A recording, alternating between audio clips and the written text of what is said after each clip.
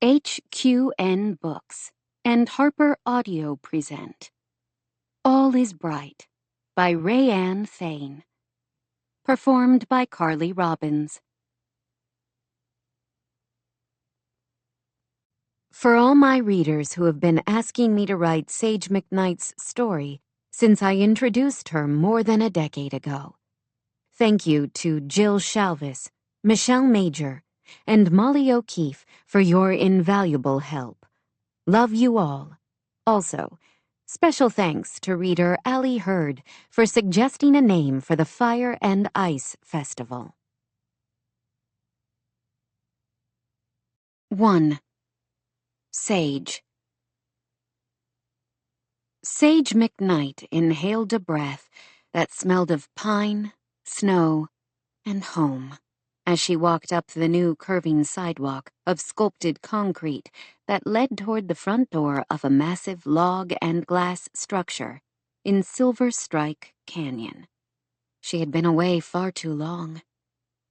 Her home base in the Bay Area, a small loft near the California offices of her father's architectural firm of Lang and Associates, was an easy flight to her hometown of Hope's Crossing, Colorado. Under normal circumstances, she should have been able to come back often, but she had spent most of the past year overseeing a pair of major commercial projects overseas, while keeping tabs on the progress at Wolf Ridge through the occasional visit and reports from her father. This season was a gift, one she fully intended to savor. Somehow, almost miraculously, both commercial buildings had finished ahead of schedule, and the rest of her commitments had eased enough to allow her to spend the entire month of December staying with her family. On the flight in, she had been shocked to realize this would be the longest span of time she had spent in Hope's Crossing since her sophomore year of college, when she had temporarily put her schooling on hold to deal with more urgent matters. She drew in another deep breath, as if the mountain air could scrub both her mind and her lungs clean from the residual particulates of urban living. This wasn't wholly a vacation. She would be working on several other designs virtually, as well as being available nearby while crews put the finishing touches to this gorgeous house in front of her, on a forested hillside a mile from the Silver Strike ski resort. Sage considered Wolf Ridge her crowning achievement, the project she had poured her heart and soul into over the past 9 months. No vehicles, except her rental, were out front, but she had spoken with Sam Delgado, the contractor handling the construction end of what had turned into a complete overhaul. He told her he wouldn't be on site, but had given her the access code so she could walk through and check the progress. Anticipation swirled through her like the light snowflakes that brushed her cheeks. She had kept up with the progress of the job virtually, and with pictures from Sam and her father, but that wasn't the same as actually having her boots on the ground. Sage punched in the code and pushed open the door, nerves jumping inside her. She always loved this sense of discovery when she walked onto a job site she hadn't visited in a few months. That thrill that still washed over her at seeing an abstract vision she designed months ago taking shape, becoming reality. She had just pushed open the door when her father's SUV pulled up behind her rental car. A moment later, her dad climbed out and walked toward her, smiling broadly. With anyone else, she might have felt a little resentment that she wouldn't have the chance to see the progress of her passion project on her own. But her father was Jackson freaking Lang, one of the world's preeminent architects. She still sometimes couldn't quite believe it, even after 10 years of having him in her life. She had spent her first 19 years without a father of her own, though she had gained a loving stepfather when she was 3, and she still deeply loved Chris Parker, even after he divorced her mother. Still, not knowing so much as the name of her birth father had left a small void in her heart, an empty spot she hadn't known how to fill when she was younger. Since they found each other a decade earlier, Jack had become a steady source of support, professionally and emotionally. "Welcome back," he said now, his deep voice so dearly familiar. He opened his arms and hugged her with a warmth that touched and comforted her. "How did you know where to find me?" she had to ask. He gave a little laugh. "Where else would you be? I knew what time your flight was coming in and guessed this would be your first stop. In your shoes, I would have done the same thing." They were so alike, both of them passionate about the art and aesthetics of architecture. Of course, she could never begin to compare to all her father had achieved, but she was working to make her mark in her own way. "I'm going to assume you didn't stop at the bookstore to see your mother first before rushing out here." After Jack and Sage had found each other, during the most difficult season of her life, he and her mother had reconnected. They had been wildly happy together since then. In a way, she felt as if she had played a part in bringing them back together. Sage shook her head now, feeling a little guilty. "I'll see her soon enough. Remember, I've got Taryn's birthday party in an hour. I wanted to squeeze in a stop here first." "Naturally," he smiled. "Do you mind me tagging along? Don't feel obligated. If you would rather check things out first by yourself, I can wait in my car until you've had time to bask in the glow." She had to laugh that he could read her with such accuracy. "No, you've been in on Wolf Ridge from the beginning. It will be fun to see it together." The two of them walked into the grand foyer, with its soaring ceiling and commanding staircase.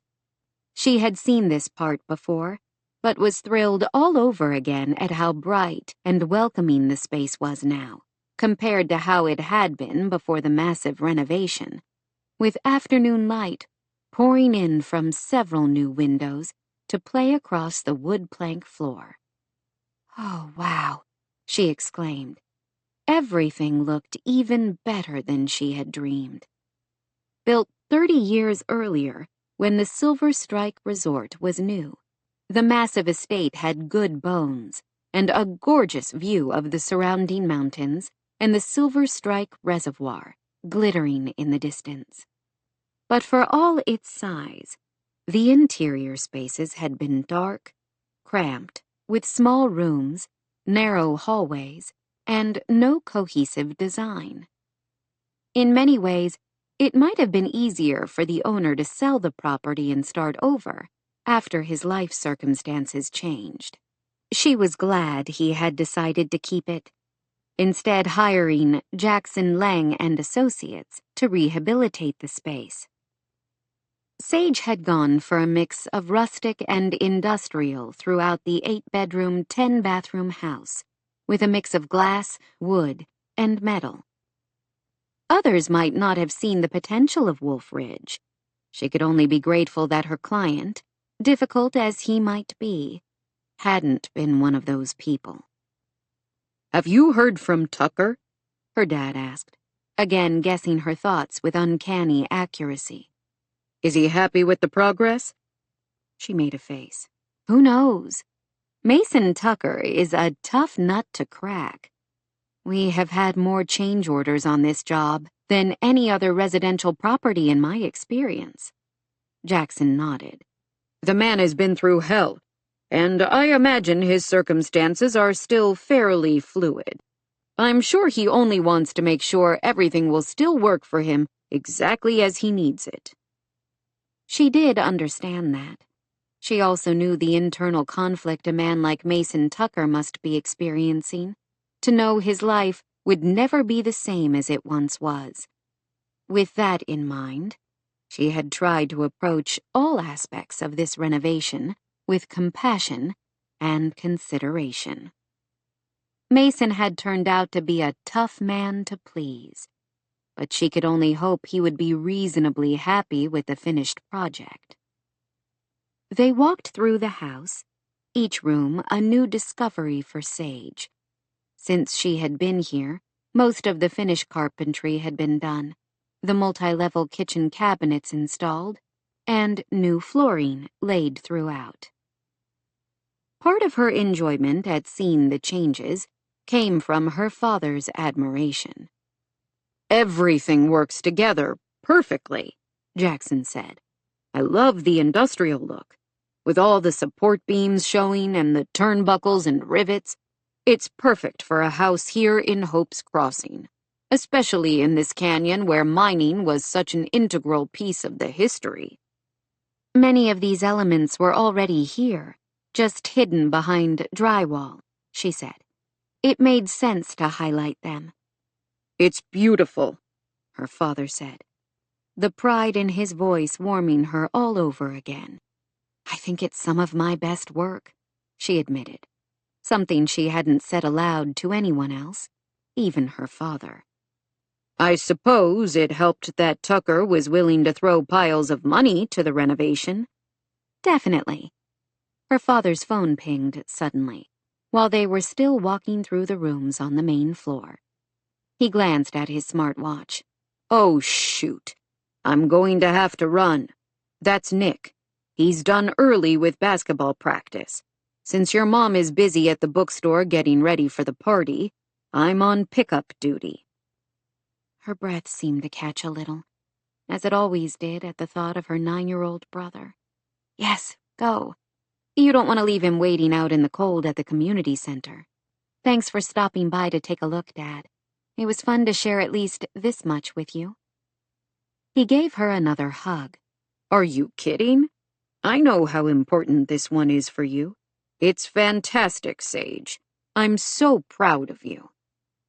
She tucked his words of praise into her mind, to take out in those moments of doubt. Jackson Lang thought her work was fantastic.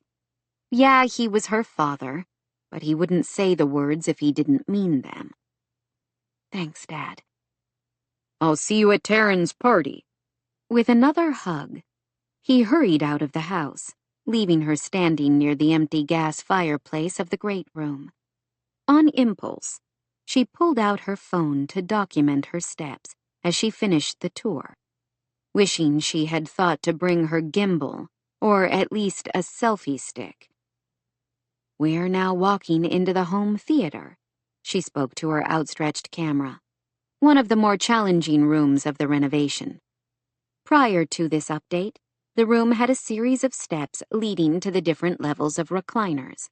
Obviously, that would no longer work for the homeowner, so we chose to remove the steps completely, instead building a gradual slope with room to maneuver around each level of seating. Beyond featuring state-of-the-art electronics that will be easily upgradable, everything in here, from the blackout window shades to the sound system to the recliners themselves, can be controlled through a single smart home phone app. She turned the camera to face her. "Doesn't this look like a wonderfully cozy place to watch a movie or catch your favorite sporting event?" She smiled into the phone camera, then moved back into the wide hallway leading to the library/office, her own favorite spot in the house. "You can see here we have sliding pocket doors that open and close with the push of a button. We chose to replace the traditional doors in many of the spaces with these pocket doors, which gives more room for the homeowner to navigate. And we also—" Her words trailed off as she heard a sound behind her and turned to see a large, dark-haired man using a wheelchair framed in the doorway. He frowned, an expression she had become all too used to seeing there, during their few in-person interactions and their more frequent video conferences. "What are you doing?" he demanded. "You're not filming this, are you?"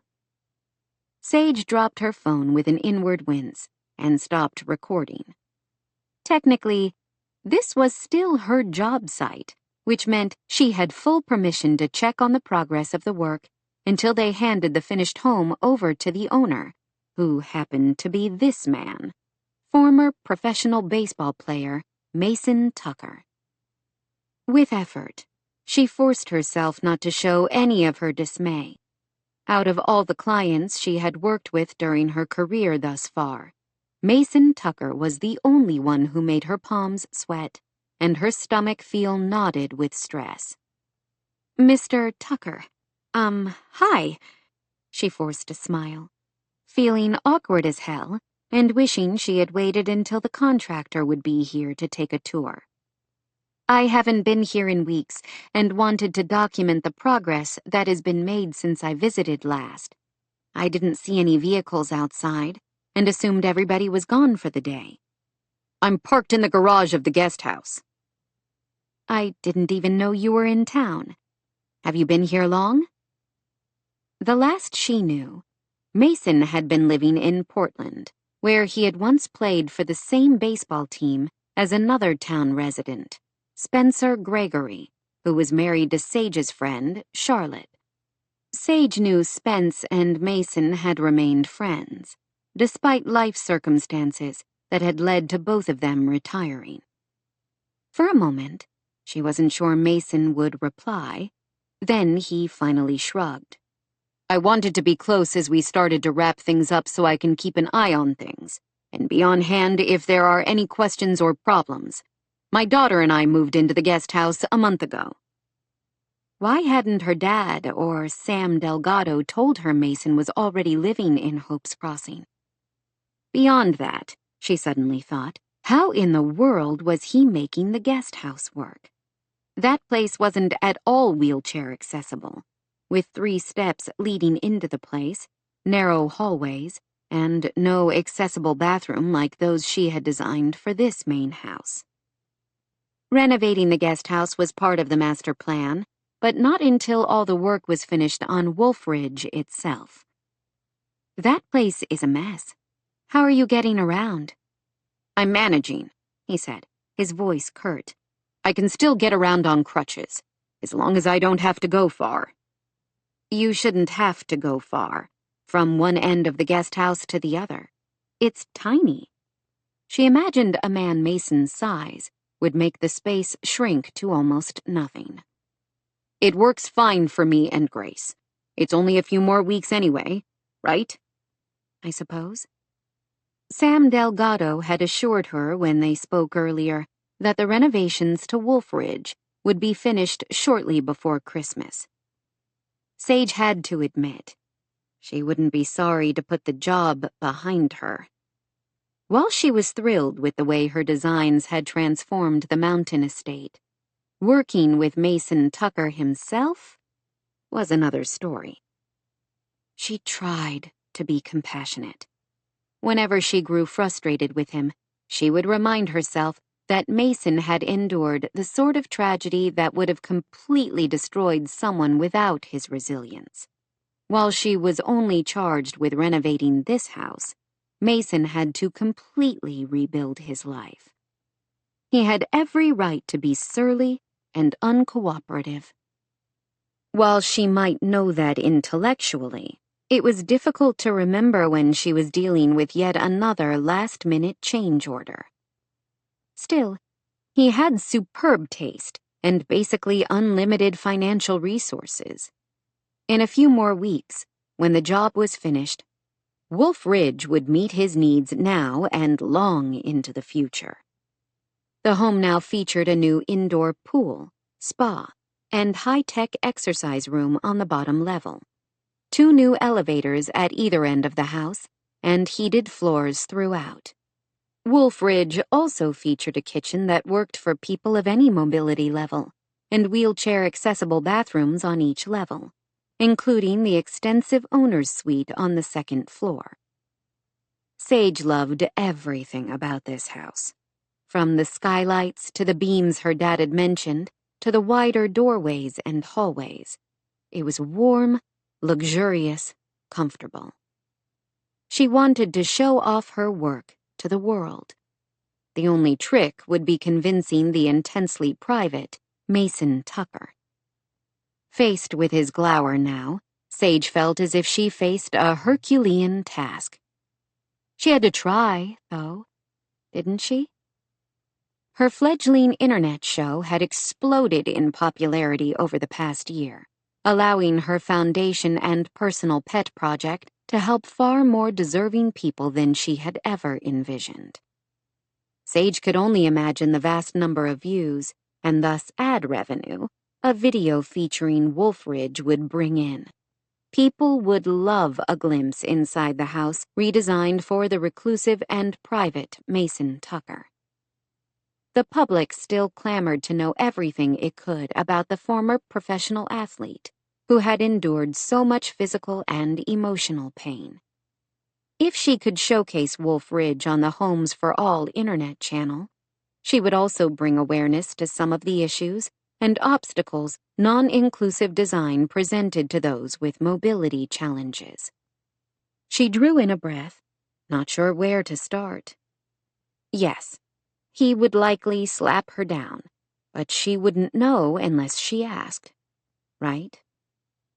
The progress while I've been overseas is amazing. I can't believe how different everything looks, with the finish work and the new flooring. Sam and his subs have put in some long hours. It shows. And Jean-Paul tells me he's going to have nearly all the furnishings ready to go in a few more weeks, except for a few custom pieces. That's what he tells me. I can't see any reason you and Grace can't move in before Christmas. How exciting! A shrug was his only response, which she supposed was about as eloquent as Mason Tucker could be. She stuck her hands into the pockets of her wool coat. He was going to say no, she knew it, and braced herself for it.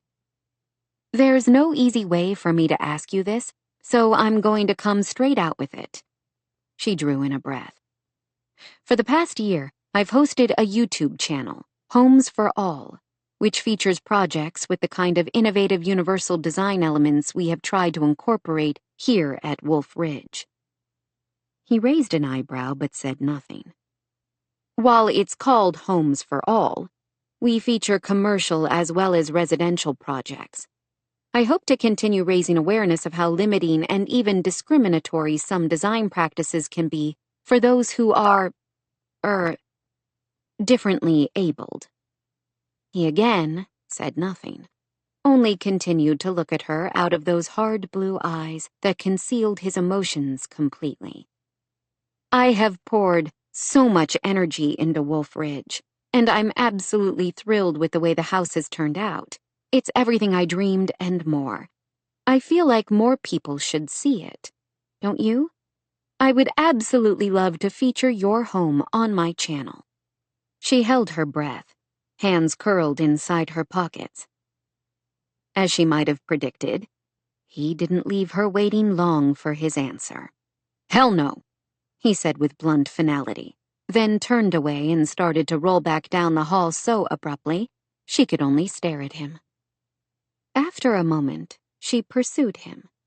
This was too important to give up at the first obstacle.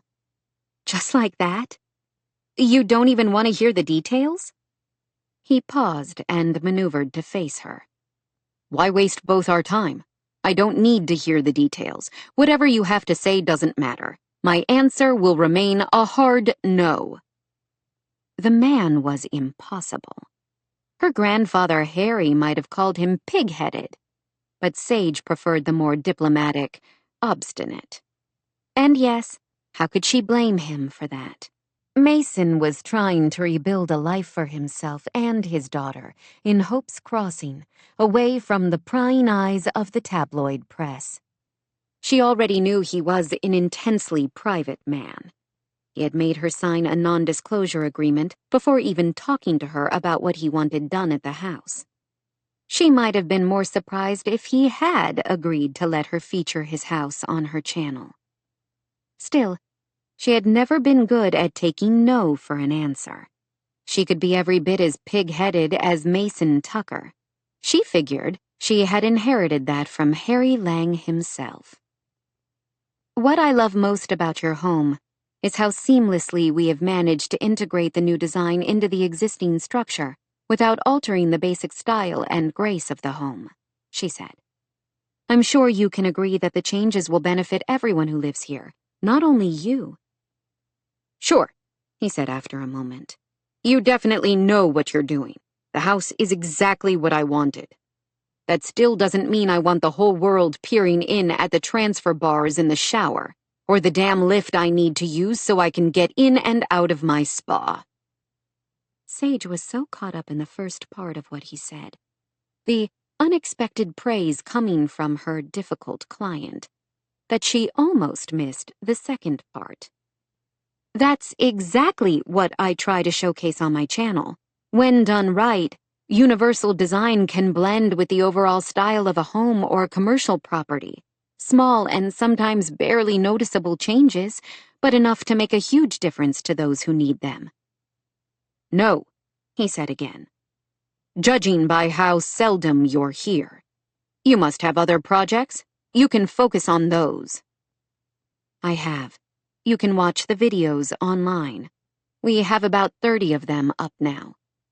But Wolf Ridge is the most ambitious residential renovation I've ever undertaken. Most people would never have poured the kind of resources you have into making such extensive changes to an existing structure. They would have sold the house as is and built a custom home somewhere else. Because of the location and the basic sound structure of the house, you chose to renovate instead. The results are beautiful, and I want the whole world to see it. And I don't, he said bluntly. I don't need to give the whole damn world any more reasons to pity me. A muscle clenched along his jaw, and Sage felt immediately ashamed of herself for her selfishness at wanting to showcase her best work here. Her motives weren't completely selfish, she amended. Yes, she was proud of her work on Wolf Ridge.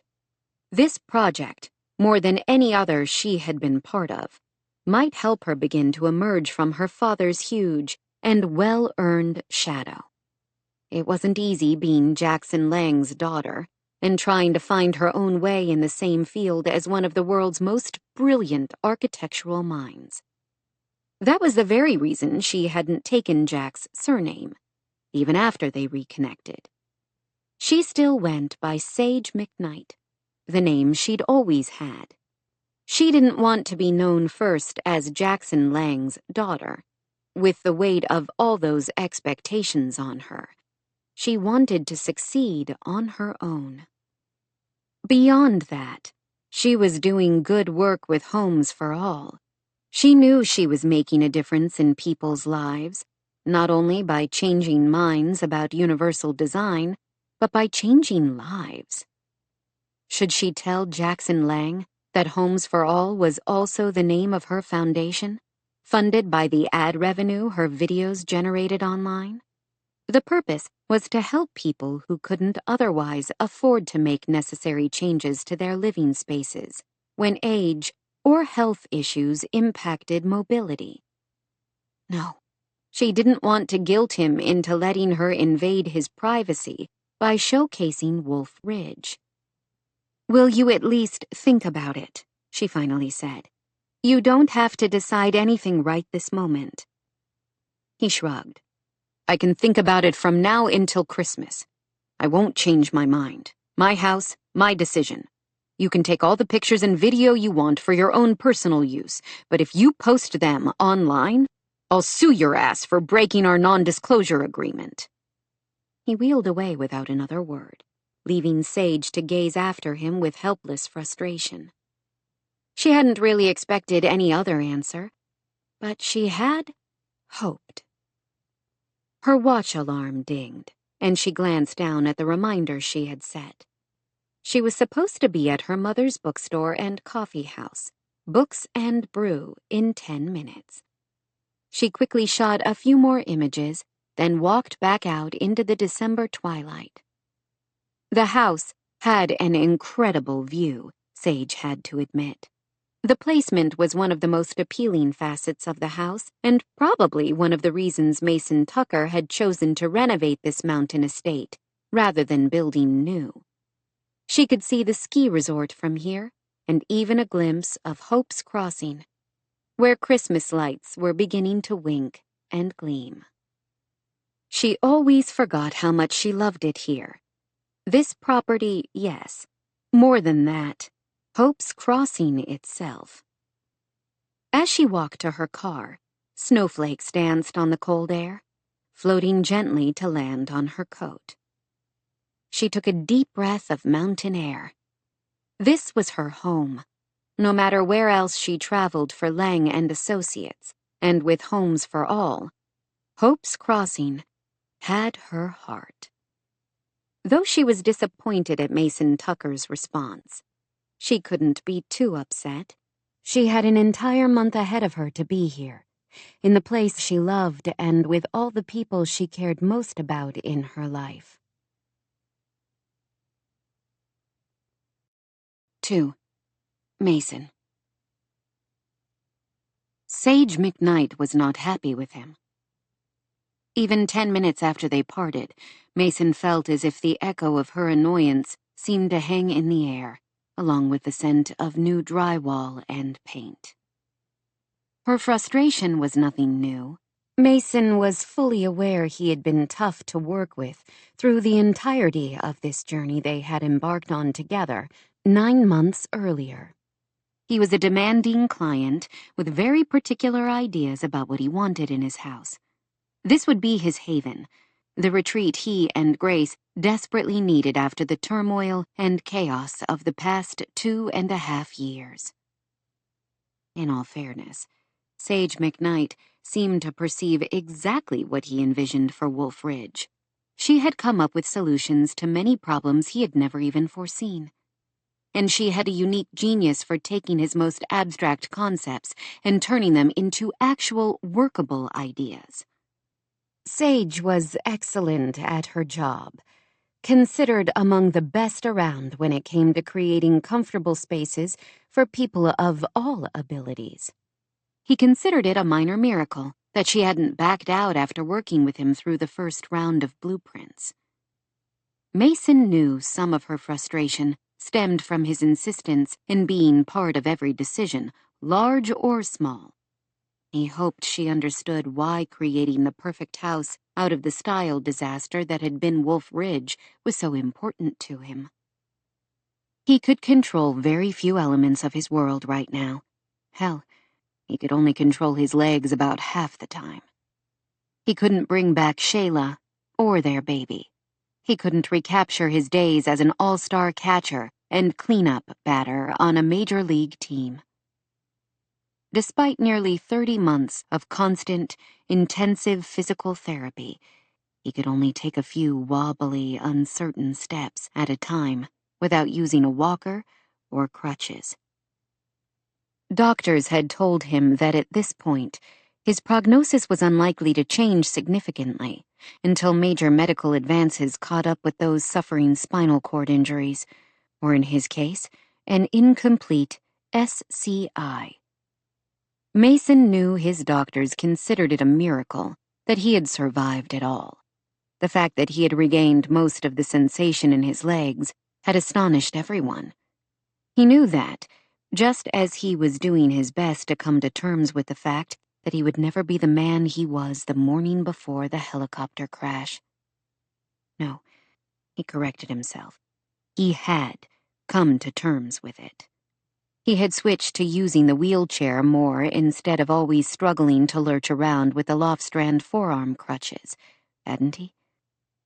And nearly a year ago, he had hired Lang and Associates and the very lovely Sage McKnight to rebuild this house in Hope's Crossing in order to make it fully accessible for him. While his life might feel in tatters, at least his house didn't have to reflect that. He loved what they had created together here, he and Sage McKnight and Sam Delgado, his contractor. That didn't mean he was ready to show the world every detail. He had turned down literally hundreds of interview requests since the helicopter crash. He didn't feel any need to talk about it ad nauseum. and the world certainly didn't need to see the wreckage left behind.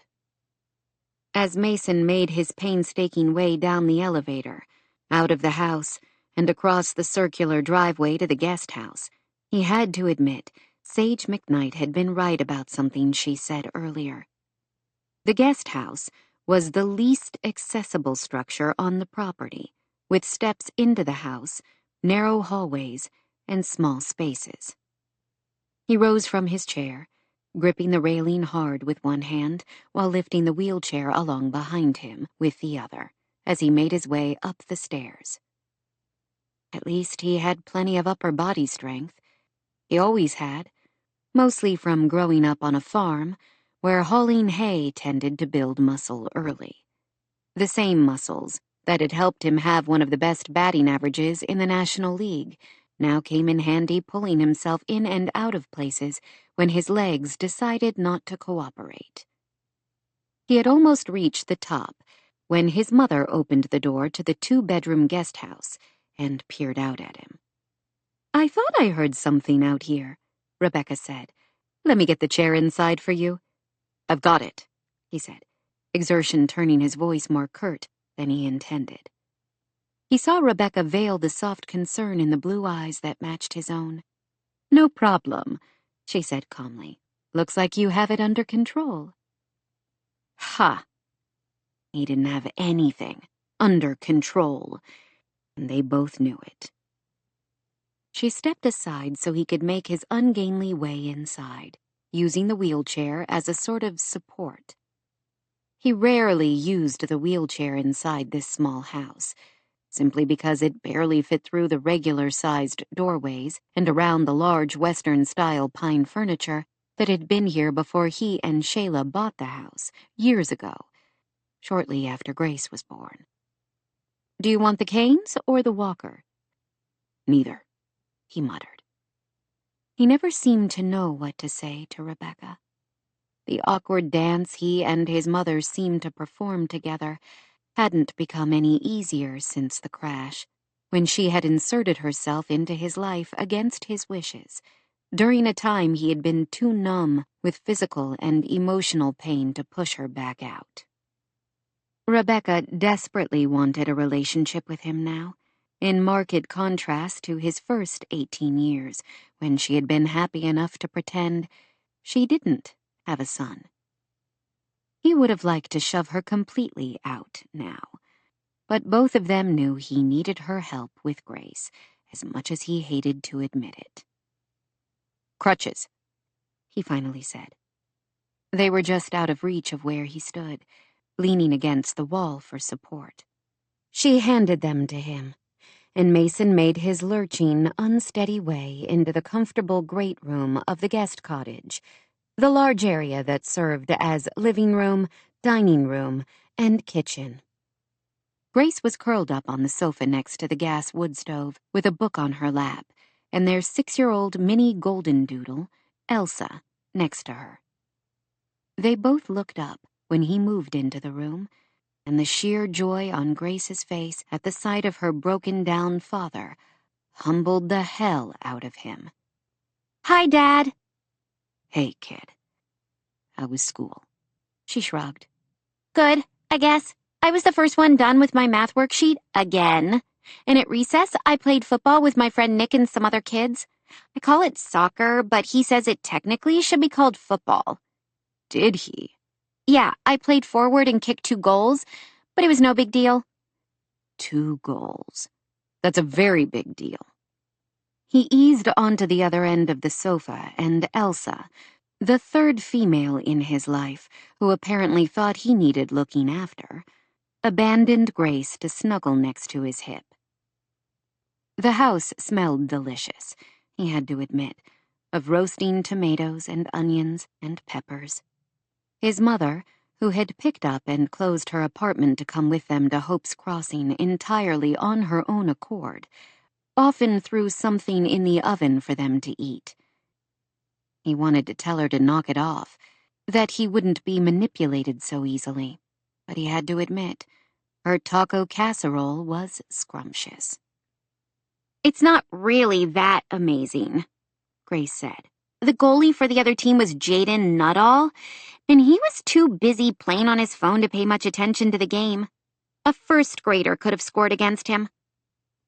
That was a damning indictment coming from a fourth grader like Grace. Anyway, Nick said he's on a soccer team that plays indoors at the rec center. Don't you think that's weird? Not really. He said I should sign up for it. Is that something you want to do? If you think it's okay, she said, far too tentatively for his liking. She had played junior soccer back in Portland before the crash, and had seemed to love it. For the past 30 months, their lives had been so chaotic with surgery after surgery that he was ashamed to realize he hadn't even thought about it. I'll talk to Nick's mom and dad about the indoor league, he said. Okay, she said happily. The calf muscles in his right leg, the one he could feel most, suddenly started to spasm. He hitched in a breath, trying to hide it. He must not have succeeded. Elsa whined a little, nudging his leg with her nose, and Grace gave him a concerned look. Your legs hurt, don't they? Always. He swallowed the word. I'm good, he lied. Smells like Rebecca has fixed something delicious for dinner. It's taco pie, Grace said. I helped make it, and I made the salad. And you did a great job, Rebecca said, stepping forward a little, tall and elegant at just over 50. It should be ready whenever you are. You only have to take it out of the oven. His mother gave them both a smile as she picked up her coat and purse from the back of one of the kitchen chairs. Grandma, you should stay and eat with us, Grace announced. Shouldn't she, Dad? Mason wanted to say no, but it seemed graceless and ungrateful when she had gone to all the trouble to fix dinner for them. Rebecca looked at him with so much wary hope in her eyes, he couldn't refuse. He forced a thin smile. His mother's presence in their lives, like it or not, seemed to be one more area he couldn't control. Sure. Why not? You always make plenty. Thank you, she said, her voice soft. She took off her coat again and moved to the oven to take out the pan of bubbly goodness. It should probably sit for a few moments. I'll grab the salad and we can start there. As she bustled around the small but efficient kitchen of the guest house, Mason wanted to shake his head at the surreal moment. If someone had told him when he was an angry teenager that someday his completely AWOL mother would be fixing him and his daughter dinner, he would have thought they were having delusions. Shortly after he signed his first major league contract at 19, Rebecca had emailed him in a tentative effort to reconnect. Mason had treated her attempt at reconciliation with disdain, telling her bluntly never to reach out to him again.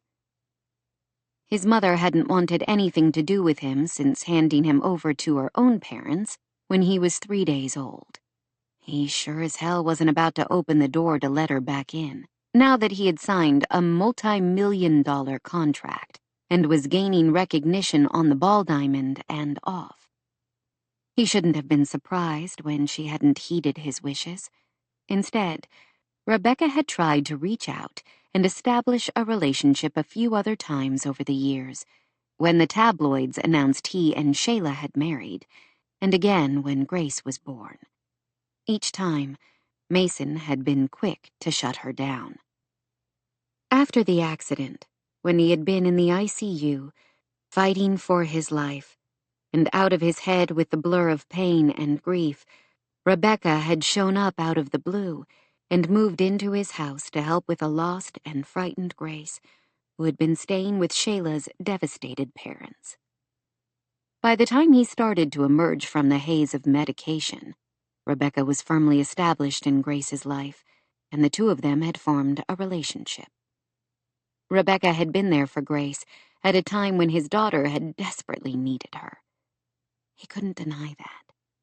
He might not like it, but how could he deprive his daughter of the relationship with her grandmother when she had already lost so much? As soon as he had been able to think beyond his own pain, he had done his best to put down ground rules. She could spend time with Grace when he wasn't around, but that was as far as he was willing to go. To his great surprise, she had honored his wishes. He couldn't avoid seeing her occasionally, but he limited their interactions as much as possible and carefully maintained a polite, cool tone with her. To his further surprise, when he announced 6 weeks ago that he and Grace were moving into the guest house of Wolf Ridge to oversee the last stages of the massive renovation project, she had quietly nodded and proceeded to find an apartment of her own to rent, not far from Wolf Ridge. He was still suspicious of her motives, but no longer thought she was trying to cash in on his fortune. She had money of her own, apparently. Besides her own career as a showgirl and part-time model, she had been married twice, divorcing her philandering first husband, a real estate developer, and being left a wealthy widow by the death of her much older second husband 5 years earlier. Dinner was an awkward affair, at least for Mason. His mother and Grace seemed comfortable chattering about all kinds of things, from school to a movie they had watched a few days earlier, to all the Hopes Crossing holiday events slated for the month. Grace seemed especially excited about the upcoming Hopes Crossing Fire and Ice Festival, a one-night fundraiser when apparently everyone in town gathered to celebrate the opening of the town's skating rink in a downtown park. It's cool because nobody knows when it will be until the day it happens. Like a pop-up town festival? I guess, she said. We can go, can't we? My friend Nick says it's the most fun ever. Mason could hardly stand up. How was he supposed to ice skate? I'll take you, if your dad can't, Rebecca said quickly. I love to ice skate, though I haven't been for years. I used to skate on a pond near the farm where I grew up. Was that something Leland and Soraya Tucker would have allowed? Mason doubted it. That sounded entirely too much like fun. She probably went out on the sly when she was supposed to be doing some of the endless chores required on a Nebraska farm. He was mostly quiet, listening to them chat as he ate what was admittedly a delicious meal. Still, he was relieved when Rebecca finished, cleared away the dishes, and excused herself. She wanted him to forgive and forget. How could he? She had escaped her parents' cold, cheerless house as quickly as she could, running away with a boyfriend when she was 16. And then a year later, boyfriend out of the picture now, apparently, she had dropped off her innocent newborn son with those same parents she despised, so she could return to her hard partying life and her search for fame and fortune. He wasn't sure he could ever get over that. Mason was breaking the cycle, though. He and Shayla had tried hard to create a warm, loving home for Grace, as they would have done the same for the unborn son who had died with Shayla. He pushed down the familiar ache and focused on Grace's bedtime routine. After she showered and changed into her pajamas, they sat together in the living room, taking turns reading aloud from a book series she loved.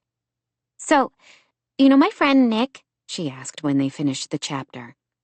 You mean the one you mention about 50 times a day? He nodded. Sure. You guys seem to have a lot in common. Not everything. He's super funny and everybody likes him. He's really good at spelling and always wins the class spelling bees. But he's not as good in math as I am. Everybody has strengths. I wasn't good at spelling or math. Only sports. Baseball, basketball, football. He had been obsessed with all of it, to the dismay of his grandparents. You know how Natalia in the story was adopted? That's like Nick. He was adopted too. Was he? Mason said. He had wondered. Nick's parents were Jackson and Maura Lang. Sage McKnight was their oldest daughter, separated by nearly 2 decades from her 2 younger siblings, Nick and Anna. Yeah, except Natalia doesn't know her parents and Nick does. Well, his mom anyway. He told me his mom and dad are really his grandma and grandpa, but they adopted him when he was born.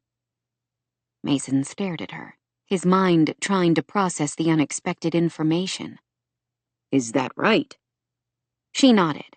And guess what? He told me his sister Sage, the nice lady helping us with our new house, is really his mom. Isn't that funny? Mason could think of other words besides funny. But Nick said she's not really his mom. His mom is his mom.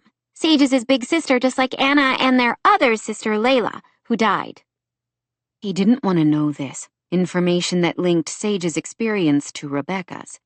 The parallels were unavoidable. Nick was 9, like Grace, and he knew Sage wasn't quite 30, so she must have had Nick when she was barely out of her teens, handed him over to her parents to raise, and then blithely went on with her life.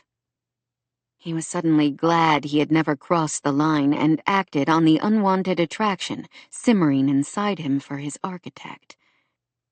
It would be weird to have a sister who is also your mom, don't you think? Families come in all shapes and sizes. We've talked about that before. Sure, I know. I mean, my friend Benny back home had 2 moms and no dad, and my friend Julia doesn't live with her mom and dad. She lives with her aunt and uncle and cousins. That's right. She looked at him. We're kind of a different family, too, now. Just you and me and Elsa. Oh, and Grandma. He managed not to make a face at the addition. Rebecca was not part of their family, no matter how hard she might try. He couldn't say that to his daughter. The important thing is that everyone should have people in their families who love each other and take care of each other. Sometimes that comes from the family you were born into, and sometimes it's the family you make through the other people you love. She smiled up at him and leaned on his arm, this child who was everything to him. Mason let out a breath. His resentment toward his mother, his conflicted feelings for his architect, even his stupid aching legs weren't important. His daughter was the only thing that mattered. Grace, and the future he was trying to build for her, here in Hope's Crossing. 3. Taryn. This was her birthday party, and she was supposed to be happy. Taryn Thorne looked around at all of her friends and family members gathered at Maura Lang's shop, Books and Brew, here to celebrate the happy occasion of her 26th birthday. She knew she should be thrilled at all the attention, but somehow Taryn felt as if she had just been sucker-punched. She looked at Genevieve Kane, certain she must have misheard her friend. Are you serious? Charlie is here, in Hope's Crossing? Did he just arrive? Her voice sounded faint, with a slight wobble, but she knew her friends and family were used to that. Her words often stumbled over themselves, especially when she was tired. Genevieve apparently didn't notice. She popped a shrimp into her mouth from a tray carried by a passing waiter, really one of Maura Lang's bookstore employees. I don't know. 5 days, I guess? 5 days. Her best friend had been in town for 5 days, and he had yet to reach out to her. Taryn frowned. Did he know about this? She gestured around to the red and purple birthday balloons festooning the seating area of the small coffee house attached to the bookstore. Yes, Jen said, her voice a little wary. I mentioned it to him. He said he wasn't in the mood for a big crowd today and offered to stay with the kids. I'm supposed to tell you happy birthday from him. Why couldn't he tell her that himself? Taryn had to fight a tangled mix of annoyance and hurt. She wanted to drive straight to his house, to tell Charlie off herself. Not only had he not bothered to come to her party, but he had been in town 5 days and hadn't once called or texted her to let her know. What had she done to make him want to avoid her? She thought she knew. Charlie Beaumont, Jen's brother, had been her best friend forever.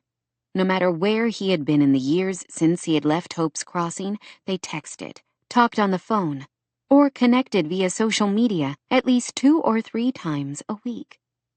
Until about 4 months earlier, anyway. Things had been strained between them since the last time they had spent much time together, when he had come back to Colorado for a good friend's wedding in Denver and had asked her to be his last-minute +1. Taryn's hand tightened on the stem of her champagne glass.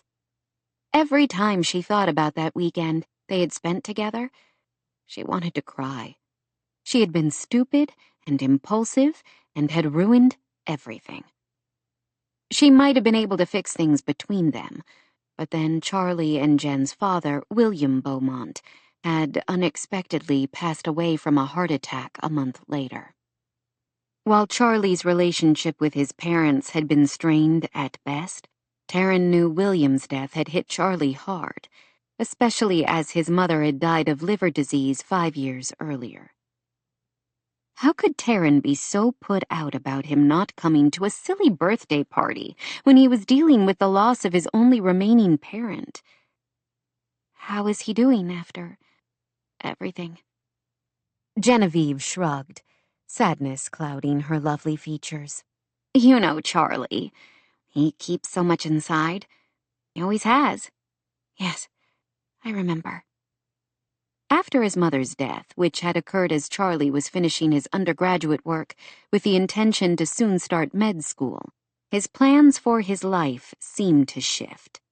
After her funeral, he had announced he was taking a job with the Sheridan Trust, an organization that built medical clinics and schoolhouses in poor villages throughout the world. For the past 5 years, he split his time working for the foundation and running his own successful carpentry business in the deserts of southern Utah, where he could hike and bike and river run to his heart's content. This fits me better than being a doctor would have, he had told her once when he had stopped in town for a short visit between assignments. I'm still helping people, but I don't have to deal with all the paperwork or the insurance companies. How long will he be in town? Taryn asked Genevieve now. She shrugged. Until he can sort through Dad's affairs and get the house cleared out and ready to sell. Dad kind of left everything in a mess. I'm afraid it's going to take Charlie weeks to sort through it all. Weeks? Charlie planned to be in town for weeks. She was going to have to face him at some point, but she wasn't sure how, after the awkwardness of the previous summer. She had seen him at his father's funeral, of course, but Charlie had been distracted and distant with everyone, not only her. While Taryn had reached out with words of sympathy, she also knew that wasn't the best time to try making things right again between them. Not everything was about her, Taryn reminded herself. Okay, this particular gathering of friends was intended to celebrate her birthday, making tonight and this party basically about her. But beyond tonight, the people in her world had their own lives, their own issues. Charlie might be one of her closest friends, but he was also dealing with plenty of his own stress, coming to terms with losing his one remaining parent and their conflicted relationship. She wished she could help him. That was the reason for her hurt, she admitted to herself. Charlie had been her rock since she was 15. Through all the dark, difficult days of her recovery, she had leaned on him, confided in him, counted on him. Now, when she could finally try to repay a little of that vast debt by providing comfort in turn to him, he seemed to have completely turned away from her. She wanted to leave the party right that moment to confront him, but of course she couldn't. All these people were here to celebrate her birthday. She couldn't simply walk away. Soon, though, she would figure out a way to fix this. She had to. For now, she needed to focus on all those who had made the effort to celebrate her birthday and kick off the holiday season together. "And how are you doing?" she asked Genevieve. Her friend had also lost her father, though she wasn't alone like Charlie. Jen had her husband, Dylan, and their 2 children, with a third on the way. I'm okay. A little sad sometimes, but some of that might be pregnancy emotions. Anyway, the kids don't let me brood for long. Thank you for asking.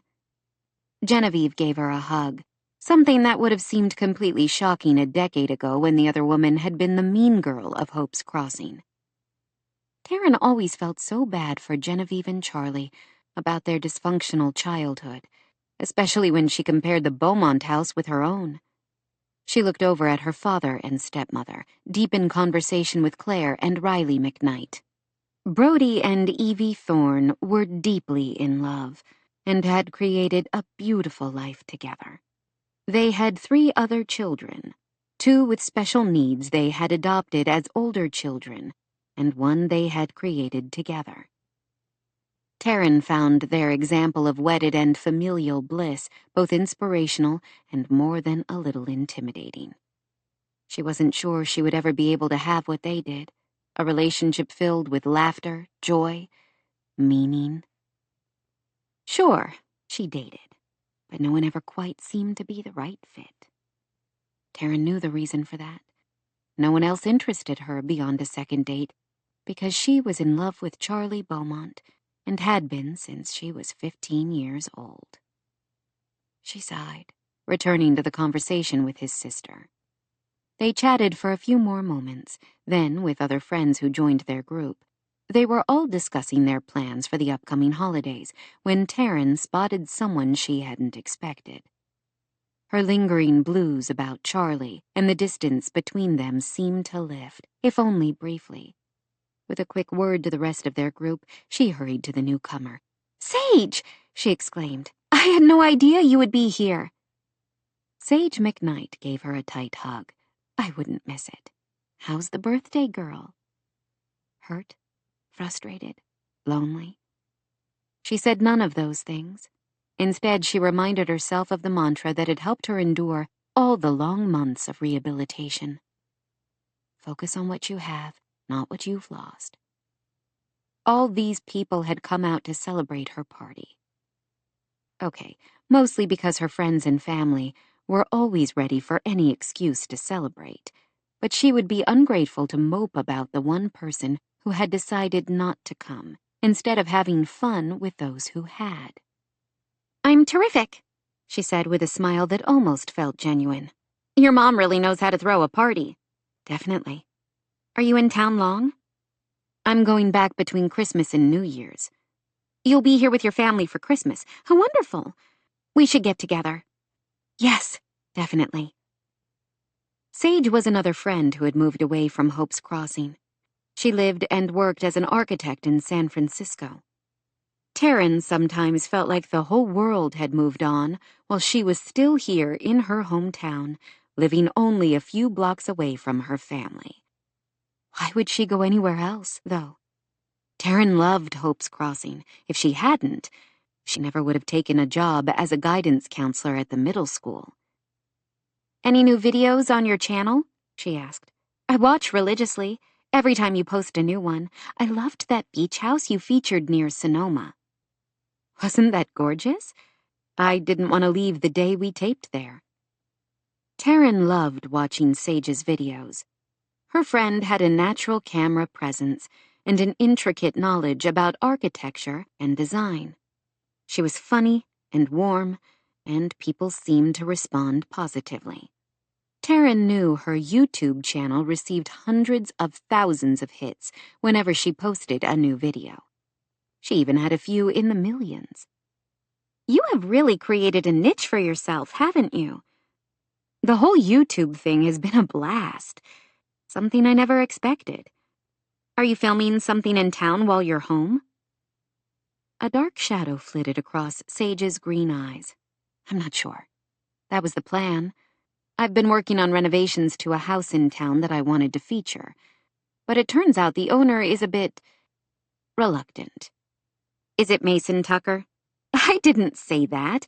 How did you know?" Taryn smiled. "Lucky guess?" "Not really." Everybody in town is talking about that gorgeous house on the hill, and I know Sam Delgado has been busy on it. Your mom told me you had designed the renovation. I know I'm not the only one in town who was hoping for a chance to see inside it when it was featured on Homes for All. Sage sipped at a drink from a passing waiter, frustration evident on her lovely features. No luck right now, she said. I'm still working on it. Mr. Tucker is very private. Everyone in town had talked about that, too. He seemed to go out of his way to keep his private life private. Taryn knew more than most how he might be feeling. After the accident, she had wanted to hide away in her bedroom and never leave. Sage and Charlie and other friends, and of course her father and Evie, had pulled her out and back into the light. I'll keep hoping, Sage smiled. If you have any free evenings, let's go out while I'm home so we can sit down and catch up. If she had any free evenings. Right. Taryn had nothing but free evenings, unless she was babysitting for her siblings. She was 26 years old as of today, and had no social life to speak of, because she was waiting for the one person who couldn't seem to be bothered to even come to her birthday party. Say the word. I'll make time. Sage smiled and hugged her. It's so good to see you, T. Thanks. Sage's features grew pensive. Now that I think about it, you might be exactly the person to help me. Don't be surprised if I use our time together to pick your brain. Ha! You should know by now that picking my brain will probably take you about 30 seconds, she joked. And 29 of those would involve working your way through all the random thoughts I have about who might win the current season of The Bachelor. Sage made a face. We both know better than that. From what I hear, you're the favorite guidance counselor of every student at Hope's Crossing Middle School. My niece and nephews all rave about how cool you are. She might not have a YouTube channel watched by millions or a growing reputation as a brilliant architect, but she loved her job and felt like she made a difference to her students. Sage's mother, Maura, joined them a moment later, hugging her daughter. There you are. I was wondering when you would show up. Sorry I'm late, Sage answered. You know how I can be on a project. Too well. You and your father are obviously cut from the same cloth. Maura reached out a hand to squeeze one of Taryn's.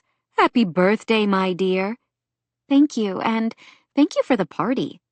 It's our pleasure. I know you didn't want a party, but I'm so glad you let us have one for you. 26 is an odd year for a big party, don't you think?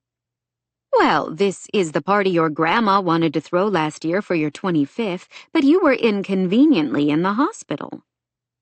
True. Taryn had needed another surgery on her knee that still caused her problems, never healing right after the crash. Maura looked around. I haven't seen Charlie yet. Jen says he's back in town for a few months. I thought for sure he would be here. You two are usually inseparable. Maura went out of her way to be kind to Charlie, which Taryn knew meant the world to him. Charlie still blamed himself for being behind the wheel the night Maura's daughter, Sage's sister, and Taryn's best friend, Layla, had died. Taryn could feel a muscle spasm in her jaw and realized she was clenching her teeth. She forced herself to relax. Apparently not. Jen said he didn't feel up to a big crowd tonight. Maura looked concerned. Poor Charlie. Carries more than his fair share of baggage, doesn't he? Taryn nodded, though she felt a pang, hoping she hadn't added to it by her actions over the summer. 4. Sage. Sage loved being back among friends and family in Hope's Crossing, some of whom she hadn't talked to in a few years. Nearly everyone embraced her warmly and seemed happy to see her. She had worried a decade earlier that her choices would haunt her the rest of her life here in town. How foolish of her to be concerned about that. Oh, she knew there were some who whispered about her behind her back, but they were inconsequential in her life. Most people didn't care that she had been pregnant, unmarried, and barely out of her teens. The circumstances were different 30 years earlier, when her mother had been pregnant with her. Then it had been a juicy scandal, with much speculation about who her father might be. She finished the last bite of a piece of delicious birthday cake made by Charlotte Kane Gregory, who owned a sweet shop in town. She rose from her spot to throw away her napkin and paper plate when Genevieve Beaumont Kane, Charlotte's sister-in-law, moved into view. Sage held her breath. She never quite knew what to say to the other woman. Of all the people who had been most hurt by Sage's actions a decade ago, Genevieve topped the list. She had apologized a long time ago for sleeping with Jen's then-fiancé and becoming pregnant with his child. Jen seemed to have accepted her apology and had certainly moved on with her life after dumping Sawyer Danforth. But Sage still couldn't help feeling anxious whenever their paths crossed in public. They had both been different people all those years ago. Sage had been 18, grieving and lost after her younger sister died in the same tragic accident that had seriously injured Taryn Thorne. Genevieve was very different these days from the woman she had been a decade ago. She had once been spoiled, self-centered, concerned most with appearances. If she hadn't known for certain her identity, Sage would never have associated that Jen with the glowing, smiling woman in front of her. Sage, hi! Your mom was telling me you're back in town through the holidays. How wonderful that you get to be here to enjoy all the seasonal fun in Hope's Crossing. The timing was perfect. Since I had a gap in my schedule and a fairly flexible boss, I decided to come back and be on hand while the reno project on Mason Tucker's house wraps up. Oh, I love that house. I'm so happy someone will be living there full-time. It's too beautiful for only a vacation home. It's quite close to your place in Snowflake Canyon, isn't it? Yes, we can see it through the trees from our place. It's been fun to watch the progress. For a while there, Dylan was thinking you must have gutted the whole thing, from all the truckloads of scrap we saw driving up and down the mountain. Close enough. She was again so grateful Mason had chosen to renovate Wolf Ridge instead of starting over with a new build. I would love to see what you've done with the place. Are you going to feature it on your YouTube channel? Dylan and I watch every new video religiously. She wasn't sure how she felt about Genevieve watching her channel, especially considering past Jen had once called Sage a dumpy little troll. Different people, she reminded herself. I don't have permission from the owner to feature it yet, but I'm still keeping my fingers crossed, she said. Oh, I hope so. Charlotte and Spence are close friends with Mason. They might be able to put in a good word for you. I might have to try that, if nothing else works. I would love the world to see what we've done there. Wolf Ridge is my favorite kind of project, when I know I'm making a difference in someone's ability to fully enjoy their home. Genevieve, who seemed to be extremely pregnant with what would be her and Dylan's third child, sipped at a glass that looked like it held sparkling water. I've been meaning to ask you a question, she said. Sage braced herself, wary suddenly. Go ahead. Is it really true you funnel all the ad revenue from your videos to renovating homes for people with mobility needs? Sage shifted, fighting an old urge to bite her fingernails. Who told you that? Harry told me in confidence. He's so proud of the work you're doing.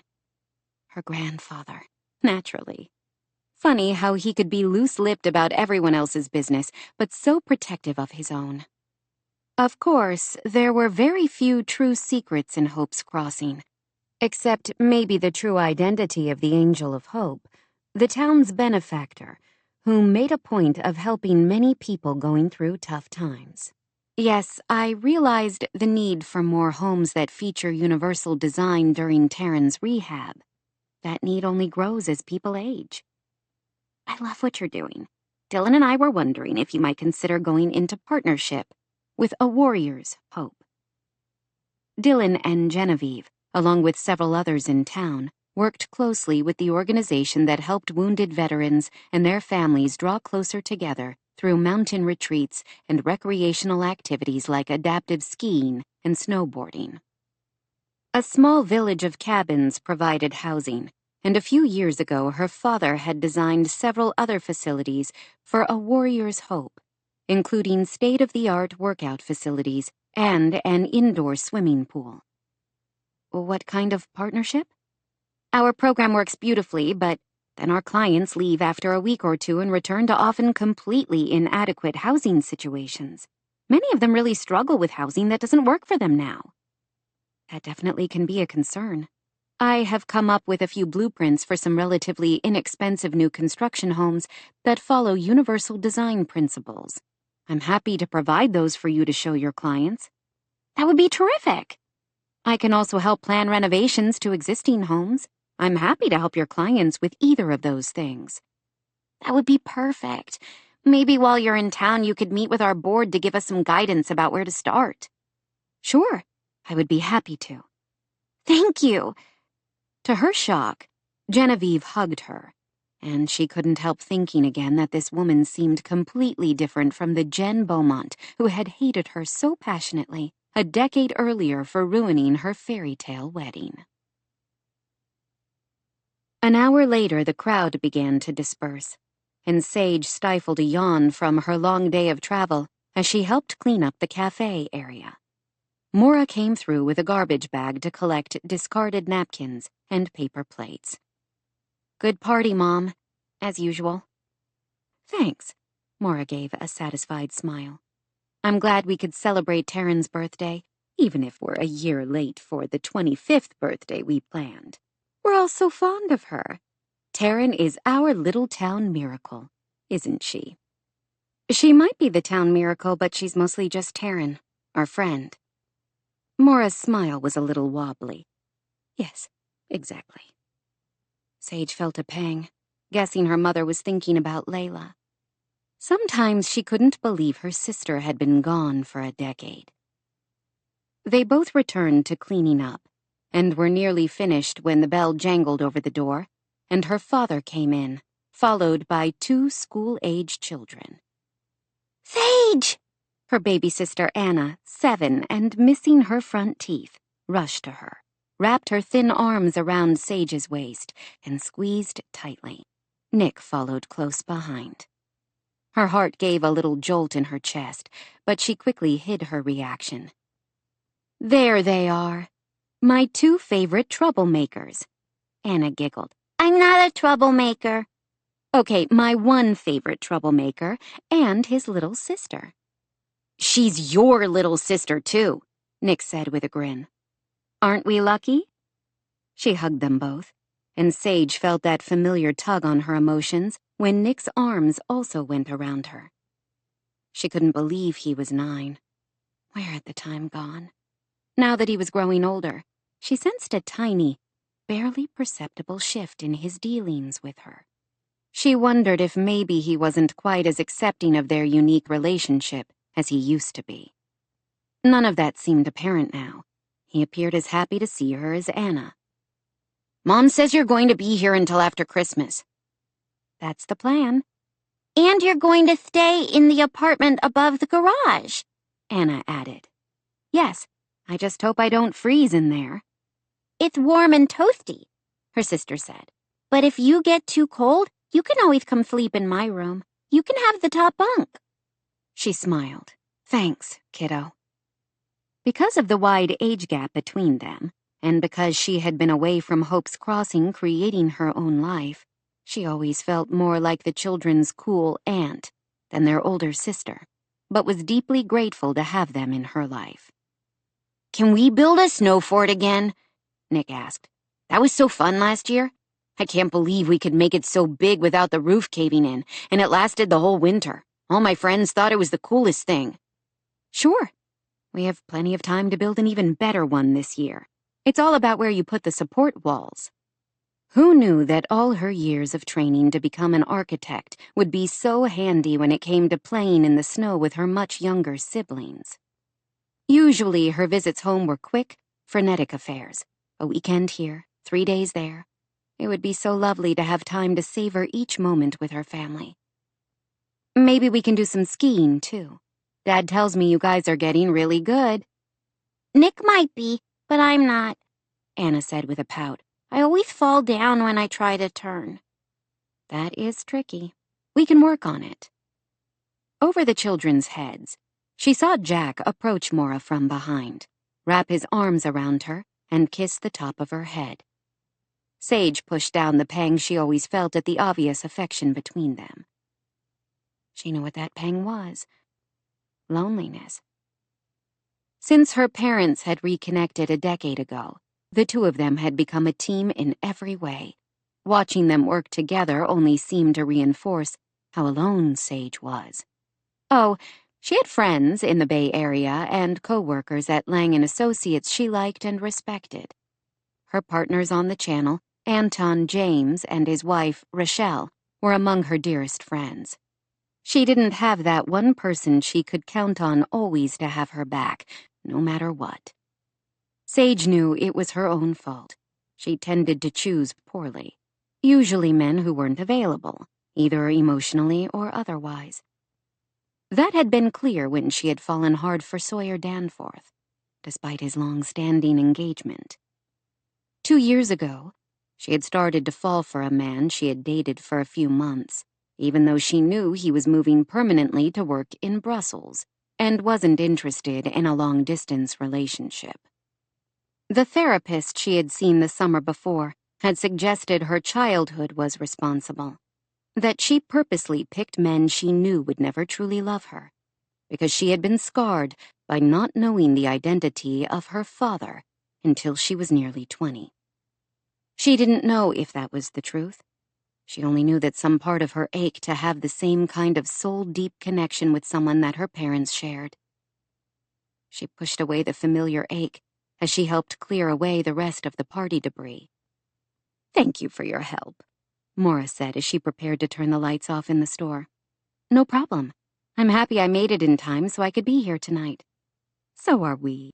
We're glad you could stay for so long." Mora and Jack exchanged a speaking glance that again left Sage feeling a little excluded. "I'll take the littles home, if you want to give your mom a ride," Jack said. "Sure. No problem." When they were in Sage's car driving toward her parents' beautiful home, located on a hillside in the historic part of town, her mom cleared her throat. "This is awkward, but I was wondering if I could ask you a favor while you're home." Sage blinked as her wipers beat away a light snowfall. Her mom rarely asked anything of her. Sometimes she wished Mora would lean on her a little more. "Sure, anything." "You might want to hear what I have to say first," Mora said with a short laugh.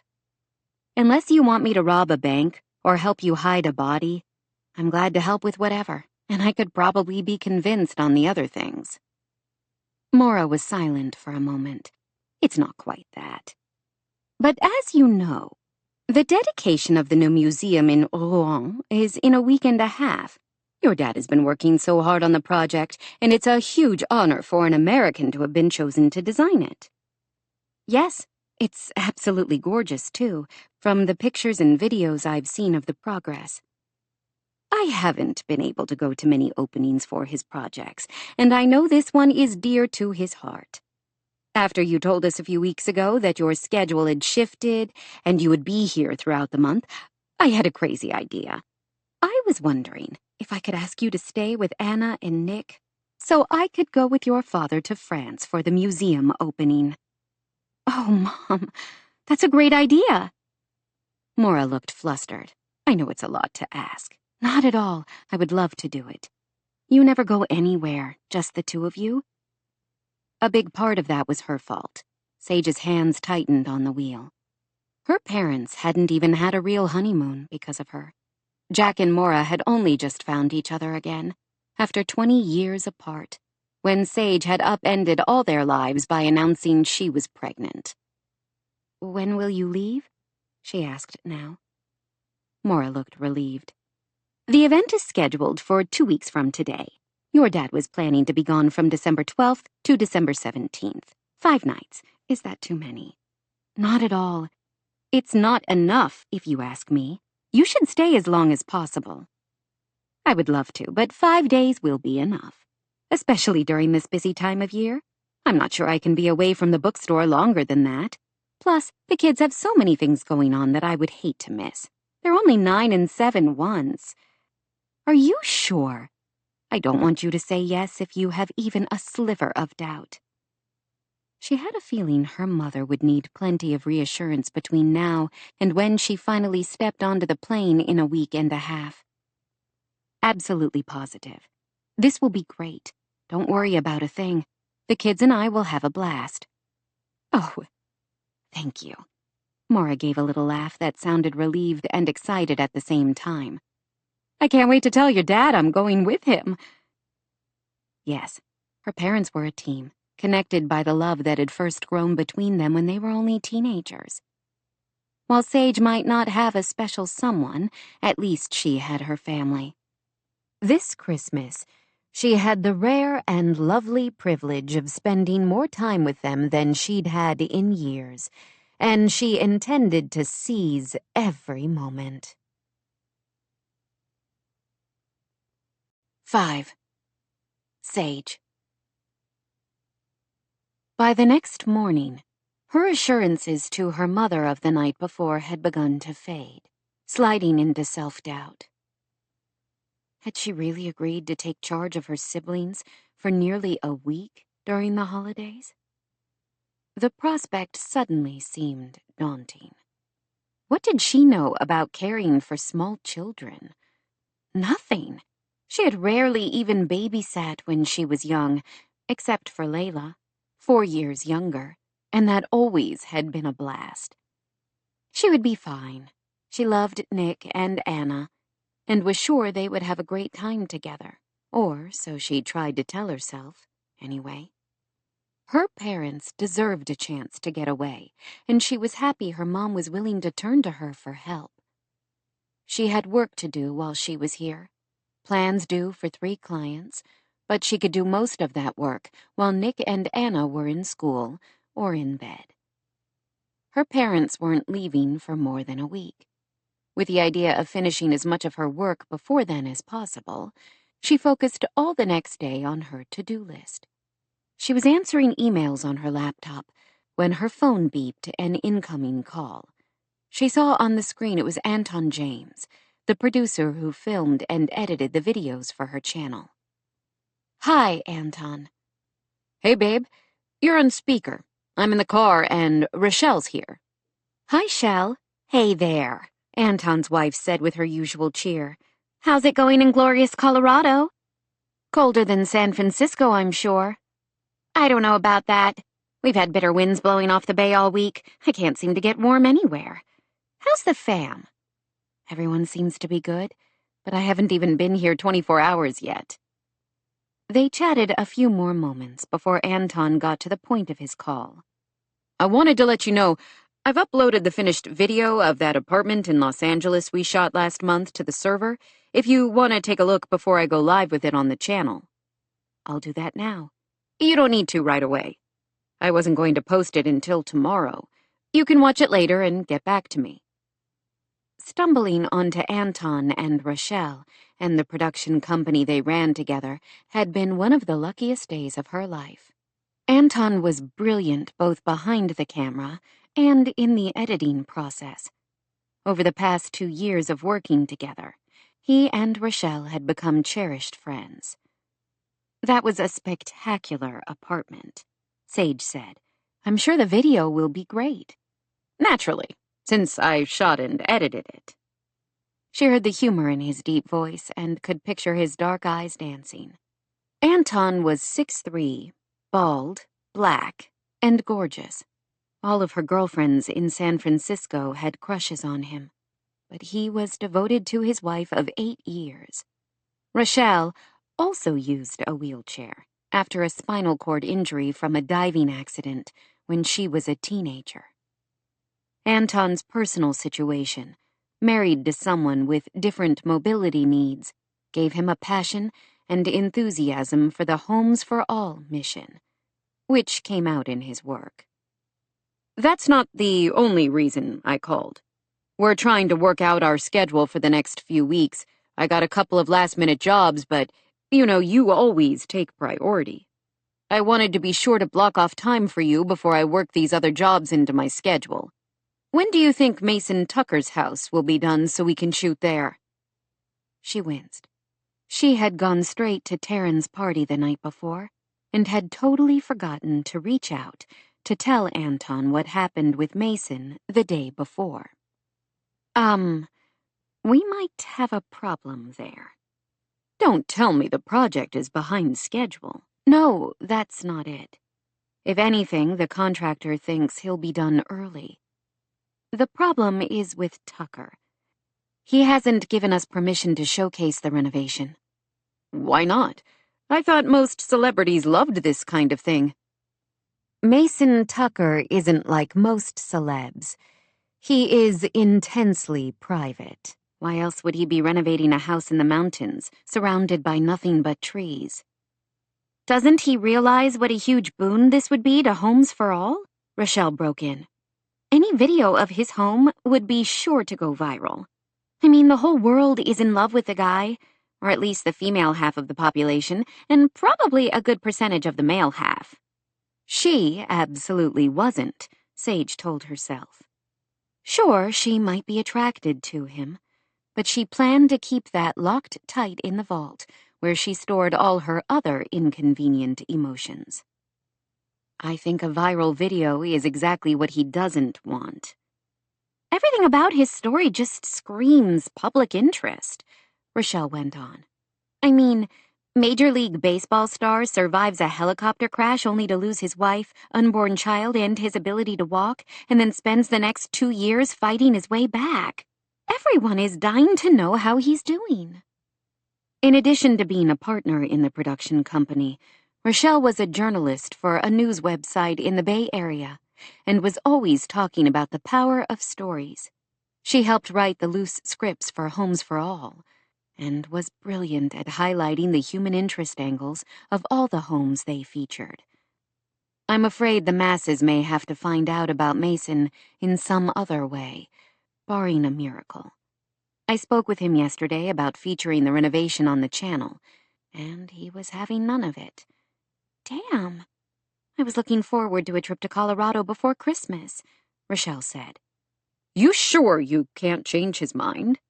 Anton asked. I wouldn't hold your breath. I tried to take a few videos yesterday to document the progress on the remodel from my own records, and you would have thought I was a member of the paparazzi, shooting pictures of him in the hot tub or something. She didn't want to think about Mason naked to the waist with all those chest and arm muscles gleaming, sliding into a hot tub. That is going to be a problem. We were trying to make a big splash during the holidays when everybody's surfing the web instead of interacting with their families. You don't have much in the can that's seasonal, since we shot everything else in the summer between your trips overseas. Can you find something else Christmassy to upload in place of that one?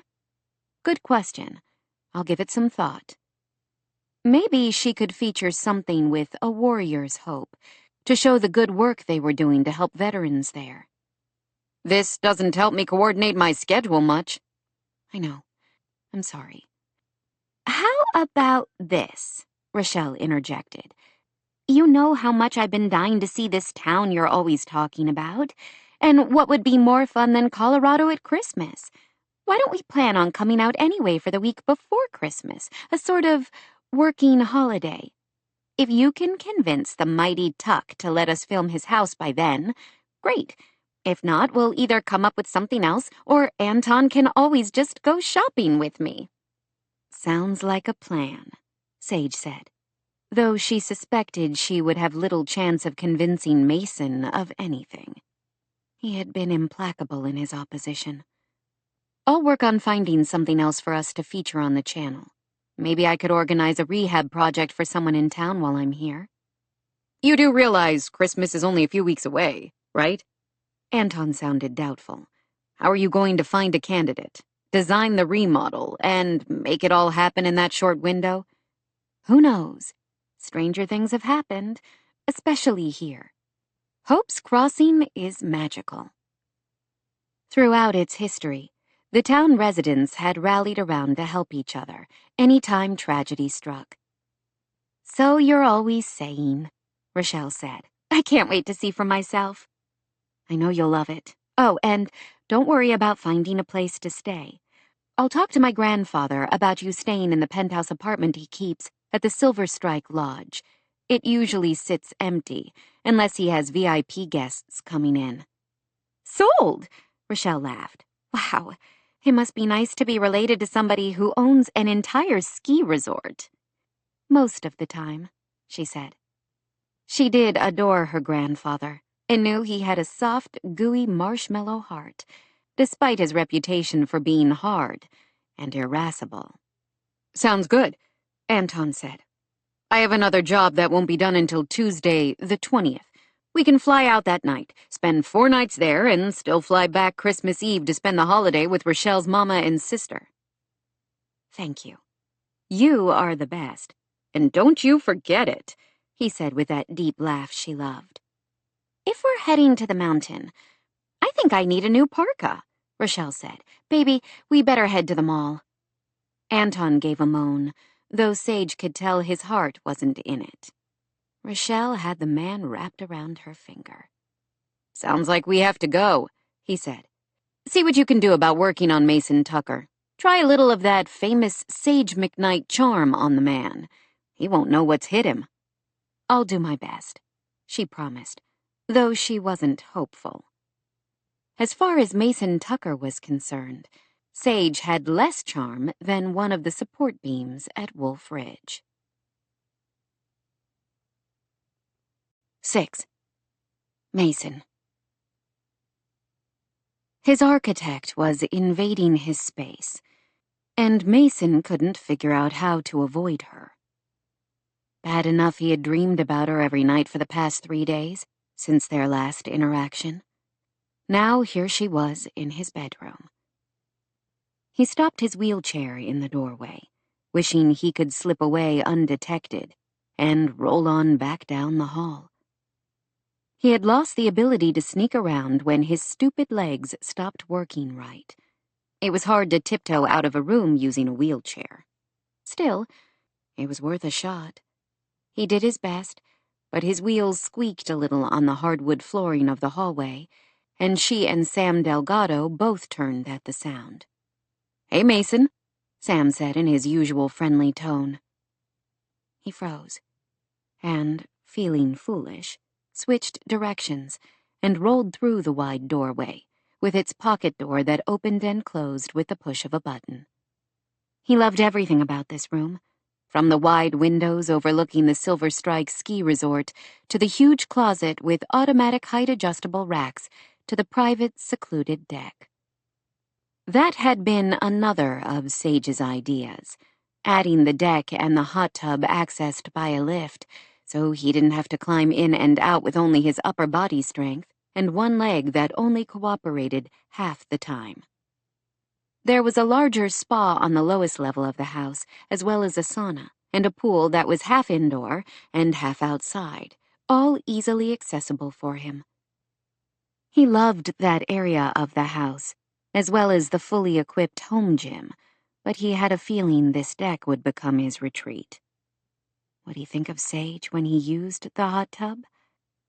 With the dreams he had been having about her, he wouldn't be surprised. He didn't want to think about her at all. He wanted Sage out of his head completely, the sooner the better.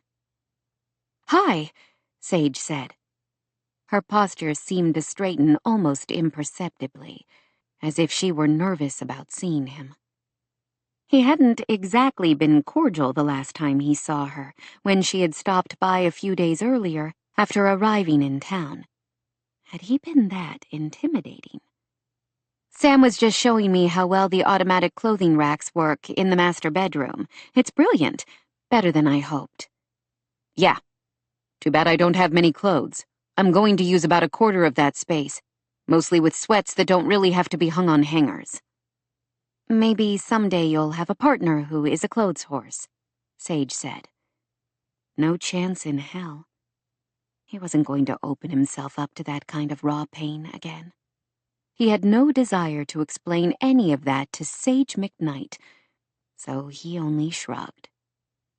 Sam was also telling me you made the teak table outside by the spa. It was some half-finished project I had lying around the house in Oregon. I decided it would fit just right in that nook next to the lift and would be a good place to put my towel. It's perfect. I'm impressed. He shrugged. I'm no great woodworker, but I've always liked working with my hands. Her gaze flickered down to his fingers, resting on the hand rims of his chair. He saw something flare in her eyes, something he didn't know quite how to interpret. He felt a sudden fierce ache of hunger for Sage, with her big green eyes and her lush curves and her fast, always spinning brain. He did his best to push away the ache by focusing on something inane, the batting averages of everyone on the team with him during his rookie year. He hadn't been with a woman in 2.5 years, since his wife died. It was easy to tell himself he wasn't ready, but he was increasingly beginning to wonder if he ever would be. What woman would possibly want to take him on now? We're still on schedule to be done by Christmas, right? Sage asked the contractor. It seems like there's still a lot to do. Mostly finish work. Little details here and there. We're in the home stretch. Everything is better than I imagined, Sage said. You and your crew have been brilliant, Sam. The older man smiled at her. When she beamed back at him, Mason felt a little twinge of jealousy, but he quickly pushed it away. For one thing, he had no right to be jealous of anyone Sage smiled at. For another, after working with the man for the past 9 months, he knew Sam was thoroughly devoted to his wife, Alexandra, who happened to be Sage's aunt. I had a good plan to work with, and it helps that Mason knows what he wants. About the house, anyway. The rest of his life? He had no idea. This house, and the move to Hope's Crossing, had occupied so much of his attention for 9 months. Now that it was reaching completion, Mason knew he had to figure out where he was going to go from here. The owner of his old team had reached out to him, asking if he might be interested in doing some color commentary for their games. While he loved baseball and missed it with a ferocity that startled him, he couldn't drum up much enthusiasm for watching his former teammates on the field, enjoying the sport that was forever out of his reach. He spent most of his time working with his investment team and the foundation he and Shayla had started when they first married that provided sports equipment to underserved communities.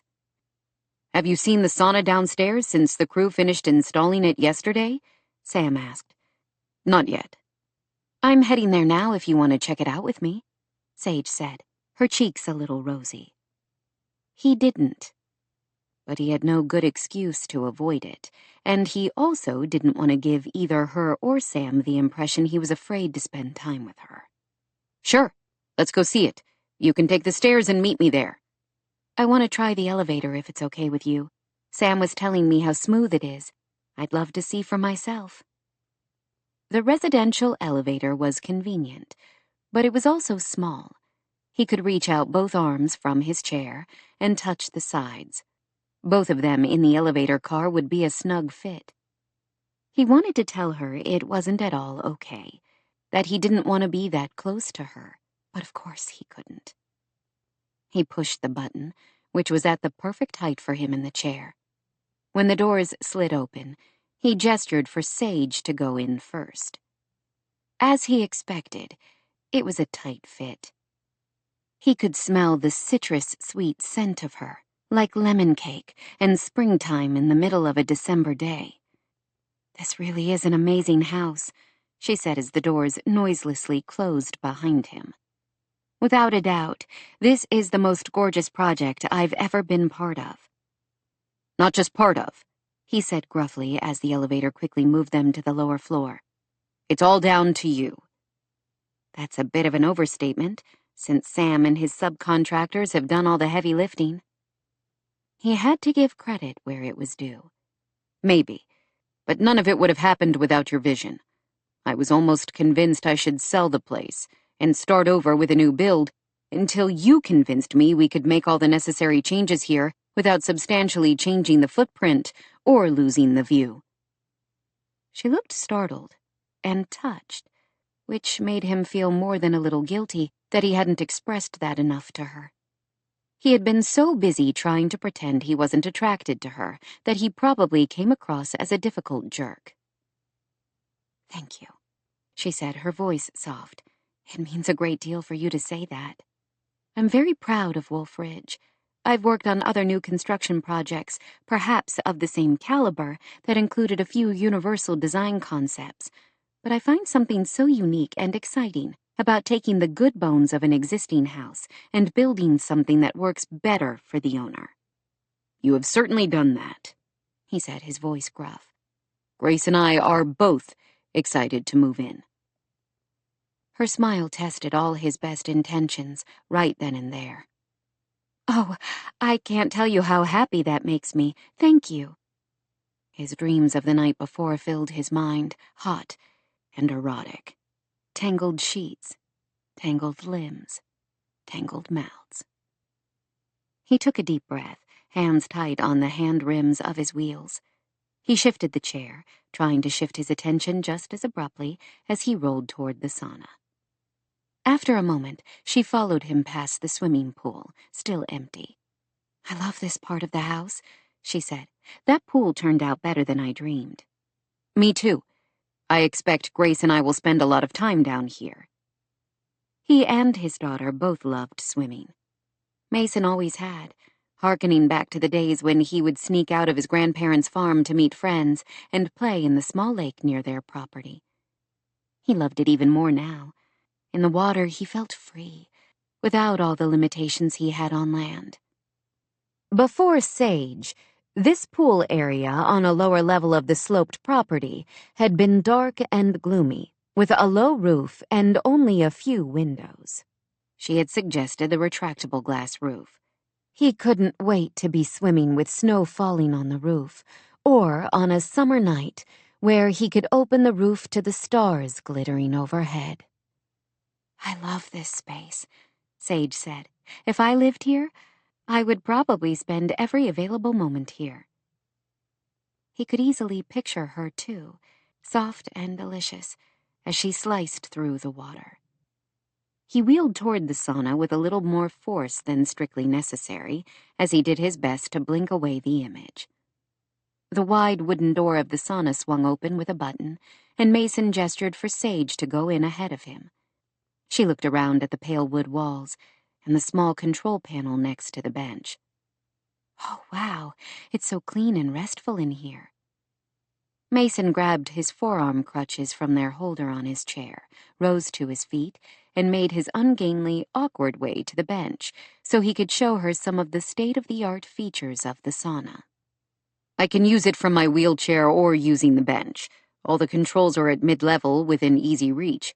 I can also run things with my smartphone, which is nice." "Oh, that's terrific.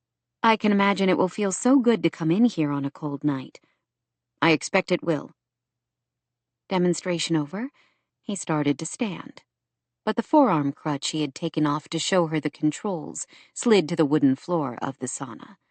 Sage immediately stepped forward to grab it for him and lift it back to him. "I don't need your help," he snapped. She froze, her cheeks turning rosy. "Sorry. If it looks like someone needs help, my automatic reflex is to step in. It's tough for me to ignore." His protest had also been an automatic reflex, one he regretted now. He had to stop being so touchy. "I get that. While I do appreciate the intent, I have to figure out how to do as much as I can on my own. Most of the time, I won't have people around to open doors for me or pick up a crutch that I drop." That makes sense. To Sage's credit, she never treated him with pity or tried to coddle him like so many others did. He made his way to the chair, sat down, and then reached behind him to return the crutches to their holder. It was a complicated, ungainly process, making him wonder again if he would be better off choosing one or the other. Either use the wheelchair all the time and give up his dream of trying to regain some semblance of his old life, or forego the wheelchair and use the crutches, no matter how awkward and slow it made him. Instead, he had adopted this weird hybrid form of mobility. For now, it was the best he could do. He didn't expect that all the therapy components he was adding to Wolf Ridge would change his life in some radical way, especially after 30 months of intensive rehab. But none of it could hurt. As if by tacit agreement, he and Sage both moved back toward the elevator. When they were once more on the main floor of the house, she gave him a careful look. "I'm a little afraid to broach the subject," she said a little breathlessly. "But I was wondering if you have given any more thought to what we talked about a few days ago, about allowing me to feature Wolf Ridge on my YouTube channel." He raised an eyebrow. "I didn't realize there was anything more to think about. I've already given you my answer." Her disappointment was palpable. "That's it? You won't even consider it?"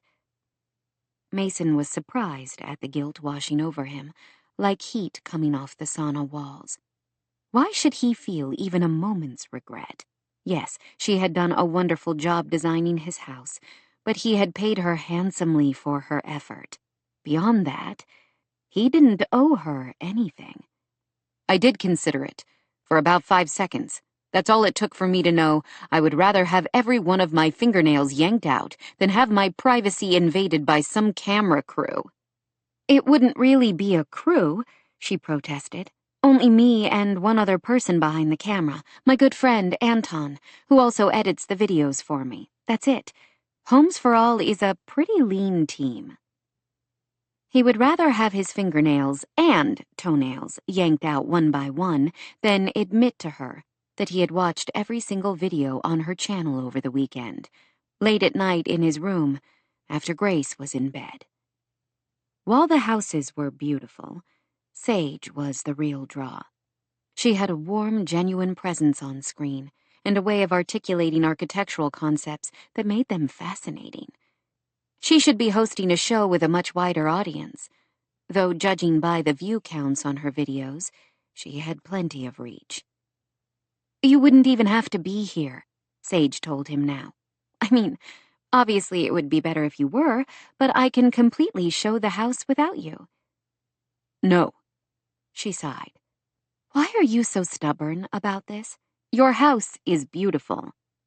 "It is, and it's my house, not some show place. I would think you would want to show that off to the world. You would be wrong, then. Most people have no concept of all the things in an ordinary home that can make the day-to-day activities of someone using a wheelchair difficult, if not impossible. Of course, Wolf Ridge is far from an ordinary home. But the whole goal of my channel is to show that all homes, from starter places to luxury mountain estates, can be made usable by people of all abilities. I want to show the average viewer how considering a few design principles from the outset of a new build or in a redesign can pay huge dividends in the future." "Why are you so passionate about this?" He had wondered that for a long time. A curious mix of emotions crossed her expressive features, and she said nothing for several seconds. When she finally spoke, her voice was low, as if she didn't trust herself to be able to speak in normal tones. "When I was 18 years old, in my freshman year of college, my younger sister was killed in a car accident." The grief in her voice was a painful echo of his own. The constant companion that had lived in his chest since waking up after the helicopter crash and finding out he was the lone survivor. That Shayla, their unborn son, and his pilot and good friend Cal Hernandez all hadn't made it. He didn't have the monopoly on pain. Others had deep wounds on their hearts, empty holes they had learned to either skirt around or jump over in order to go on. "I'm sorry," he said, his voice gruff. "That must have been tough." "It was." It still is. I miss her every day. For a long time, my family was only the three of us, my mom, Layla, and me. She was my best friend.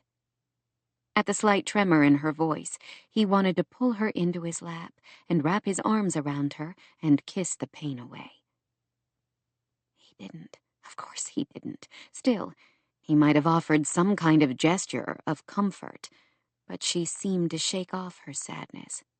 In the same accident, my sister's friend was also seriously injured. Taryn Thorne suffered head and spinal injuries and was in a coma for weeks.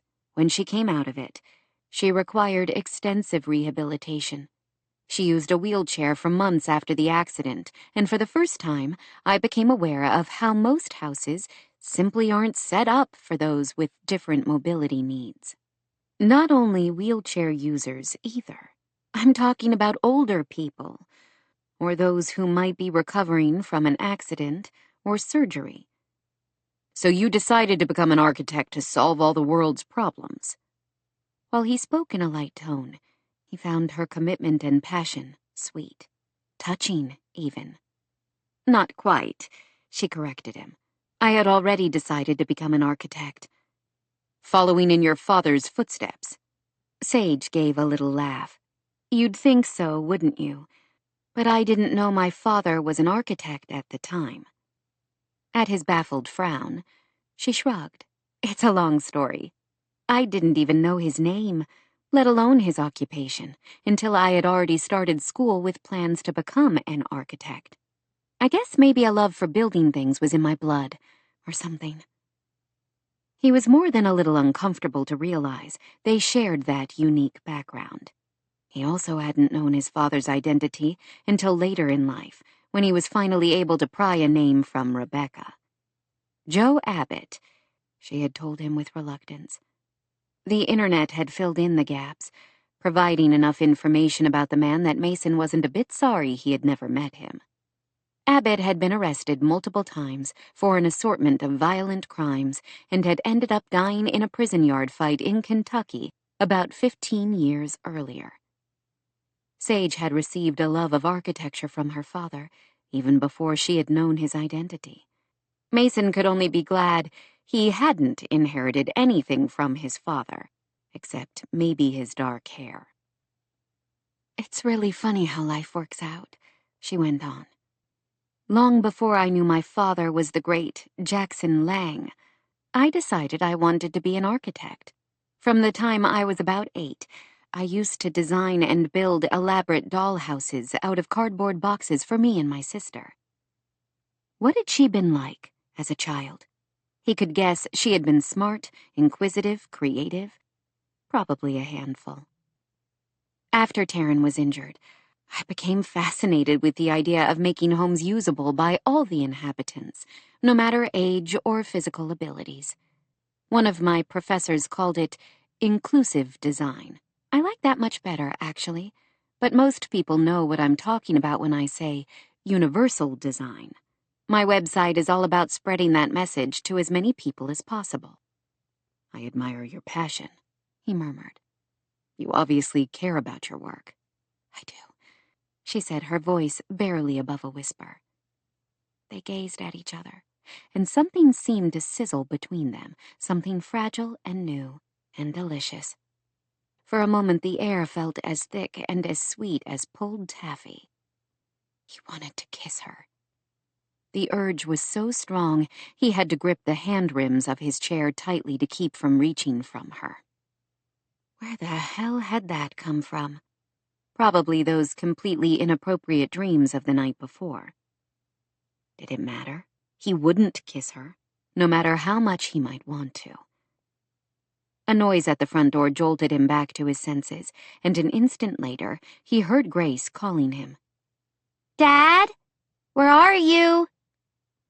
Mason inhaled a breath, trying to gain a little equanimity again. In the kitchen, he called. Grace came running in, her color rosy and her eyes bright with excitement, followed by his mother. Dad, guess what? We're doing a Christmas play at school about the Nutcracker, only without the dancing. And I got the part of Clara, even though all the girls in class tried out for it. Clara? That's terrific.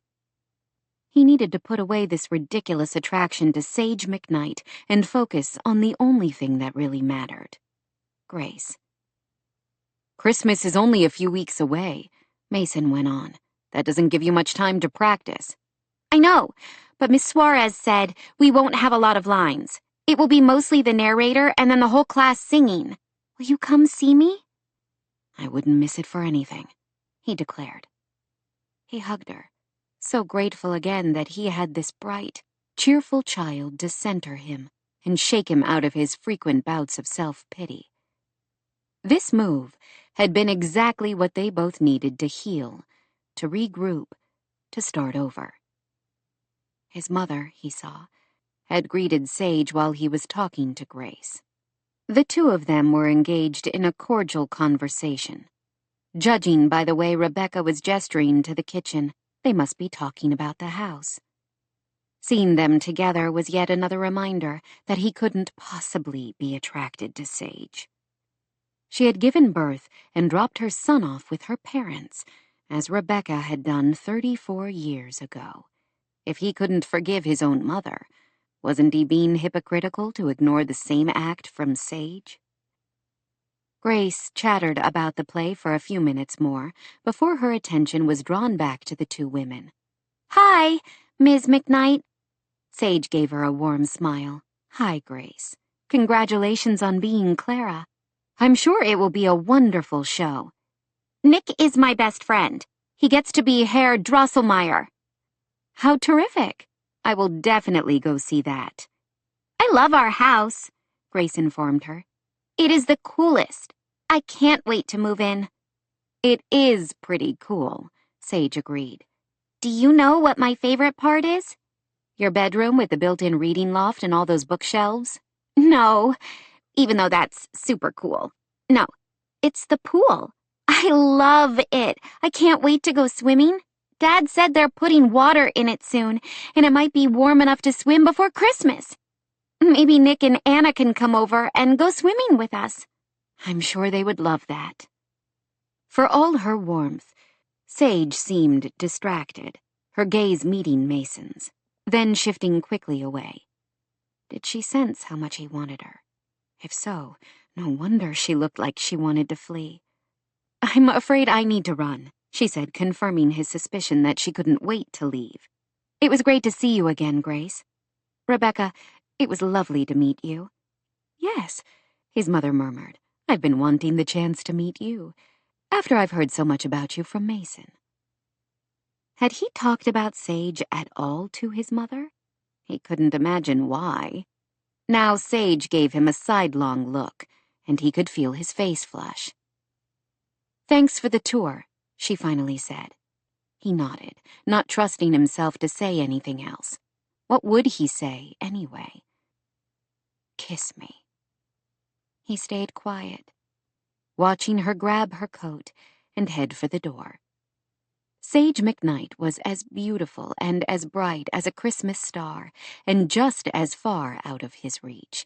He needed to remember that, and focus on his daughter and this house, and the life they were building here. 7. Taryn. Hope's Crossing was about to have a killer snowstorm. Monday afternoon, 3 days after her party, Taryn slid into her small SUV after school as the first gentle flakes began to float from the sky. Oh, they were pretty now, all wispy and soft as they settled onto her windshield. The dark clouds overhead and that unique smell in the air, fresh and woodsy, told her this would not be a light storm. No doubt she would have to shovel off several inches from her driveway by morning. Her back gave a sympathetic twinge, almost a premonition, and Taryn sighed. She loved her little cottage in an older neighborhood of Hope's Crossing, a 2-bedroom starter her dad had bought years ago as an investment, before house prices started going through the roof. When she had taken the job in town, Brody had asked her if she would like it. He'd wanted to give her the house as a gift for her college graduation, but Taryn had refused. She had mortgage paperwork drawn up and paid him diligently on the first of every month. She had a feeling her dad was merely keeping those payments in an account he would one day sign back over to her. He was pretty stubborn that way. Still, she needed to pay her own way, to stand on her own 2 feet. Her dad, and really everyone else in town, coddled her too much. She was a grown woman, not poor Taryn Thorne, who had to relearn how to walk and talk and feed herself. As much as she adored her snug house, during the wintry months, she couldn't help sometimes wishing she lived in one of the condo developments in town where someone else would be responsible for clearing snow. Shoveling was good exercise, she reminded herself, as she pulled out of the school parking lot after waving to a couple of students waiting at the town bus stop. Over the years, her dad often stopped by to shovel for her, and had even sent a worker from his various businesses a time or two. Taryn was always quick to set him straight. While she knew he was only acting out of love and concern for her, Taryn fiercely prized her independence, probably because it had been so hard-won. After the accident, everyone in town seemed to want to wrap her in cotton batting and protect her from anything else bad happening in her life. Her father had wanted her to stay close to go to college, but Taryn had insisted on going away to school. She had picked somewhere warm and sunny and many hours away, the University of California, Santa Cruz. Coming back to Hope's Crossing after graduation had been a difficult choice. On the one hand, she loved it here and couldn't really imagine building her future anywhere else. On the other, she still sometimes felt smothered by the concern of those very friends and family members she had missed so much while she was away at school.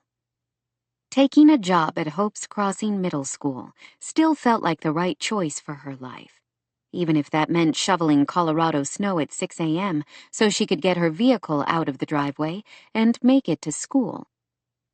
She headed toward her house, but when she reached her street, she slowed slightly at her driveway.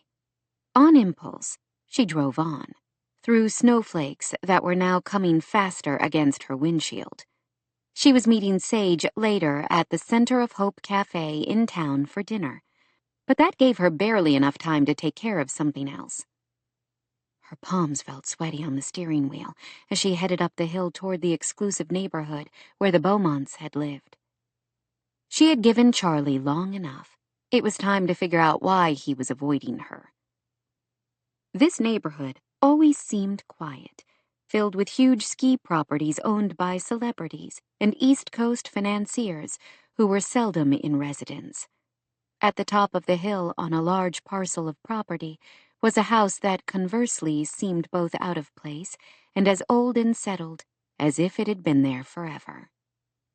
She had always liked Beaumont House, as Charlie's mother had so pretentiously called it.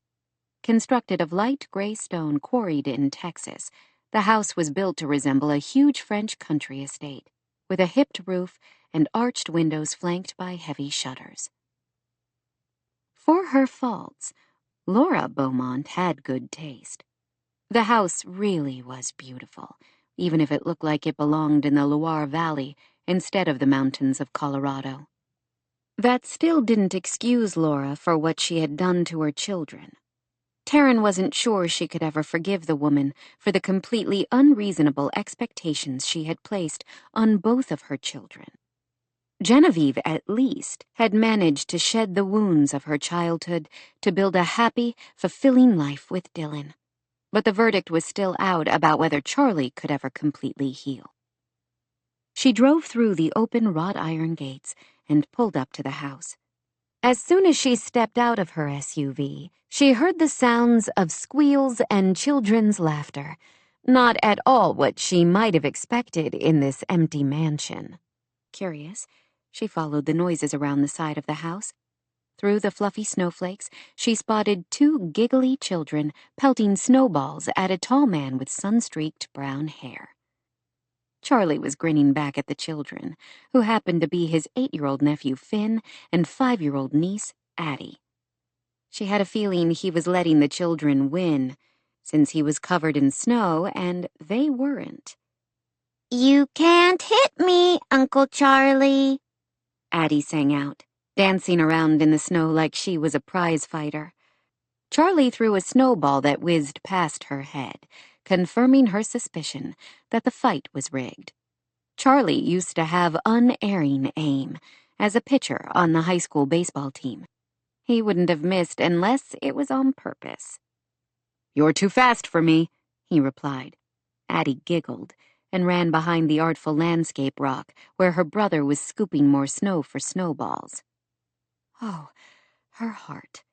If she wasn't already head over heels for Charlie, she would have fallen for him in that moment as she watched his sweetness with his niece and nephew.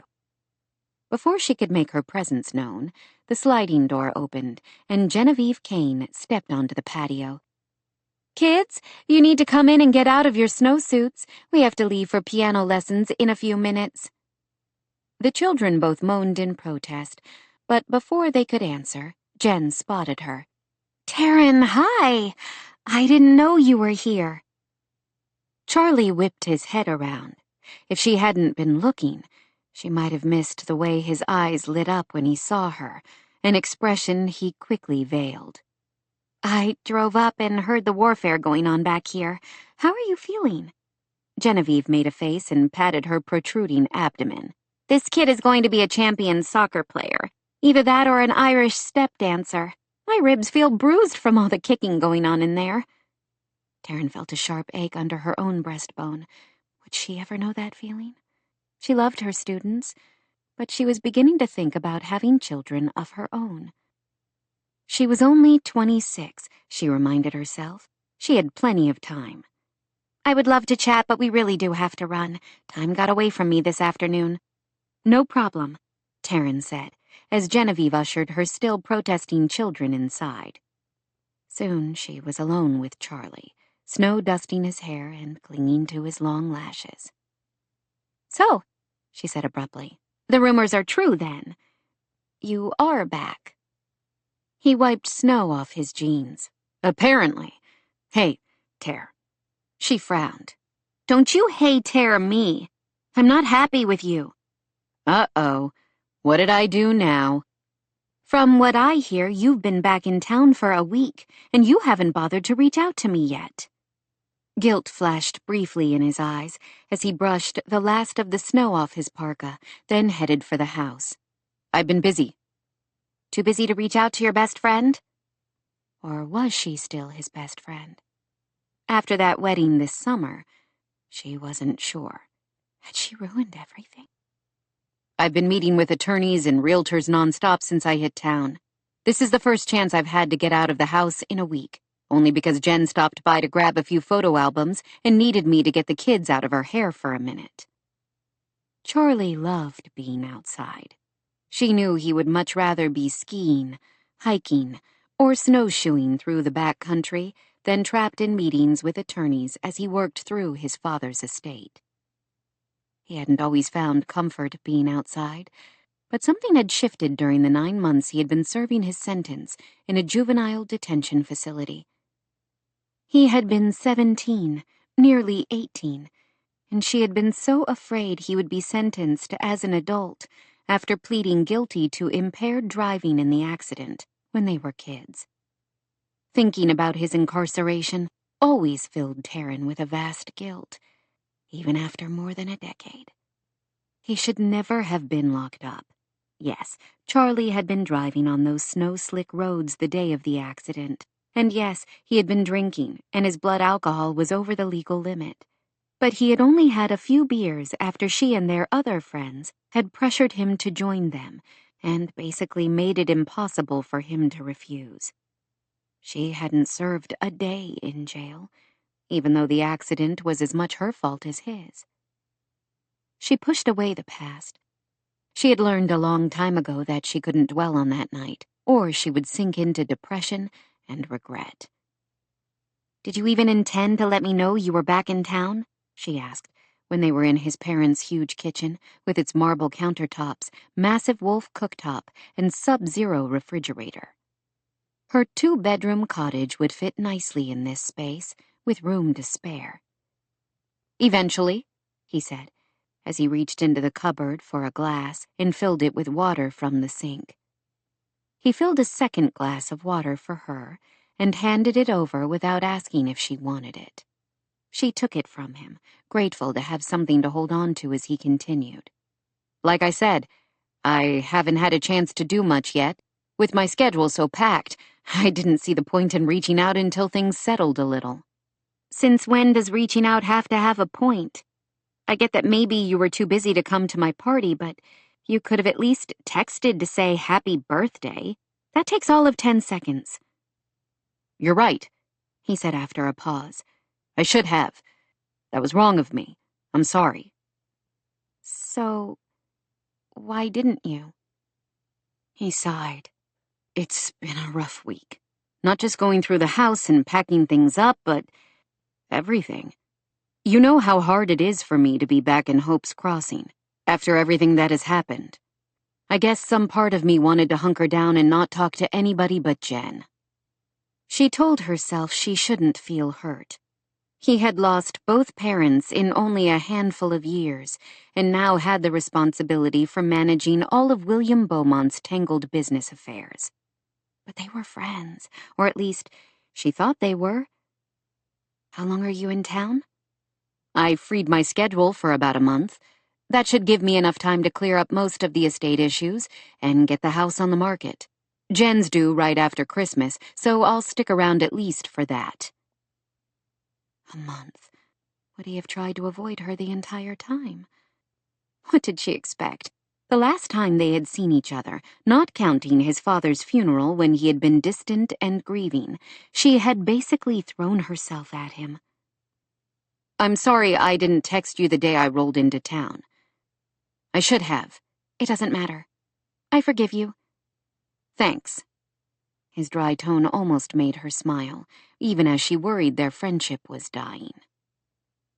"How's what's-her-face?" she asked. Last she knew, he had been dating a real estate agent from Texas who had relocated to his Utah desert town. Lindsay something or other.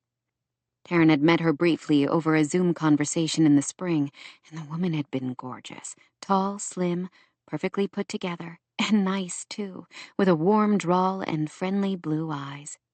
Taryn had hated her on sight. She wasn't sure whether to be grateful or upset that Lindsay had a European cruise scheduled with her family during that weekend in August, when Taryn had helped Charlie out of a bind.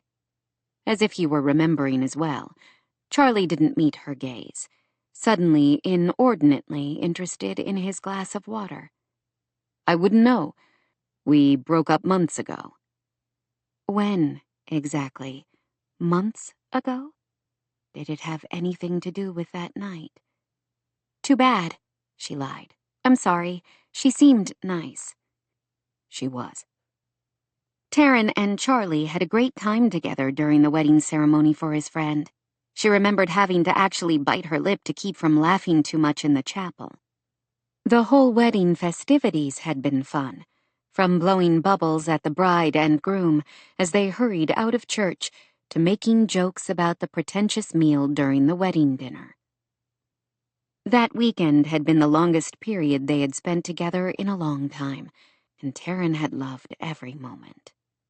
During the reception, though, everything seemed to change. They had been having a great time on the dance floor with the bride and groom and Charlie's other friends. During the few slow dances, she had danced with several of his buddies, until finally she had ended up with Charlie. He had held her as the music shifted, and Taryn, a little tipsy and a lot in love, had rested her cheek against his chest, letting the thrill of the moment carry her away. When the music ended, she had lifted her gaze to his. The tenderness in his expression had stolen her breath. "Kiss me." She had actually blurted the words out. The look in his eyes had changed in an instant, becoming dark and hungry. A few moments later, as the wedding festivities were wrapping up, Charlie had taken her back to their floor of the hotel. Outside her room, she had fumbled with the key, her heart pounding.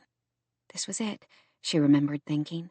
After all the years she had hoped for this moment, maybe they were finally going to act on the heat that had been simmering between them for years. Kiss me. This time, instead of only saying the words, she had wrapped her arms around him and lifted her mouth to his, needing him more than she had ever needed anything in her life. He had kissed her with all the heat and hunger she dreamed about, for about 3 minutes.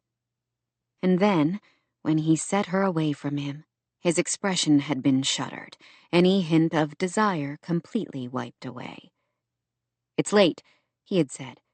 "We're both not thinking clearly. Let's forget this ever happened." After a hurried good night, he left for his own room without another word. Taryn had cried herself to sleep that night, aching for Charlie and wishing she could make him see her as something more than poor, sweet Taryn. "It was inevitable," he said now with a casual shrug. "Lindsay wanted a house, kids, the picket fence, all the things that aren't in my plans." "I hate when you say things like that." "When I state the truth?" "When you make excuses," she answered tartly. Charlie had told her often that he didn't intend to have a family. His own had been so dysfunctional, he didn't see how he could ever have a successful long-term relationship. She always pointed out that Genevieve had grown up with the same parents, and she and Dylan seemed to be deliriously happy together. She strongly suspected Charlie's real reasons went deeper than growing up with an alcoholic mother and a distant workaholic father. Everything came back to that night, a decade ago. Charlie carried a heavy load of guilt over Layla's death and Taryn's life-threatening injuries. She suspected he didn't think he deserved a happy life, especially when Layla's life had ended before it really began. That was the reason he worked for the Sheridan Trust half the year, out of some need to atone. She had no idea how to convince him he couldn't put his own life and happiness on hold, out of guilt. He cared about her. She had always known he did. That fleeting, tender look during that dance at the wedding only confirmed his feelings ran deeper than mere friendship. He wanted her to be happy. How could she prove to him that she would only be truly happy if he finally allowed space for love to bloom between them? He was here for a month. Could she prove to him in that time that he was all she would ever want? She had to try.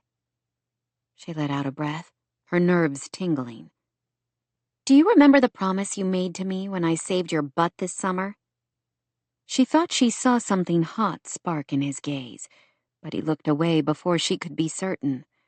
"Not word for word." "I do. You promised me that if I spend a very boring weekend making conversation with people I didn't know, you would be forever in my debt and would do anything I asked to pay me back." The wedding hadn't been boring, far from it, but a promise was a promise. "I don't believe I would make such an open-ended promise." "Yet you did. Don't try to get out of it now. Time to pay the piper, Chuck." He made a face at that particular nickname that he hated. "How?" "Nothing too stressful, I promise. I need a date, Friday. You." "A date for what?" he asked, suspicion crackling through the question. "I have to chaperone the 9th grade Christmas dance Friday night, and I need somebody big and tough and scary to help me keep the ruffians in line." "I can't imagine anything I would enjoy less than chaperoning a middle school dance. I hated them even when I was in middle school." "Too bad. You owe me, Buster. Remember how I talked to Jason's great-uncle for a whole half-hour about his colonoscopy? And I even danced with his creepy cousin, who tried to drag me into his multi-level marketing scam. All for you." He sighed. "What time?" Relief left her almost giddy. Apparently a few freshmen still have an early bedtime. "So the dance runs from 7 to 10. I need to be there a little after 6 to make sure the chairs are set up and supervise the dance committee as they finish the decorations." "Do I have to wear a tux?" She had to smile. No, jacket and tie are sufficient, if you have one here. I can probably rustle up something. Great. Since I asked you, I'll pick you up at 5:45. Funny? I don't recall any asking happening here. She shrugged. I was never very good at promposals. Promposals? You know, all the elaborate ways teenagers ask other teenagers to go to dances with them. Like when Casey Phillips rented a Skyrider to ask Bianca Watterson to the prom. Or when Violet Martin filled Ben Garcia's pickup truck cab with balloons and he had to pop them all to find the note inside, one asking him to the Valentine's dance. We're not teenagers anymore. His abrupt words made her heart hurt. True. This is strictly to repay a debt. So, Charles William Henry Beaumont, will you go to the Hopes Crossing Middle School Christmas dance with me as a chaperone? If you play your cards right, there might even be a cookie or two in it for you. Ooh, I don't know how you could possibly make that offer any more appealing. She bit her lip before she could blurt out that she would even let him make out with her in the back seat of her car. That would likely have the opposite effect. Fine, he finally said. I'll drive, though. I'll pick you up in time to make it by 6. Thank you. On impulse, she reached out to hug him, as they used to do all the time. He hugged her briefly, then stepped away, leaving her feeling empty and sad, and not sure how she could possibly break through his stubborn shell in only a few weeks. 8. Sage. Sage paused outside the Center of Hope Cafe in downtown Hope's Crossing on Monday evening to stomp the snow off her boots and shake her coat. Snow had been falling steadily for the past few hours. While it was a pain to drive through, she couldn't deny it gave the downtown a magical fairy tale look, coating everything in sight a gorgeous white. Warmth washed over her as she walked inside the always busy restaurant. Delicious smells made her stomach growl. Apple pie, chicken soup, and some kind of roasting potato. She scanned the diners and immediately spotted Taryn at one of the tables by the front window. Sage waved and headed toward her friend. "Sorry I'm late," she said as she slid into the chair opposite her friend. "It's snowing, which means traffic is crazy with tourists who have no idea how to drive in it. Then I ended up having to park miles away. I swear, downtown is busier every time I come." "The town is in the process of building a new parking garage about a block east of your mom's store. That should help ease the congestion downtown a little." "I hope so." She pulled off her coat. "I'm so happy you could find time to have dinner. I know how busy you are." Taryn made a face. "Am I?" "During school hours, yes. After hours, not really. I hang out with my family, go to the movies with friends, maybe hit the town on the occasional weekend. This week, the only exciting thing on my plate is the freshman Christmas dance on Friday. That should tell you all you need to know about how exciting my social life is at the moment." Sage gave her friend a steady look. "Why is that?" "You could date anyone in town you wanted." Taryn shrugged. "Maybe I don't want to date anyone in town." Who did she want to date? Sage suspected she knew the answer to that. For a long time, Sage had thought Taryn might be interested in Charlie Beaumont as more than just a close friend. Charlie appeared to have grown into a good person who spent his life helping others. She had to respect his journey, especially given how entitled and spoiled he had been as a teenager. Sage and her mom had forgiven Charlie a long time ago for being impaired behind the wheel when he was 17, with such deadly consequences. She wasn't, however, convinced he had ever forgiven himself, or that he ever could. "Have you ordered yet?" "No, I've only been here about 5 minutes. Soup of the day is chicken enchilada." "Oh, that sounds good." Their server, a young woman Sage didn't know, approached the table to take their order only a moment or two later. Sage and Taryn both ordered the soup and salad combo. "So," Sage said after the server had left, "how are your students?" In Hope's Crossing, the middle school made up grades 7 through 9, with grades 10 through 12 going to the new high school. To Sage, middle school seemed like stressful years, but Taryn was completely in her element. Her friend smiled. "Pretty wonderful, actually. I love them all, even the troublemakers. Maybe all school guidance counselors should have once been troubled teens themselves. It certainly helps me understand some of the things they're facing, maybe a little better than some of the other teachers on the faculty, who act as if they never made a bad decision in their lives. Everyone has made bad decisions. If someone tells you they haven't, they're either lying or they haven't admitted it to themselves yet." "True enough. How's the architecture world these days? Your mom tells me you've been living in Singapore for a few months. What was that like?" "Amazing." She was telling Taryn about the project she had been working on there, and a few of the people she had met when she spotted through the front windows a woman using an electric scooter, trying to make her way through the snow. She was followed by a girl with long dark hair, who looked to be about 14, carrying a large flat box. A moment later they came into the cafe. Sage swiveled to watch them. The woman had deep circles under her eyes, and her coat hung on her frame, as if she had lost weight recently. As if sensing her gaze and her interest, the girl looked toward their table. When she spotted Taryn, she gave a small smile and lifted her fingers in a wave. "Who is that?" Sage asked. Taryn's features softened with affection. "One of my students and her mom, Chloe and Lynette Green. Lynette is starting up a home-based business making gluten-free cookies and brownies. Chloe told me she's been helping make deliveries in the evenings to some of the local restaurants. Dermot must be offering them here at the cafe." Sage had to smile. That sounded exactly like something Dermot Kane, married to Taryn's grandmother, would do. He was always looking for another lost soul to rescue. Sage knew that he still came into his cafe nearly every day, though he had to be pushing 80 by now. She could only hope she would be half as energetic when she was his age.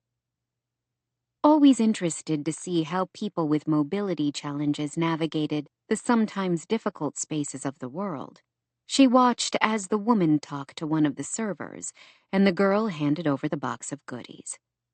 The girl said something to her mom, who followed the direction of her gaze and then smiled and waved at Taryn as well. A moment later, the girl came over to their table, while her mother was still busy talking to the staff of the restaurant. "Hi, Ms. Thorne," Chloe said, her voice quiet and her eyes shy. "Hi, Chloe. It's great to see you. Do I dare hope you've delivered some of your delicious chocolate chip cookies?" "Yes, fresh out of the oven about 20 minutes ago. They might still be warm," she said eagerly. "We'll definitely have those," Sage said, smiling as well. Where the mother's coat was too large, Sage couldn't help noticing the girl's looked a size too small, and the raggedy tennis shoes she wore were soaked through, completely unsuitable for trudging along snowy sidewalks. "This is my friend, Sage McKnight," Taryn said. "She has come back to town to visit her family for the holidays." "Hello. It's nice to meet you."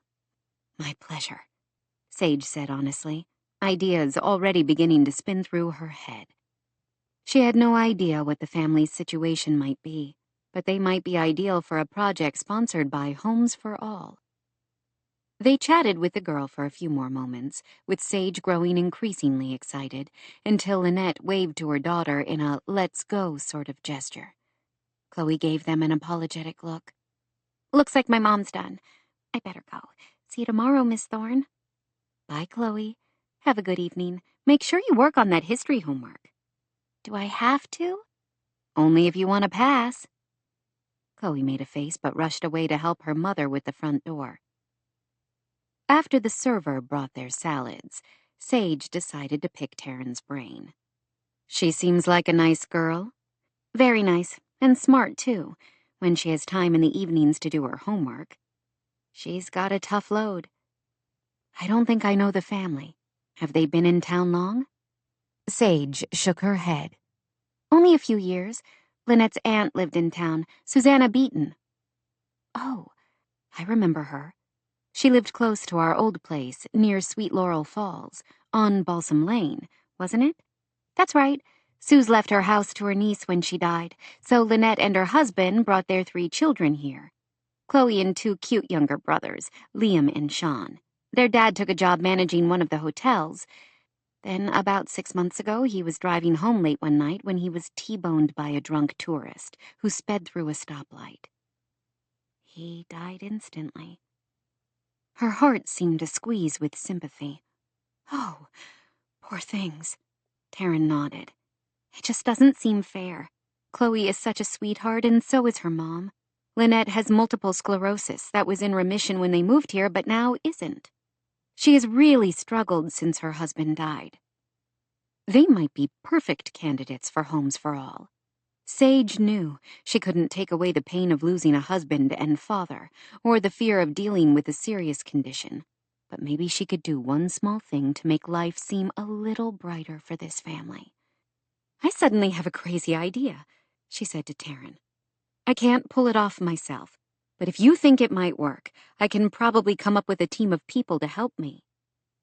This was Hope's Crossing, a town that had its very own Angel of Hope. Taryn looked intrigued. This seems to be my day for crazy ideas, she said after a moment. Go on, tell me more. While they ate salad and the deliciously thick, creamy soup perfect for a December night, Sage told Taryn about the organization she had started through her YouTube videos, about the Foundation's mission, and some of the other projects they had completed. What do you think? Would the Green family be good candidates? They would be perfect, Taryn said, her voice soft and her eyes moist. I worry so much about Chloe. As her mother's condition has become more limiting, Chloe has taken on more and more responsibilities, and Lynette seems more worn down every time I see her. This might be exactly what they need to help them through this first holiday without their dad. I'm a stranger, Sage said. Lynette won't know what to think if I show up at her door on my own with such an outlandish idea. They know you, and I get the feeling Chloe at least trusts you. Will you help me convince her mom to accept some help? Take it from me. Sometimes taking help from others is harder than facing obstacles on your own. I know. But you also know sometimes we all need someone to lend a helping hand. Taryn nodded. I don't know if she will listen to me. I'm willing to try, though.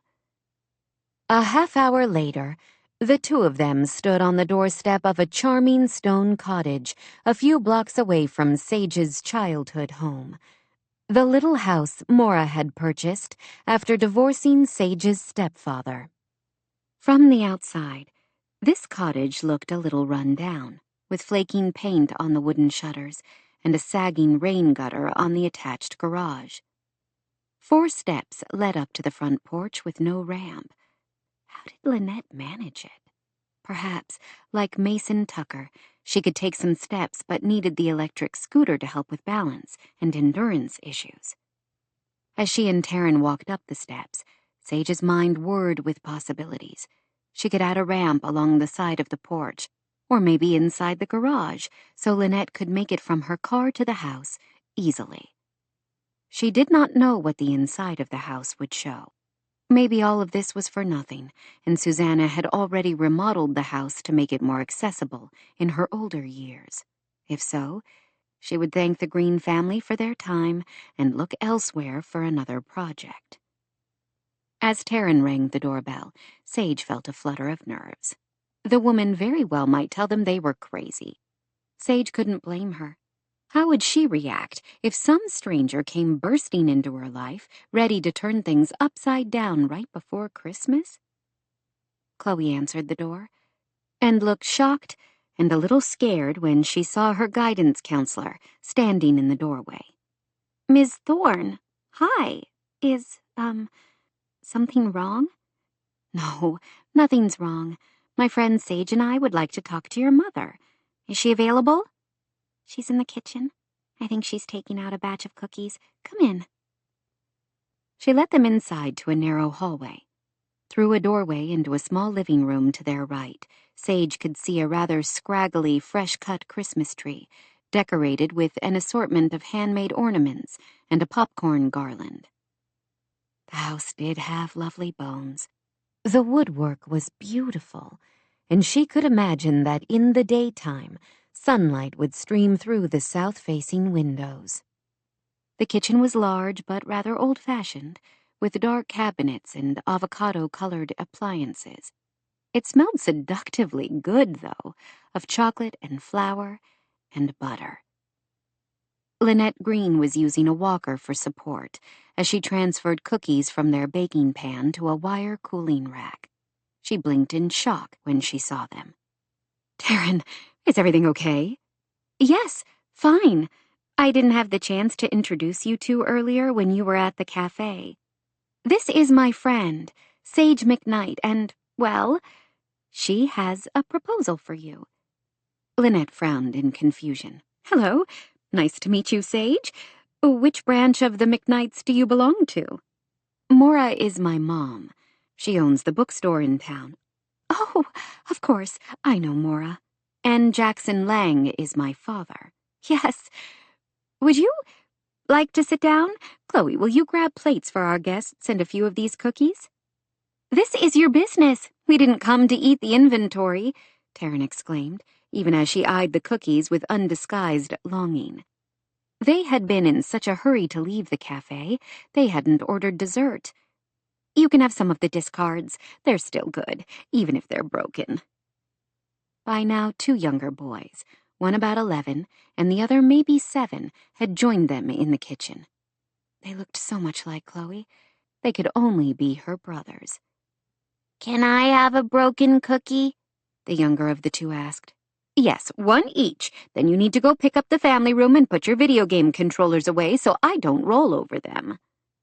The boys snatched up cookies from a small pile that obviously contained the imperfect ones, then chased each other down the hall. "How can I help you?" Lynette asked. Taryn pointed to Sage as if to say, "Take it away."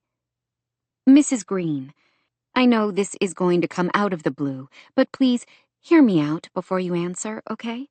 The woman frowned. "Okay," she said slowly. "If you know my parents, you probably know my father is an architect."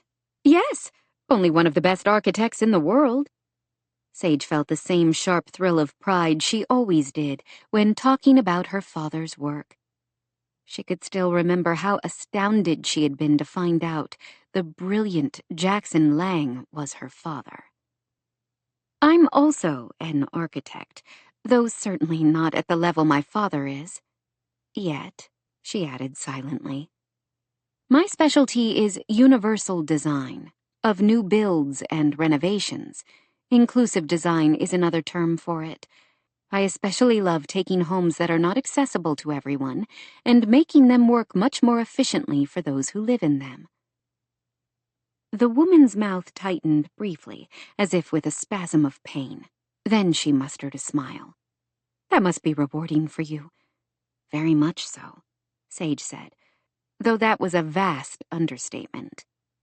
"While most of my work is focused on designing homes and businesses, I also have a YouTube channel called Homes for All, where I explore innovations in universal design." "Oh, wow! That might be why you seem familiar. I think I've looked at a video here or there." "I love raising awareness of some of the obstacles people face in using their own homes."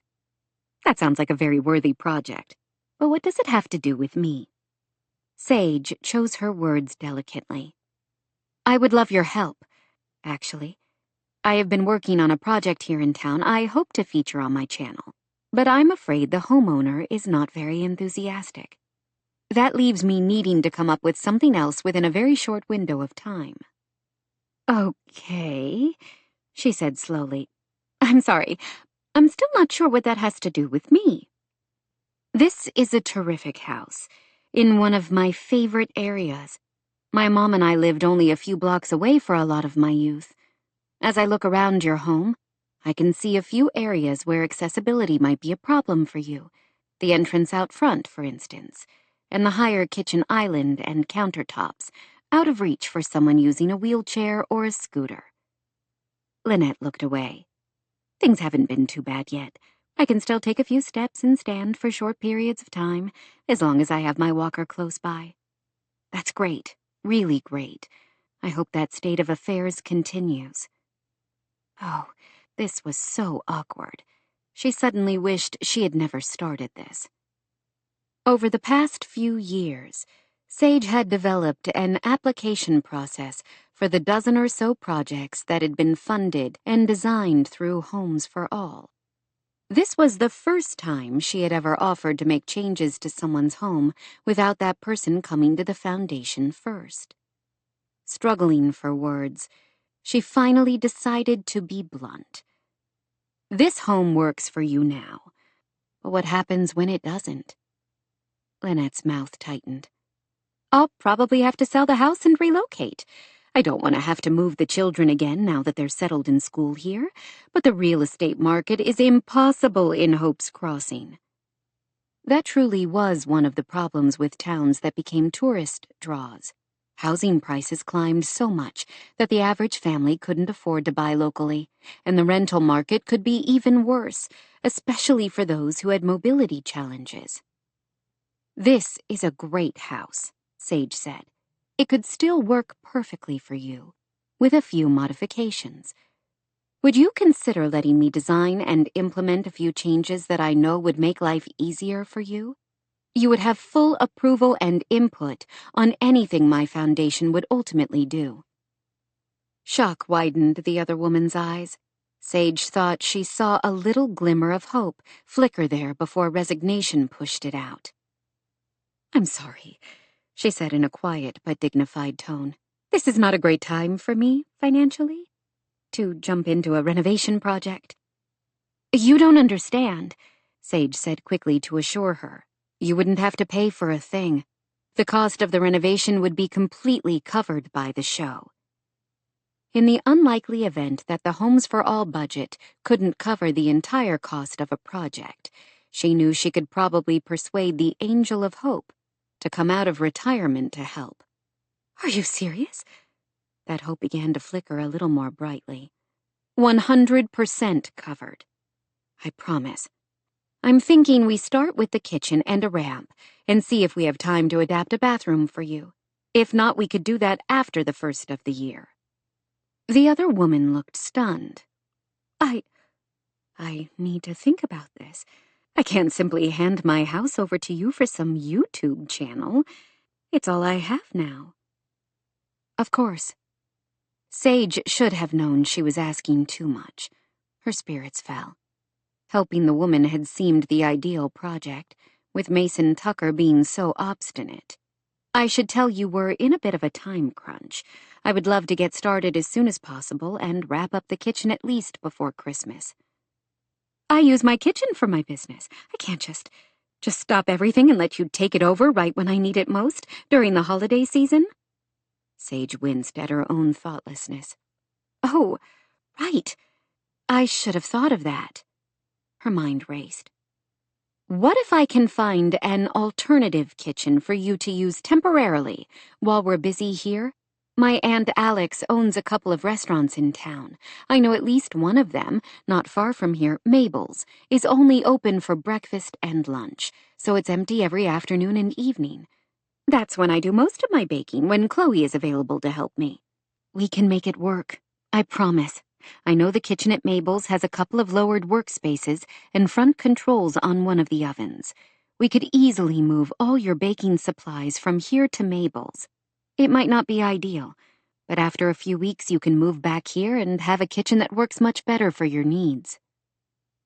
Lynette wore the suspicious expression of someone who had seen life pull the rug out from under her too many times. Why me? Why are you doing this? What's the catch? No catch. I promise. On impulse, Sage moved forward and placed a hand over the other woman's. please, Mrs. Green. You would be doing me such a favor if you let me do this. I can't even tell you how much you would help me. When I saw you tonight in the cafe, working so hard to take care of your family, I had the very strong impression we needed to do this. You're the perfect person for Homes for All to help in Hope's Crossing. The woman's fingers trembled under Sage's hand. I'm not good at accepting help. I totally understand that. Taryn suddenly spoke up from across the table. I know more than I would like about taking help from other people. It goes against the grain, doesn't it? We all try so hard to be independent and self-sufficient, but there is no shame in leaning on someone else when we need to. Taryn gave the woman a reassuring smile. You really would be helping Sage out if you would let her do this for you. And her work is amazing, believe me. Lynette swallowed, and Sage could tell she was waffling. My condition is degenerative, she said, her voice low. I know it's only a matter of time before I'm not going to have any choice. Either fix this place or move. It would be really great if we didn't have to move again. I have a little money set aside I could use to help buy some of the materials. No need, I promise, Sage said. Is that a yes, then? After a long pause where Sage held her breath, the woman finally nodded, and Sage wanted to give high fives all around, her mind spinning with possibilities. Would you mind if I come back tomorrow morning to take some measurements and snap a few pictures? I would do it now, but I don't want to barge in and take over your entire evening, especially after I've just given you a shock. I'm sure you need time to process. It won't take me long, maybe a half hour. I don't mind if you do it now if that's easier. We were only hanging out, experimenting a little with recipes and doing homework. Perfect. Taryn, do you mind being my lovely assistant? Sure. For the next half hour, Sage and her friend took photos and measurements of the kitchen from every angle. She was grateful she had brought her notebook along so she could sketch some ideas. After the kitchen, with Lynette's permission, they walked through the other public spaces of the house, as well as the woman's bedroom and ensuite bathroom. The house was graceful and lovely, though built in a different era without any thought toward accommodating those with mobility challenges. Still, Sage could envision how much better it could work for Lynette and her family with a few relatively easy updates. Their tour also gave her a good sense of Lynette's decorating style, a charming mix of traditional and farmhouse that was warm and inviting. After Sage promised Lynette she would be back the next day as soon as she could arrange a time with a contractor to take a look at the project and give her time estimates, Sage and Taryn said their goodbyes and headed out into the snow again. While they were inside, Lynette must have sent her boys out to brush the still falling snow off Taryn's car. They were busy shoveling the sidewalk in front of the house now, lit by the moonlight, the street lamps, and the glow from all the colorful Christmas lights in the neighboring yards. Wow, that was exciting, Taryn said as she waved to the boys and backed out of the driveway. Do you really think you can renovate a kitchen before Christmas? That's less than 3 weeks. It's impossible, isn't it? Her shoulders tightened with self-doubt. Could she pull it off? She now would be in the middle of a major renovation, in addition to trying to finish Mason's house on schedule, juggle her other work, long distance, and take care of Nick and Anna while her parents left town.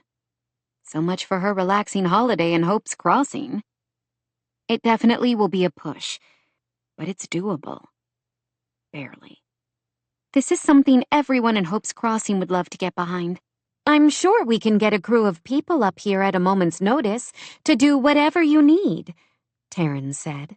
You know how people are in town, especially if you can get your Aunt Claire on board. Sage had to smile at that. Claire McKnight, married to her mother's younger brother Riley, was a force to be reckoned with. When she put her mind to things, she did not rest until the job was done. Claire was one of those people who was always looking for a way to help someone else. She would love to participate in this renovation. This would work, she thought with growing excitement. Sure, Sage would have loved to show her internet audience the massive renovation at Wolf Ridge, with all the technical innovations and luxurious features, but the Green Project would have heart, emotion, and holiday cheer. She would simply keep her fingers crossed that she could pull it off. 9. Taryn. Taryn had no idea how Sage would accomplish an ambitious home renovation in such a short window of time. But she greatly admired her energy and enthusiasm for an idea that had bloomed from nothing to full glory over the course of a single evening. By the time Taryn drove the 15 minutes from the Greens' house to the downtown parking lot where her friend had parked before dinner to pick up her car, Sage had already arranged for Sam Delgado, the best contractor in Hope's Crossing, to oversee the project. She had also made arrangements with him to meet at the Greens' house first thing in the morning and confirmed the time with Lynette.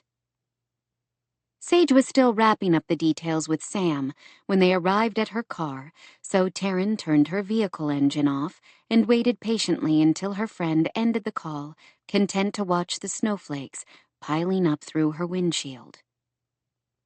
"I'm so sorry. This isn't the way you planned to spend the evening," Sage said after she hung up. "It was perfect," Taryn said. "I'm excited to be part of it. Thank you again for introducing me to Lynette.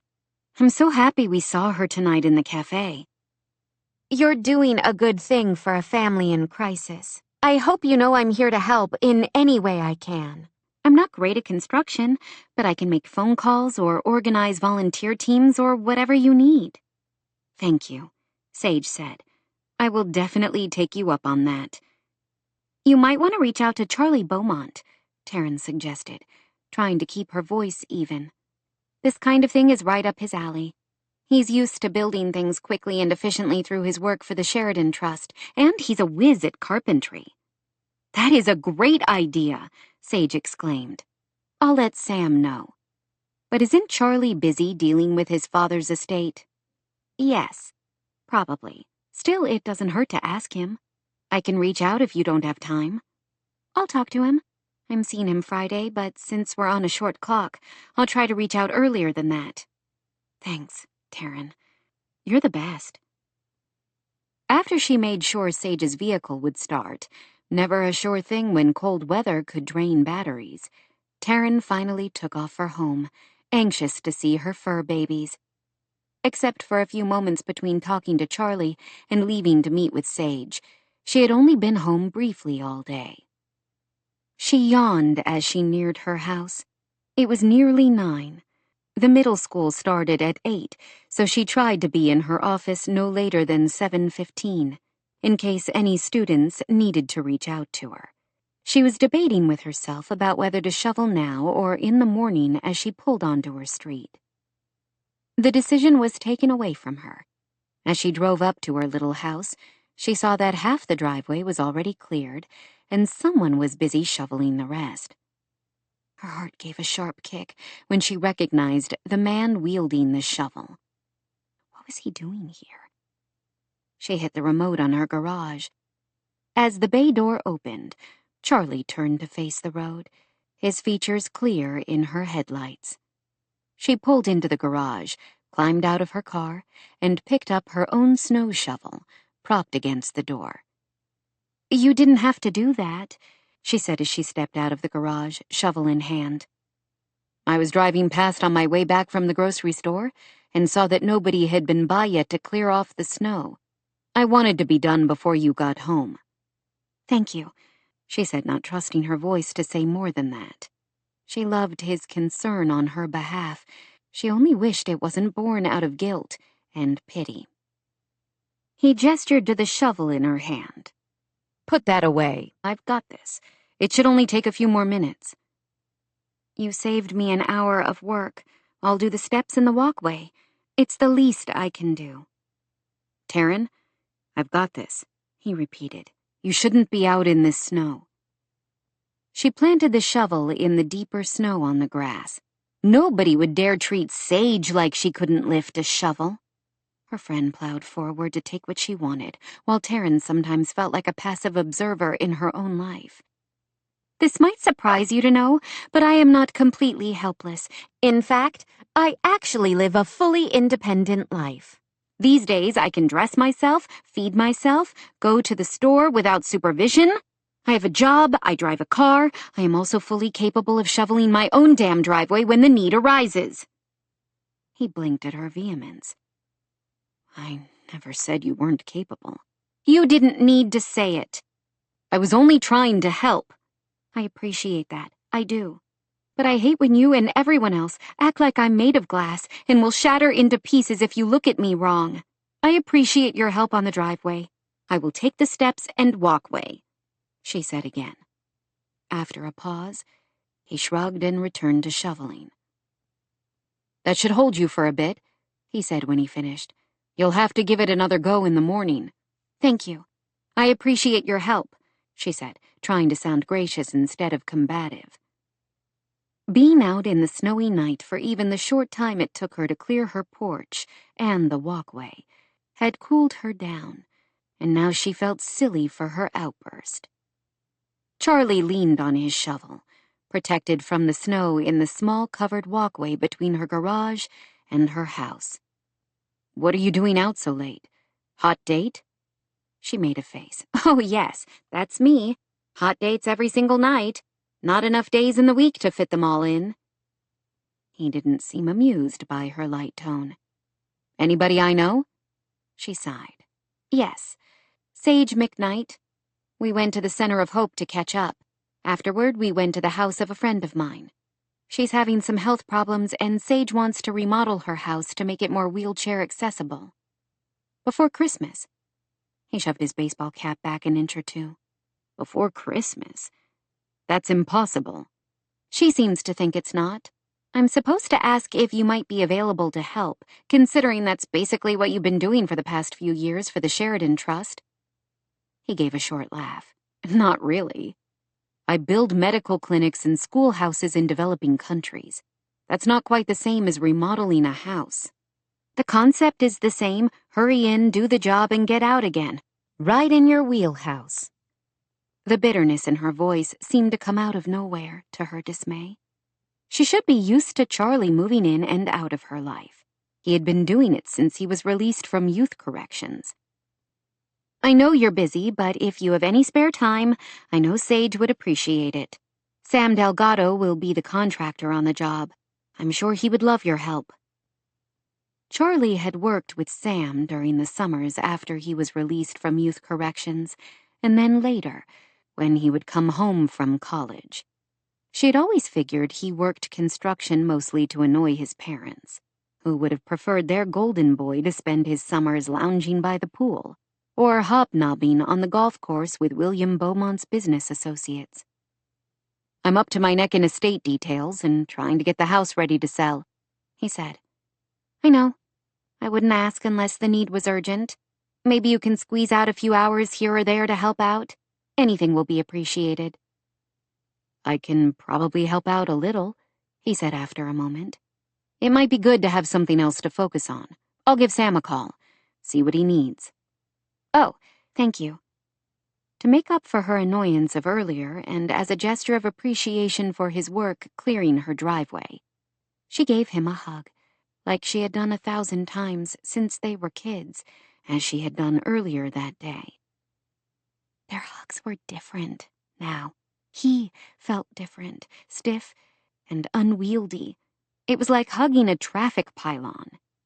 He stepped away quickly, leaving her chilled. Have a good night. She didn't expect to after this awkward encounter. The glow from being involved in a project to help someone deserving had floated away like the snowflakes. You're still going with me Friday? Right? She thought for a moment he was going to back out. He finally nodded. Sure. Acne and hormones and awkward teenagers. I can't wait. Thanks. I'll see you then, she said. She returned her shovel to its spot and hurried into the house, her heart aching. Normally, she would have invited him in, and they would have stayed up all night talking and laughing and enjoying each other's company. In one night over the summer, everything had changed, and she was terrified she would never be able to fix it. 10. Mason. He didn't want to be here.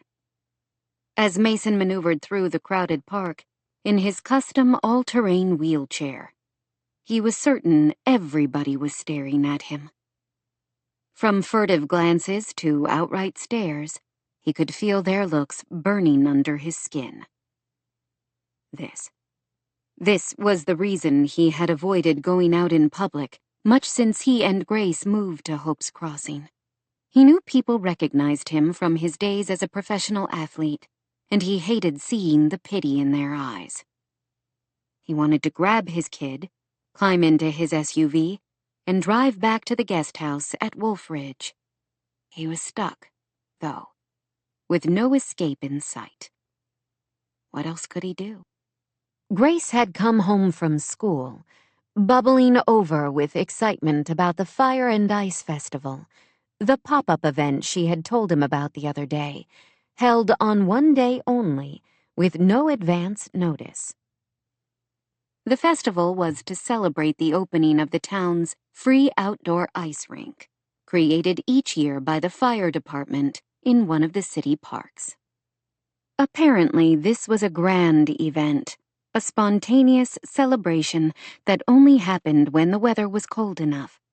Townspeople had been awaiting the announcement with great anticipation, at least according to all the other fourth graders at Hope's Crossing Elementary School. When it was finally cold enough for the ice to be maintained, the town held a big celebration, and everyone came out to skate at the event, which doubled as a fundraiser to help the local food bank. "All my friends are going, Dad," Grace had informed him as soon as she came in from school. "I really don't want to miss it. Please, can we go?" "I can take her if you want," his mother had offered again. In order to avoid the staring crowds, Mason had been tempted to accept Rebecca's offer. A moment's thought changed his mind.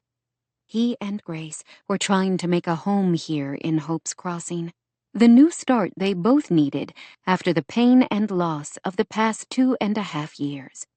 What would be the big deal about taking her to a town celebration? Everyone would be focused on the skaters, not on him. He should have known better. The moment he rolled away from the SUV and into the crowd, he was aware of the stares and the murmurs. He knew it was the novelty that drew people's attention. He had only been here a few months and had basically kept to himself. Once he put more effort into participating in the ebb and flow of the town, people would become used to seeing him among them. It wouldn't seem like such a big deal whenever he showed up somewhere. On the other hand, Hope's Crossing was a tourist town. There would always be visitors who didn't know he lived here now. Mason had known that was one of the things he simply would have to accept when he decided to renovate Wolf Ridge. He couldn't leave the park now, as much as he might want to, especially when Grace simply glowed. She smiled widely as they made their way toward the skating area, draped with strings of colored lights and ringed by fires glowing in metal barrels all around the edge of the rink. "Should we find somewhere to sit?" Rebecca asked. Yet another thing he couldn't seem to control. Even after he insisted he could take his daughter, Grace had invited her grandmother to come with them. Mason couldn't come up with a good reason to refuse. "Sure," he started to say, but Grace's excited squeal cut him off. "Hi, Nick!" she greeted the boy her age who came racing toward them, wearing a stocking cap that had to be about 18 inches long. "I made it! I told my dad we had to come because all my friends would be here. I can't wait to ice skate. It's my very first time." "You never skated before?" She shrugged. "I think I did once when I was really small, but I don't remember very well." Mason remembered. When Grace was about 3, he and Shayla had taken her to New York for the holidays and had made the obligatory stop at Rockefeller Center. None of them was any good at ice skating, but Shayla still took about 100 selfies to remember the moment. "Are you here all by yourself?" she asked her friend with a curious look. He shook his head. "No, I could never come by myself. My dad isn't here, but my mom is, and so are my sisters. My mom was talking to one of her friends, and Anna, Sage, and me were about to get hot chocolate when I saw you and came right over to find you. Do you want some hot chocolate? We have room at our table." "Can we, Dad?" Grace asked. His first instinct was to tell her they should hurry to rent some skates so she could spin around on the ice a few times and they could go home. The words died when he saw her bright features. They had come here and gone to all the trouble of finding a parking place. Why not let her savor the event? "Sure," he said. "You guys go grab a seat and I'll get in line." "I can do that," Rebecca offered. "I've got it." "How are you going to carry them back?" she asked, giving the chair a pointed look. Damn. He always seemed to forget he needed both hands on the hand rims of the wheels if he didn't want to end up going around in circles. "I'll figure something out. I can hold them on my lap." She looked like she wanted to argue, but since Nick and Grace were already racing toward a picnic table near one of the fire rings, she nodded and hurried after them. Why was he always such an ass to his mother?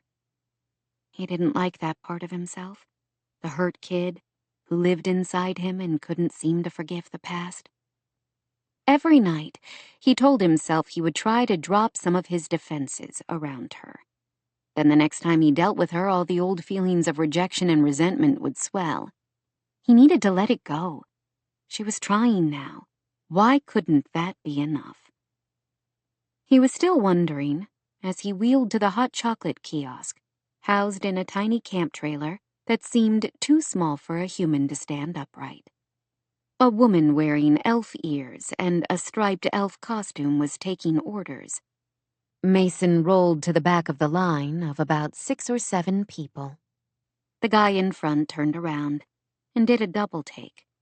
"You're Mason Tucker," he said, as if telling Mason something he didn't already know. "Yeah," he answered, wishing he had worn a balaclava instead of a beanie so he could have hidden his identity. "Man, the mighty Tuck. I saw you hit that 3-run homer in Game 5 of the World Series in Portland. Freaking unbelievable. It was the single best day of my life, except the day I got married and when my kids were born," he said quickly, when the woman beside him gave him the stink eye. Even in his previous life, he had never really known what to say to people who wanted to talk about the glory days with him. It was all far more awkward now, given his current physical condition. "It was a pretty good day for me, too." The guy looked at the wheelchair, and Mason could see his expression twist into a familiar one of pity. To Mason's relief, he didn't offer any platitudes. "You can go ahead of us if you want," his wife said. "I'm good. I don't mind waiting," Mason said, as the line moved forward a little. "Are you visiting the area?" he asked politely. "No, we're locals. Not a lot of tourists come to the Fire and Ice Festival unless they stumble onto it. The town doesn't advertise it except by email to the residents," the man said. "I'm Bob Coleman. By the way, this is my wife, Jan. We're kind of your neighbors. Our house is at the base of the mountain." "Nice to meet you both," he said. While they chatted about inconsequential things, he was vaguely aware of someone coming up behind him to stand in line, but he didn't turn around, busy listening to Jan Coleman tell him she had served on the school board for 10 years and had just been elected to another term. The woman stopped in mid-sentence, catching sight of the person behind him. "Sage! Hi! I didn't know you were back in town." Mason whipped his head around and found his too lovely architect standing behind him. "Hi, Jan," she answered with a bright smile. "I'm here until after Christmas, working on a few projects in town." "Including my place," Mason said.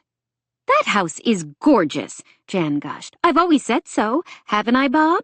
I would love to see inside. Hey, here's an idea. Wolf Ridge would be perfect for that YouTube channel of yours, Sage. We subscribe and watch every episode, don't we? Every one, her husband agreed. Mason tensed, half convinced this had all been a setup to persuade him to change his mind. One look at Sage's embarrassed features told him otherwise. To his relief, a young child he assumed was a grandchild hurried over to the pair and gripped Bob's hand, distracting both of them. The line moved forward at an excruciating pace, and Mason knew he would be rude not to talk to Sage, especially after all she had done on his house. Exciting night, isn't it? Grace is over the moon at coming out to skate with all her friends. I always loved the Fire and Ice Festival, she said. It's hard to bring the locals together in a town like Hope's Crossing, when we have about 3 times as many tourists as year-round residents during the winter months. But this is one event that seems to do that. Everyone in town gets into the spirit of things.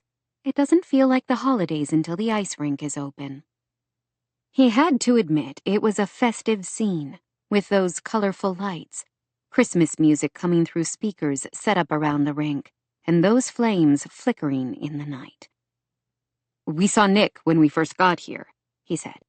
He rushed right over to say hi to Grace. They've become pretty good friends, haven't they? Yes.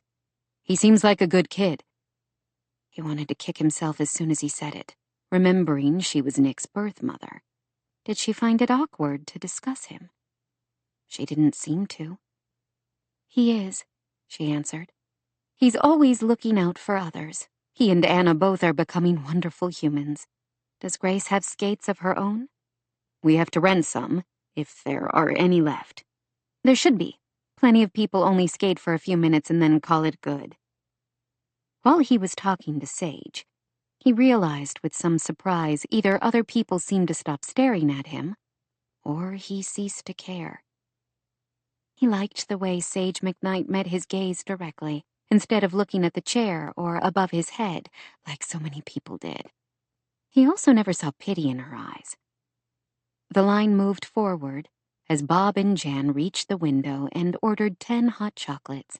Either they had a serious cocoa addiction, or they were ordering for a group, probably including the young boy who had stayed with them in the line. I still can't believe it's already December, Sage said. What holiday traditions did you have when you were living in Portland? She asked. My wife, Shayla, handled all of that. He felt the familiar sting of loss, but it was more like a sharp jab instead of gouging pain. She was always into Christmas. Most years she liked to spend the holidays at home with her family, who had a place on the Oregon coast. And then we would take off between Christmas and New Year's to spend a few days somewhere with just us and Grace. Usually somewhere warm, if we could. But sometimes we came to our place here. The holidays must be tough on you and Grace both. This time her features did show sympathy, but he knew it was for his grief, not for his current physical condition, which he deeply appreciated. You could say that. We haven't really had the chance to have a good one for a few years. The first year after the crash, I think we were both kind of numb. Last year, I ended up needing emergency surgery right before Christmas. Grace had to spend Christmas with her aunt and uncle, my late wife's sister and her husband. Rebecca, by then a fixture in their lives, like it or not, had wanted to come stay at their house while he was in the hospital, so Grace could have Christmas in her own place. Instead, Mason had insisted his daughter once more go with Shayla's family to Cannon Beach. It had seemed important at the time, but now he knew it was a decision he had made as much to punish Rebecca as for the sake of tradition. Lord, he could be an ass. I promised her this year would be different. My natural instinct is to become a hermit and hunker down on the mountain, but I can't do that to Grace. You're a good father, she looked at him, eyes sparkling, and Mason suddenly felt breathless.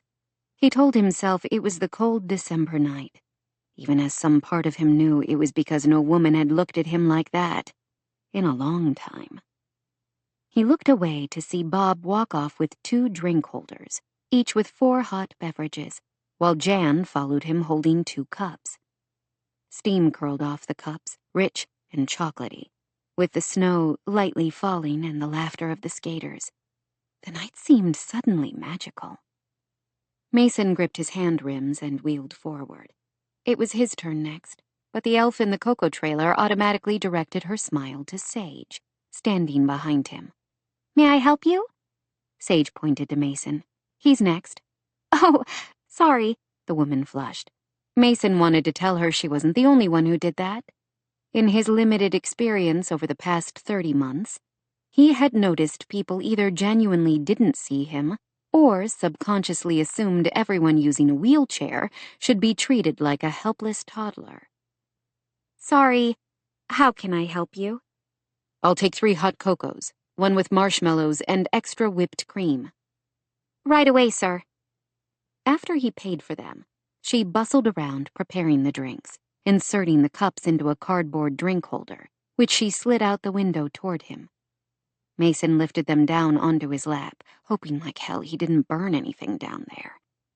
"Those are going to spill all over the place while you roll over the bumpy grass," Sage said.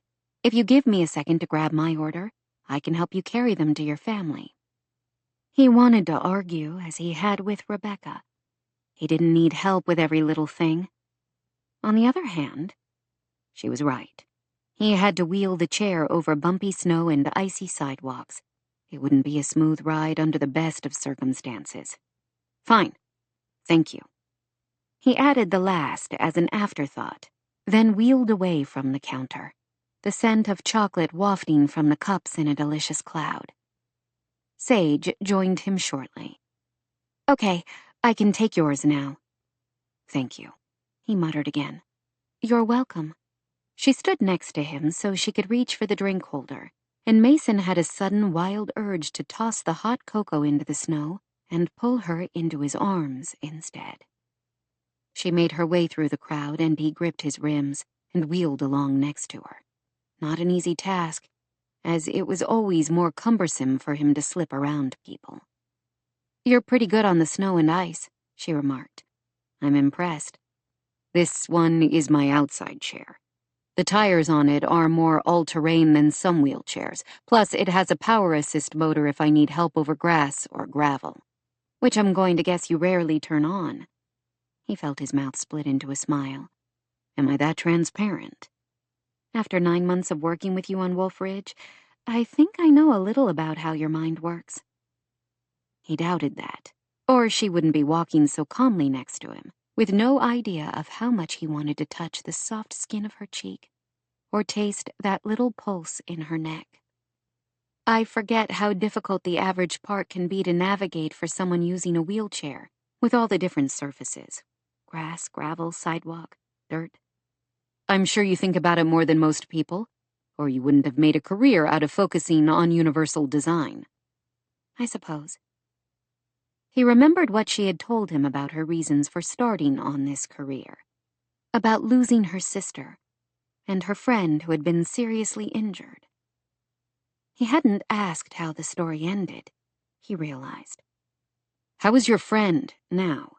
he asked. She looked puzzled. "Which friend?" "The one who started you on your journey to promote universal design.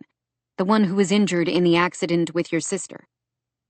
She hesitated, and then pointed toward the skating rink, where a pretty blonde woman was smiling as she skated with an older man and a boy a few years older than Grace. She seemed wobbly, but no more than anyone else on the ice. "That's Taryn, with her father Brody and brother. Anthony has low vision. Brody and Taryn's stepmother, Evie, have adopted 2 children with special needs. And then they have one together, a little girl who is 5. That's a houseful."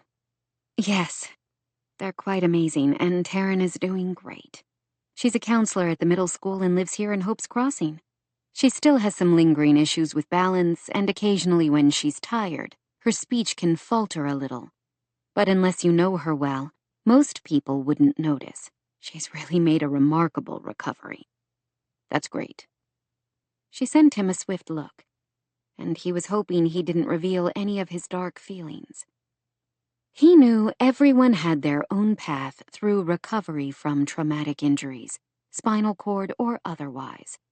One of the toughest things for him during rehab had been seeing a few people who had seemed much worse off than he at the beginning regain the full function that still eluded him. Where was his miraculous recovery? Oh, he knew his doctors said it was a miracle he survived the crash at all, especially when Shayla and their pilot hadn't. And yes, at first, doctors had told him to be prepared that he likely wouldn't ever stand or walk again. Mason had worked his ass off to prove them wrong, then had to face the grim reality that while he technically could walk, it would never be easy or comfortable, and he was much more mobile in a wheelchair. He wasn't a quitter, but he was a realist. He had some sensation in his legs, and all his internal parts worked as they were supposed to, thank the Lord. Things could be so much worse. He tried not to be bitter. He was alive. Grace had one parent, at least.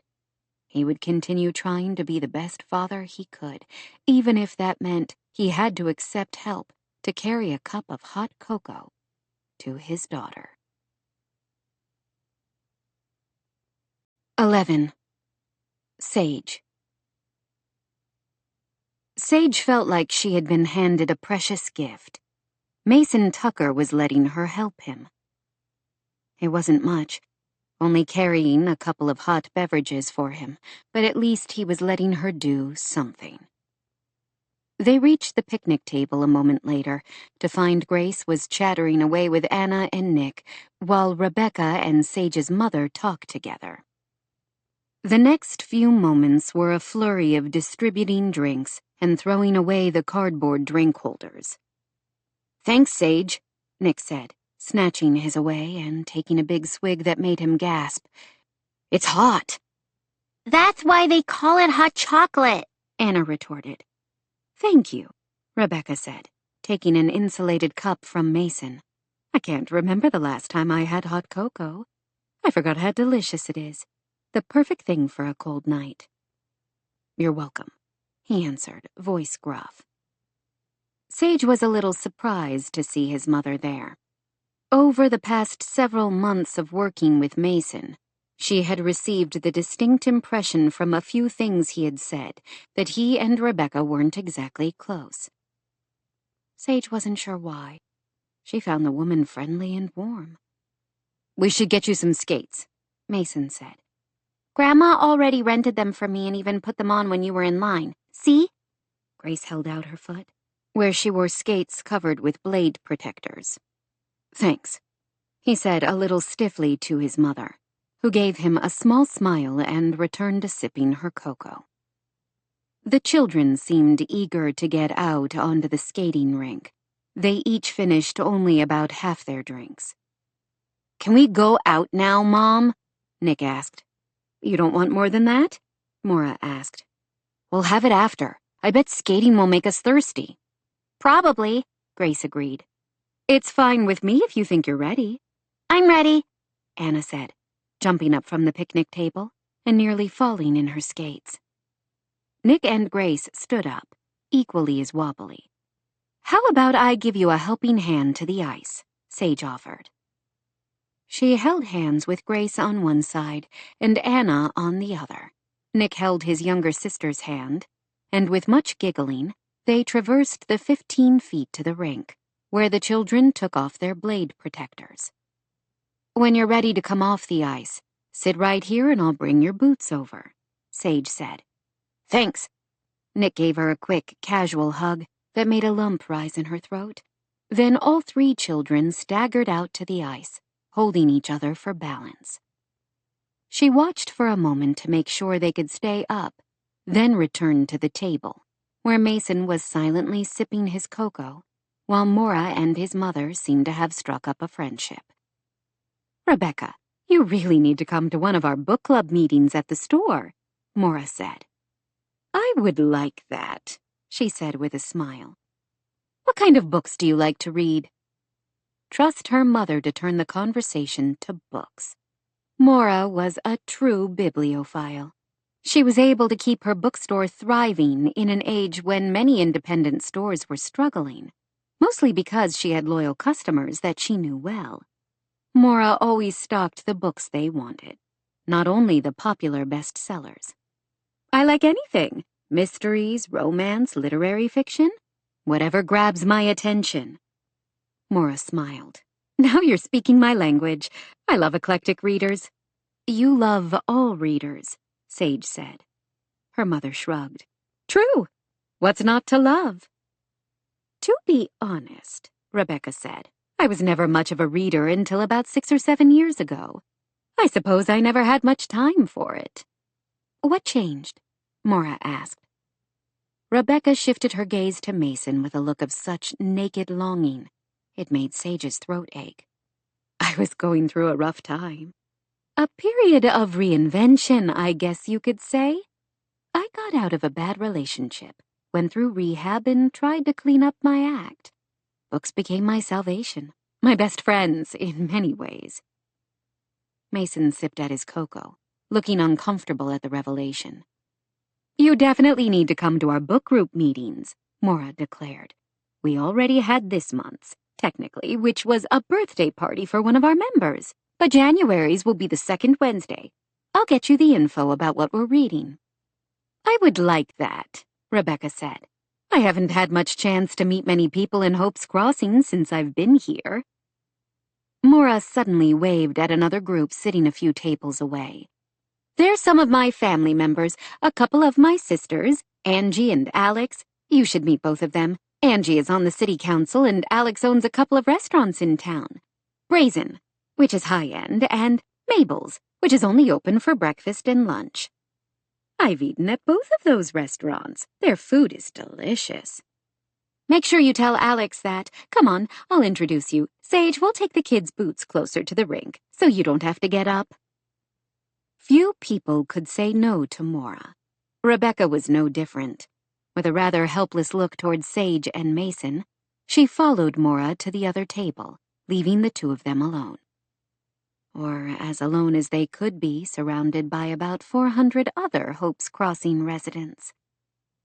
They watched the children on the ice, now skating with such glee that Sage was almost tempted to grab some skates herself and join them. She wouldn't leave Mason on his own, though. Instead, she gave him a sidelong look. So, what's the story with your mom? He stiffened. I don't know what you mean. What story? Sage immediately regretted her question. The fissure between him and Rebecca was none of her business. Nothing. I shouldn't have asked. Never mind. Flames flickered over his features, set in a hard frown. No, I'm curious. Why do you ask about my mother? Really, it's none of my business. Things seem a little tense between the two of you. I could be completely misreading the situation, though. She thought for a moment he wasn't going to answer her, but he finally glanced over at Rebecca, who was chattering now with Sage's aunts and her mother. You're not, he finally said. Things have been tense between us my whole life. Rebecca didn't raise me. Actually, I saw her only a few times until I was 18 or 19. Even after that, she hasn't really been part of my life until the past few years. What about your dad? Dead. He was never in my life. From what little I know about him, that's a blessing. I only know my mother was a runaway who gave birth to me when she was 17. One day, she showed up back at her childhood home with a new baby. She handed me to her parents and went back to her party life. The story felt all too familiar to her. She looked across the ice at Nick, laughing as he helped Anna back to her feet. Oh, poor Rebecca. Sage felt an instant bond with the woman. She knew exactly how it felt to be pregnant, alone, and afraid. That must have been so hard for her. He stared at her. Hard for her? If it was, she never showed any sign of it. She walked away and didn't look back. Once I signed a major league contract and was making some money, of course she came back and wanted to forge a relationship with me. The bitterness in his voice made her wish she could hug him. How painful for him to carry the belief that his mother only wanted a relationship because of his bank balance. It wasn't hard for Rebecca, he went on in that same harsh tone. Not for a minute. She didn't give me a second thought after dropping me off at the very home she herself couldn't wait to leave, a home focused on Bible thumping and sanctimony instead of affection and kindness. Some of the sympathy she felt for him must have shown on her face. He broke off with an oath. Sorry. I shouldn't have told you all that, but you did ask. I did. She was glad he'd told her, actually touched that he trusted her enough to let her inside that far. She had a feeling he didn't reveal this to many people. I'm surprised you have Rebecca back in your life at all, if you're so angry with her. He made a face. Not by choice.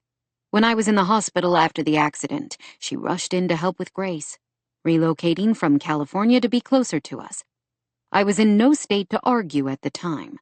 By the time I could think straight again, it was too late. Rebecca and Grace were already close. What was I supposed to do? Grace had already lost her mom. I didn't have the heart to take her grandmother away, as much as I might have wanted to. So, here we are. Oh. Sage's throat closed, and she had to blink back tears, her emotions a tangled mess.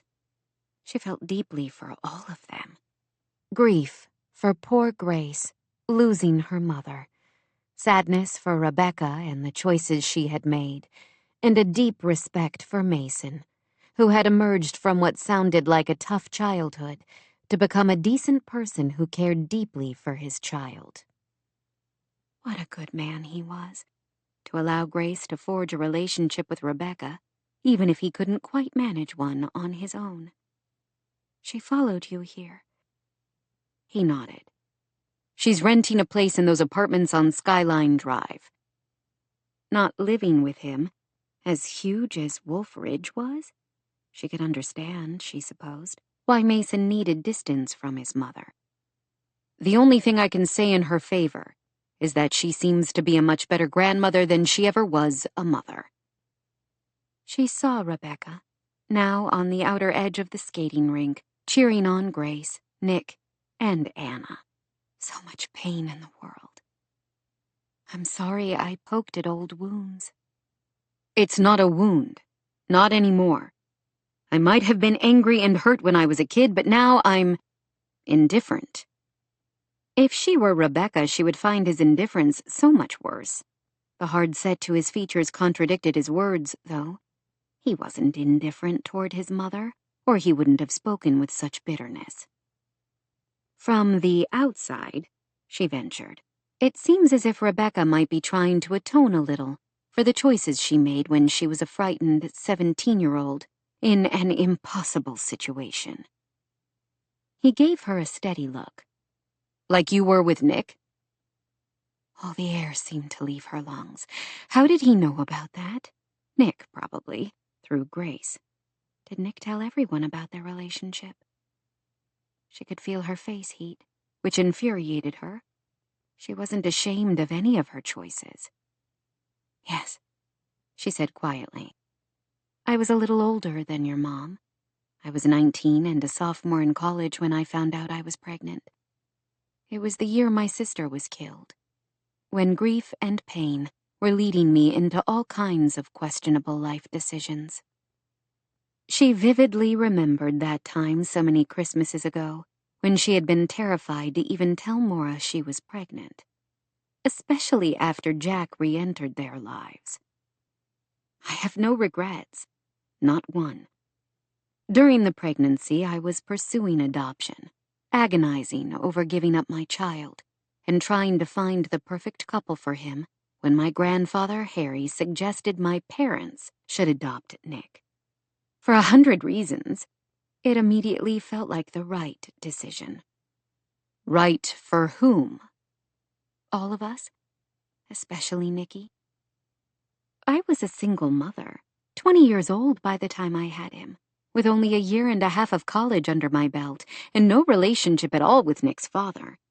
I had no way to provide for him, though of course my parents would have helped. That way didn't seem fair to any of us.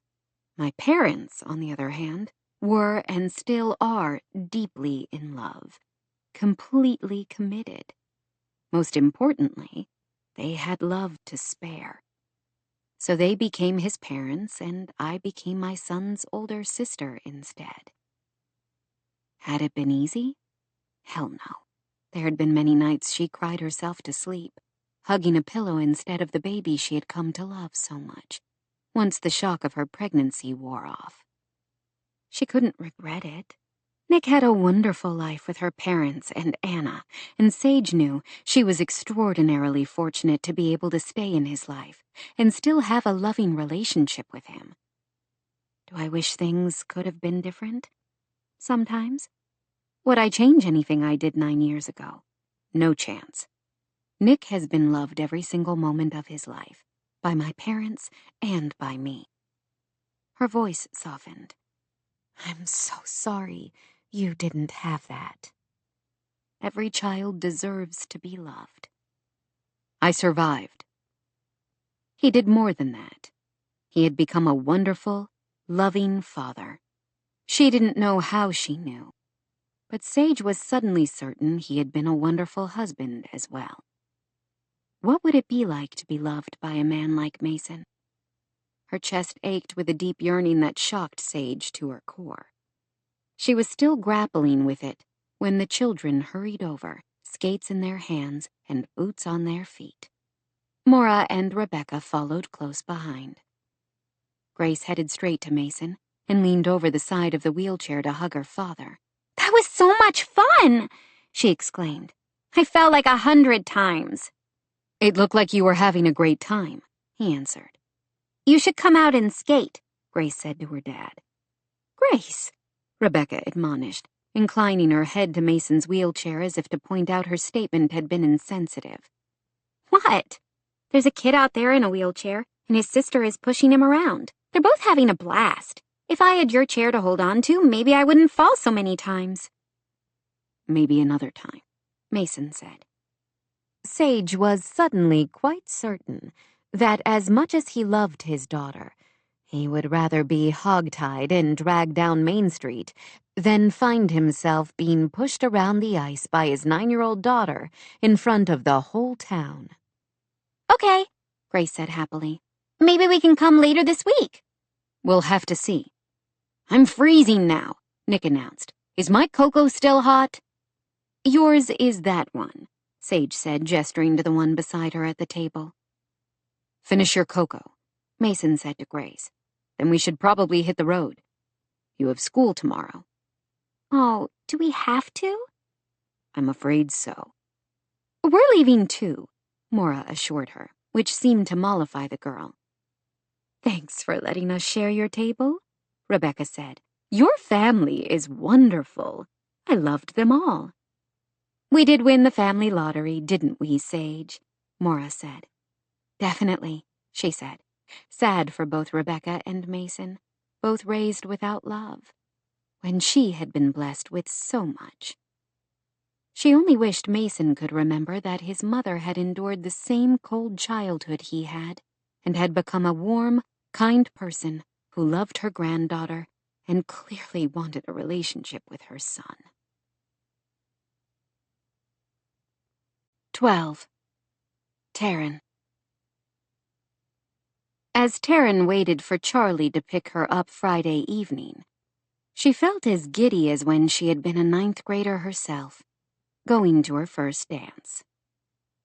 Anticipation seemed to sparkle through her veins like seltzer. Yes, she was perfectly aware she was being ridiculous. Charlie was her friend, a friend who seemed determined to keep their relationship platonic. Did she really think one middle school dance could change that? Her dog Jacques, an old man at 13 now and moving with aches and pains, came up beside her and nudged her hand with his nose.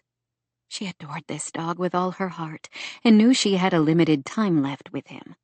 He officially had been certified as an emotional support dog after her accident. but he hadn't needed certification for her to give him most of the credit for pushing her back to health. He had some health issues, and her heart ached to know the time would come soon to let him go. Not yet, though. She would worry about that later. Her other dog, Yvette, wagged her tail. Yvette was a small, feisty, mixed-breed spaniel, a rescue Taryn had adopted as a puppy to keep Jacques company while she worked after she moved back to Hope's Crossing. "You guys can't go with me tonight. I'm sorry," she said to them. They both looked sad, but returned to their favorite spot, nestled together on the sofa they had claimed as their own. A few moments later, headlights shone into the room and the dogs perked up and went to the door. Anticipation swirled through her, sweet and rich. Along with it, though, was a frisson of anxiety. Why wouldn't he open his heart to the feelings she knew he had for her? She had been wearing her own heart on her sleeve when it came to Charlie since she was 15, and he was helping her learn how to walk and talk again. If he wasn't going to let their relationship ever shift from friends to something more, Taryn knew at some point she was going to have to move on. She could not spend the rest of her life waiting for him. Her accident had taught her that life was a precious gift, meant to be opened and savored, not tucked away on a shelf, waiting for something that might not ever come. She wanted a family, children of her own, a relationship like her father and Evie had, filled with joy and support and love. She was only 26, but many of her friends and fellow teachers her age were already married and had children. She had told herself she would give Charlie this holiday season, and that was it. If he continued to insist that their relationship remain platonic, she would have to carefully tuck away her love for him so she could make room in her heart for someone else. She didn't want to, but she also didn't want to live in this limbo. Maybe everything would change tonight, or maybe not. The doorbell rang. With fingers that trembled a little, she shrugged into the white faux fur cape she had bought to go along with her tea-length silvery blue dress and opened the door. The dogs' tails wagged like crazy when they saw him, and Jacques was trembling with excitement. They loved him as much as she did. "Hey there, guys," he said, reaching out with one hand to try giving them both some love. The other hand, she realized, was holding a corsage. He looked up to smile at her, and Taryn had to catch her breath. He had always been gorgeous to her, but something about him right now, wearing a bespoke gray suit and a tie that perfectly matched his blue eyes, made her toes curl in her strappy shoes. He had also shaved off his beard. She hadn't seen him clean-shaven in forever. "Wow," he said. "You look like an angel who just fluttered down from the top of the tree." She wasn't sure whether to be moved by his words or annoyed. Part of their problem was that he had always put her too high on a pedestal. "Thank you, but you of all people know I'm no angel, Charlie." He looked as if he wanted to disagree, but to her relief he only held out the corsage. "This is for you." "Thank you. I didn't think to get flowers for you." "Well, I figured you missed a few dances in high school. Let's call this a makeup." It was always there between them, the reminder of the accident and how she missed nearly a year of school during her recovery and had to have tutors and homeschool to catch up so she could graduate with her class. He held out the corsage, which was fixed to a band to wear on her wrist. "Why don't we take it with us? I'm afraid my cape will smash it." "Okay." "You look great, too," she said to cover the sudden awkwardness. "Is that the suit you wore to Jason's wedding last summer?" She chose her words deliberately, to remind him of how much fun they'd had together, and of that stirring moment they had shared on the dance floor and the kiss that came after. "It's the only one I have. Not much call to wear suits when I'm pounding nails in the jungle somewhere or hanging cabinets in the desert." He had created a good life away from Hope's Crossing, spending a good part of it traveling around the world helping others. She respected and admired him for it, even as she wished he could find the self-fulfillment he sought here, with her. "Are you ready to go?" "Yes, I only need to settle the poochies." He watched, features impassive, as she petted Jacques and Yvette and told them to be good. "I can't believe Jacques is still going," Charlie said as they walked out into the night, and she closed the door behind her. "He must be at least 150 in human years." "He's 13. That makes him about 85. He's old, but still gets around." If she lost both Charlie and Jacques in the new year, how would she make it through? She didn't want to think about it. "I'm going to the middle school, right?" he asked as he drove away from her house. "No, sorry. I forgot to tell you. Our PTA president is the events coordinator at the Silver Strike Resort, and she was able to reserve their small ballroom for us." He nodded, though he didn't look thrilled as he turned in that direction. "How many kids are you expecting?" "The 9th grade has about 200 students. We expect about 150 to come to the dance. We'll see, though. You'll probably see Dan Salazar. He was a few years ahead of us in school." "I remember Dan. He was a good guy." "Still is. He's one of the PE teachers and the freshman football coach. He's also the other faculty chaperone tonight. Some parent volunteers will be there, too." They talked about others they went to school with, while Charlie drove up the canyon toward the ski resort. When he passed the spot of the accident, Charlie grew silent, eyes focused on the road. Taryn said a prayer for her friend, as she always did when she passed the tree, with a small silver plaque erected years ago. The moment cast a pall over them both, but Taryn told herself she wasn't going to let that ruin the night. Only a few moments later, they approached the beautiful Silver Strike ski resort, luxurious and tasteful against the steep mountains at the end of the box canyon. "You can park in the event parking," she said. Charlie nodded and drove around the vast parking lot on one side of the large ski lodge and hotel complex. He found a place close to the door, then walked around the car to open her door. "It might be icy. Let me help you," he said, reaching for her arm. She slid out, wishing for her comfortable boots instead of the heels that perfectly matched her dress. On the other hand, Charlie might not have gripped her arm so tightly if she weren't wearing silly little heels. She was not about to complain. This was everything she hoped would happen. She wanted to force Charlie to see her in a different light, to make him finally acknowledge the feelings that had been simmering between them forever. Beautiful night, isn't it? She lifted her face to the sky. Hope's Crossing was a dark sky community, which meant all outdoor lighting needed to point downward instead of spilling light pollution into the sky. As a result, the stars here were always so spectacular. Even with dark clouds gathering overhead, stars poked through the gaps like bright gems on velvet. A few stray snowflakes fluttered down, landing on her cheeks and her furry cape. Charlie wiped one away from her forehead, and Taryn fought the urge to nestle against him and stay right here in the parking lot forever. "I'm guessing we're supposed to be heading toward the door with the balloons around it," he said. She followed his gaze and saw the middle school decorating committee had festooned one door with an archway of red, green, and gold balloons. She could see more balloons inside. "Good guess," she said with a smile. "Let's do this." As the two of them walked toward the building, her arm still caught in his supportive grip, Taryn savored his touch as she soaked up the heat of his hard muscles against her. "Do you chaperone a lot of these dances?" he asked, as they headed toward the balloon arch. "We don't have many dances. Only about one a trimester.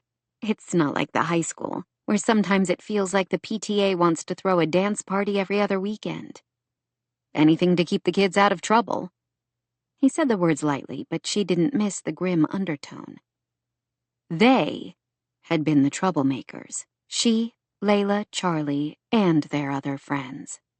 They had too much time on their hands, too much disposable income to buy alcohol and marijuana, too much resentment toward their parents for trying to mold them all into people they didn't want to be. That night had followed several days of mayhem, a rampage of vandalism, trespassing, and outright theft. They had all made mistakes during that time. Each of them had paid a steep price. Layla had suffered most, of course, losing her life and her future. Taryn had faced a daunting rehabilitation. Charlie hadn't been seriously injured in the accident, but he had lost his freedom for nearly a year. Beyond that, he had lost less tangible things, his reputation, but most of all his self-respect. She squeezed his arm, wishing she could convey again that he needed to forgive himself if he wanted to go on to have a good life. Maybe inviting him tonight had been a terrible mistake, and would only serve to remind him of that night neither of them could forget. Too late now. They were here, and she had a job to do. As soon as she hung her coat in the small closet outside the venue, Dan Salazar, as gorgeous as a Latin pop star and very happily married, to the dismay of most of the 9th grade girls who had crushes on him, hurried over. "Hey, man, good to see you," he said, greeting Charlie with a handshake before turning to greet Taryn with a harried sort of look. "We've got a problem," he announced unceremoniously. She raised an eyebrow. "Already? There aren't even any students here yet except the planning committee." "And therein lies the problem. Ashley P., our venerable dance committee co-chair, broke up with her boyfriend yesterday. Well, he broke up with her, anyway." I hadn't heard that bit of gossip, but I can't say I'm completely surprised. Colton Samuels is the biggest flirt in the school. Right. And he apparently flirted his way into a new girlfriend, the other co-chair of the dance, and Ashley P.'s previous best friend, Ashley L. Oh dear. Awkward. More than awkward. It's getting ugly. The Ashleys just had a screaming fight while they were supposed to be helping set up the tables and chairs. I was afraid they were going to start throwing punches and pulling hair any minute, so I separated them. Ashley P. burst into tears and ran into the ladies' room a few minutes ago. You should, go talk to her. Why did she always get assigned the hard jobs? Maybe because her job was a guidance counselor, and Dan's job was to blow his whistle while kids ran around a track. She gave Charlie an apologetic look. Sorry. He made a little shooing gesture. Go. I'll be fine. I can finish setting up chairs and tables with Ashley L. Thanks. I'll find you when I'm done. By the time she calmed the other Ashley down, no easy task, and convinced her not to let Ashley L. and Colton ruin the event she had worked so hard to organize, Taryn was already exhausted. The two of them returned to the ballroom to find the perimeter, lined with chairs and small cafe tables, and a few other students had started to trickle into the dance. Most were standing in small groups or clustered around the refreshments table. She found Charlie talking to Dan and his pregnant wife, Lucia. "Ready to get the party started?" Dan asked, when Taryn approached them. "As I'll ever be. I'll let the DJ know." A few moments later, the thump of bass rang through the ballroom, and the first brave students from the drama and debate clubs headed out onto the dance floor. The demands of chaperoning kept her busy at the start of the dance, first intercepting and heading off a fight before it could begin between a couple of feuding basketball players, and then sitting at the entrance to make sure only 9th graders and their guests came in. After the flow of arriving students trickled off, she traded places with one of the parent volunteers on the dance committee so she could monitor the situation at the refreshments table. Charlie seemed to find plenty to do. He helped when one of the streamers fell down, and he even danced once with Nadia Ali, another member of the faculty who taught French and geography at the school. Nadia was a year older than Taryn, Charlie's age, and had also gone to school with them. Nadia and Charlie had been friends for a long time, and Taryn had always considered her a friend too. But as she watched them dancing and laughing together, Taryn was suddenly aware of a possessive streak she never realized she had. At least he seemed to be enjoying himself. She didn't see any of the tension she usually sensed in him at various hopes-crossing social events. Her path finally intersected with Charlie's when she headed over to grab a drink of water from the refreshment table. At the same moment, he carried in another tray of star-shaped sugar cookies supplied by one of the local bakeries to replenish the supply. "There you are," Charlie said with a wry smile that made her heart pound. "This is the single strangest date I've ever been on, especially considering I've only exchanged a few words all evening with the woman who brought me." "Sorry about that. I should have expected all the drama. It's middle school. Kind of goes with the territory. Thank you for your help. Our PTA president was telling me you've been invaluable at keeping the tables stocked with refreshments." "That isn't an easy task when you're talking about ninth graders. I swear one kid ate a dozen cookies by himself." He gestured with his head toward Tommy Rocco, slumped into a chair in the corner and looking a little green. "You two should get out there and dance together while you have the chance. I can handle the refreshments table for a few minutes," Nadia suggested, and Taryn decided not to hate her after all. "Shall we?" Charlie asked, holding out his hand to her. Her pulse seemed to accelerate as he led her out to the floor. They only fast danced for a minute or two before the DJ shifted the music to a mellow love song. Around them, the students were pairing off, most with that uncertain hesitancy she found endearing. She glanced over toward the DJ and saw Nadia walking away with a satisfied smile. Oh yes, she definitely didn't hate her friend now. Charlie wrapped an arm around her waist and pulled her closer, and she slid an arm around his neck, wishing she could sink against his muscular chest and stay there all evening. At least she could hold his hand for a few moments, and she could feel his other hand around her waist. He was an excellent dancer. She had known that about him from the few times they danced in high school, and had been reminded over the summer at his friend's wedding. She would guess that was a byproduct of all those dance lessons his mother required him to take. She didn't want to think about Laura Beaumont right now, for multiple reasons. Mostly because it always made her sad for Charlie, wishing he could have had a childhood that hadn't been defined by his mother's alcoholism, as well as her pretensions and social climbing. "Are you having any fun at all?" she finally asked. "More than I expected," he admitted. "I quite enjoyed confiscating a vape pen from a couple of guys." "My hero," she said. She spoke the words in a light tone, but they made his jaw tighten as they moved around the dance floor. Why couldn't he see himself the way she did? As a good, honorable man who worked hard for those in need and always tried to help others. No matter how much evidence to the contrary, Charlie seemed to think the choices he made as a 17-year-old kid had to define him. She spotted a familiar girl standing with a few friends in one corner. "There's Chloe Green. I've been meaning to ask how things are going with the project at her house." "Oh, right, Chloe.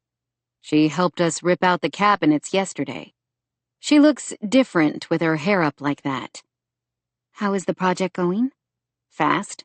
Sage delivered plans to Sam Tuesday, the day after you two looked at the house.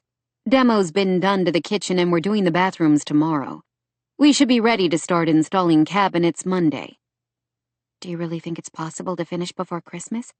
I feel so bad about turning Lynette's world upside down during the holidays." "Sage and Sam are both determined. I'm only the hired help." "Except nobody's paying you." "That's true." They lapsed into silence, and for a few moments she simply savored the moment, wondering if she would ever have the chance to be in his arms again. All too soon the dance number ended, and a fast dance started up again. She reluctantly slid away from him. "Thank you. I should probably get back to the chaperone thing. This wasn't at all like that magical wedding over the summer, she realized. She had responsibilities here that went beyond dancing with the man she loved. How foolish she had been to expect things might be different. If anything, their relationship seemed more strained, especially with this new tension between them. As he returned her to the refreshments table, Taryn had to fight down a sudden ache in her throat. She was going to lose him. She could feel their friendship slipping away, and she had no idea how to grab onto it. She tried to turn her attention to her duties, and was busy pouring some of the spicy wassail into insulated cups when Chloe came over, shifting and looking nervous. "Hey, Miss Thorne," she smiled at the girl. "Hi. Would you like some wassail?" "I guess." She took a cup but didn't seem in any hurry to leave. Taryn had enough experience to know when a student wanted to talk to her but didn't know where to start. "Are you having fun?" she asked gently. Sure," she said, which Taryn was 100% certain was a lie.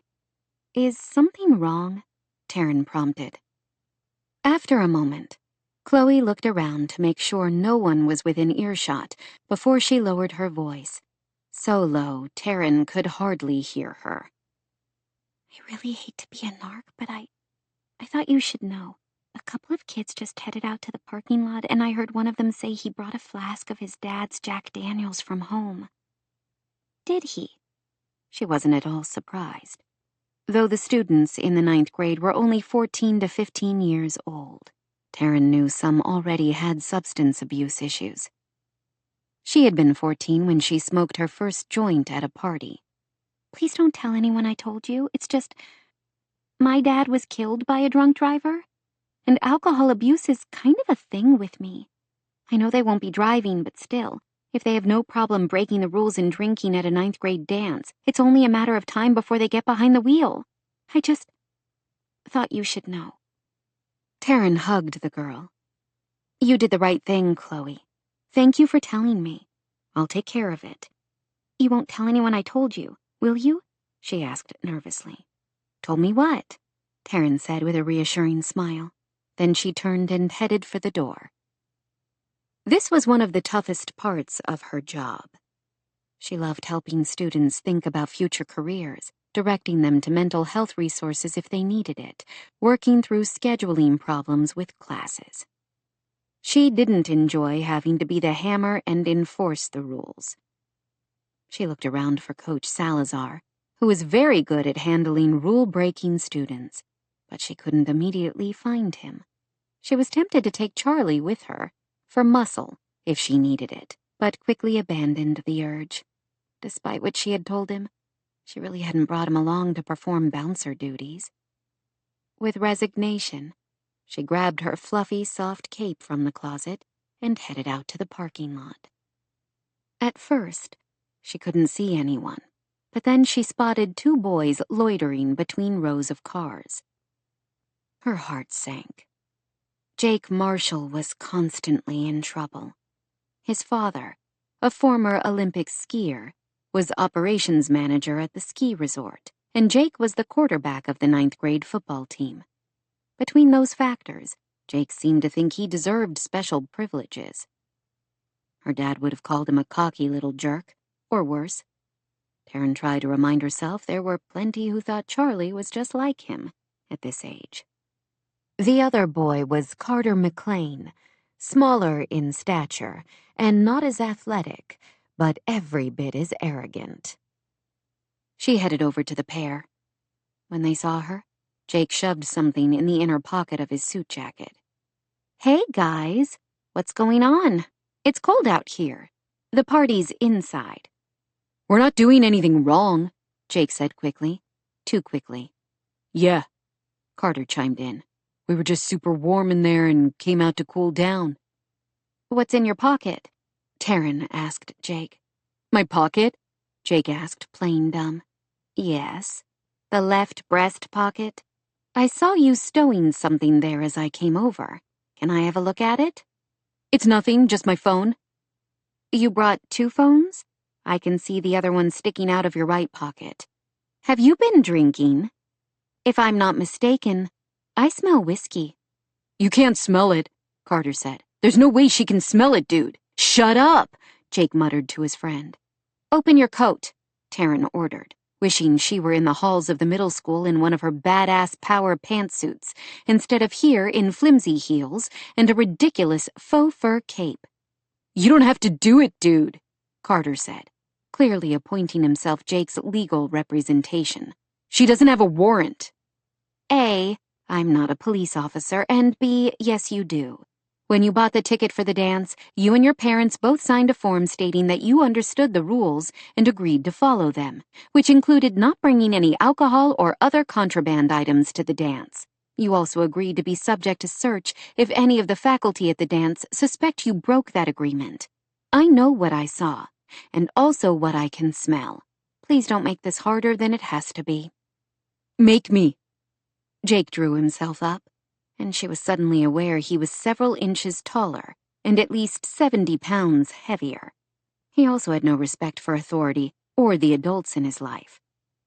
She didn't think he would attack her, but she couldn't be completely certain. She should have looked harder for Dan. Don't make another choice you're going to regret, Taryn said. She can't do anything to us, Carter said. Come on, let's go back inside. They turned to go, but before they could take a step, a tall, dark shape appeared out of the darkness. Charlie. Relief washed over her. She could fight her own battles, and figured the threat of suspension or expulsion eventually would have won the day. But she was suddenly deeply grateful she wouldn't have to take on both boys by herself. Is there a problem here? No, we're fine. Aren't we, Jake? You were about to show me what you put in your inside jacket pocket. He hesitated, but even with his judgment impaired, he apparently decided he didn't want to risk messing with Charlie. Fine, he snapped. He opened his suit, and she could clearly see the top of a silver flask there. I found it out here on the ground, he claimed, adopting an innocent expression that didn't fool her for a second. Carter and I were discussing whether we should turn it into the hotel front desk or to Coach Salazar. Did they genuinely think she would buy that? Why don't you give it to me and I'll take care of it? You don't trust me? Jake asked. She held out a hand, and after a moment he all but shoved it at her. What a coincidence that the flask he found on the ground happened to have his initials, which were his father's as well, etched in the silver in a stylized monogram. J.M. for James Marshall and Jake Marshall. Thank you, Taryn said. Why don't you head back inside for now? I'll talk to Coach Salazar. I'm sure he'll be interested to see it. He and Carter both looked at each other, and she could tell it was beginning to sink through their bravado that they were in big trouble. The young men gave her a look of loathing, and then went back inside, leaving her with Charlie. What was that all about? Taryn sighed. That was Jake Marshall. His older brother Tony went to school with us. Ah. Tony Marshall had been an entitled brat, and his brother was following in his footsteps, unfortunately. You don't seriously believe they found that on the ground, do you? His scornful expression perfectly matched how she felt about the situation. Not for a second. Nice try. We have a mandatory suspension policy for any student who brings a banned substance to a school event. Jake knows that as well as I do. What will you do? I have to tell the administration, and he'll likely be suspended. It won't win me any popularity contests with Jake or his family, but it's my job. I have to do my best to keep my students on track. Can you really do that? Who knows? Carter and Jake are both headed off the rails. Maybe this will be a wake-up call. But you doubt it. Apparently he knew her well. Some students don't want to listen, she said, though Carter and Jake and their issues seemed far from her mind. How could she think straight with Charlie standing so close to her, his body heat drawing her like an open fire. Kids are going to do what they want, no matter how hard the well-meaning adults around them try to keep them on track. You make it sound like my entire career is a big waste of time. It's not. I admire what you're doing, he said, his voice low. You're dedicated and passionate, probably exactly what most of these kids need. There will always be outliers, like Jake and Carter. Like we were. That gives me hope. I guess it's my destiny to serve the students at Hope's Crossing Middle School while you're out there helping the world. Thanks for the pep talk. On impulse, she reached up on her toes and kissed him on the cheek. He made a small strangled sound. His gaze burned into hers, and she wanted to sink into the emotions there, tenderness and affection, and what she was almost certain was hunger. Charlie, kiss me. She didn't say the words this time, but surely he could see how much she wanted him to. She was certain he would. His mouth moved toward hers, and she held her breath, her heart pounding. At the last instant, just before he would have finally crossed that invisible barrier, as he had the night of the wedding, he seemed to yank himself back to safer ground. He stepped away. We, should probably go inside. It's cold out here. She told herself she was glad he had stopped. She didn't really want to kiss him in the parking lot of the Silver Strike, where anyone could see them. She had responsibilities to her students. Would they ever find the perfect moment, with Charlie so determined to push her away whenever she tried to move things to a different level? Yes, you're right. Since there are no more errant teenagers out here in the parking lot, I guess my work here is done, she said, trying for a light tone. Inside, she had to shove down tears. She was suddenly certain she was pounding her head against a wall, or at least against one very stubborn man. Maybe he only needed time. She sighed inwardly as she followed him back to the ballroom. She had been telling herself for about 5 years now that when he was ready, Charlie would open his heart to her. She was beginning to fear that day would never come. 13. Sage. Her mother was having a hard time leaving, as Sage fully expected she would. You'll remember that Anna has to sleep with a nightlight, and Nick doesn't like onions on anything, right? You wrote everything down. The schedule for the week, the homework they each have to do, their medical insurance and permission to treat forms. Also, you'll only be in France, not on a deserted island with no cell service. Her mother looked embarrassed. I know. It's harder than I thought to leave. We'll be totally fine. You guys go and have a wonderful time together. I'm not sure I remember how to do that, Maura admitted with a rueful laugh. Then it's high time you do. You don't need to worry about anything here. We're going to have a great time. We've already got all kinds of plans for what we'll do while you're gone, don't we? She sent a speaking glance toward Anna and Nick, who both nodded vigorously. Yep, Nick gave his mother a mischievous look. Sage promised we can have ice cream for breakfast every day, go to McDonald's every night, and stay up late to watch scary movies, even when it's a school night. Yeah, Anna added, playing along.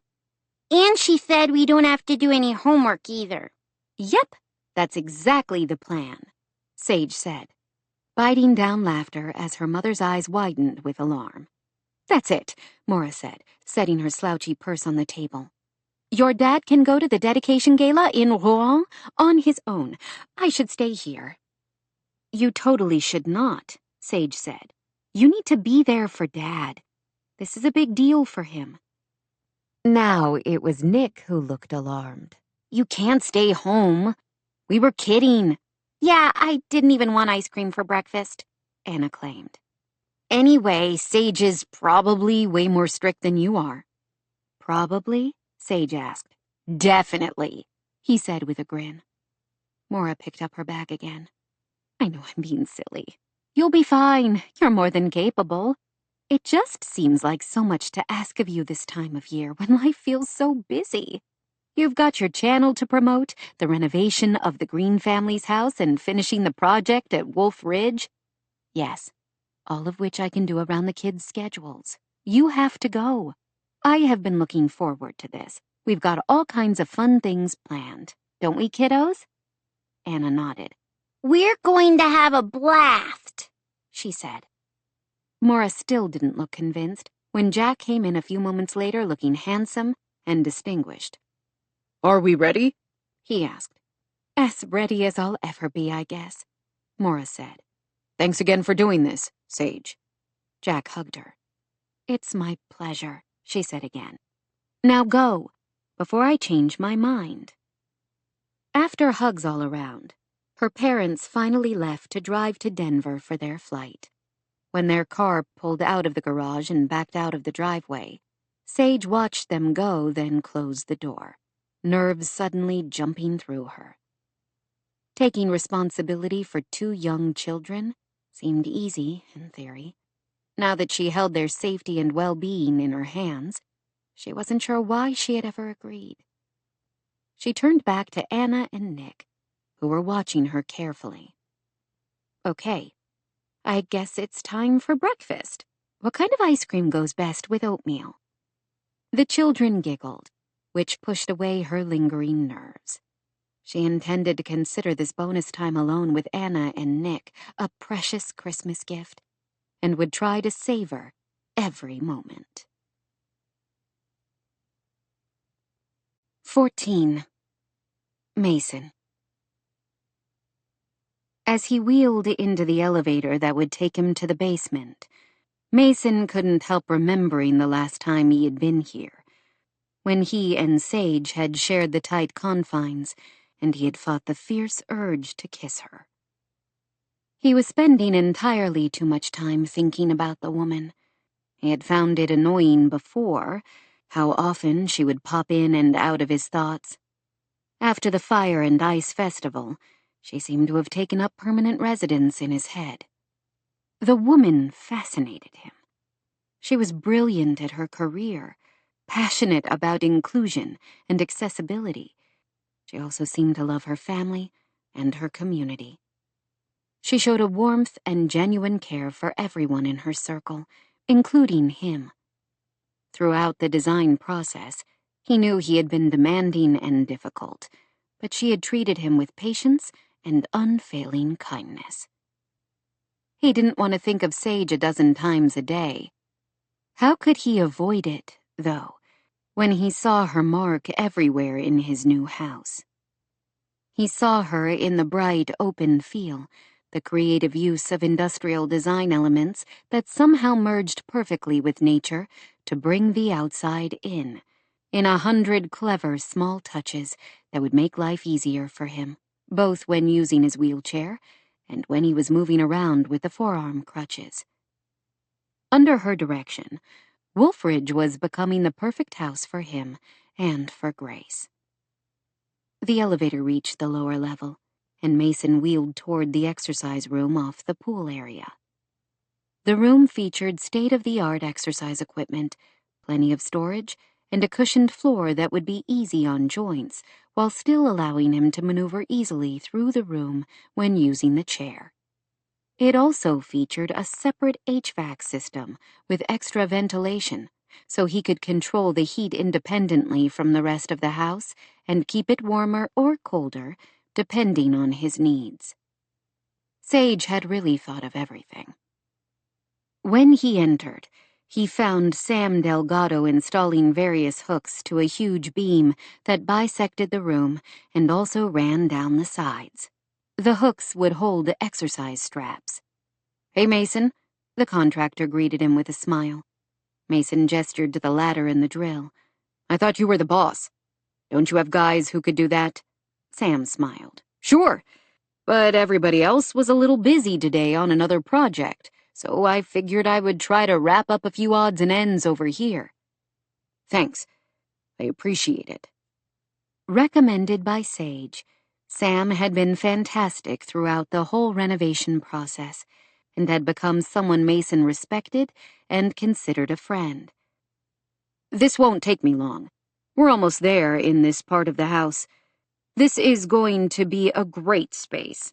Maybe I'll have to come use it on the days I can't get to the gym. You're always welcome, Mason said gruffly. It's the least I can do. I know I've been a pain to work with. Compared to most of my clients, you've been a breeze. Believe me. Everything has turned out so much better than I hoped. Sam smiled. It's a great house. I've loved bringing it back to full glory. I'll be sorry to move on. We have a few more details to finish, but we should be wrapping everything up by the weekend. Perfect. That's what I came over to talk to you about. I just got off the phone with the designer. Jean-Paul wants to have all the furnishings delivered Friday and staged over the weekend. I told him I would get back to him after I make sure that still fits with your schedule. Should be great. You'll be happy with Jean-Paul. He knows what he's doing. Jean-Paul Boucher apparently worked regularly with Lang & Associates and had been another provider recommended highly by Sage. His ideas for the furnishings and accessories seemed to jibe exactly with what Mason envisioned. He didn't really have a strong opinion about that part, and with Jean-Paul, the process had been simple and straightforward, which he appreciated. You've been terrific, Mason said. I'm really grateful with how quickly you've been able to complete the project. I'm glad you're happy with it so far. We're not done working together. We still have the guest house. Right. Any idea of a time frame for that? The space where he and Grace lived now would also receive the same treatment as the main house, a rethinking and reconfiguring of the entire space. When it was done, the guest house would boast 2 bedrooms, 2 bathrooms, a gourmet kitchen, and a private balcony that opened to a view of the valley below them. I would like to say we can start immediately, but Sage has kind of commandeered our time for this week and next.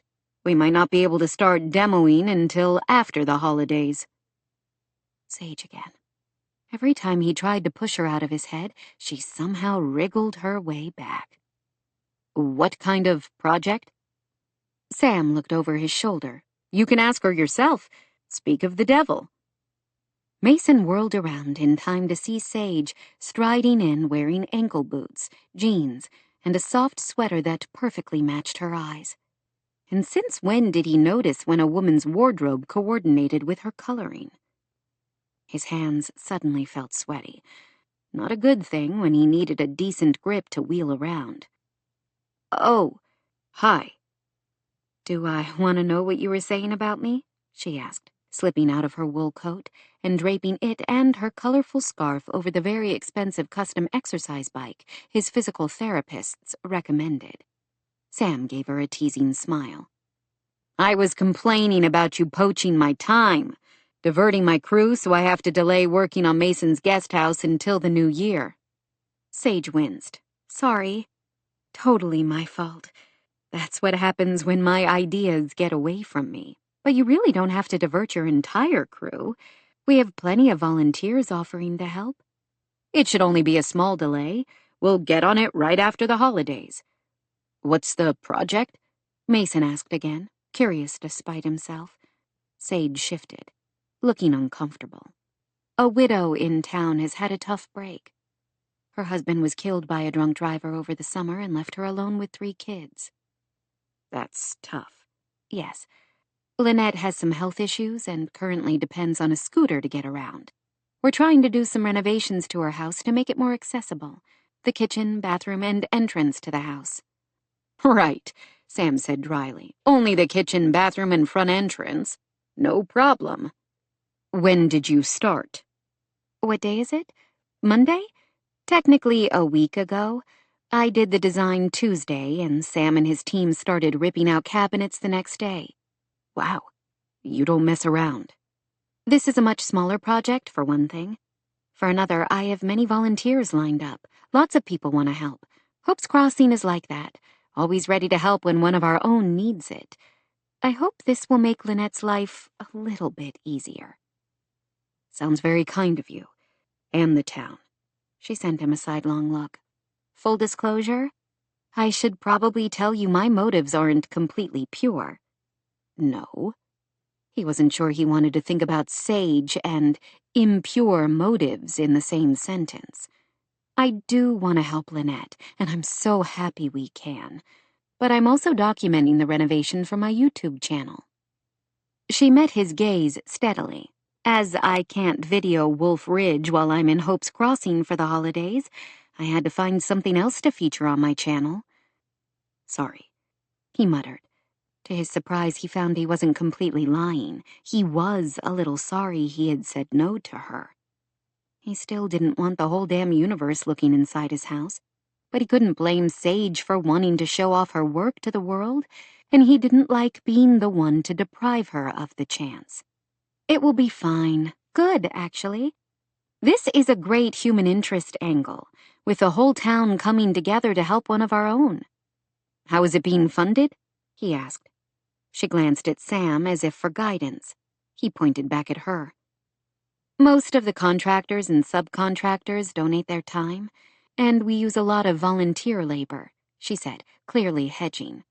But you still have overhead, don't you? She looked embarrassed for reasons he didn't quite understand. Yes, she finally said.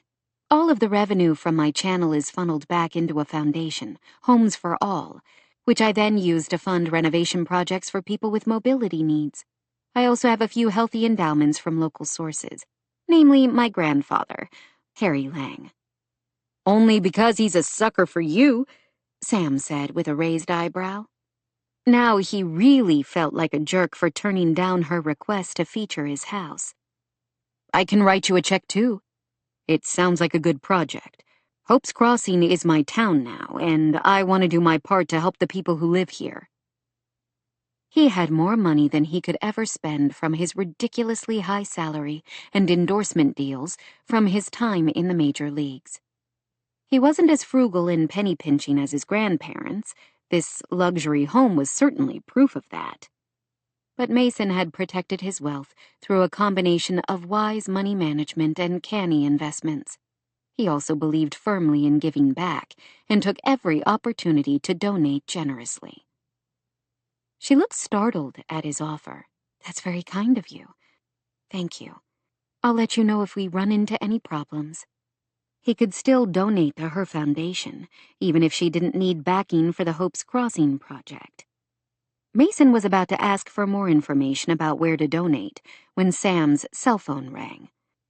The contractor excused himself and left the workout room to answer the phone. Did you need to talk to Sam about something? She held up the rolled tube in her hand. I just have new blueprints for the green project for him to look over. A few changes I made to the bathroom reno. Nothing major. She hesitated. And, okay, I also wanted to check on the progress here to make sure everything is ready for Jean-Paul and his crew this weekend. Sam assures me it is. He shifted in the chair, uncomfortable from more than simply the usual pressure points. Why didn't you tell me your YouTube revenue goes to a foundation that helps people with mobility needs? I guess I didn't want you to feel undue pressure to agree to something you really didn't want to do. He did feel pressure, though. Guilt seemed to seep through him. I wish you'd told me. Would it have made a difference? He didn't have a chance to answer before Sam returned. I've got to run. They've got a problem with the countertops for Lynette's house, so I've got to go sort it out. I can come back later to finish up. No need, Mason said. If you don't mind leaving your tools, I can do this. Looks like you're almost done with only the lower hooks on the wall to secure. I hate to leave you with it. I can stay and help, Sage offered. I have a little time this afternoon. Between the two of us, it shouldn't take long. You don't have to, but it's your house. Knock yourself out. Sam's phone rang again, and he sighed as he reached for it on his way out the door. Mason was suddenly uncomfortably aware that he was alone with Sage. The scent of her, citrusy and sweet, teased his senses. I don't really need your help. This is a one-person job. I want to help, she protested. I don't have the chance to play with power tools very often. Would she have offered to stay and help if he wasn't in the damn chair? Mason doubted it. He wanted to tell her he didn't need her pity. He needed something else. Something he didn't want to think about. Fine, he muttered. Every time she moved, he caught that scent of vanilla and lemons, so delicious he had a sudden craving for lemon pound cake from one of his favorite restaurants in Portland. The first time he tried it, during his rookie season, he thought it was the best thing he'd ever tasted. He had nearly licked the plate clean. Would she taste like that pound cake? He had a fierce need to find out, one he quickly suppressed. His body stirred to life anyway, and for once, he was grateful he was sitting down, where he could conceal the unwanted response. His legs might be unreliable at best, but the rest of him was fine. After the crash, he had been so numb that he hadn't cared. But he was a man, and he couldn't help the vast relief the first time he woke up with a morning erection after the accident. Right after the relief had come a complicated mess of emotions, especially deep grief. Shayla was gone.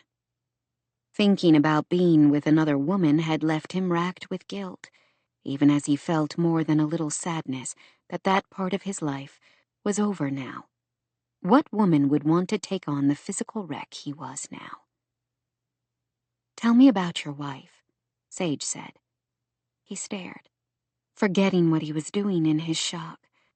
Through the process of designing the renovation to his house, he had sometimes felt as if Sage could see into his soul, to know what he wanted even before he did. Did she know he was thinking about her and sex and guilt all at the same time? He looked away. What about her? What was she like?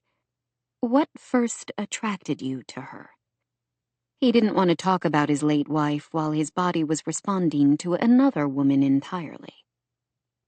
She had asked, though, and he didn't want to brush aside the question. Over the past week or so, Mason had realized he was coming to see Sage as a friend. Yes, he was attracted to her, but he liked her too. Friends shared with each other. She was sweet and generous, he finally said. She was also patient. I suppose she had no choice about that one. I didn't make life especially easy for her. In what way? Professional athletes often don't make the greatest partners. We're inherently self-absorbed and tend to have egos commensurate with our talent. You were very good, weren't you? She said softly. The mighty tuck. My dad showed me some clips of you at bat. You didn't mess around. He felt a deep yearning for the game he had loved so much.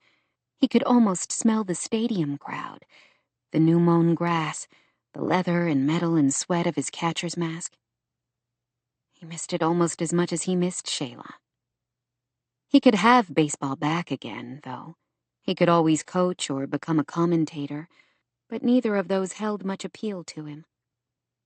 He also had Grace to consider. She needed him home with her, not chasing after a time he could never recapture. I loved the game, he said, except when I had to leave my family for long stretches of time. The baseball season basically lasts from February spring training until October, which meant I was only half there for much of the year. How did you meet her? Despite the pang of grief, he had to smile at the memory. Blind date. She almost walked out when she found out who I was and what I did. Her dad was a high school football coach in Oregon, still is. She had sworn she would never date an athlete. She arched an eyebrow. You must have really swept her off her feet to make her break that kind of vow. I don't know about that. I was 20 years old, raised in a very strict household where I had barely even gone on a date. I didn't exactly have a lot of game back then. Unlike now, when you go all out to charm a woman with your wide variety of scowls and monosyllabic conversation. Her tart tones surprised a laugh out of him. Her eyes widened slightly, as if she was surprised at the sound. Did she think he didn't have a sense of humor? Probably. He hadn't exactly been a bucket of cheer for a while. Yes, I've always found general surliness makes for a winning strategy. She shrugged. One might think that would be a turnoff for most women. Somehow on you, it works. He was uncomfortably aware of a sharp ache inside, a need buried so deeply he didn't even want to acknowledge it. He yearned, and he didn't want to. He covered it with another of his patented frowns. You don't have to patronize me. Patronize you? Her eyes widened further. Is that what you think I was doing? What else? You're not the sort who would find it amusing to make fun of me. She gave a short laugh.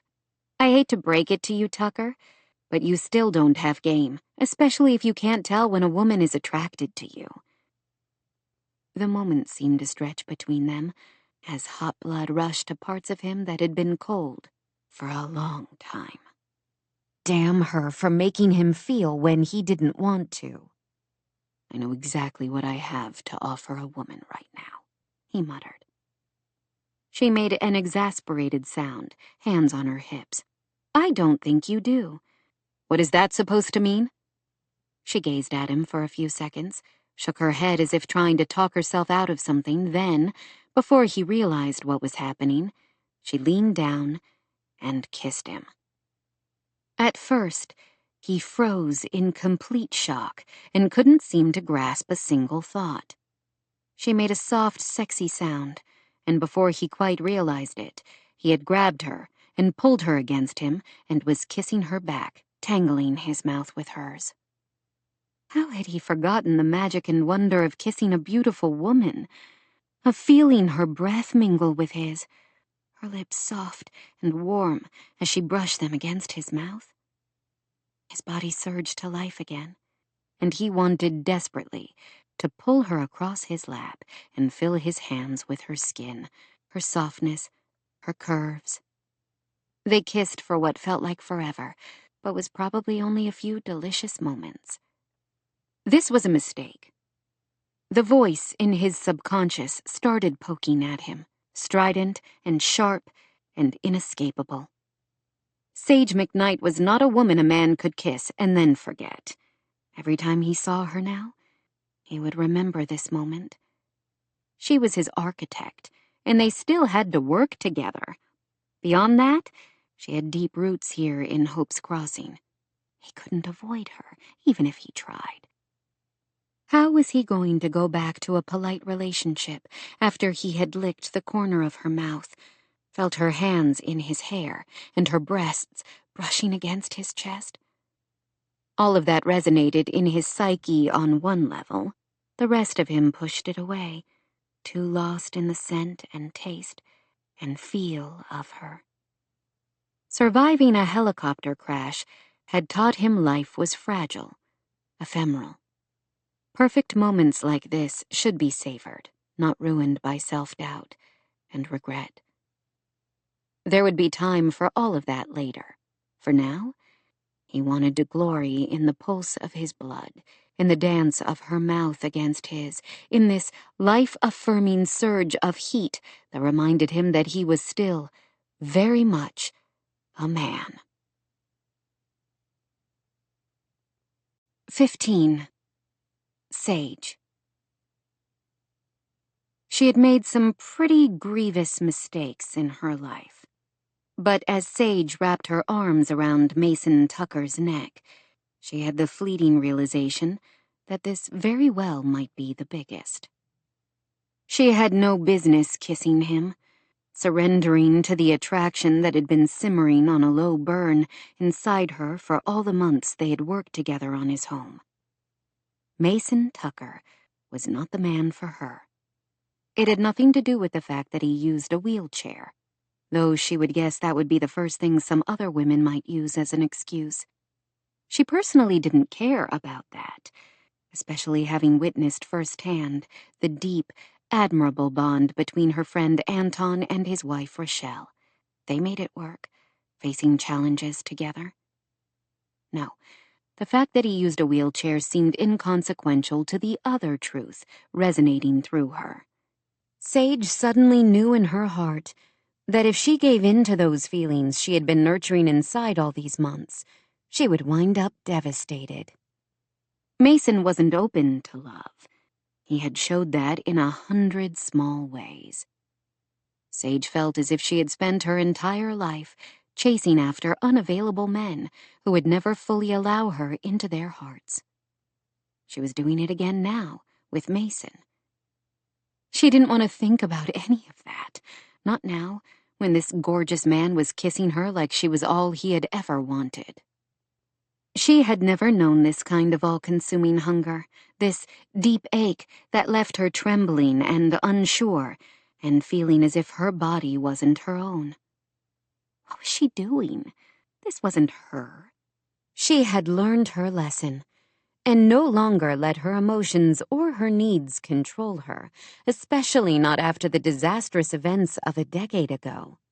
She had been a heedless, naive girl who had thought she was in love with the handsome, charming Sawyer Danforth, and her thoughtless behavior had significantly altered numerous lives.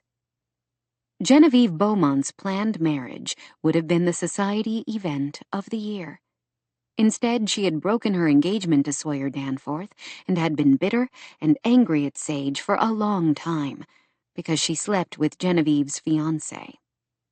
Of course, years later, Jen would thank Sage for being the catalyst for her to finally become a strong woman who made her own choices in life and didn't care what anyone else thought about them. Instead of marrying the well-connected Sawyer, Jen had fallen in love with a wounded, angry bear of a man, Dylan Kane, who clearly couldn't be more enamored of his lovely wife. That wouldn't happen for Sage with Mason, for 100 different reasons. He was also her client. Kissing him like this was not only foolish to her own heart, but, more to the point, was blatantly unprofessional. She slid away a little, feeling disoriented as the room seemed to spin wildly. To her shock, Mason looked dazed, his pupils wide and unfocused. She felt exactly the same, as if all she had known and wanted out of life had suddenly been tossed outside into the Colorado snow. They gazed at each other, their breathing ragged and short. She didn't know what to say. How could she explain the wild impulse that had driven her to kiss him? She certainly couldn't tell this man that she had been attracted to him since the moment they started working together, and had been fighting that attraction just as long. She had to say something. They couldn't continue staring at each other like this, with the taste of the other's mouth on their lips. Finally, she cleared her throat. "You've got more game than apparently either of us gave you credit. I might be able to feel my toes again in 3 or 4 hours. "Well, that makes one of us," he said, his voice so dry it took her a moment to realize he was making a joke of her thoughtless words.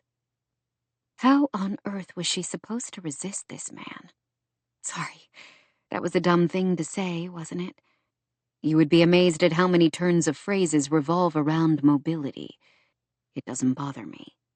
I'll try to be more aware of my word choices. I'm not the word police. Someone can tell me to take a hike without me being upset because I no longer can do that. He gave her a probing look. Why didn't you tell me to take a figurative hike just now? I kissed you, remember? I don't think I'll be forgetting any time soon, he murmured. For the record, you have plenty to offer a woman, Mason, she said, her voice low. You're a great father, a loyal friend, good with your hands. He gave her an arch look, and Sage could feel herself flush. With tools. Carpentry. Oh, you know what I meant. She hadn't seen him smile very often. The effect of it was devastating. I also think any woman would admire how you have allowed your mother to have a relationship with your daughter, despite your lingering childhood pain, because you know it's in Grace's best interest. He looked as if he wanted to argue that point, but held his tongue. That's all very nice, thank you, except you forgot one fairly important thing. He pointed with both hands to the wheels of his chair. She frowned. The fact that you use a wheelchair won't stop any woman in her right mind. If I were in the market for a relationship right now, believe me, we would be rolling around on that mat over there." His blue eyes darkened with desire again, and he gave a rough laugh. "If I were in the market for a relationship, we might not have made it that far." Sage discovered she adored this side of him, playful and sexy. She wanted to bask in it like a cat seeking out every patch of sunlight for a nap. "I know why I'm not in the market for a relationship," Mason said. "But why aren't you?" She thought about making some stupid, flippant excuse, but he seemed genuinely interested. She figured she owed him at least the truth. "Many reasons," she answered. "For one, I travel too much. Who has time for a relationship when I'm rarely in the same place for a month at a time?" "Are you sure you're not running away?" Which, by the way, is another phrase you probably shouldn't say to someone in a wheelchair if you're keeping track. "Thanks for the tip," she said, startled to find herself enjoying the conversation almost as much as she had the kiss. "Maybe I am running away from deeper relationships," she admitted. "I tell myself I'm in the season of my life when I need to focus on my career to make my own mark. But I would guess it's safe to say I carry a fair bit of baggage from my past." "From Nick's father?" She couldn't believe she was having this conversation with Mason Tucker, of all people. She rarely even talked about this with her mom and her close friends. "Some. Which is ridiculous, really. I know that. I was a silly, starry-eyed girl at a vulnerable time in my life. I thought we were in love. For him, I was just a friend with benefits. And not even a very good friend, since he cut off any contact after we were together." "He sounds like an entitled jackass." She laughed. "A very good description. He's now a state legislator, so he probably fits right in with all the other politicians. How did we get on this topic?" "You started it by kissing me." She wanted to do it again. Too bad she didn't have all afternoon to spend here in this cozy workout room, laughing and talking and kissing. Something niggled at her subconscious. Something important she needed to remember. In an instant, the world outside this room intruded, and Sage gasped and looked at her watch. "Oh no, it's nearly 3. I have to go. I can't believe I lost track of time." "What's the rush?" he asked, as if he didn't quite believe her. "My parents flew to Europe today, and I'm in charge of Nick and Anna until Friday. I told them I would pick them up after school, which gets out in 15 minutes. You can make that." "I hope so. This does not bode well for the rest of the week, if I'm failing the very first task as their caregiver." "You'll be fine. Relax. What could go wrong?" "Please don't say things like that. I'm nervous enough about being in charge. I can think of a million things that can go wrong." "Good luck, then." She hesitated, knowing she had to leave, but unsure quite how to say goodbye. With any other friend, she might kiss them on the cheek, but she had a feeling that wasn't a good idea with Mason. She might end up kissing him passionately again, and she definitely didn't have time for that. "Bye," she said, suddenly feeling awkward and even a little shy. "See you." And that, she thought a moment later as she hurried out to her car, was why mixing business with personal was a really lousy idea. 16. Taryn. When she pulled up to the Greens' house after school on Monday, Taryn instantly spotted Charlie's pickup parked along the road in front of the house. Butterflies danced around in her stomach, and she thought about turning around and driving back down Balsam Lane. She hadn't seen him since Friday night, when he dropped her off at home after the dance, and she wasn't at all sure she was ready for another encounter.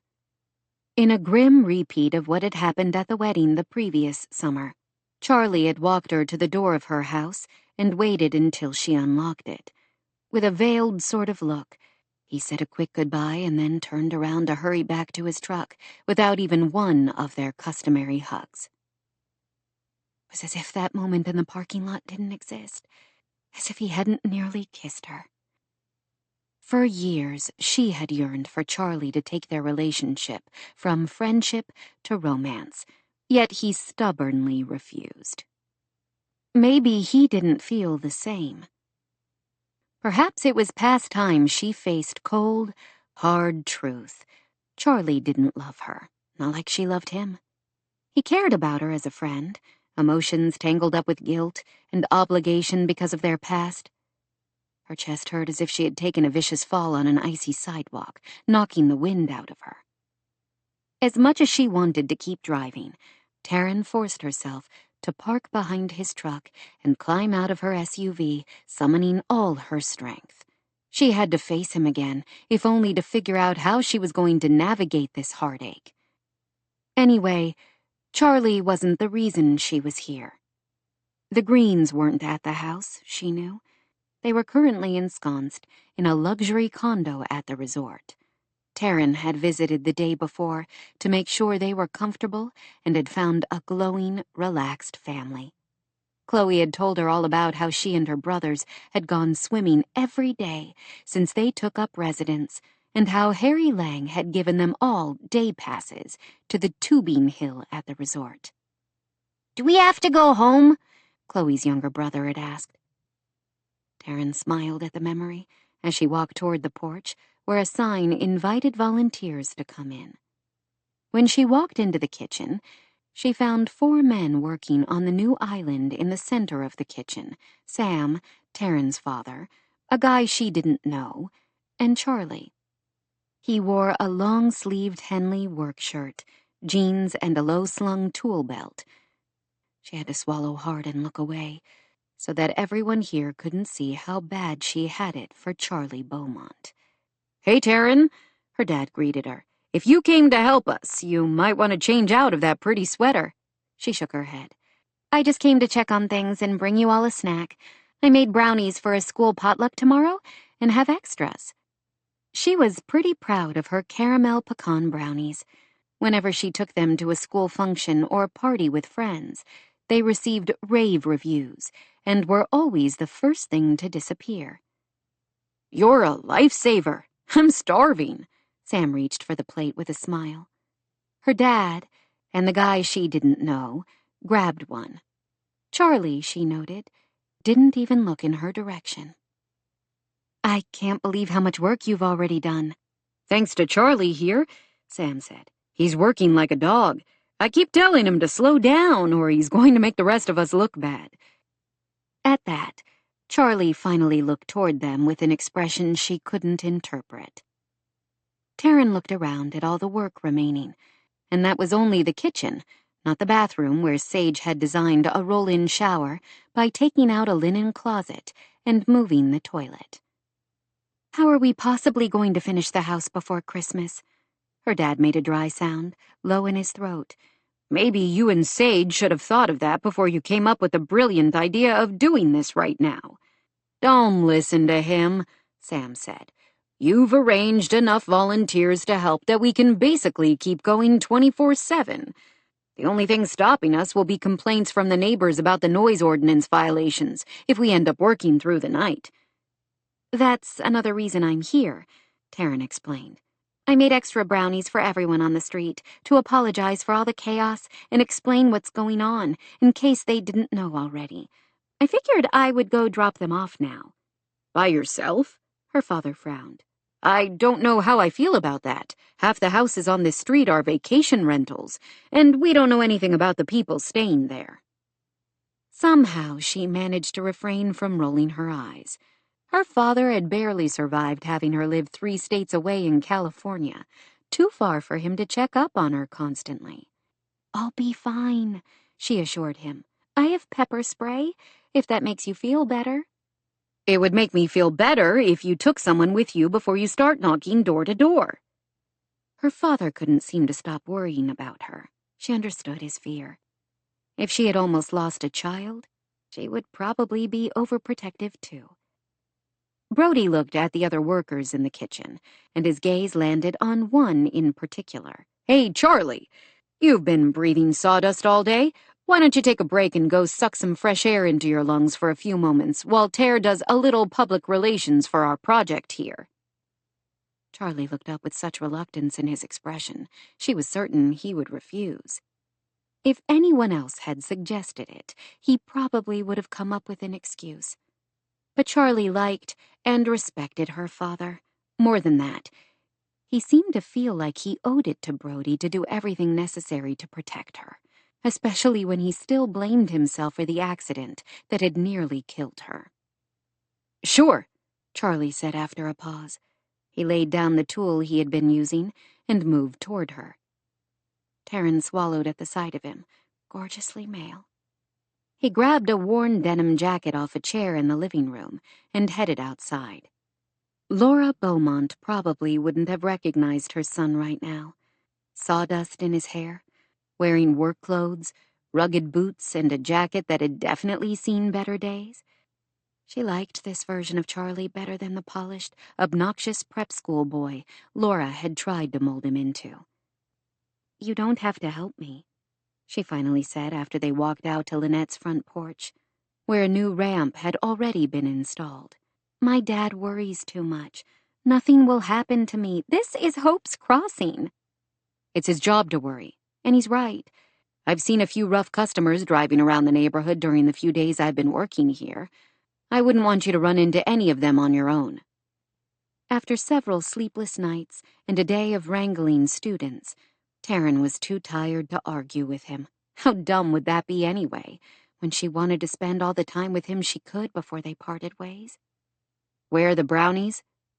She pointed her key fob to her small SUV and opened the hatch electronically. "I already have them packaged in gift boxes." Naturally. He headed to her vehicle and pulled out a basket filled with small square bakery boxes wrapped in festive ribbons. "This is a nice idea, but you might not find too many people home this time of day. The guests in the vacation rentals are probably still skiing, and the locals might not be home from work yet." "I thought of that. I've written little notes we can leave with the boxes, explaining about the project." "Let's start on this side of the street and then work our way down the other one," Charlie suggested. They walked to the house next door and knocked. Taryn knew the occupants of this one, an elderly couple who were friends with her grandmother, Catherine. They assured her they didn't mind at all about the noise and traffic. "I'm half deaf and Mary is half blind," Boyd Taylor told her. "We're not bothered by it at all." I'm so glad you're doing that to help them. That family are all dears," Mary said, "even after they had been through such a tragedy. Losing their father that way, those children came and helped me weed my vegetables several times this summer, and their mother is always calling to ask if we need anything at the store." "Yes," Boyd said. "Let us know how we can help, won't you?" After she assured him she would, they took the brownies gratefully, and she wished them a good afternoon. "Good thing you're along to protect me from the terrifying Taylors," she said in a dry tone to Charlie after they left the house. "Who knows? They might hug me to death." He shrugged. "Your dad asked. I obeyed." She wished it were that easy for her, that he would do whatever she asked. She would simply tell Charlie she loved him and wanted happily ever after with him, and he would have to obey and do everything in his power to give her what she wanted. To Taryn's relief, the occupants of nearly all the houses answered their respective doors. Everyone seemed interested in the project, and a couple of snowboarders visiting from Texas in one of the vacation rentals even offered to skip the slopes the next day so they could lend a hand. By the time they had dropped off goodies to nearly every house on Balsam Lane, the sun had set and Christmas lights had switched on up and down the neighborhood. 3 left, Charlie said, looking at the basket. "Do you want to go back and check on the places where no one was home?" "I still don't see any lights on. We can just leave them on the porches, along with the notes. If they have questions, they can always stop by the Greens' house and ask what's going on." They retraced their steps, and he waited while she tried one more time. Each house remained dark, so she set the treats somewhere protected, but visible, hoping neighborhood cats didn't get them first. "Thank you for helping out, Charlie," she said as they left the final house and headed back. The light snowfall of earlier had slowed to a few stray flakes. I don't just mean this afternoon. All of it. Working so hard with Sam to get it done before Christmas. It will mean so much to Lynette and her children. He gave her an inscrutable look. I was glad for the distraction. It's given me something to do besides rattle around in that big house by myself, while I wait for the attorneys to wrap up 1,000 details of my father's estate. Any progress? Some. The real estate agent spent all day there yesterday, taking pictures. She hopes to list it by the end of the week. And then you'll be off again. Though she tried to speak in a matter-of-fact tone, she feared some of her anguish must have come through in her voice. Charlie stopped and looked down at her. I don't belong here, Taryn. He spoke almost gently. We both know that. His calm manner had the completely opposite effect on her. She was suddenly furious with him, more angry than she remembered being in a long time. Don't tell me what I'm supposed to know, she said, her voice low and fierce. I'm so sick and tired of you telling me how you don't belong in Hope's Crossing and how much you don't like it here. It's all bullpucky. He blinked at her. Bullpucky. She wanted to swear up a storm at him, but working in a school where the students always had their phones out, ready to record, had taught her to hold her tongue when it was necessary. Can't you come up with something more original? She demanded. Then bullpucky? That's pretty original. She frowned at him. More original than the excuse you are always giving about how you don't belong here in Hope's Crossing and nothing can ever change your mind? Doesn't matter whether it's original or not. It's true.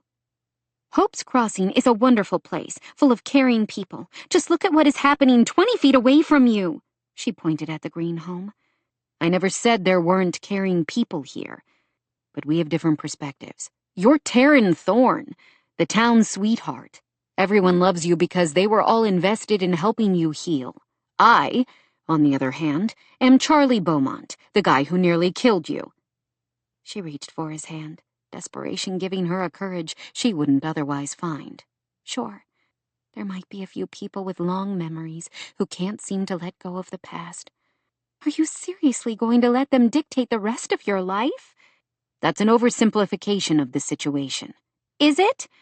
Most people treat you like Sam Delgado and my father do, as a friend they like and respect. He slid his hand away from hers. On the surface, maybe, but I know what they're thinking. That's funny. You never told me you picked up mind reading on your travels. I don't need to read minds. I can hear the whispers and see the accusing looks. Why would I want to spend the rest of my life on the receiving end of that? You think people in town can't forgive you for being behind the wheel the night Layla died. As I said, there might be a few. They're the same small-minded people who still gossip about Sage McKnight having a baby out of wedlock, and about Claire McKnight's first husband, who left her for his receptionist. Needing the contact he was trying to avoid, she reached out and grabbed his hand again, cool from the December evening. The truth is, Charlie, there is only one person in Hope's Crossing who can't forgive you. At least only one who matters. You. You've been running away from that night for years. Aren't you tired yet? He made a raw sort of sound, gazing down at her with an intensity that took her breath away. It was an accident, she said softly. We were clueless kids who all made dumb choices, every one of us. You were just unfortunate enough to be the one behind the wheel, but it could as easily have been one of us. Who knows? The consequences might have been even worse. She pulled her hand away. You have to decide. Are you going to let that one night dictate the rest of your life? Or are you willing to put it behind you and embrace all that life has to offer you? All that I have to offer you. She held her breath, waiting, hoping. He looked as if he wanted to kiss her. She thought he even leaned forward to do it, but then he checked the movement and grew rigid, armoring himself with control and discipline. When he spoke, his voice was as tight as his shoulders. If we're done here, I need to get back. The finality in his voice was unavoidable, sharp as a chop saw through her heart. Pain sliced through her, raw and relentless, and she almost doubled over right there on the sidewalk. He couldn't have made it more clear. Charlie would never welcome her love. On the night of the accident, he had erected an impenetrable wall between them. He would let her through to be his friend, but would push her back if she dared to want more than that. She felt as if all the dreams and hopes that had carried her for years were spiraling away into the starry sky. "We're done," she said, her voice low.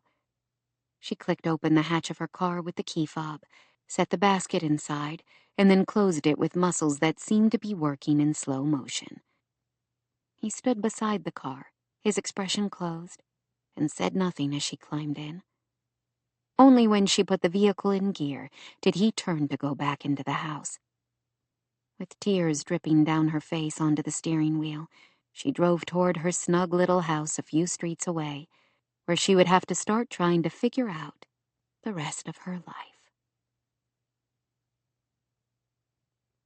17. Mason. Nerves crawled through him like hungry spiders as Mason drove through a lightly falling snow toward the Lang house. He hadn't been able to stop thinking about Sage since the day before, when she had shocked the hell out of him by kissing him out of the blue. His hands tightened on the steering wheel as those moments flashed in his memory again. Her skin warm and soft, her mouth tasting like plump strawberries. How could he face her again and pretend those moments hadn't happened? He had no idea. If he could have avoided this trip, he would have. What was he supposed to do, though, when Grace had come home after school, asking if she could go to Nick's to work on a project for school? He did what his daughter asked, even if it meant facing the woman he couldn't get out of his head.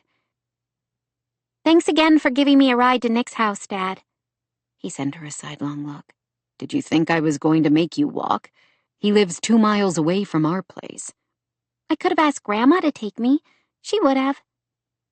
Rebecca was always ready to chauffeur Grace where she needed to go, whether Mason wanted her to or not. "I don't mind taking you," he said. It wasn't wholly a lie.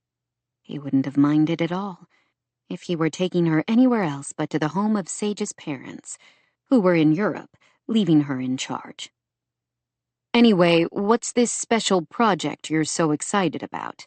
"I can't really talk about it. It's a surprise," she said. She looked away, as if afraid he would glean the truth simply from her expression. He had a feeling she was making some kind of Christmas present. "How long will you be?" "Nick said it might take a few hours, but you don't have to pick me up. He said his sister can give me a ride back home when we're done." "I'll pick you up. Text me when you're ready to go." She gave him a worried look. "Are you sure? I know it's not very easy for you to get in the car and everything." "I'm sure," he said. He immediately regretted his curt tone. It certainly wasn't Gracie's fault. Her father was a wreck of a man. "I really don't mind. It's good for me to learn my way around the streets of Hope's Crossing." "Okay, I'll text you," she promised, as they turned onto the charming street where Sage's parents lived. "Hey, guess what?" Grace said. "I totally forgot to tell you this earlier. We found out today that real ballet dancers are coming to Hope's Crossing to do a show at the Arts Center. And guess what it is?" He had been to a few ballets, but wasn't exactly proficient in the various productions available in the world. He quickly said the first one to come to mind. "Swan Lake?" "The Nutcracker!" she exclaimed. "The same one we're doing at our school. It's tomorrow night and it only costs $5 if you're a student. Do you think we can go?" "That would be fun." "You don't have to take me if you don't want to. Grandma can take me. She said she wants to see it." "Did she?" he asked woodenly. "She loves to dance. Sometimes we turn on the radio and dance together. I think she would really like to see the show." He knew that among her various incarnations, Rebecca had spent time in Vegas. She said she was a showgirl, but his grandparents had basically acted like she had been a stripper. For all he knew, She had been. You can ask your grandmother. That's very thoughtful of her. I can find out tomorrow how to buy tickets for us. You want to go? About as much as he wanted a colostomy bag. Sure. It sounds like fun. I love the music of the Nutcracker, especially that Dance of the Sugar Plum Fairy. You can always see it next week when my school does it. She made a face. Except we're not dancing, only singing. Our show will probably be pretty boring compared to a real ballet. She sounded glum, as if it had only just occurred to her that putting on a show after only a few weeks' practice would probably not result in a professional grade performance. Are you kidding?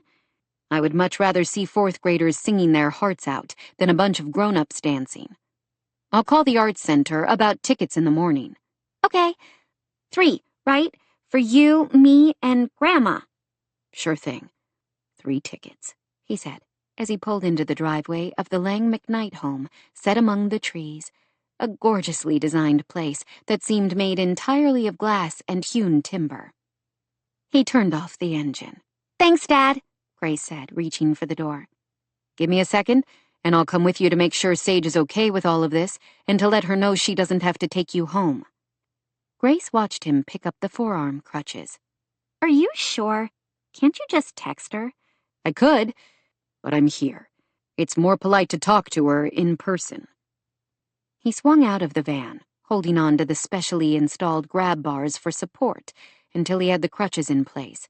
Then he walked with Grace toward the front door. He had to face Sage sooner or later. He might as well get it over with, while they had the children as a buffer between them. At least he wouldn't pull her into his arms again, with 3 children looking on. At least he didn't think he would. Sage answered the door. She didn't seem her usual polished self. Her curly hair was up in a haphazard messy bun instead of tamed into its usual professional twist. She was wearing a ruffled Christmas-patterned apron and had a slight smudge of flour on one cheek. He wanted to lick it off and keep going until he had tasted every inch of her. Her face turned pink when she spotted him. Mason! And Grace! Hi! He could look at her all day. She seemed wholly unaware of how very lovely she was, soft and luscious. Hi, he said. He should say something more, but all the words in his head seemed to have scattered. Come in. Feeling awkward and uncomfortable, both physically and emotionally, Mason made his way inside. He hated feeling so ungainly on the crutches. Which was worse, hobbling his lopsided way inside using the forearm crutches, or relying wholly on the wheelchair, which limited his access to places. After 2 years, he still wasn't sure. Hi, Grace! Nick bounded down the floating wood staircase, his younger sister right behind him. Hi, Grace, she said with her cute lisp. Hi, Anna. Hi, Nick. I didn't want to just drop Grace off without making arrangements for the time I should pick her back up, he explained, lest Sage think he had followed Grace to the door simply as an excuse to see her again. Which, okay, might have been part of the reason. I was planning to take her back, Sage said. You don't have to make the trip again. It's fine. I'm planning on it. I have errands to run and can swing by when I'm done. Would 6 give you guys enough time? That's 2 hours. That should be good, Nick said. Grace inhaled a deep breath. Your house smells yummy. For the first time, Mason noticed the scent of something cooking, something rich and comforting. Of roasted tomatoes and onions and vegetables. What are you cooking? Grace asked. Soup? Minestrone, to be exact. I love soup, Grace announced. It's my favorite thing. Mason winced as his daughter dropped a not-so-subtle hint. Sage smiled. So do I. There's nothing better on a cold day. Can Grace stay for dinner? Anna asked. Yeah, can she? Nick chimed in. Fine by me, as long as it's okay with her father, Sage said. Oh, please, Dad? All 4 of them looked at Mason with the same looks of entreaty on their faces. He shifted on the crutches. You weren't planning on an extra guest for dinner. I wouldn't want Grace to impose. She wouldn't. I always end up making far more than necessary. She's more than welcome. She hesitated for only a moment before she went on. In fact, if you would like to join us too, there's plenty of soup. I also just mixed up some dough for fresh breadsticks. Mason figured it would be rude to admit he wasn't sure he should spend any more time with her, especially now that he was so painfully aware of her. Please? Grace asked again. She looked so excited at the possibility of having dinner with her new best friends, and Mason didn't want to disappoint her. It seemed churlish to refuse a direct invitation, but then rudeness seemed to be completely on brand for him right now. Sure, that's very kind of you, he managed to say, which earned exclamations of glee from the children. Sage, he noticed, smiled again, but he was almost positive he saw nerves flash in her expression. Why don't I take care of dessert? Mason suggested. I'll run in and grab a pie from the Center of Hope Cafe in town. I can never say no to one of Dermot Kane's pies, she said with a laugh that seemed to sing through his veins. Great. Why don't we say dinner at 6:30? The breadsticks need a few hours to rise, and that will give you plenty of time to go downtown and run your other errands. I'll see you in a few hours, then. Be good, Grace. I will. Thanks, Dad. She wrapped her arms around his waist in a tight hug, and he balanced on the crutches so he could hug her back. Sage grabbed the door for him, which meant he had to brush past her on his way out the door. The smell of her, citrusy, sweet, tantalized him long after he reached his vehicle and climbed back inside. By the time 6:30 rolled around, Mason was asking himself what the hell he was doing. After that stunning kiss the day before, he should have taken a solemn vow to stay away from Sage, not make up some flimsy excuse to see her again, and then agree to have dinner with her. What was the point in torturing himself? Sage McKnight reminded him of all the things that were now out of reach. If he could figure out a way, he would make his apologies, pick up Grace, and return to Wolf Ridge. He couldn't do that to his daughter, to any of them. As he couldn't back out now, better to suck it up and be polite through dinner. After that, he would do his best to return to a safe distance between them. Anyway, what did he think was going to happen when they would be sharing a meal with 3 children? He parked in the driveway of her parents' house again.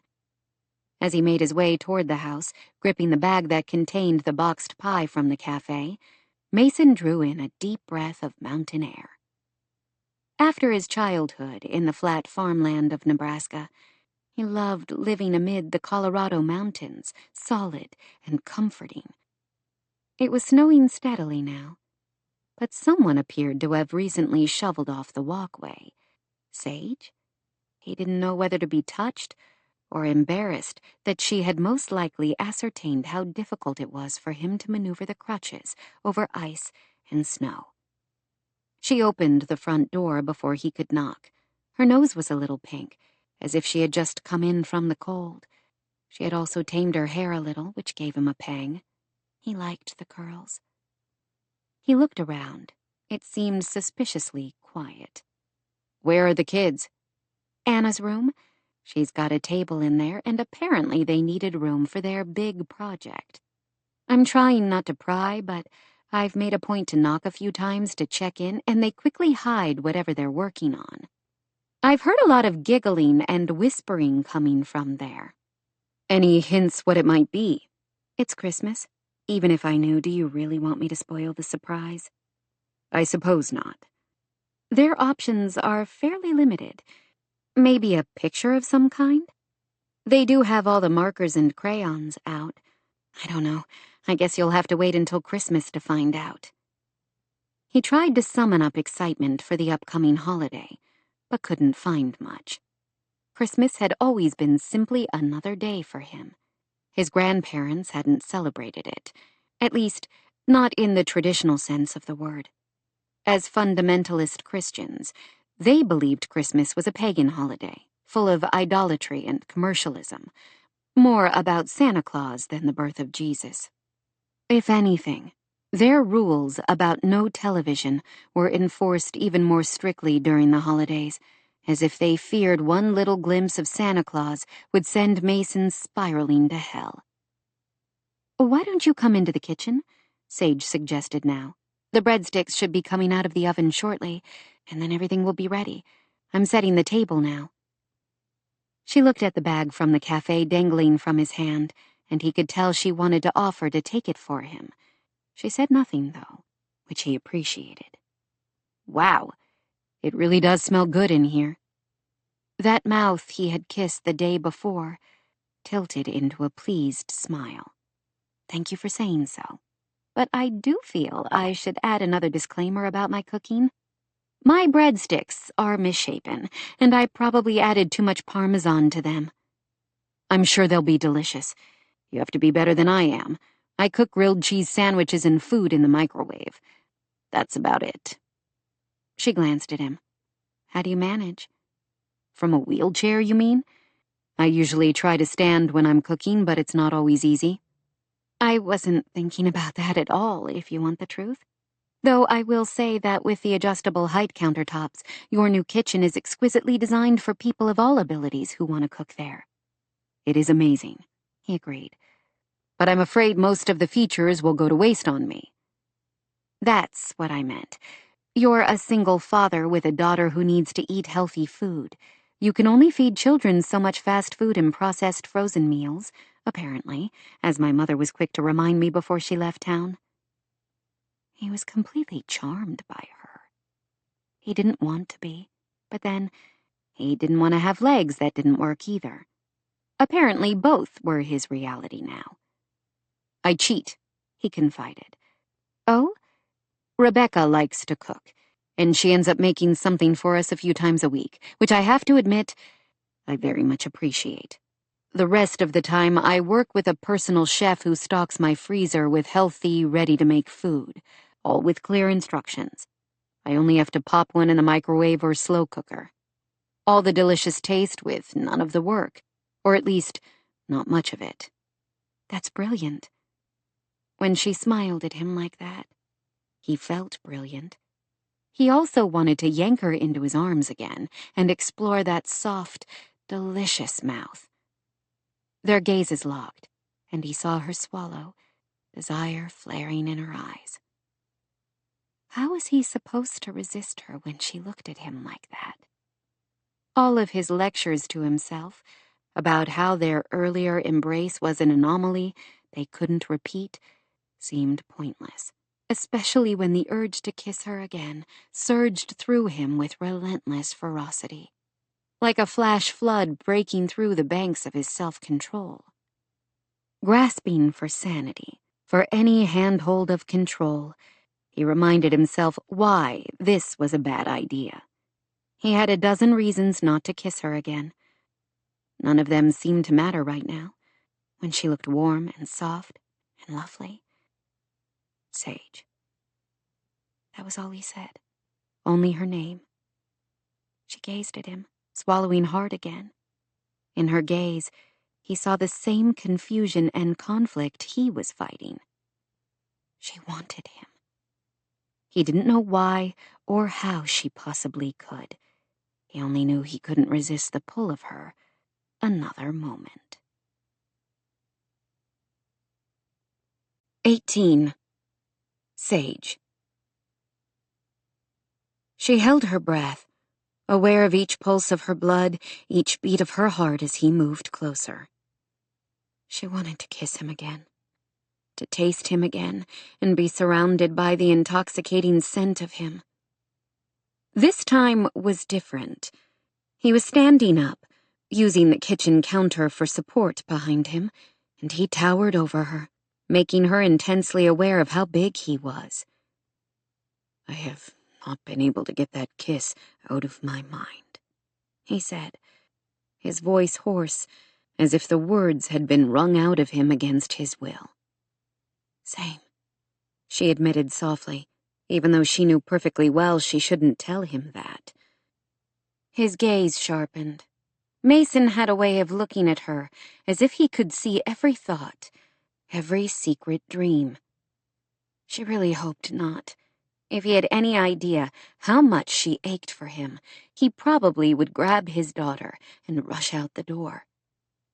"I would like to kiss you again," he murmured, asking the permission she hadn't thought to when she kissed him the day before. Even though we both know it's a mistake? He gave a short, rueful laugh. "Maybe because we both know it's a mistake. I can't seem to get you out of my head." This was the part where she should be the strong one and tell him that all the reasons they shouldn't kiss should carry far more weight than the one reason they should, because they both wanted it. She couldn't find the words. She couldn't find any. Instead, in tacit permission, she took a step closer and lifted her face to his. His eyes blazed, and he made a low, hungry sound, then lowered his mouth to hers. Yes, where their first kiss had been a shock to both of them, coming out of nowhere, he kissed her now as if he had been thinking about it, remembering it, as if he had learned her mouth the day before and now wanted to sear the taste of her into his memory. She could feel heat and strength emanating from him, seductive on a cold winter night. She wanted to lean against him and soak it up. He pulled her against him, and the feel of his hard chest and strong arms left her aching for more. His tongue licked along the edge of her mouth, and she opened for him, heat pooling inside her as the kiss intensified. He eased away from her, his blue gaze locked with hers. "You're enough to knock a man clear off his feet, Sage McKnight," he murmured. Sage swallowed, not knowing until that moment how very desperately she needed the words. "Good thing you have me to hold on to, then," she murmured. His gaze flared hotter, his arms tightened, and he kissed her again until both of them were breathing hard. The timer on the oven chimed at the very same moment Sage heard the clatter of feet coming down the stairs. Somehow the sounds together managed to penetrate through the fog of heat and hunger. The children would burst into the kitchen at any moment. The last thing she wanted was for his daughter and Nick and Anna to stumble through the door and find the two of them wrapped in each other's arms. But oh, she hated ending the kiss. Somehow she found strength to ease away from him, barely in the nick of time, before all three children rushed into the kitchen. "Are the breadsticks ready?" Sage had to clear her throat twice to make any coherent words emerge. "That's the timer for me to take them out," she answered Anna. "They smell so good. I'm starving," she declared. "I could eat every single one." "So could I," Grace agreed. Nick, however, gave her and Mason a suspicious look, as if he sensed something crackling in the air. He was the first one to come through the door. Had he seen more than she wanted him to? "So is dinner ready?" Anna asked. 5 minutes, she managed to say. "Why don't you all finish setting the table?" "Okay," both girls said at the same time, while Nick continued to study them. What was he thinking, this child she loved with all her heart? After a moment, he seemed to shrug off the moment and moved to help his sisters finish setting the table. "What can I do?" Mason asked. "Oh, I think you've done enough, kissing me until I can't think straight. Can you take the filtered water pitcher to the table? I think I can manage that." To her relief, the children chattered enough through the hearty, comforting meal to make up for her and Mason's distraction. She always found the conversation of Anna and Nick entertaining. They were smart, curious little humans, with wide and varied interests, from dinosaurs to their favorite video games to books they had checked out of the library. Adding Grace to the mix turned out to be a delight, as the conversation encompassed everything from their Hogwarts house to a fan theory they had seen on YouTube about the latest Disney animated movie. She and Mason didn't have to say much at all, which Sage found a relief. She was still feeling shaky and off balance after that kiss. "That was all really delicious," Mason said after his second bowl of soup. "I think it was the best soup I ever had," Grace informed them. "That is quite a compliment. Thank you," Sage said, smiling at the girl. She found Mason's daughter sweet and unaffected, considering all the girl had been through in her young life, losing her mother as well as dealing with her father's serious injuries and long recovery.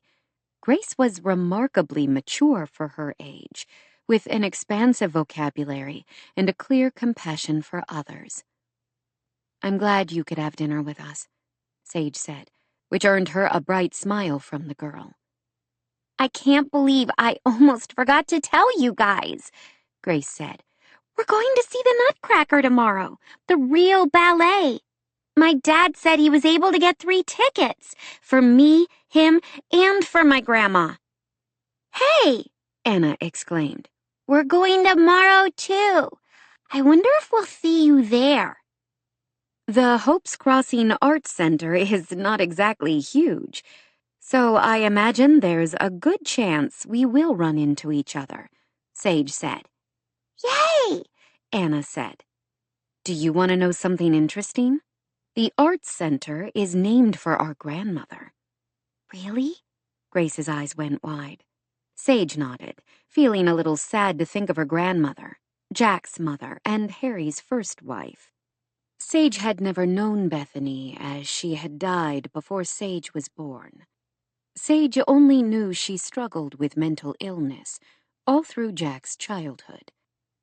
Her death and the after effects had contributed to the final rift between Jack and Harry, which had resulted in Jack leaving Hope's Crossing and staying away for the next 20 years. "Yes, it's named for my grandmother, our father's mother, the Bethany Lang Arts Center, and our dad designed the whole building. Do you know what acoustics mean?" "The way sound waves travel," Grace said promptly. "That's a big part of it. Though people in all kinds of areas can research acoustics, from those who study the ocean to engineers to medical researchers. In this case, I was talking about music and sound waves. The acoustics inside our small arts center are supposed to be some of the best in the world. Professional performers come here to practice and record because they love the way it sounds inside there," she said. "Cool!" Grace exclaimed. "Now I can't wait to see the ballet even more." "I love to see the dancers," Anna said. "The Sugar Plum Fairy is my favorite." "I can't wait to see Herr Drosselmeyer," Grace said. "I bet he won't be as good as you, Nick." Nick seemed both pleased and embarrassed at her praise. "Except I can't dance." "I'm sure both performances will be great in their own way," Sage said. "Hey, we should go together," Grace suggested brightly. Sage instinctively wanted to protest. She would need more than 24 hours to process the disturbing truth that she had zero self-control when it came to Mason Tucker. "Not a bad idea," he said, before she could come up with an excuse. "We're both going to the same place, and carpooling is good for the planet. What do you think?" She was already spending more time with him than was wise. Their lives were becoming far too entwined. She was going to leave Hope's Crossing at the end of the holidays with a broken heart. She could sense it lurking just over the horizon. She should say no. It wouldn't be that hard. She could make some excuse about scheduling and seating. How could she refuse, though, when the children were all gazing at her and Mason with so much expectation in their eyes? "Sure. Sounds like a great idea. We likely won't be seated together, though, since we bought our tickets separately." "That's okay," Grace assured her. "At least we can see each other on the way there." "We plan to grab dinner somewhere in town close to the Arts Center before the show. Since I owe you a meal after this delicious soup and, of course, the lopsided breadsticks, would you all like to join us? It won't be anything fancy. I was thinking Tex-Mex, maybe Estrella or La Gente." Both good choices. Her Aunt Alex was good friends with the chefs of both. My grandma is going too, Grace informed them again, clearly excited at the prospect. That's nice, Sage said, touched all over again at his efforts to include his mother in Grace's life. Can we go, Sage? Nick asked. Her instincts warned her against spending more time than necessary with Mason to protect her heart as much as possible.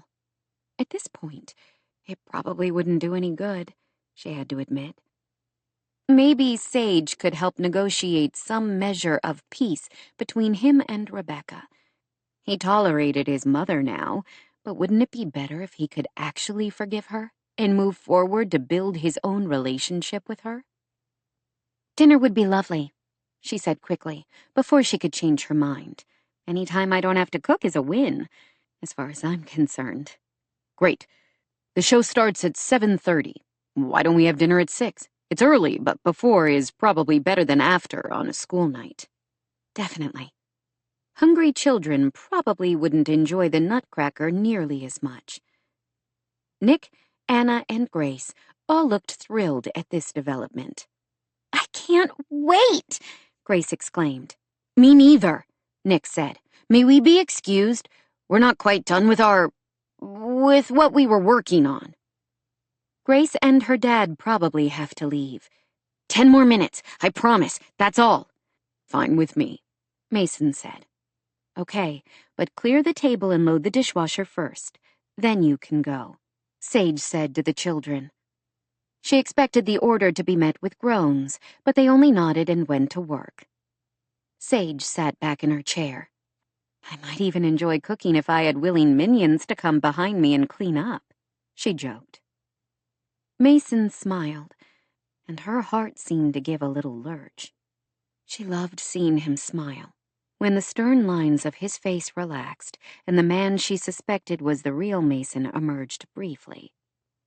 Looks like it hasn't stopped snowing, he said, gesturing toward the window. I should probably go out and shovel again, at least clear the sidewalk so you don't have to battle ice on your way out. He reached for the crutches beside him on the floor and rose. I can help. Oh, he was a stubborn man. The whole point of clearing the sidewalk right now is to make sure you don't fall. It kind of defeats the purpose if you insist on going outside with me to help. He gave her a steady look. I am not an invalid, Sage. I can still do plenty of things. Yes, she was aware, like kissing her until she felt like her bones would dissolve. That wasn't what he meant, she knew, and she felt a pang of guilt. I'm sorry, she said, immediately contrite. That was wrong of me. It must be so frustrating when people want to make decisions for you about what you can and can't do. He looked startled, as if he hadn't expected her apology.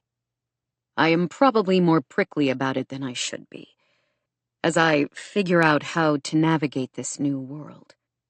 You have to speak up for yourself. I've had to learn through my work that communication is everything when it comes to negotiating the needs of people of differing abilities. I have a bad habit of assuming one thing when the reality is far different. I'm sorry. I'll try not to do that again. Thank you, he said, looking touched. And I will do my best to remember that people in general usually aren't trying to patronize or marginalize me. Most people are trying to figure out the way forward, right alongside me. If you would like to help me shovel, I would be grateful. The children were finished in the kitchen. It wasn't perfect, with a few splotches on the countertop, and they hadn't started the dishwasher, but they had done an excellent job, for the most part. Hey, kids, she called up the stairs. A moment later, Nick poked his head out of Anna's bedroom. What? We're heading out to clear the driveway and the walks. Do you guys want to come help? Can we build a snowman after we're done? Nick asked. In the dark? We can see enough. It's a full moon. Did you know the December moon was called the cold moon? I did not, Sage answered. Thanks for the info. I don't know about a snowman. It's getting pretty late. Grace and her dad might need to head back. Grace had popped her head out of the room as well by now. Can we, Dad? She begged. It won't take long, especially if we're all working together, Nick pressed. Mason looked torn, but then finally shrugged. Sure. Why not? They all threw on coats, gloves, and boots. She found an extra pair of her dad's gloves for Mason, who didn't have any. When they walked outside, the snow had stopped and everything was still, silent. The inside of the house was charming and festive, with live fir trees growing in baskets in all the bedrooms and greenery on the mantel and the stairways. Her parents didn't have many exterior decorations, though, only a trio of birch trees spangled with snowflake lights. Up and down the street, she could see Christmas lights twinkling against the dark night. It only took a few moments to clear the inch or two of snow from the driveway. When they finished, the children immediately put down their shovels and started building a snowman while Sage and Mason cleared around the mailbox. She could tell it wasn't easy for him to balance on the Loft-Strand forearm crutches while he pushed the shovel, but he didn't slow down or give any indication it was a struggle. At first, she was nervous he would fall, but after a few moments, she forced herself to relax. He had boots with good treads, and he was being careful, she saw. And if he fell, she was absolutely sure Mason could pull himself back up again. As soon as the walkway was moderately cleared, the kids started building a snowman, while she and Mason worked on the sidewalk in front of the house. "There's something magical about Hope's Crossing at Christmas time," Sage said. "When I was a kid, I thought it was the most wonderful place in the world." "You've traveled all over. What do you think now?" "I love the Bay Area, don't get me wrong. But Hope's Crossing and the holidays just go together like hot chocolate and marshmallows." He smiled at her words, and she had to tell herself the flutter in her stomach was only her core muscles complaining about the exertion of shoveling. "What about you?" she asked. "Why did you decide to settle here? You must like it, or you wouldn't have bought a house in Hope's Crossing." He appeared to consider as he held himself upright with one hand while pushing snow off the steps with the shovel held in the other. "I do like it. Years ago, I came out to visit Spence Gregory along with some of my teammates. We were doing a fundraiser for the Warriors Hope Foundation he and Charlotte work with." "Oh, yes, of course. That's a great organization." Sage knew Charlotte and Spence Gregory had created the program as a way to offer recreational therapy opportunities to veterans who had sustained life-changing injuries. The impetus had been when Dylan Kane, Charlotte's brother, had returned from serving in the Middle East without one hand and one eye. In the nearly a decade since, the program had gained world recognition and had served hundreds of wounded warriors and their families. "I was just a dumb jock with more money than sense, but I fell in love with the area. It was summer and everything was beautiful and green. I remember thinking it was the most gorgeous place on earth. I loved all of it, the scenery, the downtown area, the people, especially the people. Wolf Ridge happened to be for sale, so I bought it, both as an investment and because I liked it here so much. I thought it would be a good off-season place. It didn't quite turn out that way." "Why not?" "Shayla didn't hate it here, but she preferred Portland, where her parents live, and the Oregon coast. We bought a vacation house in the Manzanita area and spent a lot of our free time there, so I rented out Wolf Ridge. It went downhill from there, I'm afraid." The place had been in bad shape when Sage had first taken on the renovation. "After the crash, I couldn't stop thinking about how at peace I had always felt here," he added quietly. "I felt like Grace and I both needed a new start after everything. Renovating Wolf Ridge seemed right. I can't really explain it. Like, this was where we needed to be."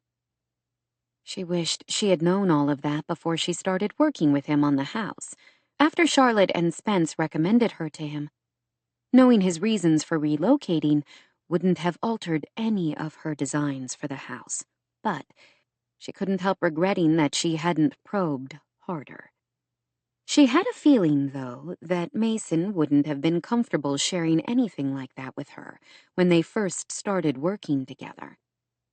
"How do you feel now, after being here for several weeks?" It still feels right. Grace loves school here.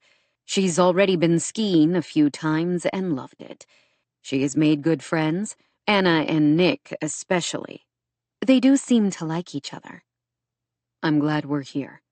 Grace doesn't seem like the same sad, lost shadow of a girl she's been for the past 2.5 years. What about you? People here have been kind, in general. I'm still finding my way, trying to figure out what I'm going to do with the rest of my life. Without baseball. He didn't say the words, but she sensed them anyway, and her heart ached for him. What would she do if she suddenly lost the ability to design? All the skills and tools that enabled her to have a career she loved so much. What are some of the options? Still working on it, he admitted. Nothing seems the right fit for now. I don't have any interest in being a commentator or a coach, which are some of the offers I've fielded over the past year. I don't know. I can't sit around on my butt all day. She knew that since the crash, he had been working through intensive physical therapy to come as far as he had. When it feels right, you'll know. You're lucky enough to have the freedom to take your time. I guess. Nick came over to them before she could probe a little more. "We need someone tall. Do you think you could help us?" Nick asked Mason. Help you do what? "We have to put the head on the snowman, and none of us can reach that high." While she and Mason had been talking, the children had finished, she realized, working only by porch light and the cold moon filtering through the clouds. "That looks amazing," Sage said.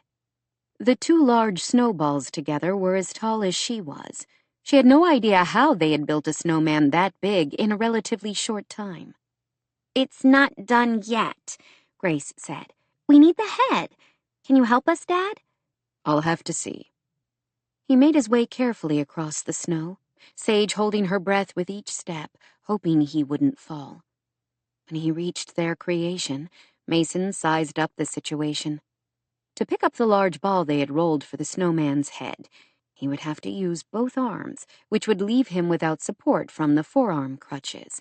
He looked back at Sage. I might need some help keeping me steady. That he would actually ask for her help felt like a huge leap forward in their friendship, since she knew how hard it must be for him. "You've got it," Sage said, touched and honored at his trust. "I'll be right here." Something kindled in his eyes, something warm and almost tender.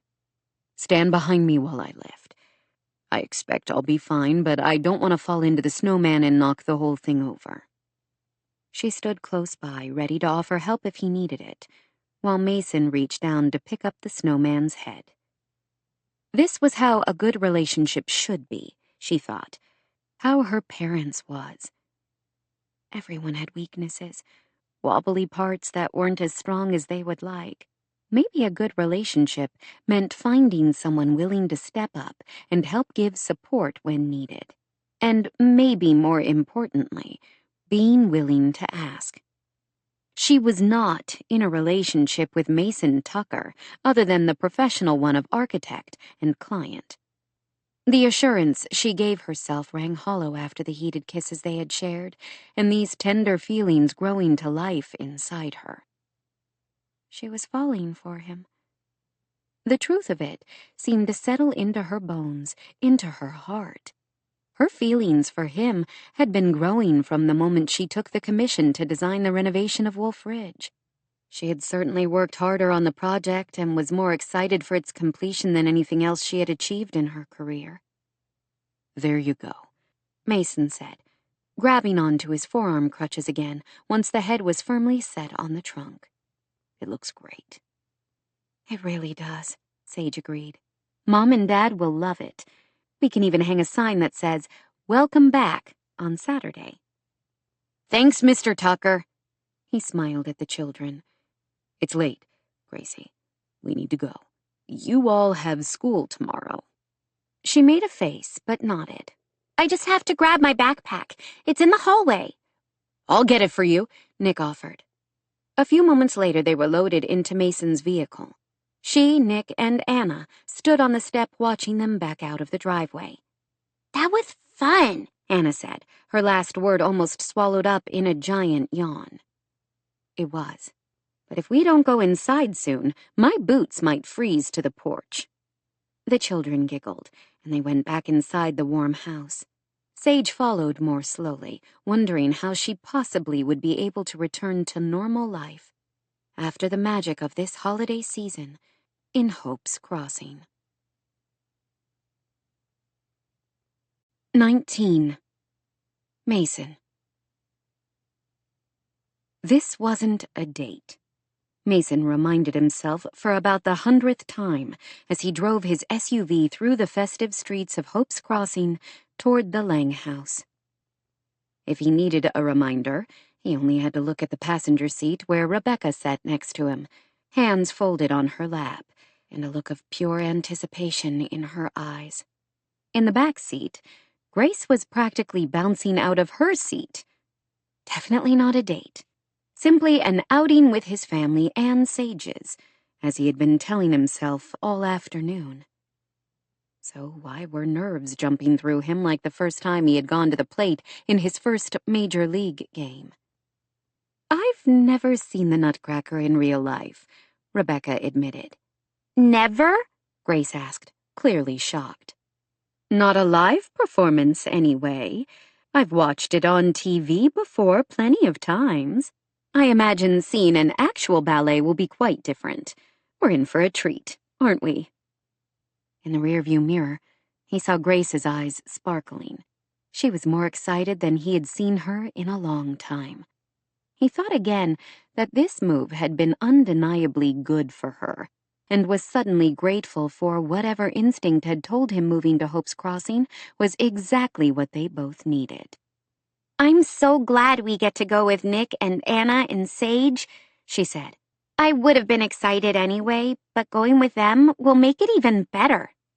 Definitely, Rebecca agreed. I've found that wonderful moments are always more fun when you can share them with friends.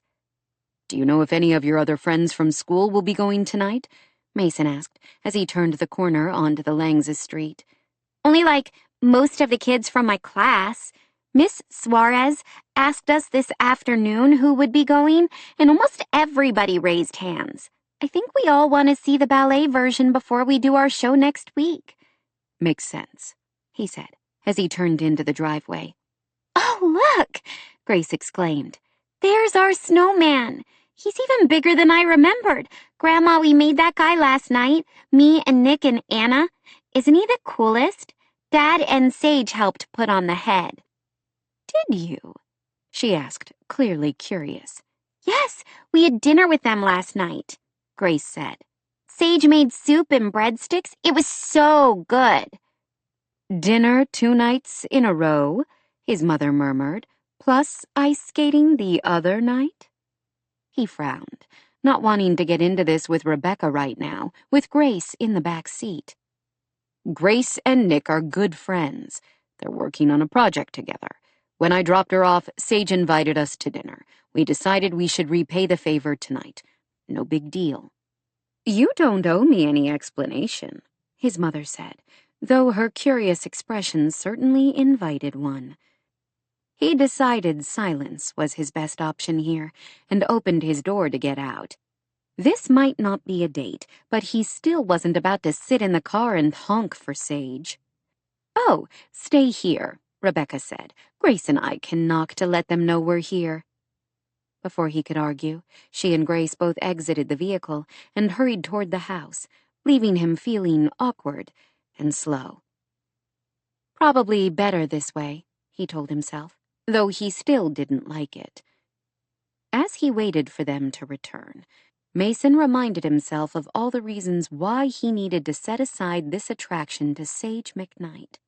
The biggest of all was that he was sitting here in the car with these useless legs while his mother and daughter were collecting their guests. He shifted and curled his hands on the steering wheel, mostly to keep from punching something. He hadn't gone to the door to pick her up, but he could at least open the vehicle doors for everyone. He slid out and made his awkward way around the vehicle until all 4 doors were open. Though it was harder for him to climb in and out, he had brought the big Suburban because of the 3rd row of seats. Rather than climb back inside, he leaned against the vehicle, lifting his face to the surrounding mountains. Unlike the night before, when they had cleared the walks and the children had created their mammoth snow friend, tonight held no trace of a storm. The night was clear, with that cold moon and a wild sprawl of stars. That was one of the things he loved about Hope's Crossing, how the night sky was allowed to shine in all its glory. He had always loved looking at the stars. When he was a kid, fighting against the cold formality and endless rules of his grandparents' house, he couldn't wait for the Perseid meteor shower every August. Night after night, he would sneak out his bedroom window with a blanket and lay in the back of his grandfather's old pickup truck, watching meteorites streak across the sky. Those starry nights were one of the few pleasant memories he had of his childhood, until he had started playing baseball in high school and discovered he had natural talent. December featured another meteor shower, the Geminid. It was probably happening around this time, but Mason wasn't about to lay in the Colorado cold to catch a glimpse of shooting stars. Maybe when the house was done, he could float in the pool and look through the skylights. He was suddenly quite certain he would think of Sage when he did it. And then, in a rush, she was there, laughing and bright in a red wool coat and checked black and white scarf. She was holding her sister's hand, both of them clearly dressed up. Anna wore a pretty red dress and had a big bow in her hair. Sage, dressed in green, wore her wavy hair in a neat updo. Her dangly crystal earrings glinted brighter than the stars, and she looked so beautiful. That delicious mouth painted a soft rose. It was all he could do not to yank her against him and do his best to mess up her lipstick. "Hi," she said, her voice sounding slightly breathless. "Evening," he said, his own voice gruff. "Did you say hi to our snowman?" Anna asked. "His name is Robert." He fought a smile. "Robert? Why Robert?" Sage shrugged her shoulders in a who-knows sort of gesture. Before he could press the matter, his mother arrived with Nick and Grace. "Sage, why don't you sit up front?" Rebecca suggested. "I'll sit back here with the children." "Oh, no," she said quickly. "I'm perfectly fine in the back. I don't need the legroom you do, unfortunately."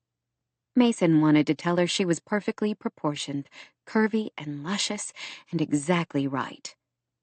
Lord, what was wrong with him? "Well, I won't argue with you," Rebecca said, "mainly because I don't want to leave Mason standing out in the cold."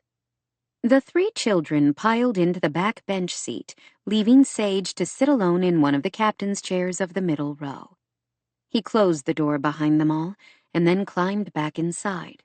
His leg didn't want to support any weight, and he was grateful for his upper body strength that allowed him to pull himself in. "This is a different vehicle than you usually drive, isn't it?" "It has hand controls also, but can hold more people than the van. I figured this would be better for a group." The Suburban did not have a ramp or a lift for the wheelchair, only additional grab bars, so he only drove it when he planned to use the crutches.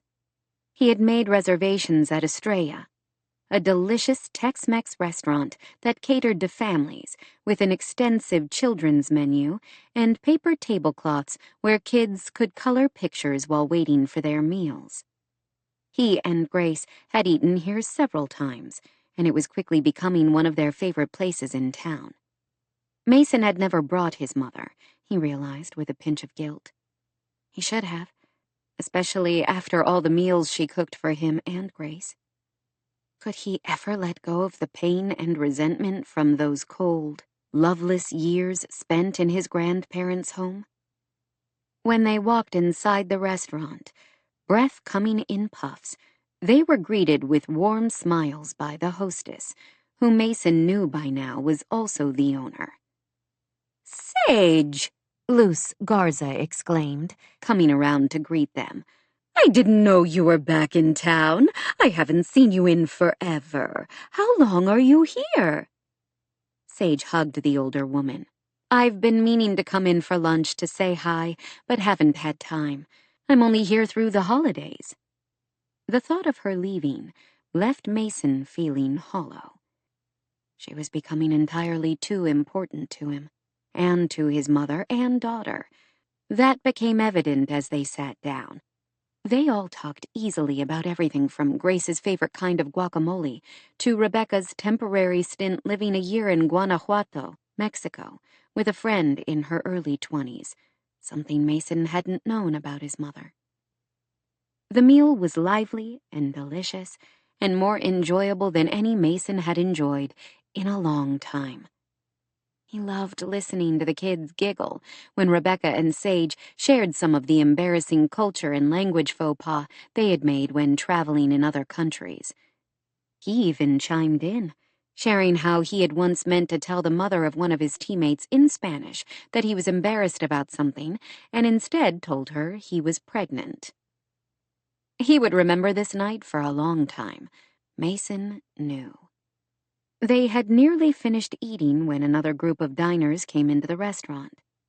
The woman was stylishly elegant, lovely and blonde, and hugely pregnant. The man, on the other hand, looked slightly dangerous, with a scarred face, an eye patch, and a prosthetic hand. He recognized Dylan Kane, a man Mason had met the first time he came to Hope's Crossing, years ago, when he had helped out Spence Gregory's fundraising event for the Warriors Hope facility. At the time, Kane had seemed gruff and angry. He was the very definition of a wounded warrior, having lost a hand and eye while fighting overseas. Now, he appeared far different. He held the hand of a cute little blonde girl who looked about kindergarten age, while an older boy, who looked close to Nick's and Grace's age, greeted them happily. "You're all dressed up," Dylan's wife said. "We're going to see the Nutcracker," Anna informed the newcomers gleefully. "Hey, we are too!" the girl exclaimed, beaming. Apparently everyone in town would be on hand for the big performance. "I guess we'll see you there, won't we?" Dylan said with a smile that gentled his somewhat frightening features. "I'm glad I ran into you," Sage said to the couple. "I stopped at the Green Project today, and Sam was telling me you both came last night and helped out for a few hours." "Thank you so much." "We all helped, didn't we, kids?" "It was so fun," the boy said. "Our Finn is good friends with Lynette's youngest, Jaden," Genevieve said. "It's such a great thing you're doing. What a gorgeous kitchen it will be. I love the way the renovation is going, and especially seeing everyone in town step up to help. When are you going to be filming for your channel?" "My videographer and editor and his wife are coming to town next week. Right now we're planning for Wednesday so we can edit it and have it up by the weekend. I'm keeping my fingers crossed everything will be done by then." "I think I told you. We've watched every single one of your videos so far, haven't we, babe?" she said. Dylan nodded. "We watched some of them more than once. A few nights back, we had a real binge night with popcorn and everything." "You are a natural, Sage," Genevieve Kane said. "It's no wonder you've got so many subscribers. I just love what you're doing with it." Mason had never seen Sage blush, but she looked completely overwhelmed at the other woman's words. What was the history between them? "And thank you for those plans you sent over for our clients at A Warrior's Hope," Dylan said. "It's going to help a lot of guys who could never afford an architect on their own." "Oh, I hope so. If anybody needs alterations to any of the plans because of site factors or zoning regulations, let me know. I am happy to customize any of them, and of course, I would never charge your clients." Guilt had Mason shifting in his seat. She was doing her best to help people like him, giving freely of her time and skill. All he had to do was let her video his house, and he selfishly refused because of his own stupid ego. "What about your house?" Genevieve asked Mason, as if reading his mind. "It's been so fun watching the progress from our place. Are you expecting to be in by Christmas?" It's basically done. The designer is coming tomorrow, actually, to unload and stage all the furniture. "I get to sleep in my new bed in 2 more sleeps," Grace said, her eyes wide with excitement. "Tell me you're going to let Sage feature it on the Homes for All channel, right?" Genevieve pressed. I'm thinking about it, he said. He didn't look at Sage, but heard her sharp intake of breath. Genevieve beamed at him. "Oh, I hope you do." Once, this woman would have been his idea of beauty, tall, elegant, blonde. She reminded him a little of Shayla, who had been lovely inside and out. Lately, he was beginning to want something else. A woman with soft curves, green eyes that always seemed to be smiling, and a mouth he wanted to sink into. "You won't go wrong with Sage," Genevieve said. What? He asked, startled. "Her videos," Genevieve explained.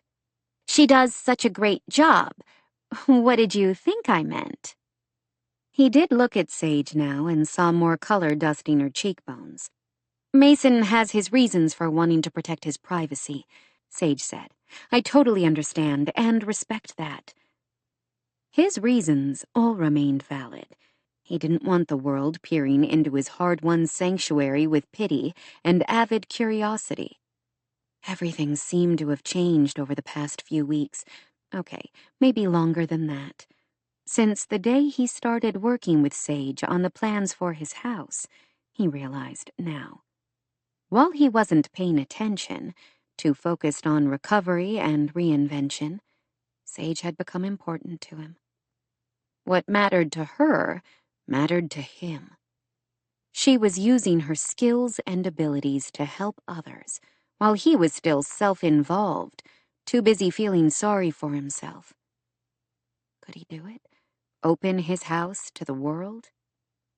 He didn't know.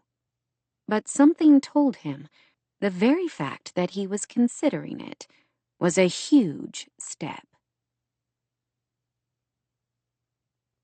20. Sage. After the Canes said goodbye and headed out of the restaurant, the children all needed to use the restroom at the same time. "I'll take them," Rebecca offered. Only after his mother and the children all bustled away in a flurry of scraping chairs did Sage realize that left her alone with Mason. Had Rebecca done that on purpose? Sage thought she had seen his mother cast a few significant glances between the two of them. Was she matchmaking? Sage wasn't sure how she felt about that. She instinctively liked the other woman. She had lived a fascinating life and had great stories and insight about people. More than that, they shared a unique bond, both of them destined because of their choices to remain on the outside of their sons' lives. Is there a way for both of us to get what we want? Sage gazed at Mason in confusion. He seemed tense, his jaw set in a hard line and his mouth compressed. "I don't know what you mean," she finally said. You want to feature Wolf Ridge on your channel. I need to protect my privacy, for my sake and Grace's. Could we come up with some kind of a compromise? Sage sat up straighter. Was he actually considering letting her film the house? She was afraid to hope. Ideally, she would love to show everyone the home renovation custom designed around the new mobility needs of baseball all-star, Mason Tucker. His name alone would be a huge draw for viewers, a video guaranteed to go viral. On the other hand, the gorgeous house and the setting could speak for itself, and she truly did understand his need for privacy. "We could keep you out of it. We wouldn't have to say anything about you being the owner of the house. I can just speak as the architect of the redesign about the choices we made. You could make that work. I've done it a few times before, when homeowners didn't want to appear on screen. Now that she thought of it, she was annoyed with herself for not suggesting anonymity before. She supposed she had been so focused on the star power he would bring to her channel, she forgot Wolfridge could speak for itself. Those in Hope's Crossing would know it's your house, since everybody in town knows about the renovation and will recognize the house. But no one else would likely connect it with you. We could be careful. Could I have final review of the video before you go public? That wasn't the way she and Anton normally worked, but at this point she was willing to agree to anything. If you want, she said, her heartbeat kicking up. Does that mean you're reconsidering? That muscle in his jaw flexed. Yes, as long as you can promise to keep me out of it. She smiled broadly. If they weren't in a crowded restaurant, she would have jumped up and hugged him. As it was, she couldn't resist reaching across the table and squeezing his arm. Thank you. Oh, thank you. Anton is a fabulous videographer. He'll make Wolf Ridge look like the most gorgeous house in the country. She smiled again, which it is, of course. I wouldn't go that far, he said, though she thought she saw a little smile playing around his delectable mouth. His partner in life and the production company is a wonderful woman who uses a wheelchair as well, one of my dearest friends, so I know they will be sensitive to your concerns. We'll do a good job, Mason, I promise. What made you change your mind? You have a way of working on a guy, he said gruffly. What did he mean by that? She didn't have time to figure it out before he went on. I guess I reconsidered after really seeing how much you care about your work. Not because you want to show off how smart you are, or because you're trying to become an internet influencer or something, but because you seem to genuinely want to help people. I respect that. Oh. Her heart melted like the delicious fried ice cream they served at Estrella. Thank you so much, she said softly. I can't believe you changed your mind. This is going to be fabulous. What is? Rebecca asked, as she and the children returned to the table. Sage looked toward Mason, wondering if he wanted to keep his decision a secret. To her relief, he spoke. I've agreed to let Sage film the house for her YouTube channel. His mother's expression registered her surprise. You did? That's wonderful. We'll see, he muttered. She would show him, Sage thought. He wouldn't be sorry. This would be the best video they had ever done on the Homes for All site. Sage couldn't wait to call Anton to share the news. She was still trying to process the unexpected turn of events when they arrived at the Bethany Lang Art Center for the performance. It always gave her a lump in her throat to pull up to this facility. She would have loved to know her grandmother. Bethany sounded as if she had been wonderful, creative, kind, sensitive. She was also somewhat of a tragic figure, treated poorly for her mental illness, both by medical professionals and by some in town, especially uppity sorts, like Laura Beaumont, Jen's mother. Building this facility had been a labor of love for Jackson, as well as for Sage, who had consulted on the plans during the development phase with her father. Bethany had loved music and flowers, and the design of the building tried to incorporate both of those things. It filled Sage with deep pride to know the center was constantly in use by the people of Hope's Crossing, and that each of them came face to face with Bethany, and perhaps their own consciences over the way they had treated her, through the gorgeous picture of her hanging in the lobby, painted by the brilliant local artist, Sarah Colville. Right now, the exterior of the building looked like a winter wonderland, with the bare trees strung with thousands of sparkling white lights, giant blue baubles hanging in the branches. Mason didn't park in the designated handicapped parking. She wondered why not, considering there were a few empty spaces, but didn't ask. As soon as they got out, the children rushed toward the door, followed closely by Rebecca. Sage stayed with Mason and matched her pace to his slower one as he made his way with his Lofstrand crutches. "So this place was named for your grandmother?" he asked. Yes, my dad's mom and my grandfather Harry's first wife. She died before I was born. I wish I could have known her. She was beautiful. Well, you'll see when we go inside. There's a portrait in the lobby. In every picture I've seen of her, she has this smile, as if she knows all the secrets of the universe. He sent her a sidelong look. "So you must take after her." She narrowed her gaze. Was he making fun of her? She wasn't beautiful. Women like Genevieve Beaumont were beautiful. Sage was ordinary. "You said you didn't know her," he went on before she could respond. No, I didn't even know she was my grandmother until I was 19, when I found out the identity of my father. "You mentioned that before. What happened?" It's a very long story. But my father left town after a furious fight with his father. My mother was pregnant with me when he left. Jack was her first love. When she found out she was pregnant, she tried to tell him, but he wanted a clean break from his father, which trickled down to everyone in town, and wouldn't take her calls after he left, figuring it was better for both of them that way. He never even knew about me. My mom raised me as a single mother until I was 4, when she married Chris Parker after a whirlwind romance when he came through town on tour with his band. He frowned. "On tour? Chris Parker, the Chris Parker? From Pendragon?" That's the one. "Wow. I love their music." Everybody does, she said with a smile. Praise for the stepfather she adored always made her proud. They didn't have a chance to continue the conversation as they entered the lobby of the Arts Center, dominated by a Christmas tree that had to be 20 feet tall. "Look!" Grace exclaimed with delight. "All the decorations on the tree are nutcrackers." The children all hurried to look, joining other children who were pointing out their favorites. She was about to urge them all inside to find their seats, even though they still had about 20 minutes to curtain, when she spotted 2 familiar figures making their way through the crowd toward them. "Grandma! Grandpop! Hi!"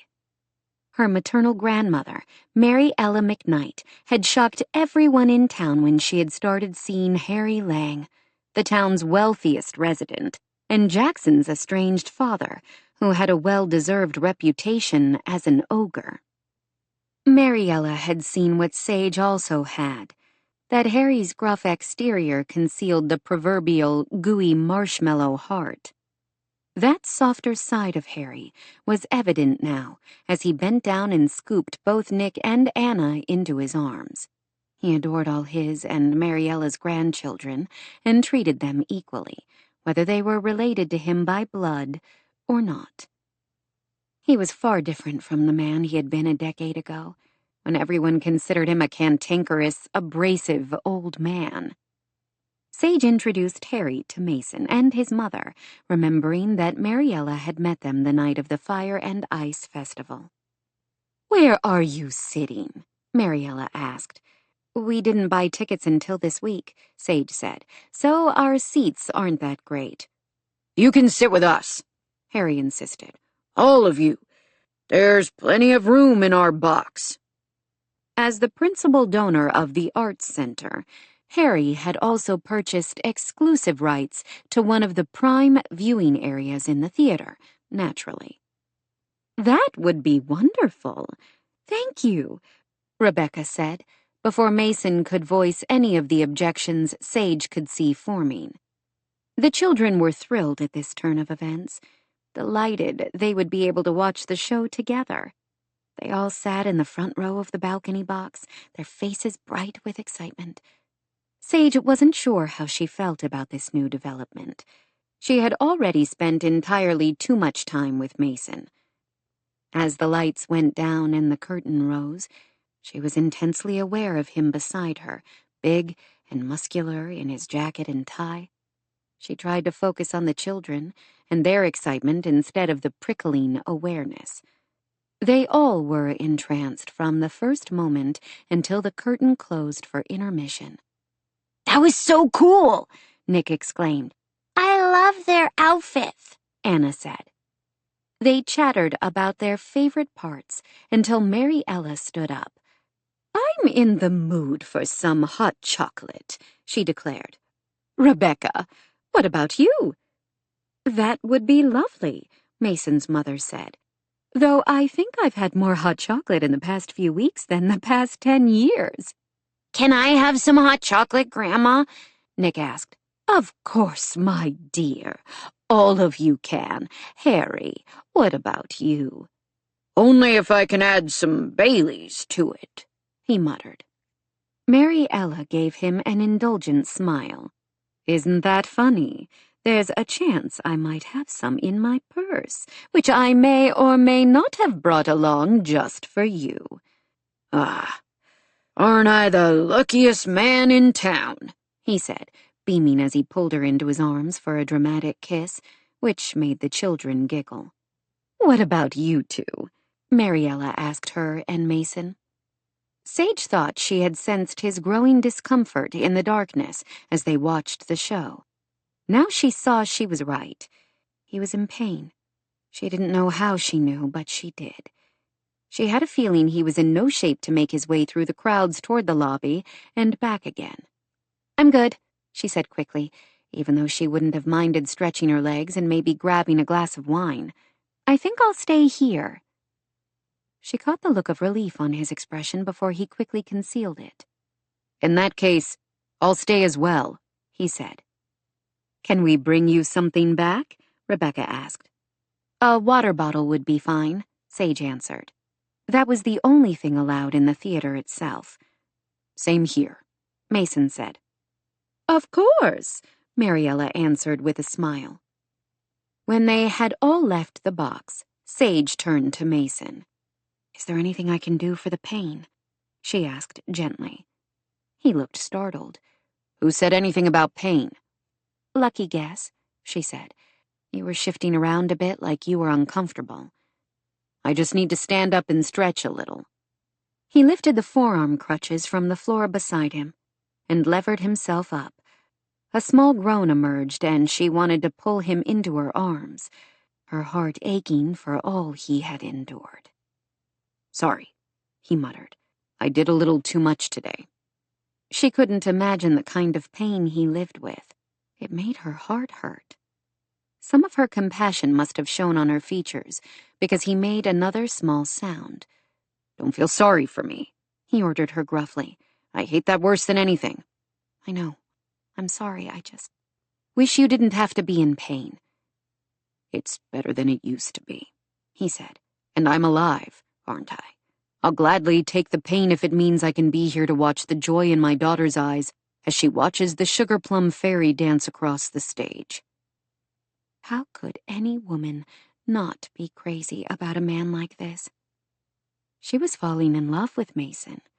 Every moment she spent with him only confirmed it. Her impending heartbreak seemed to lurk at the corner of her vision, fleeting and ephemeral. She felt a sharp ache in her chest when she thought about returning to her life in San Francisco in a few short weeks. Her world would feel dull and colorless without him and Grace. She couldn't think like that. Her life was busy and rich and fulfilling. She would simply have to channel all that pain and loss by focusing more on the work she loved and on providing help to people through Homes for All. "I'm so thrilled you've agreed to let us feature Wolf Ridge on my channel. I can't wait to call Anton. Maybe we can release both videos on Christmas." "We won't be very festive at our place, though, since we won't have any Christmas decorations this year." She stared at him, shocked. "Not even a Christmas tree?" "We have one down at the guest house, but not at the main house. We're ahead of schedule, remember? Jean-Paul has holiday decorations, but he had to rearrange his calendar when he found out the house would be done early. He doesn't have enough time to stage the rest of the house and put up the holiday decorations. I told him having the house ready to live in earlier was more important to me than a Christmas tree and some lights. What about Grace? She needs at least a Christmas tree. He looked surprised at her vehemence. Sage couldn't have explained it either. She only knew her favorite memories of childhood were holidays spent with her mother and Chris and Layla, when they were one big happy family. They always came back to Hope's Crossing for Christmas, even when Chris was in the middle of touring with the band. Their house would be decorated with greenery they collected from the mountains, and homemade decorations she and her sister would make. Children need a Christmas tree, she said firmly. Grace especially needs one this year while she spends her first Christmas in your new home. Something to mark the new life the two of you are creating here in Hope's Crossing. He looked amused at her vehemence. Okay. I'll make sure I put up a Christmas tree and find somewhere to hang her stocking. She reassessed her plans for the video. I supposed we can tape footage at your house and hold the release of it until after the holidays.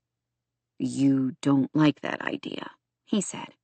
At this point, I'm willing to take whatever I can get. I'm thrilled you're going to let us film at all.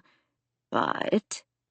She felt silly now that she had to articulate all the random thoughts in her head. From the moment I started working on your house, I could picture the perfect Christmas there. Can't you imagine a roaring fire and a blizzard howling outside the windows while candles and Christmas lights twinkle through the house? I can now, he said, his voice taking on a deeper note as he looked down at her. She felt that flutter of nerves again. She could picture it, too, with vivid clarity. She wanted that Christmas with him and with Grace. Her heart ached to realize the image was all she would ever have. If it means that much to you, he said slowly, I can ask Jean-Paul if he can push his crew a little harder and try to throw up a few holiday decorations while he's staging the rest of the house. She knew the interior designer well after years of working together and knew he ran a tight, well-orchestrated machine. If he said he wouldn't have time, he wouldn't have time. He's supposed to be done Saturday, right? If he's already ordered the Christmas decorations and will be bringing them along with the rest of the furnishings, I could talk to some people. Maybe bring a team of my personal elves on Sunday after he's gone to deck the halls of Wolf Ridge. Do you trust me? Something flashed in his expression again, something she couldn't quite interpret. I don't think you really need to ask that, do you? I gave you free rein with my house renovation. She coughed. Is that what you call it? As I recall, you insisted on having a hand in every single stage of the process. Have I been so demanding? She had wanted to tear her hair out a few times during the process, but now that they were nearly done, she understood why he had cared about every detail. It's been refreshing to work with a client who knows what he wants. Even the things he knows he can't have, he murmured, his gaze dancing toward her mouth, and then away again. He wanted to kiss her again. She caught her breath, aching for him to touch her, even as she knew this wasn't the place or time for it. Mason, she murmured. She wasn't sure what she would have said, because an instant later, the others returned to the box in a noisy rush, and the moment was gone. 21. Mason.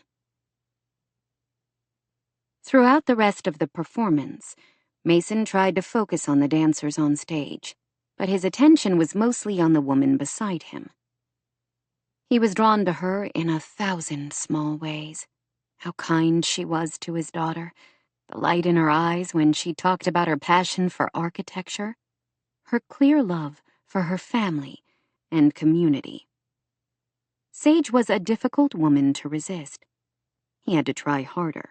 She would leave in only a few weeks, off to return to her life away from Hope's Crossing, while he should be focused on building a new life here with his daughter. Sage was attracted to him, he couldn't dispute that, He could see it in the flare of her eyes, and the slight way her mouth parted, and the way her gaze would sometimes flicker to his mouth, and then she would get this adorable rosy tint to her cheeks.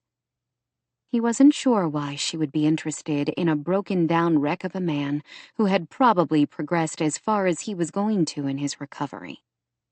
Mason knew he would remember, long into the future, sitting in this darkened theater and watching dancers move across the stage with grace and beauty while his body hummed with yearning for someone he couldn't have. He seemed to be the only one who wasn't sorry to see the evening end after the ballet was over. They made their way through the milling crowd, not his favorite exercise, and eventually loaded into the big SUV again. The children chattered endlessly, dissecting the show and the music and the dancing. He took Sage and her family home first, much to the chagrin of the children, who apparently didn't want to be separated even for a few hours' sleep. Bye, Grace said. I'll see you tomorrow at school. We can work on the thing at recess. I don't have recess with you, though, Anna said with a pout. Maybe you can come to our house over the weekend, and we can finish our project and then go swimming, Grace suggested. It's probably not a good weekend for guests, Mason said. We're going to have people coming in and out while the furniture is moved in. Grace is welcome to hang out here during all the fun, Sage suggested. My parents will be home tomorrow night, but I'm sure they won't mind. So much for keeping his distance from her. That might work. I'll be in touch. Okay. Come on, kids. Tell Grace's dad thanks for dinner and the chauffeur's service. Thanks, Mr. Tucker, Anna said. Yeah, thanks. Nick flashed him a smile that suddenly reminded him of Sage's. Feeling like a minibus driver, he took Rebecca to her apartment next. His mother hugged Grace, and he could tell she wanted to hug him too. Thank you for letting me tag along, she said quietly. You're welcome. After a beat, he added, It was nice to have you there. They were simple words that didn't hurt at all to say, but from the way his mother's face lit up, one might have thought he had just hit a grand slam in the World Series. Did you have a good night? He asked Grace after they returned to the guest house, to be greeted by the ever-enthusiastic Elsa. I loved it! She flung her arms above her head and spun around in a pirouette. Their dog danced right along with her. Can I take ballet lessons? He smiled. Sure. I'll ask around and see if we can find a class for you in town. I think my friend Shannon at school takes lessons somewhere. I'll ask her where she goes at school tomorrow. Good idea. He was grateful again that Grace seemed to be settling in well in Hope's Crossing. She had a wide circle of friends, though Nick and Anna were her besties. The hot chocolate was so good, and Nick's grandma and grandpa are super nice. His grandpa acts all grumpy, but he bought all the hot chocolate and he held Anna's hand when she was afraid of the Mouse King. Mason mentally contrasted that with his own grandparents, who never let him forget what a burden he was to them in their old age. He pushed away the bad memories. He had managed to move past that, to create a better life for him and for Grace. That was all that mattered. Are you liking it better in Hope's Crossing now? He asked. I know you didn't really want to move away from our house in Oregon. I didn't really care about the house, she assured him. I was just afraid. Her voice trailed off. Afraid of what? He pressed. I guess I was afraid that when we moved out of our other house, we would forget Mom, she said, her voice low. His chest felt tight, achy, and he pulled Grace into a hug. We won't ever forget your mom. She'll always be in our hearts. Whenever you want to remember her, you only have to look in the mirror, sweetheart. Her eyes will look right back at you. She wrapped her arms around his waist and hugged him for a long moment. Do you think she would have liked the Nutcracker? She would have loved it. She was always taking me to operas and ballets and things like that, hoping to make me into more than just a dumb jock. You're not a dumb jock, Grace said with a giggle that quickly faded. Sometimes I feel guilty when I'm laughing and having fun with my friends, thinking I should be sad and missing her more. His heart ached again. She wouldn't have wanted that for you, honey. She loved hearing you laugh more than anything in the world. She wouldn't want us to be sad forever. At his words, a knot of emotions he hadn't realized was tangled inside him seemed to uncoil itself. Shayla would have wanted him to let go, just as he wouldn't have wanted her to close her heart away if something happened to him. Sage is nice, isn't she? Grace said suddenly. He gave her a startled look and could feel himself flush. He had to hope his 9-year-old daughter didn't notice. Yes, she's very nice. You like her, don't you? Exactly what had he revealed to Grace about his growing feelings? Yes, she's done a fantastic job of helping to make Wolf Ridge a better house for us. And she's pretty, don't you think? Beautiful. Not flashy, but soft. Lovely. Like birds soaring through mist on the water on a summer morning, or the peace of a quiet forest at dusk. She's been a good friend to us, he said, his voice sounding rough to his own ears. We're lucky we have been able to have her help us with the house. I like her a lot, Grace announced, then gave him a sidelong look. If you wanted to date her or something, it would be okay with me. Mason was momentarily speechless, both because he had to wonder where this was coming from, and because the truth seemed to settle over him like that mist. He did want to date her, and more. Much more. What made you think I might want to date her? He asked carefully. She shrugged. Nick said he thinks you two like each other. He didn't know what to say. How did he, a guy, navigate a conversation about his love life with his 9-year-old daughter? We do like each other. Sage has become a friend to me, just like Nick is a friend to you. She appeared to digest that. Okay, but if you did want to be more than friends, if you wanted to kiss her and stuff, it's okay with me. I wouldn't mind having a stepmom as long as we don't forget Mom. She wouldn't have wanted you to be sad forever either. Whoa. He was okay with the part about kissing Sage, more than okay, but stepmom was way ahead of the game. I appreciate that, but I'm not sad, honey. I have you and Elsa in the new house. That's more than enough for now. She didn't look convinced. Something told Mason this was an argument he wouldn't win, so he pulled the classic no-fail parent card. Right now, it's time for bed, way past time, actually, and you have school in the morning. She sighed but gave him one more hug and headed for her room, leaving him to think about all the things he wanted, but couldn't have. 22. Sage. I am so sorry about this. Her mother's features on the FaceTime call were lined with distress. This storm is a nasty one. They're calling it the storm of the century. Your dad has called every airline and nobody is flying out of France until at least tomorrow. Possibly Monday. It's horrible timing. I know you have a million things going on right now. I honestly thought we would be home tonight. Sage shook her head. Don't worry for a second, Mom. It's no big deal. The kids have been great, and we've been having a lot of fun together. They miss you, but I'm sure they'll understand that this is a weather emergency out of your control. Maura sighed. I know you're right, but it's so hard to be away from them. I have to tell you how wonderful it's been to know you're there with Nick and Anna.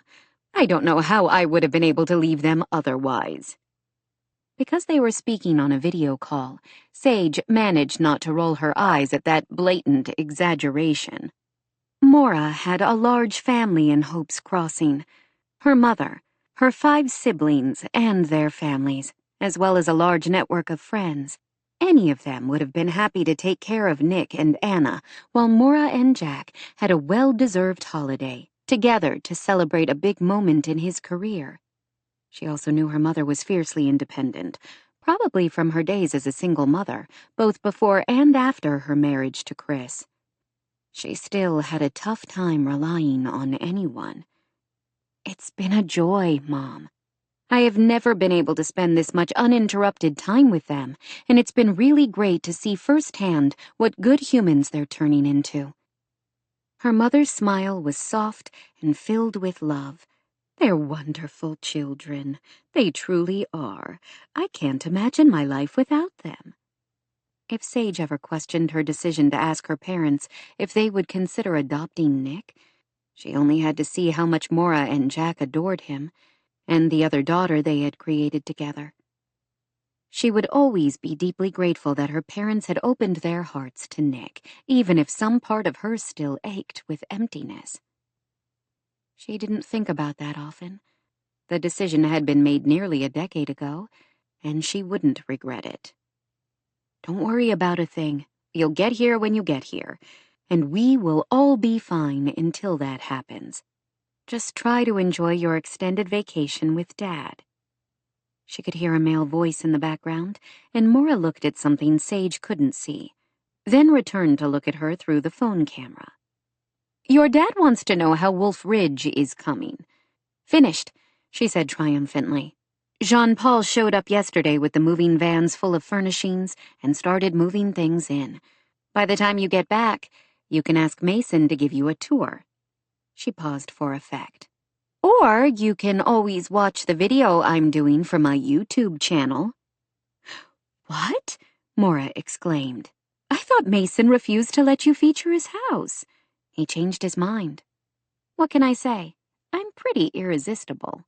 Her mom laughed, and she could hear her father's deeper laughter in the background. "Yes, you are," Maura said, "or at least an unstoppable force." "I'm so happy he agreed. You will do a fabulous job of showing all the changes you have helped design for that house. It really has been a labor of love for you, hasn't it?" Her mother didn't know the half of it, and Sage hoped Maura never guessed the depth of her feelings for Mason. Since the evening of the Nutcracker, Sage had come to realize that her feelings for Mason were far more than mere attraction or admiration. She was in love with him, and probably had been since she started working on the project with him. She could look back over the past 9 months to see the signs. She had been more excited and invested in the redesign of Wolf Ridge than any other project of her career. She thought it was because of the beauty of the house, and the surroundings, and the innovative adaptations Mason wanted. Now she realized it was because of him. "I'm thrilled with the way it turned out," she said with a smile that felt strained. "I'm so proud of you, honey. I know your dad is too. You've worked so hard to follow your dreams." She was extraordinarily fortunate. Her parents had supported her every step of the way, and she would never be able to repay them for that. "What will you do while you're stranded in Paris?" she asked. "Probably not leave the hotel. The wind is blowing so hard I'm afraid we'll both get blown into the Seine if we try to venture out. But we've had a marvelous time before the weather started. We hit about 100 museums, none as beautiful as the one your father designed in Rouen, of course, and even made a day trip down to the Loire Valley to see the chateaux." "I'm so glad you've had fun." Her mother looked happier and more relaxed than Sage had seen her in a while. As much as Maura loved the bookstore, her family, and her life here in Hope's Crossing, no doubt she and Jack had needed this time on their own. She loved seeing how much her parents loved each other, even while it reinforced how alone Sage was. "I had better go," Maura said. "I'm afraid we're going to lose internet again. It's been in and out all day. Give the children our love." "Okay. Au revoir." The children came down for breakfast shortly after Sage hung up with her mother. She pulled them close. I have bad news. There's a big storm in France where Mom and Dad are, and their flight has been canceled. I know you were excited about them coming home tonight, but it looks like it won't be until tomorrow or Monday. Nick accepted the news with equanimity, but Anna looked nervous. But you'll still be here, right? She hugged her sister. Of course. I'm not going anywhere. For now. She would be leaving after Christmas to return to her busy life, but she would take with her great memories of this time with Nick and Anna. She hoped they could say the same. Is it still okay if Grace comes over to work on our Christmas present today? Nick asked. She had completely forgotten their discussion a few nights earlier at the ballet. While she would have loved to be at Wolf Ridge while the designer and his team staged the house, she knew she would only get in the way.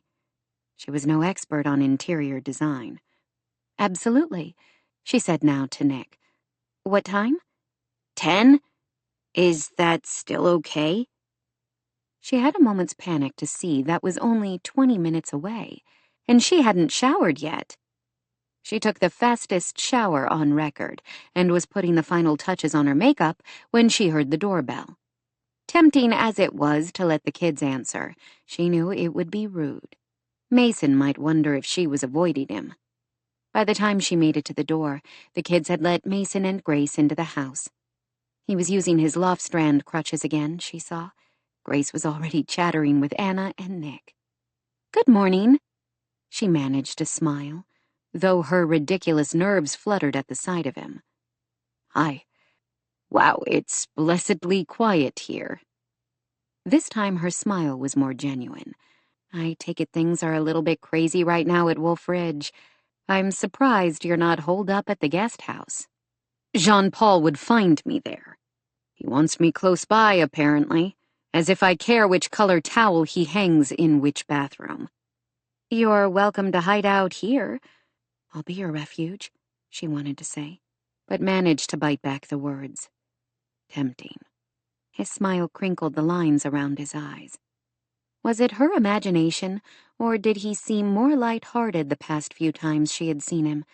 Maybe that meant he was settling into his new life here in Hope's Crossing. Jean-Paul will probably never forgive me if I blow him off today. Who knows? I might end up with pink towels in all the bathrooms. What's wrong with pink? Grace asked him. Nothing. Absolutely nothing, he assured her. Can we go to Anna's room? Nick asked. Sage nodded. Bye, Dad, Grace said. She hugged him, careful not to unbalance him on the crutches. Have fun, sweetheart, he said, his eyes warm as he returned the hug. Oh, he was a hard man to resist, especially whenever she watched him interact with his daughter. It was obvious Grace was his world. She can stay here all day, if you'd like, Sage said after the children hurried off, chattering and giggling. Our schedule is easy, only wrapping presents and running a few errands. That would actually be great. My mom ran to Denver for some last-minute shopping, and I'll be busy all day with the designers. Grace can entertain herself in one of the rooms that's done at the house, but I'll feel better to know she's happy here. Thank you. You're welcome. I can take her home when we're done with our errands. Are you sure? What time are your parents coming back? They're not. Apparently there's a big storm grounding all the flights out of Paris, so they're stuck for a few extra days. Hard luck there, he said, his voice so dry she had to smile. I'm thrilled to have a few extra days with Anna and Nick. He gave her a searching look, and she flushed, wondering what he could read in her expression. Could he tell how bittersweet this week had been, spending so much time with her son? We'll have a great time. I'll bring her back this afternoon. Thank you. Jean-Paul says they have to be done by 5, so he can drive back to Denver. Apparently, he has a flight home to Quebec City early in the morning. When you bring her back, I'll give you the grand tour. I can't wait. It's always wonderful to see how the furnishings work with my designs. Jean-Paul is brilliant at melding his ideas with the architecture, don't you think? Sure, if you say so. I'm no expert, but I do like what I've seen so far. It feels like a house made for living. That's all I know. Oh, I'm so glad. She smiled and he gazed down at her. Something hot and fierce in his expression that stole her breath. He wanted to kiss her again, and she wanted to let him. She wanted to taste his mouth again, feel the silky slide of his lips against hers, the strength of his upper body wrapped around her. She had to check herself from leaning forward in invitation. Bad idea. She couldn't kiss him again. She would already be leaving Hope's Crossing with a shattered heart. She didn't need to make things worse. These teasing, tantalizing kisses were only making her fall harder for him. She shifted her gaze, tucking her yearning away as best she could. "I'll bring her back around 4:30 or 5, she said in clear dismissal. Thanks. I appreciate it, he said after a pause. When she looked back at him, she thought she saw a fleeting hint of hurt in his gaze, but it was gone too quickly for her to be certain. 23. Mason. He did his best to stay with Elsa in his office at Wolf Ridge, one of the first rooms to be finished, while the small army of movers and assistants on the design team did their thing. His office was near the front door, and he could hear them coming in and out all day, and arguments in English and French about where things should go. He wasn't sure why he had to be part of this.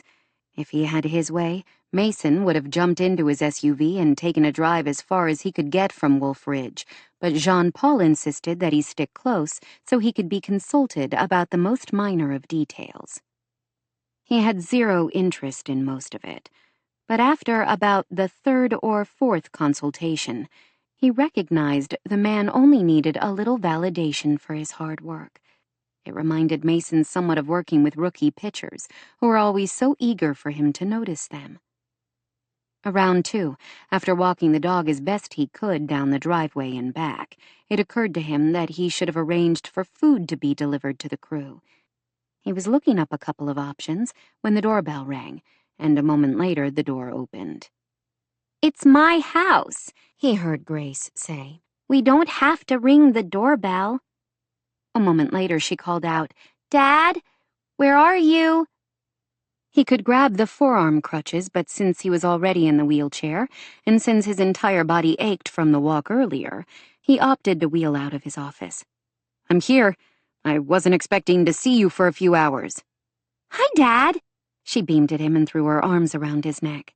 She loved when he was in the wheelchair, she always said, because it meant she could reach to hug him.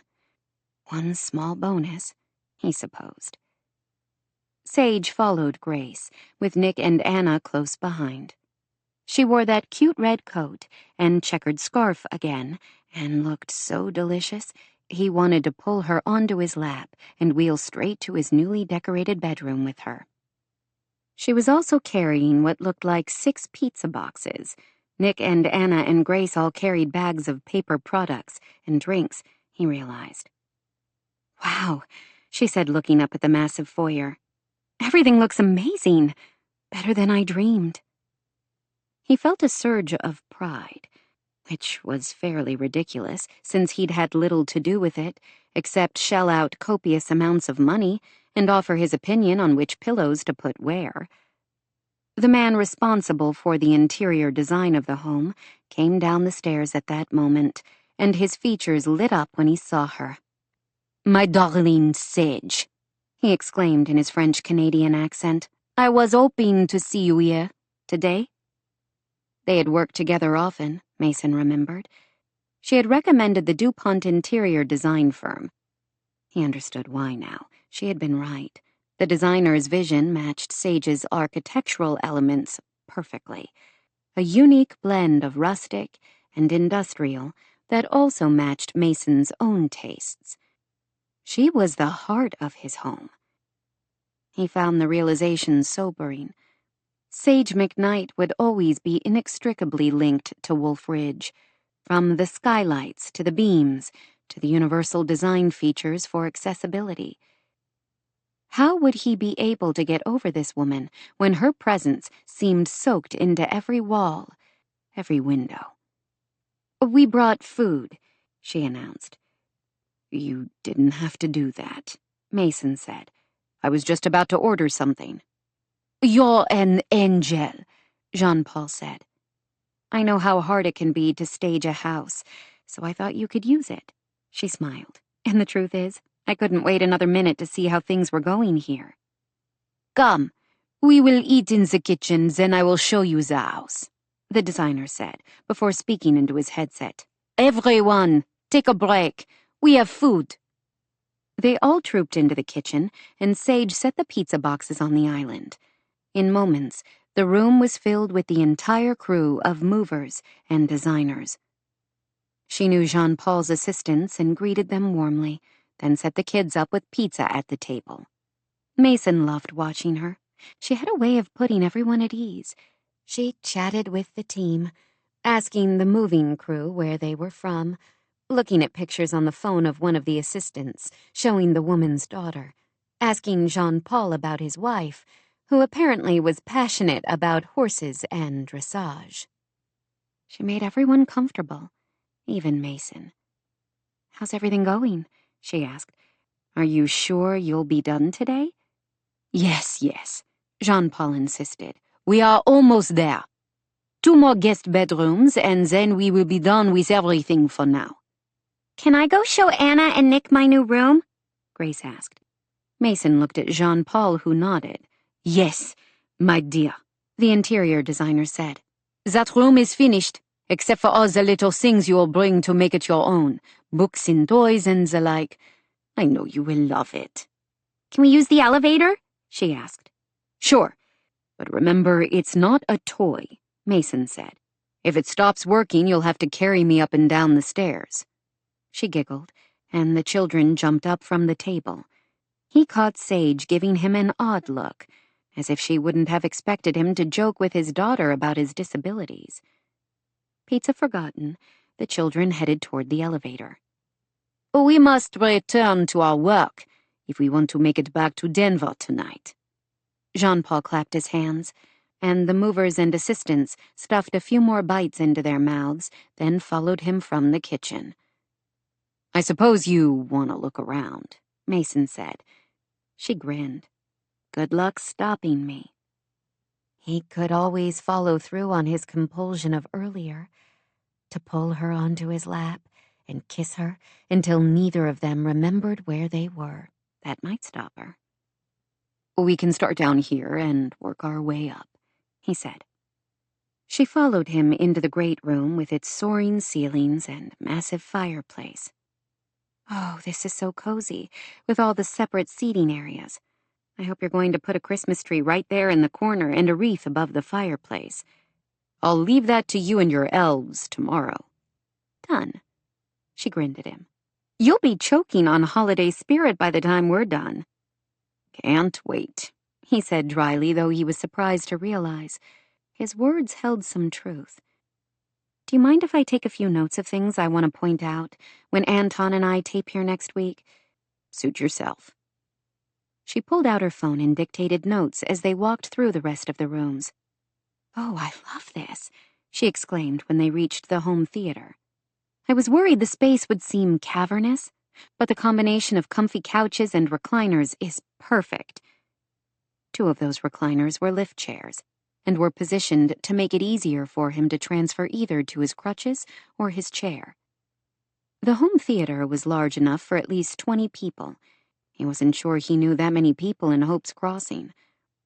Maybe he should fly in some of his friends from the team for a weekend before spring training started up. The thought shocked him, mostly because he had spent the years since the crash building walls between him and his old life as a professional athlete. Spence Gregory had been fine to hang out with here in Hope's Crossing. He was retired and had built an entirely different life, rich and rewarding, with his family and friends. Mason's close friends who were still in the game were a different story. He had assumed seeing them would be too painful, reminding him of all he had lost. What did they have in common now when they couldn't talk about baseball? While he hadn't cut ties completely and didn't ghost them or anything, still mostly answering texts and calls, Mason didn't go out of his way to reach out to any of them. He should change that. He missed the hell out of them. How pathetic that he had cut off people he loved simply because they reminded him of the man he used to be, a game he loved, and a time he could no longer recapture. They were still friends. He still cared about them and their families. He could change that. His life was different, but it wasn't over. This house was proof of that, his way of planning for the future. He could still support his team, still maintain friendships. He would start small, Mason decided. Maybe 3 or 4 guys who had been his closest friends on the team. They each had wives he liked and respected, and children around Grace's age that she had been friends with, too. She would like having company, this link to their old life. He also didn't have to shut out baseball completely from his life. That truth seemed to resonate deep in his soul. He had been a fan of the game long before he ever played, and he could recapture that. Maybe he and Grace could even take a trip to Portland over the summer when school was out, during a stretch when they could catch several home games. "Are you okay?" Sage asked. "You've been staring at the screen for about 5 minutes straight." "Sorry. My mind was wandering. I was thinking about inviting some of my old friends out to visit after the new year." "What a good idea!" she exclaimed. Sage was responsible for this monumental shift in his thinking. Sage and this house. She was bringing him back to life, ready or not. She wouldn't be here when his friends came. She would be leaving after Christmas. He tightened his hands on the rims of his wheelchair at the reminder, missing her already. He was subdued as they finished the tour. When they reached Grace's room, with its built-in bookshelves and window seat, they found Anna and Grace swinging in the hammock chair, hung from the ceiling, while Nick talked down to them from the loft reading nook. "This is the coolest room," Anna said. "Can you do my room just like this, Sage?" She smiled. "You'll have to talk to Mom and Dad about making any changes to their house. They might have something to say about that. But this is a pretty cool room." "I love it. I can't wait to sleep here tonight. Hey, can we go swimming?" "We have errands," Sage said. "We were only supposed to be here for a moment to drop off the food, but we got distracted looking at your awesome house." After a few more moments, she ushered the children away, and Mason couldn't help thinking the house was emptier without them, as if Sage took some kind of light with her. 24. Taryn. Taryn did her best during the week following her scene with Charlie to throw herself into the holidays. In addition to helping out where she could at the Green Project, she went to 2 concerts at the middle school, found a last-minute ticket to the Nutcracker at the Town Arts Center, finished her shopping, and organized a cookie swap among the faculty. By the weekend, she knew her frenzied efforts weren't working. She went to bed exhausted each night, but didn't sleep well, waking up after tortured dreams of all she couldn't have. As a last-ditch effort, she had offered to spend Saturday with her siblings, while Evie and Brody finished their own shopping. They were making a mess of the kitchen and singing along loudly to Christmas music when their parents returned. "Looks like a party in here," Taryn's dad said with a grin. "Don't worry, we'll clean it up, won't we, kids?" Sasha, 13, beamed. "Not me. Anthony can clean it up." "Hey, no fair," Anthony complained. "It's your turn to wash the dishes. I did them last night." At 10, Anthony had caught up with the rest of his class after he had been adopted by Evie and Brody 3 years earlier. His low vision caused some learning challenges. but he more than made up for them in hard work and determination. "We'll all work together," Taryn said. "I can help," offered Zoe, the child Brody and Evie had together, who was in first grade this year and extremely proud of her missing front teeth. Her father and Evie had created a beautiful family. Sage could admit now that she had been a little nervous when they told her the year she left for college that they were planning to open their home as foster parents to Sasha, a young girl with Down syndrome who had been neglected by her drug-addicted young parents and had been nonverbal at the time, with significant developmental delays. Within 2 years, Sasha had been talking up a storm and charming everyone in town with her bright smile and tender heart. The social worker who had helped them foster and then adopt Sasha later told them about Anthony, whose loving grandmother had raised him from birth until she recently had a stroke. Evie and Brody hadn't hesitated to bring him into their family, which by now also included Zoe, who had been a precocious toddler at the time. Taryn loved all of them dearly, and especially loved seeing how happy their brood made Evie and Brody. They were another reason she had taken the job at Hope's Crossing Middle School, so she could have more of an active role in their lives. "Thanks for letting me steal them for the day," Taryn told Evie after the children had all helped her clean up the kitchen and then put on their coats to go help Brody deliver the cookies to neighbors. "We had a great time. They were exactly what I needed to help put me in the holiday spirit." Evie gave her a searching look. "Okay, out with it. What's going on with you?" Taryn shifted. "What do you mean?" "You aren't yourself. I thought I was imagining things, but your dad commented on it while we were shopping too. Something's wrong. Is there anything we can do to help?" She looked away.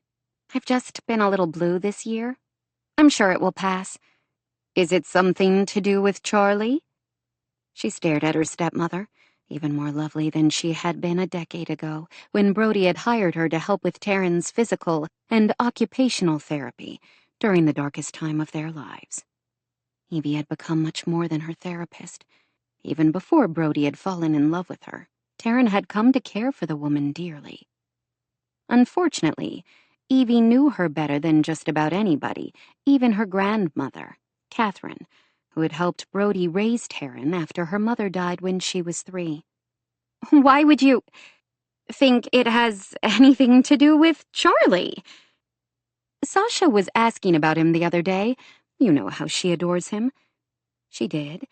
It always warmed her heart to see Charlie interact with her siblings. He was so good with them all.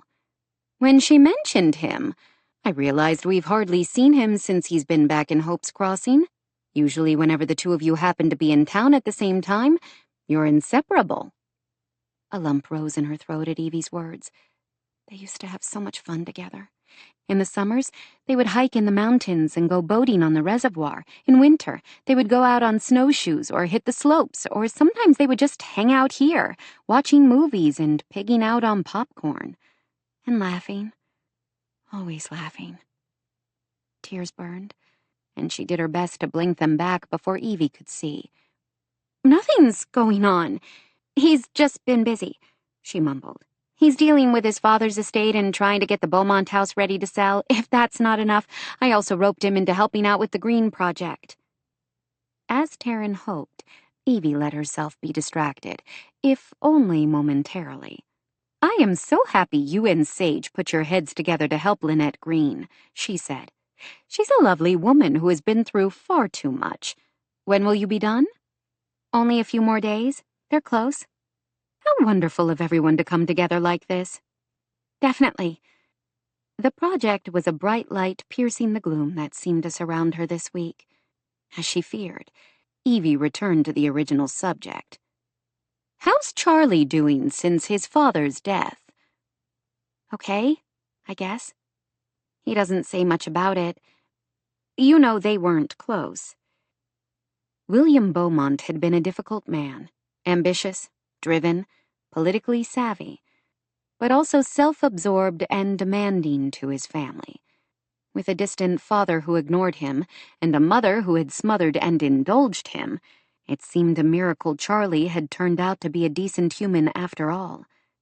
Taryn attributed that to the influence of people like her dad and Sam Delgado in his life, as well as Charlie's own strength of character. "I'll be honest," Evie said. "I guess I always kind of suspected the two of you would end up together." You did?" Evie gave a gentle smile. "He was always so protective of you, from the first day he came to help me with your rehab. I mean, he's clearly been in love with you since you were teenagers."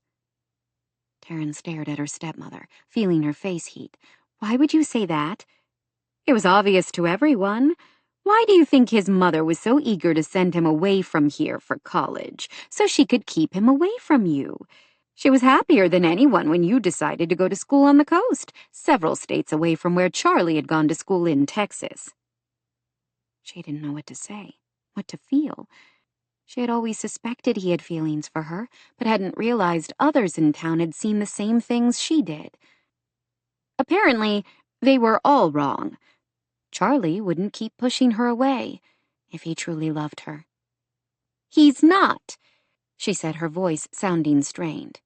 "If he cares about me at all, why does he keep shutting me out?" Evie looked closer at her. "You're in love with him, too."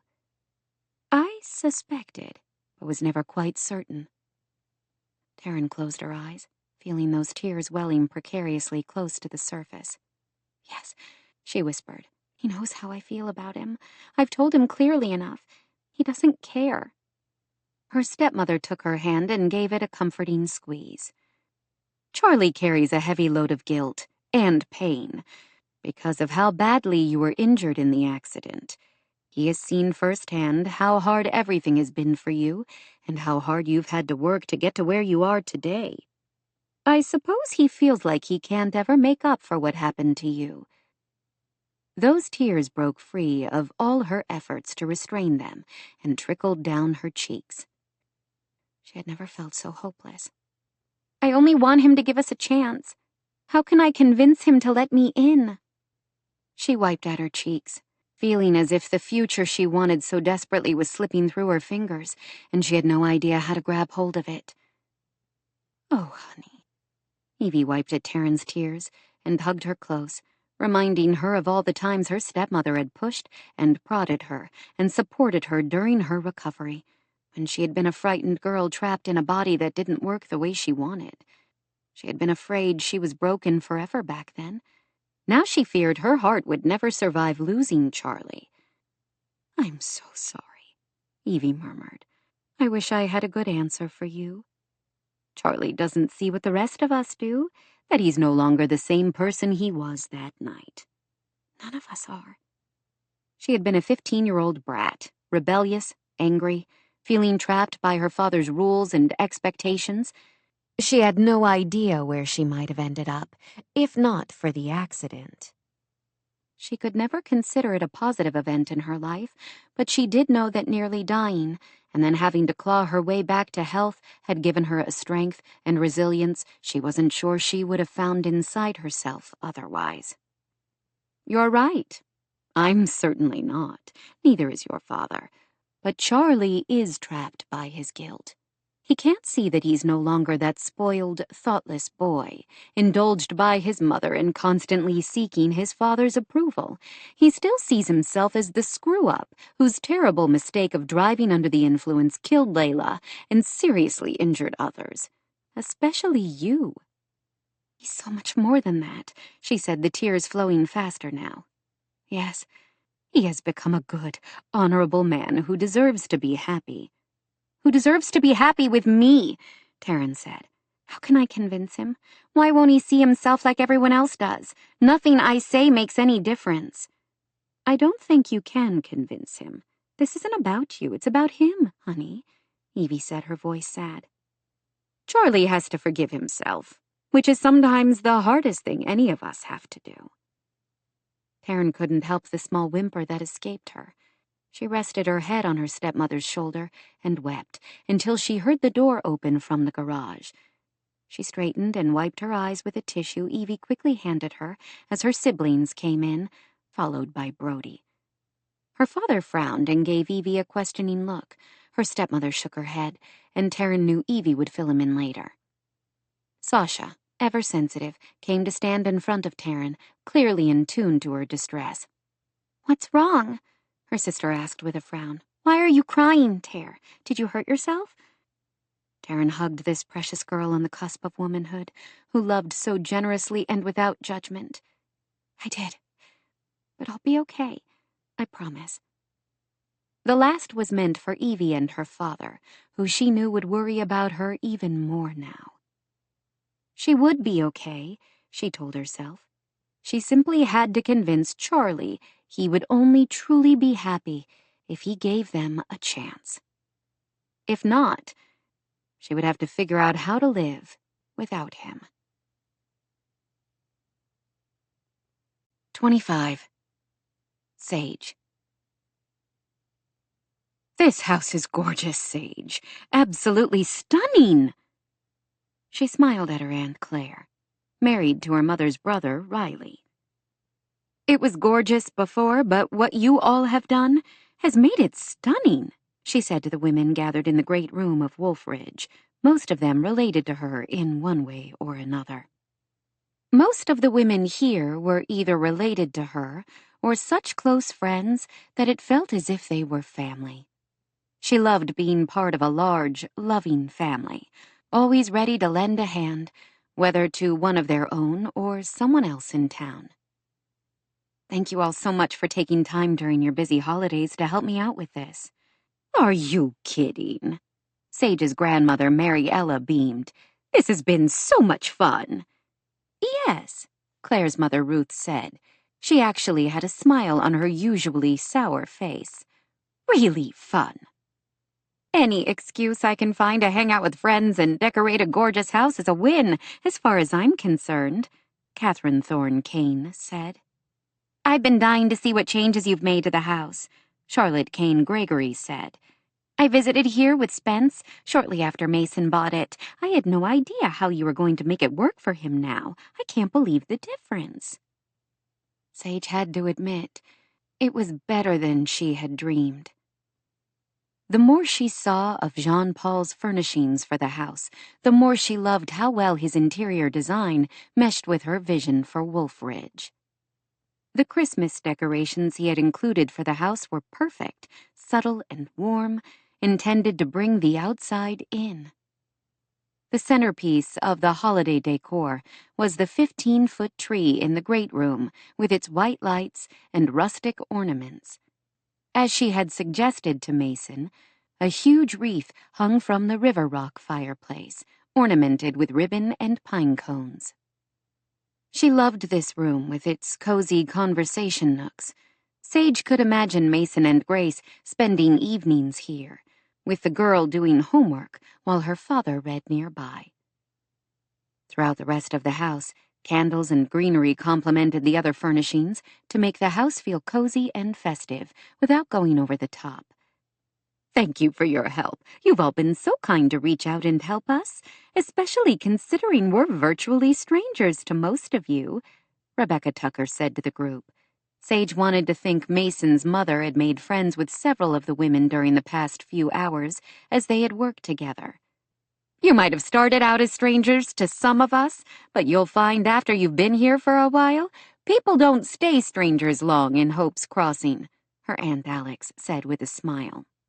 Where is the man of the house? Mariella asked. I was hoping we might have the chance to say hello to him and his cute daughter. Mason wanted to stay out of our hair, so he and Spence took Grace and our kids along with Nick and Anna ice skating in town, Charlotte said. Ruth frowned. Ice skating? How can Mason go ice skating? He's in a wheelchair. Behind her, Claire rolled her eyes and mouthed an apology for her mother to the group in general. Ruth was not always the most tactful of people, though Sage liked to think her heart was usually in the right place. She had mellowed over the years she had served as Mora's right hand at the bookstore for the past decade. He was probably going to cheer from the sidelines, Sage said quietly, astonished at how protective she felt for Mason. She wanted him to be able to do anything, no limits. More than that, she wanted people in town to accept him as he was, whatever he did, and not pity him or treat him as if he had some fatal disease simply because his mobility needs were different from theirs. Grace was doing her best to convince him to let her cheat by holding onto his chair for balance while she pushed him around the ice, Rebecca said with a smile. I hope he lets her. It would be fun for both of them, Sage said softly, wishing she could be there to help persuade him. Well, the point is, you've done a wonderful job with the house. I can tell you've really put your heart and soul into this project. Sage smiled at her grandmother, who studied her closely in return. What did Mariella see? Could she tell how Sage's emotions had become wrapped up not only with Wolfridge, but with Mason and Grace? She expected so, especially when her grandmother's expression shifted to one of concern. Is there anything left for us to do? Claire asked. Sage looked around. Anton would have a great time filming all the beautiful details. I can't think of anything. Thank you so much for your help. I can't wait to see your YouTube video, Charlotte said. It's going to be your best one yet. I hope so. They all spent a moment gathering up discarded ribbon ends and broken ornaments, then were pulling on hats and coats to leave when the front door opened. An instant later, Grace raced in, followed by Nick and Anna, then Mason in his wheelchair. Spence must have traveled separately, she guessed. Grace stood in the middle of the great room, her features rosy from being outside, and her eyes glittering with the suppressed excitement and happiness of most children during the season. Oh, it's beautiful! That Christmas tree is huge! I love it so much. I can't believe we really get to live here.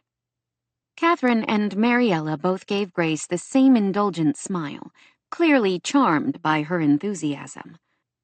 Wow, it does look great, Mason said.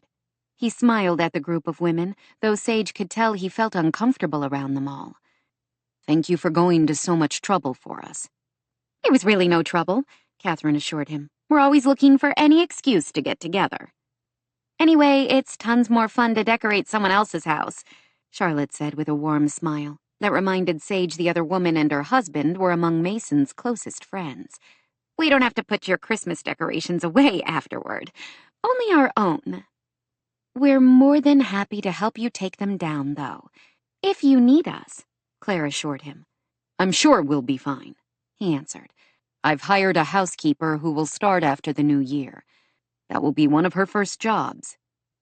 And I can help, Rebecca said. This house is stunning, Mariella said. Even without the Christmas decorations, it would have been perfect for Sage to show on her channel. We all can't wait to see the video. I hope you'll let her interview you, Alex said. My favorite clips are the ones where she talks to the homeowners, and they go in-depth about the things they love most about their house. Mason looked clearly alarmed, and she quickly stepped in. It will still be great without that, she assured him. We'd best be off, Catherine said. I forgot to ask. Any word on the travelers? Alex queried. Mom called this morning and said the airport in Paris is still socked in, but they're hoping to get a flight home tomorrow. I hope they've had a wonderful time, Mariella said. It's been so lovely of you to stay with the children. I know how much a trip away together meant to your parents.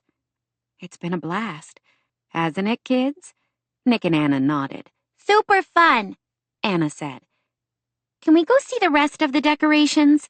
Grace asked her dad when everyone had left, including Rebecca, who said she was scheduled to FaceTime with a friend in another state. Sure. Not too long, though. We have to go soon, Sage said. The children rushed off. Sage, abruptly left alone with Mason, suddenly felt awkward. Needing something to do, she fiddled with some of the greenery on one of the side tables. Our friends and family can be a little much sometimes. Thanks for putting up with us. Most of them are related to you? About half of those who were here. 2 of my aunts were here, Alex and Claire, as well as Claire's mom, Ruth. You know my grandmother, Mariella. The rest are related to Charlotte. Catherine is married to Charlotte's dad, Dermot, second marriage for both.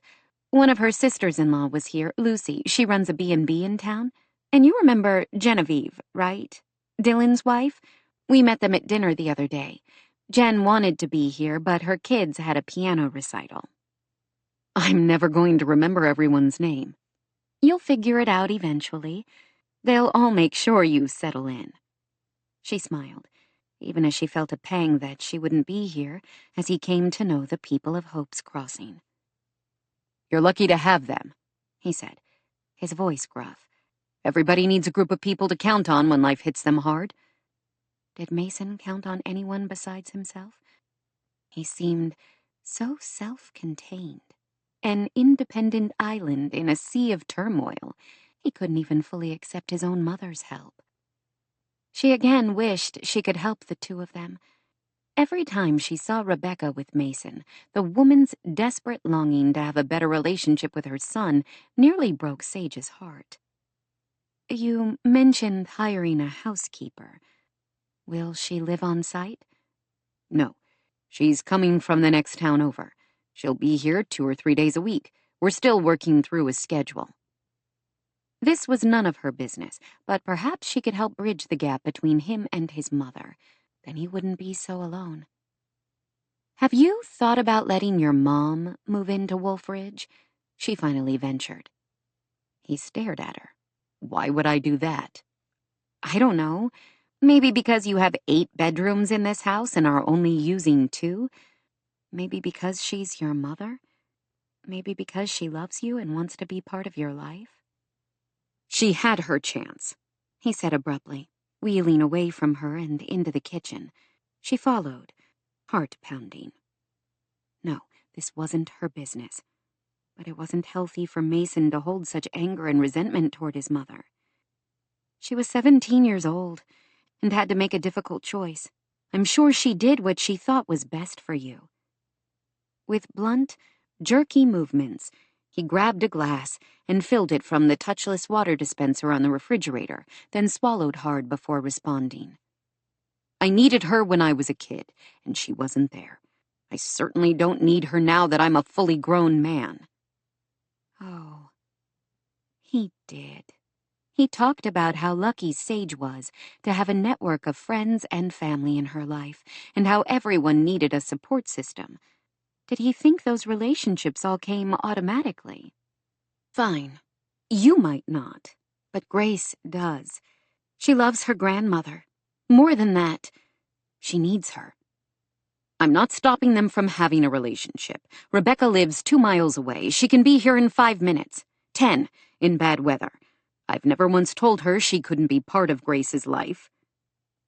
Maybe not in so many words, but he put roadblocks up. Sage could see them, even if Mason couldn't. What about the guest house? Why couldn't Rebecca move in there once the renovations are complete? That way she would be close by for Grace, but far enough away that you don't have to live in the same house with her. You may have designed my house, but that doesn't give you any right to design my whole damn life, he snapped. She gave him a steady look, unfazed by his anger. I'm not trying to design your life. I was only pointing out how your stubborn determination to prove you don't need anybody is hurting 2 people who care about you. And me. She wanted him to need her, too. Why do you care where my mother lives? You'll be in San Francisco, making your mark in architecture. You were the one talking about my support system and saying everybody needs one. It's obvious to me your mom wants to be one of those people you count on, but you keep her very carefully at arm's length. I don't understand why when she's trying so hard. What more does she have to do to prove herself to you? He glowered at her, frustration stamped on his features. Why does letting Rebecca into my life have to mean having her underfoot every single damn minute? What we're doing now works. I don't need to go changing everything just because my bossy architect wants to try saving the world. She threw up her hands, both literally and figuratively. Fine. Forget I said anything. It was just an idea. I thought it might be good for all of you, but obviously the mighty Tuck doesn't need any help from anyone. He's completely... Whatever else she meant to say was cut off in the next second, when out of nowhere, Mason reached out, grabbed her, and hauled her onto his lap. His heated gaze met her shocked one for only an instant, and then he was kissing her with a ferocity that stunned her almost as much. She didn't want to respond to him in the middle of an argument. Who did that kind of thing? But his mouth was warm and delicious, and he was so sweetly grumpy that she made a low sound and kissed him back with the same ferocity, falling in love with him all over again. She also loved that this position, with her sitting on his lap, put their faces at exactly the same level. She grasped his shirt front, kissing him with all the emotion that had been growing inside her for all these months. The heat and strength of him seeped through her skin, and Sage wanted to stay right here forever, locked in this delicious battle they both seemed to be winning. He was the first to pull away, shifting to catch his breath, his eyes stormy and aroused. "What am I going to do with you?" he muttered. "What do you want to do?" He gave her a steady look. "I'm not sure you want to know the answer to that." Oh, she did. She wanted to know exactly what ran through his head when he kissed her. This gorgeous man was attracted to her. She couldn't miss it, especially when she was sitting on his lap. She wasn't sure why. She only knew it felt like the most precious Christmas gift anyone had ever given her. "Just kiss me again," she said, her voice husky. He gave a short, raw-sounding laugh and did exactly as she asked. 26. Mason.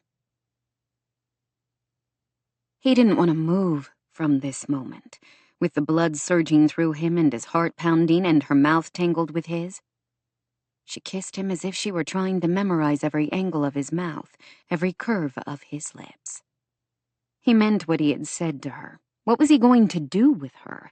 He couldn't bear the idea of her leaving after Christmas. But she had a life and career away from Hope's Crossing, and he still had no idea what he could possibly offer a woman as vibrant and alive as Sage. They couldn't go hiking in the glorious mountains around Hope's Crossing. They couldn't go skiing. He could never whirl her around a dance floor. Sage wouldn't care about those things. He knew it with a sudden surety. When she loved a man, Sage McKnight would love him with her entire heart, regardless of any physical limitations. He wanted to be that man. What the hell was he doing? He should have kept their relationship professional. Instead, he had let her into his life and his heart, and now he realized Sage had become infinitely precious to him. He spent every day reminding himself of all the reasons he and Sage could never have a relationship. Then the moment she came within reach, he forgot all his good intentions and ended up kissing her again. Never again. This had to be the last time. He closed his eyes, imprinting the taste and smell and feel of her into his memory. He might have stayed there all afternoon, lost in the sensory overload of Sage, if a distant voice hadn't intruded from outside the kitchen somewhere. "Hey, Dad, can we go swimming now?" Grace's voice pierced the haze of desire he was caught up in, and Mason froze to the realization that Sage was lying across his lap, and he was about 2 seconds away from lifting her sweater and exploring all those soft, delicious curves. The two of them were in serious danger of being caught in a compromising position by 3 children, and Mason couldn't seem to make his brain work fast enough to extricate them. Fortunately, Sage seemed to grasp the impending disaster as clearly as he did. Seconds before the children hurried into the kitchen, she slid off his lap, looking so tousled and rumpled and gorgeous. It was all he could do not to pull her back. The children stopped and stared at them. "What were you guys just doing?" Nick asked, his voice suspicious. Talking," Sage managed to say. "Why was Sage on your lap?" Anna asked. "Did she fall?" So apparently she hadn't left his lap in time to keep from being discovered. Neither of them seemed to know how to answer that. You were kissing, Grace accused. She looked stunned for a second before she laughed and punched Nick on the shoulder. I knew it. You like each other. You were right, Nick. Mason shifted. We don't like each other, he growled, then cursed under his breath when he saw Sage flinch, as if he had punched her. He winced. Sorry, that came out wrong. We do like each other. Sage is a very good architect who created a beautiful house for us to live in. She has also become a friend I value. The truth of his own words seemed to resonate deep inside. Somehow during the process of remodeling Wolf Ridge, Sage had become vitally important to him. He didn't have that many close friends in his life. Sure, plenty of people had wanted to stay close, but he had shut them all out after the crash. Sage wouldn't let herself be shut out. She pushed and pushed until he had no choice but to let her in. He had let her in too far. She had become a woman he respected, admired, and was starting to care about deeply. Yes, we are friends, but that's all, Sage said, her voice a little wooden. He narrowed his gaze. Did she want to be more than friends? She cleared her throat. We need to go, kids, or we won't have time to change before the Christmas concert at the church. We promised Aunt Angie we would go hear her solo. So we can't swim? Anna asked in a dejected voice. Maybe another time, she said quickly. You can come back again, Mason said, his voice ragged. The swimming pool is not going anywhere. Sage was, though. She would be leaving after the holidays to return to her busy, fulfilling life. What would he do without her? She was thawing the parts of him he thought permanently frozen after Shayla's death. He didn't want it. He wanted to stay in his state of suspended animation, focused only on Grace and on trying to regain as much function as he could. He didn't want to feel again. After the crash, doctors had kept him so drugged up that he hadn't felt the pain of more than a dozen broken bones at first. His spine, both legs and ankles, several ribs.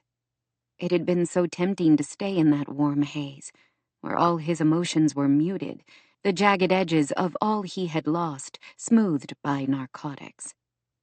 Eventually, he had started weaning himself off the drugs, against the doctor's advice. The pain had been excruciating, but at least it was better than living in that numb state where he couldn't even grieve Shayla properly. He had a feeling that losing Sage would be like that pain, raw, intense, endless. Would he have preferred that he had never let her inside, that she had never kissed him that day a few weeks earlier and opened the floodgates to all these feelings that had been building inside him for longer than he cared to acknowledge? Mason didn't know the answer to that. He only had a feeling this ache in his heart wouldn't heal nearly as easily as a dozen broken bones. 27. Sage. By the Tuesday before Christmas, 2 days after that intense, emotional kiss in Mason's kitchen, Sage knew her heart would not recover from this season in Hope's Crossing.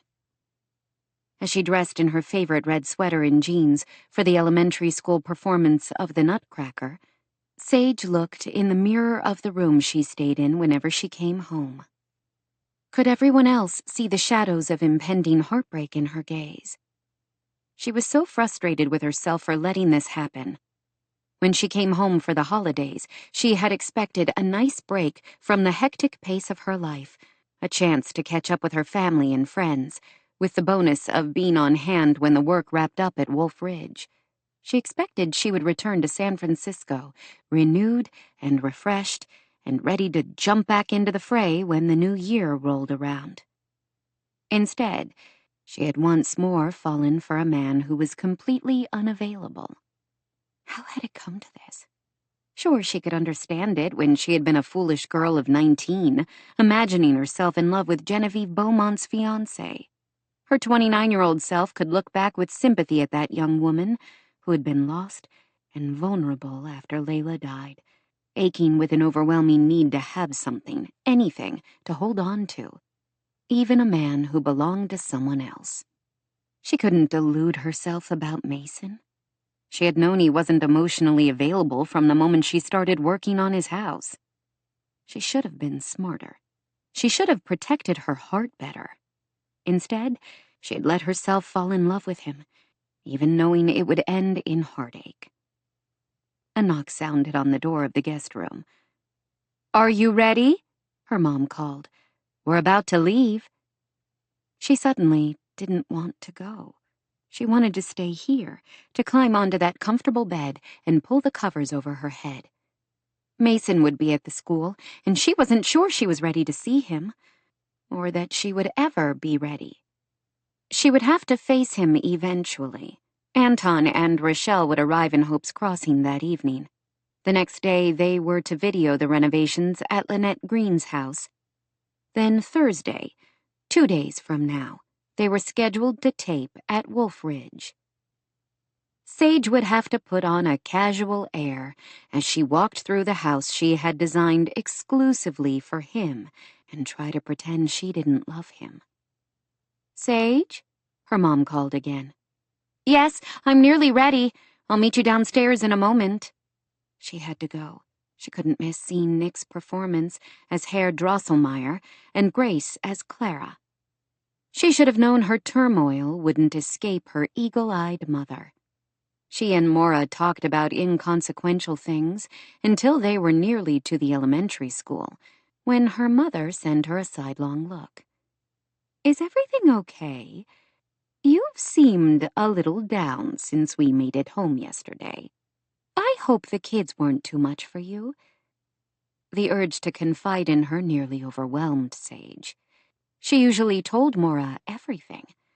The two had always been close, probably in part because they were only 18 years apart, Maura more like an older sister than a parent, and also because they shared the pain of losing Layla. She wouldn't. Not yet.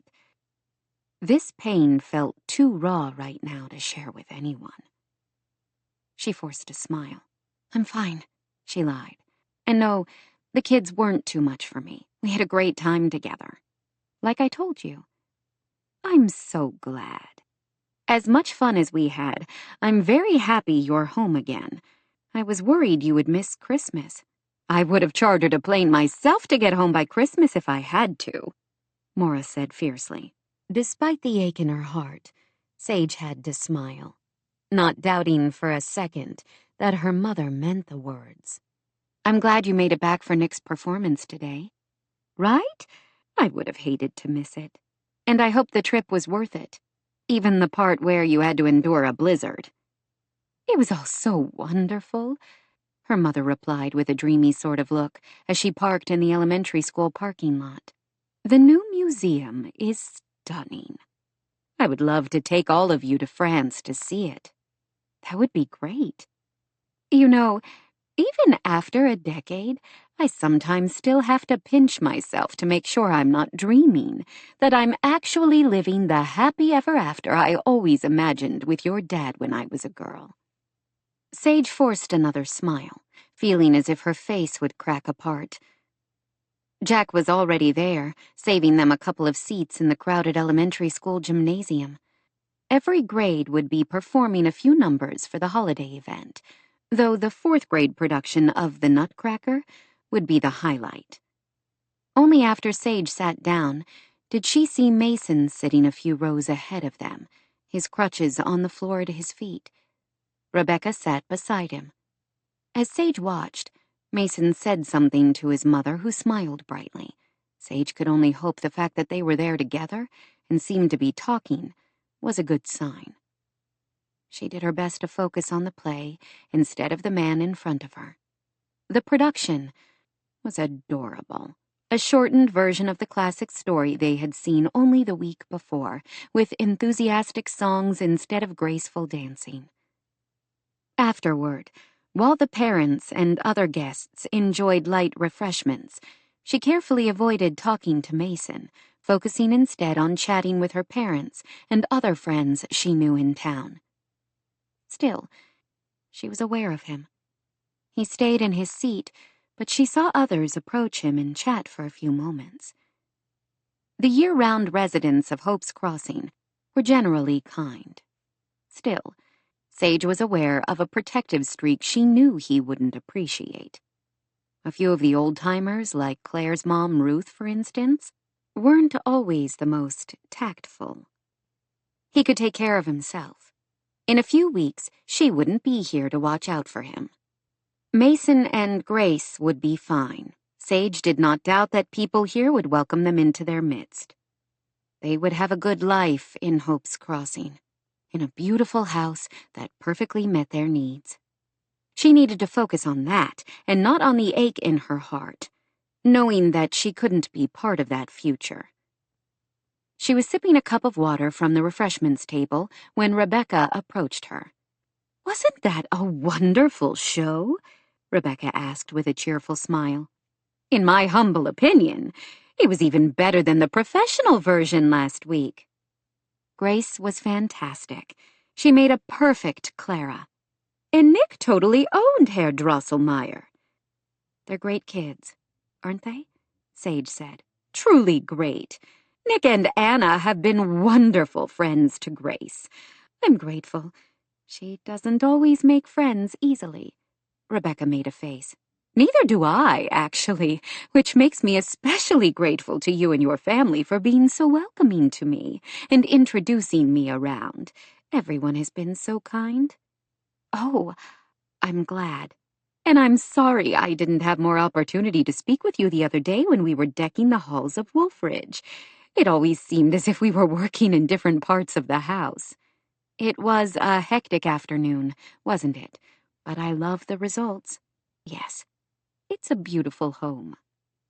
She paused. "I've been wanting to tell you how shocked I was to hear Mason agreed to let you film his house. He's such a private person. I never thought he would do it in a million years. How on earth did you convince him to agree?" Did Rebecca think she had some kind of magic power over Mason? The idea was laughable. "I'm not sure, to be honest. He's not doing it for me, I know that much. The ad revenue I make from the channel goes to help renovate houses for others with mobility challenges. I think that was what finally decided him." Rebecca raised an eyebrow. "Don't sell yourself short. If that was all he cared about, it would have been easy for him to simply hand you a check. No, he agreed for you." Sage shifted, not knowing how to respond. His mother obviously didn't know him as well as she thought, if Rebecca could believe that. "I don't think so. But whatever the reason, Wolf Ridge deserves to be seen by a wider audience, if only to show that universal design elements can bring style and grace to a house." "You did that. And Jean-Paul," Sage said. "Don't forget him and his team." Rebecca smiled a little. "How could I? He's quite a character. I loved seeing what he did to the spaces. I found the whole process fascinating. Do you know, I once dreamed of being an interior designer. I even took a few classes at a community college once, years ago, when I was living and working in Vegas." She made a face. "But then I got married, and my husband thought it was a waste of time. He didn't want me to work, so I could be free to travel with him. He was a wealthy developer with enough money in the bank that I didn't have to work. So I kind of gave up on that dream." Missed opportunities always made Sage feel a little sad, as well as deeply grateful that her parents had continually pushed her to achieve her own dreams. "It's never too late," Sage said. "If interior design is something you love, you should pursue it. Why not?" "Oh, I wouldn't know where to start," Rebecca said, looking stunned at the idea. "What about by working with one of the interior designers here in town? We have some good ones. I know a few people. I could make some calls, if you want." Rebecca's eyes went wide.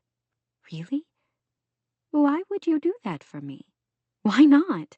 Sage asked simply. To her surprise, Rebecca gave her a quick hug. Only through fast reflexes did Sage avoid spilling her water cup all over both of them. You know, it was sheer luck that my son ended up buying a house years ago in Hope's Crossing and decided to renovate it and move here after he was injured. Since I've been living here, though, I can't help thinking this is exactly where Mason and Grace need to be. Sage had to agree. And while I don't believe in a God who manipulates every circumstance in our lives like some grand puppeteer, Rebecca went on, I do believe sometimes we are led to the places and the people who will impact our lives in ways we can't even imagine. Rebecca gave her a steady look.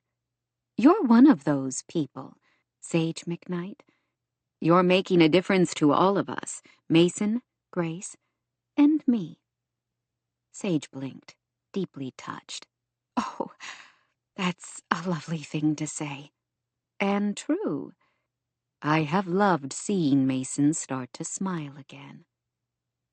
She wanted to tell Rebecca she had nothing to do with that, but her mother came over to say hello to Mason's mother, and the moment was gone.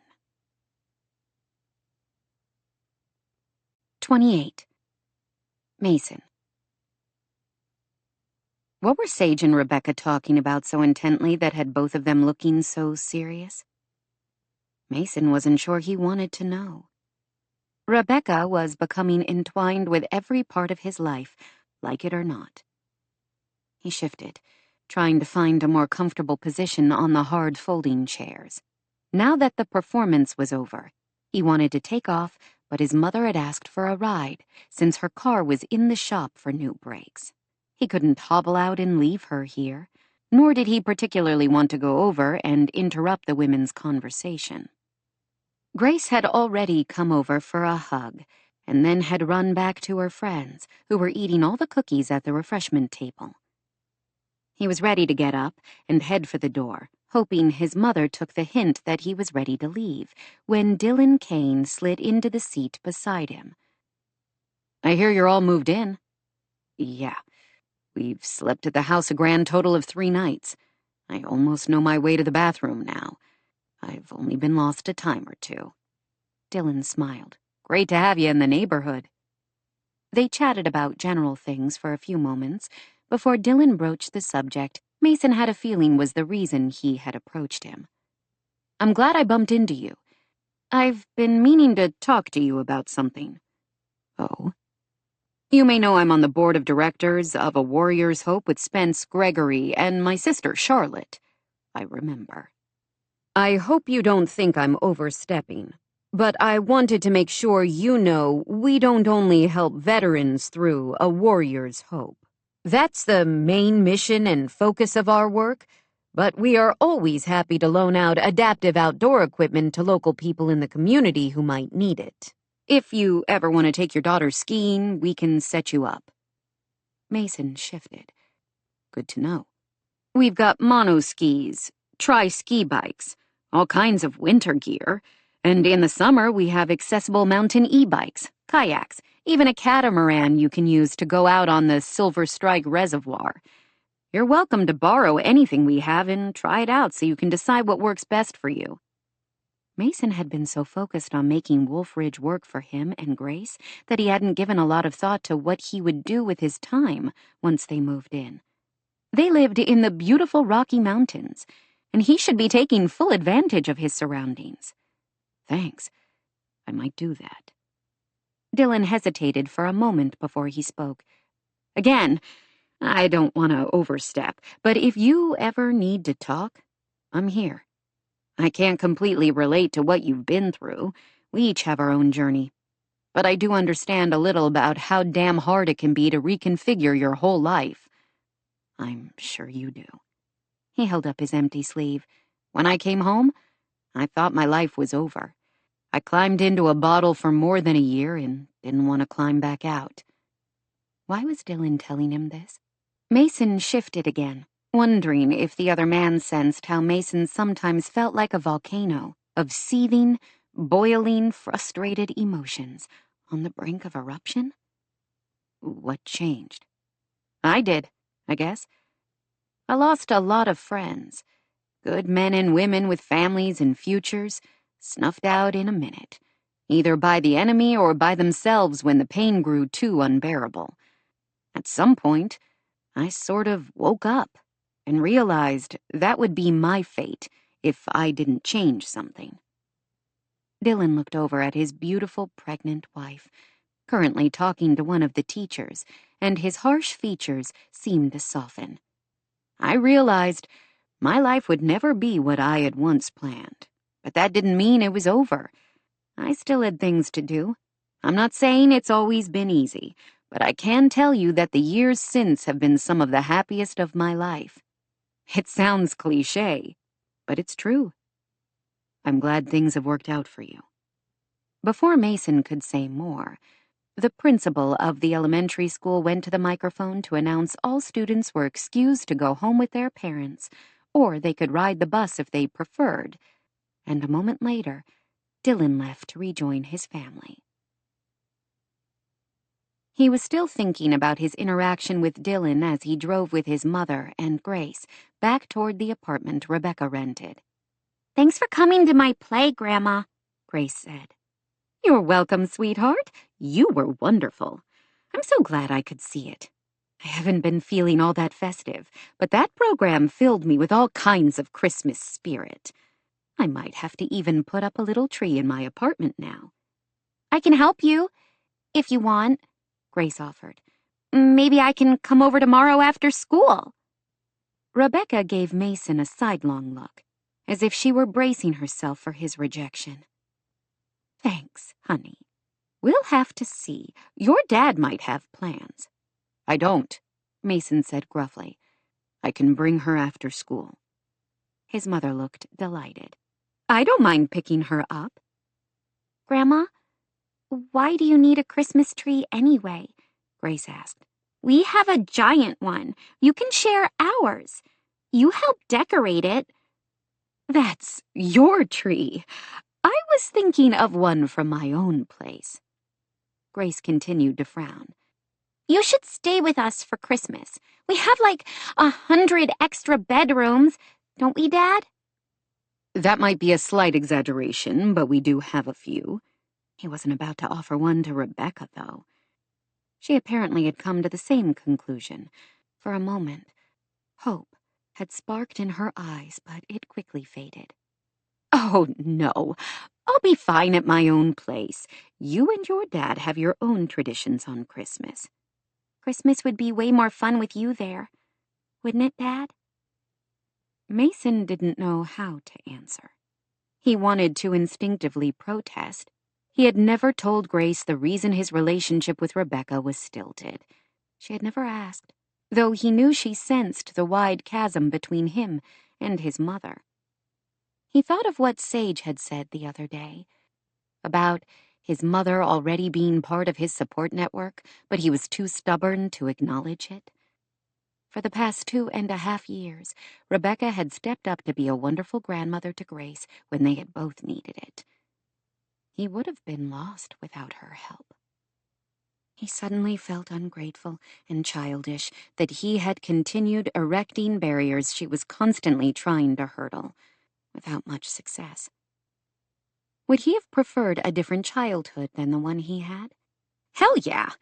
Every child deserved to grow up in a home filled with warmth and love, not strict rules and harsh discipline.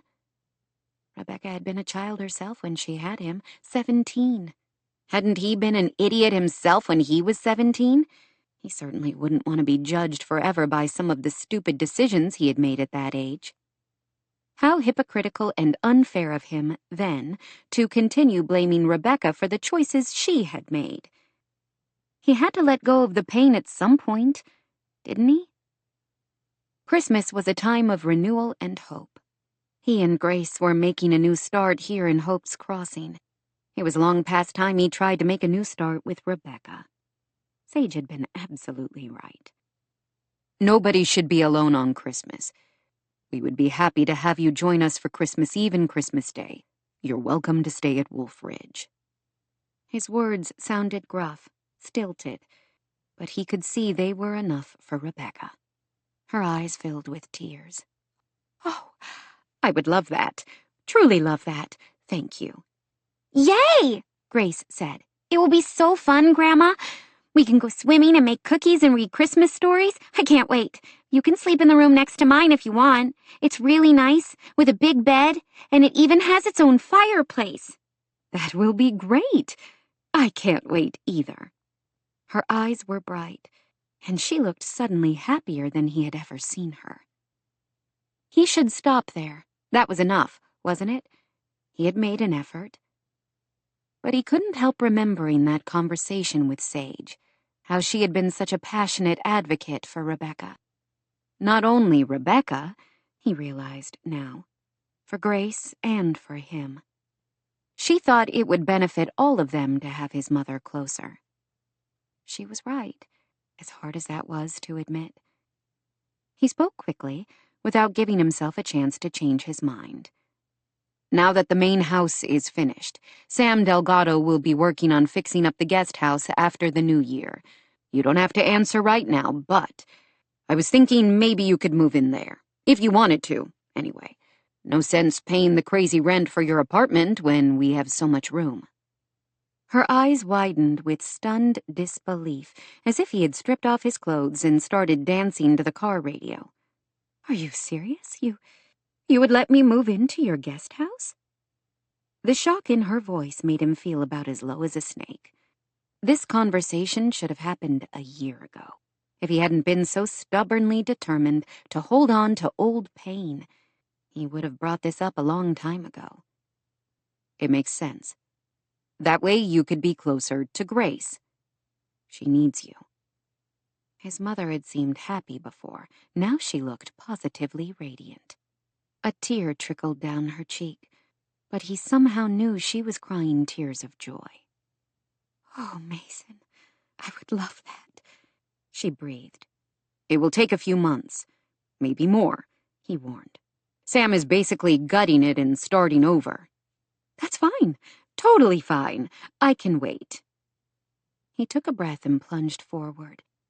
"Meanwhile, if you want to move into Wolf Ridge, we can find room. Grace is right. We have plenty of extra bedrooms. I have a lease until the end of January, but after that, I might consider it, if you'll still let me. Thank you." She reached across the car and kissed his cheek, and Mason had the oddest feeling, as if he had been wearing a heavy backpack full of rocks without realizing it, until it had suddenly been lifted from his shoulders. A few weeks earlier, he never would have taken such a monumental step forward in his relationship with his mother. Why now? Rebecca had been trying to build a relationship with him for 2 years, and he had shut her down again and again. What was different about this moment? He knew the answer. Sage McKnight. She had worked her way into his life, his thoughts, and into his heart, whether he wanted her there or not. 29. Taryn. "Are you ready for this?" Taryn nodded to Sage, wishing she could summon a little more enthusiasm at this culmination of the whirlwind green home renovation. She did her best, mustering a smile so fake it made her mouth hurt. "I'm ready," she said. "This has been so much fun. Thank you for letting me play a small part in the latest Homes for All project." Sage laughed. "A small part. Right. Is that what you call it? You only organized the whole thing, coordinated the volunteers, reached out to every neighbor, and even fed the crew a few times, from what I understand." "I was happy to do it." She decided not to share with Sage that focusing on this project had been the single bright spot in what was turning out to be a miserable holiday season. "It's been a team effort," she assured Sage. "That's true." Sage smiled at Sam and Charlie, who waited on the lawn with several other volunteers. Taryn did her best to avoid Charlie's gaze. Not sure she trusted herself around him, with her emotions feeling so close to the surface right now. My sources tell me Lynette and her children will be here in about 5 minutes, Sage said to the assembled crew. Taryn noticed her videographer, Anton James, was presumably filming. Before they arrive, Sage went on, I wanted to take a moment to thank you all for making this happen. I know some of you have sacrificed time with your families during this busy holiday season. Thank you for your willingness to help. You make me proud to say I'm from Hope's Crossing. A moment later, a van pulled up in front of the house, emblazoned on the side with the emblem for the Silver Strike Resort, where Lynette and her children had been staying during the renovation. Taryn held her breath as the woman climbed out slowly and transferred to a waiting scooter. She waved to everyone gathered in the lightly falling snow, and then wheeled up the new ramp to the cheers of the onlookers and excited exclamations of her children. She waited on the porch for Sage and Anton to precede her into the house so they could film her reaction. Taryn followed close behind. "Oh!" Lynette exclaimed as she made her way to the gleaming kitchen, with its marble island for rolling out cookie dough, the double oven provided by an appliance store in town, and the lowered shelves for a stand mixer that she would be able to reach easily from a wheelchair or a scooter. Lynette burst into tears. "It's beautiful! Better than I dreamed." "This can't be our house," Chloe exclaimed, walking past her mother. "It doesn't feel real." "Isn't it beautiful?" Sage said happily. "I predict many delicious cookies will come out of this kitchen in the coming months." "You can count on it," Lynette said, her features glowing. "I can't believe you did all this in only a few weeks." Was that really all it had been? It felt like a lifetime ago that she and Sage had bumped into Chloe and her mother that evening at the cafe in town, and then had driven here to talk to Lynette about Homes for All. So much had happened. The dance, the kiss, her heart shattering into tiny pieces. "We had an excellent crew," Taryn said, gesturing to Sam and Charlie. "Thank you. Thank you all. This is amazing. I love the tile backsplash, and the farmhouse sink is gorgeous." "This is so cool," her older boy exclaimed. "Check it out. The sink works just by waving your hand." He proceeded to demonstrate, and of course, his younger brother had to try too. "There's also a hot water spigot by the cooktop so you don't have to carry a heavy pan when you're making pasta, as well as a small sink to drain the water or to wash vegetables," Sam pointed out. "It's perfect. Absolutely perfect. How can I ever thank all of you?" Lynette asked through tears. "By enjoying your house and making tons of cookies for the rest of us to savor," Sage said softly. "Count on it," Lynette said, smiling through her tears. "All of you are going to be so sick of my cookies." "Never," Sam assured her. Charlie, Taryn noted, remained quiet, watching the family's excitement with an expression she couldn't read. "I'm so happy you like it," Sage said. "I can't wait to see the rest. First, can I say something?" "Of course." Lynette slowly rose, gripping the edge of the counter for support. She turned to face the assembled volunteers. "We will never forget what you all have done for us. Taking time out of your busy holiday schedules to help me and my children. My grandmother always told me Hope's Crossing was a special place, overflowing with kindness. Unfortunately, I have mostly known sadness and grief and fear here after losing my husband." She gave a tremulous smile, wiping away tears. "You have all reminded me that I'm not alone on this journey. My children and I are part of something more. A community of people who take care of each other, who reach out to those who need help, even when they are afraid to admit it. Thank you all, from the bottom of my heart. You have reminded me that the sun always shines again, even after the hardest storms of life." The crowd applauded her. Several wiped away tears, Even Charlie seemed touched by her words. While Sage showed Lynette some of the other features of the kitchen, filmed by Anton, Chloe approached Taryn. Thank you, Miss Thorne. It's gorgeous. I can't wait to show my friends. You're very welcome. I was thrilled to be part of it. This will make things so much easier for my mom. That's the idea. Chloe's expression grew thoughtful. You know, it's not as weird as I thought it would be to let people help us. Taryn had to smile. She gave the girl a hug. Though technically she wasn't supposed to hug her students, sometimes rules were meant to be broken in certain situations. I know what you mean. When I was 15, the people of Hope's Crossing helped me, too. Did you get a new kitchen? No. My help was a little different. I was injured in a bad accident that also killed my best friend. Oh, man, that's rough. The sympathy in Chloe's expression made a lump rise in Taryn's throat. Those who struggled most with grief and loss in their own lives often showed the most empathy for others. You were okay, though? Not at first.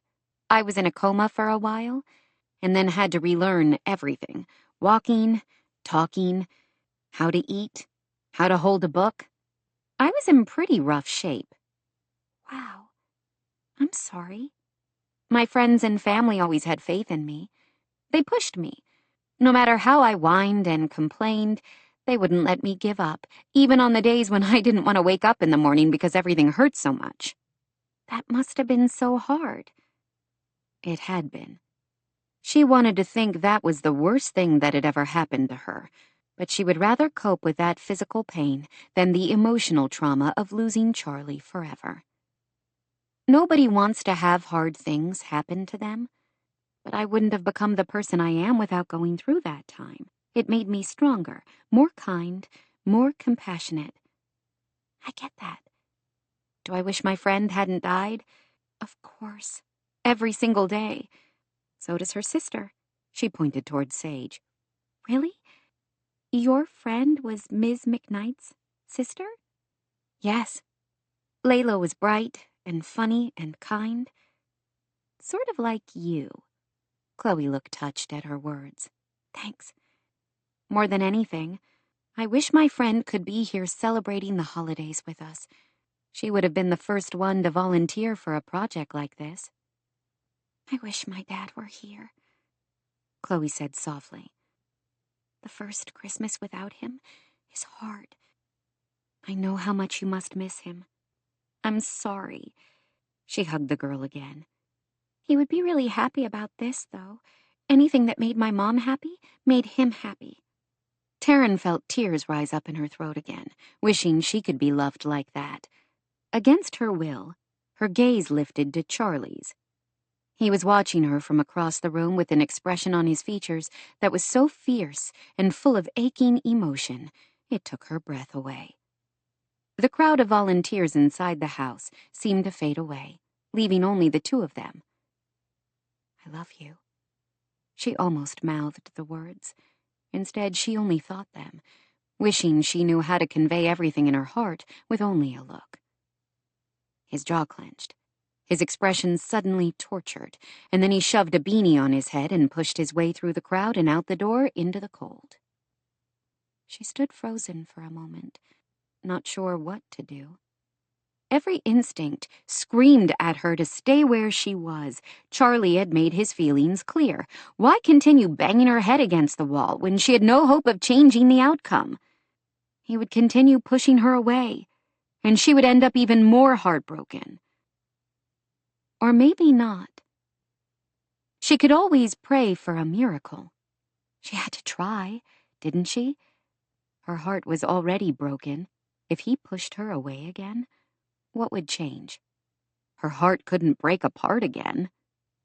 Will you excuse me for a moment? She said impulsively to Chloe. Sure, the girl said, looking confused. Taryn hardly heard her, already pushing her own way through the crowd toward the front door. He was walking down the street, probably heading to his pickup that she could see parked in front of the nearby park.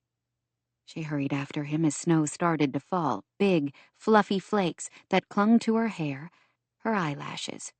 "Charlie!" she finally called. "Stop! I can't walk as fast as you can." He froze, still facing away from her, then slowly turned.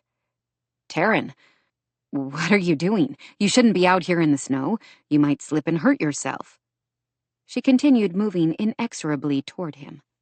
"I might, but I know how to get back up again." "Why are you out here? The celebration is inside." Now that she was here, she didn't know what to say. What more could she say that she hadn't already tried?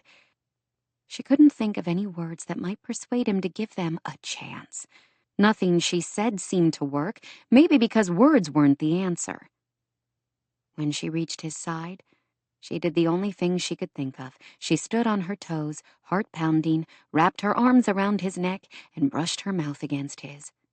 With her touch and her kiss, she tried to convey all the love and tenderness she felt for him, as well as the pain of the past week without him. He stood immobile, as if etched from the same granite as the mountains around them. After a moment, he made a low, raw kind of groan, and then grabbed her against him, kissing her with hunger and need and a yearning that more than matched her own. He kissed her for a long time, while snow fluttered around them and lights began to flicker on as dusk started to give way to night.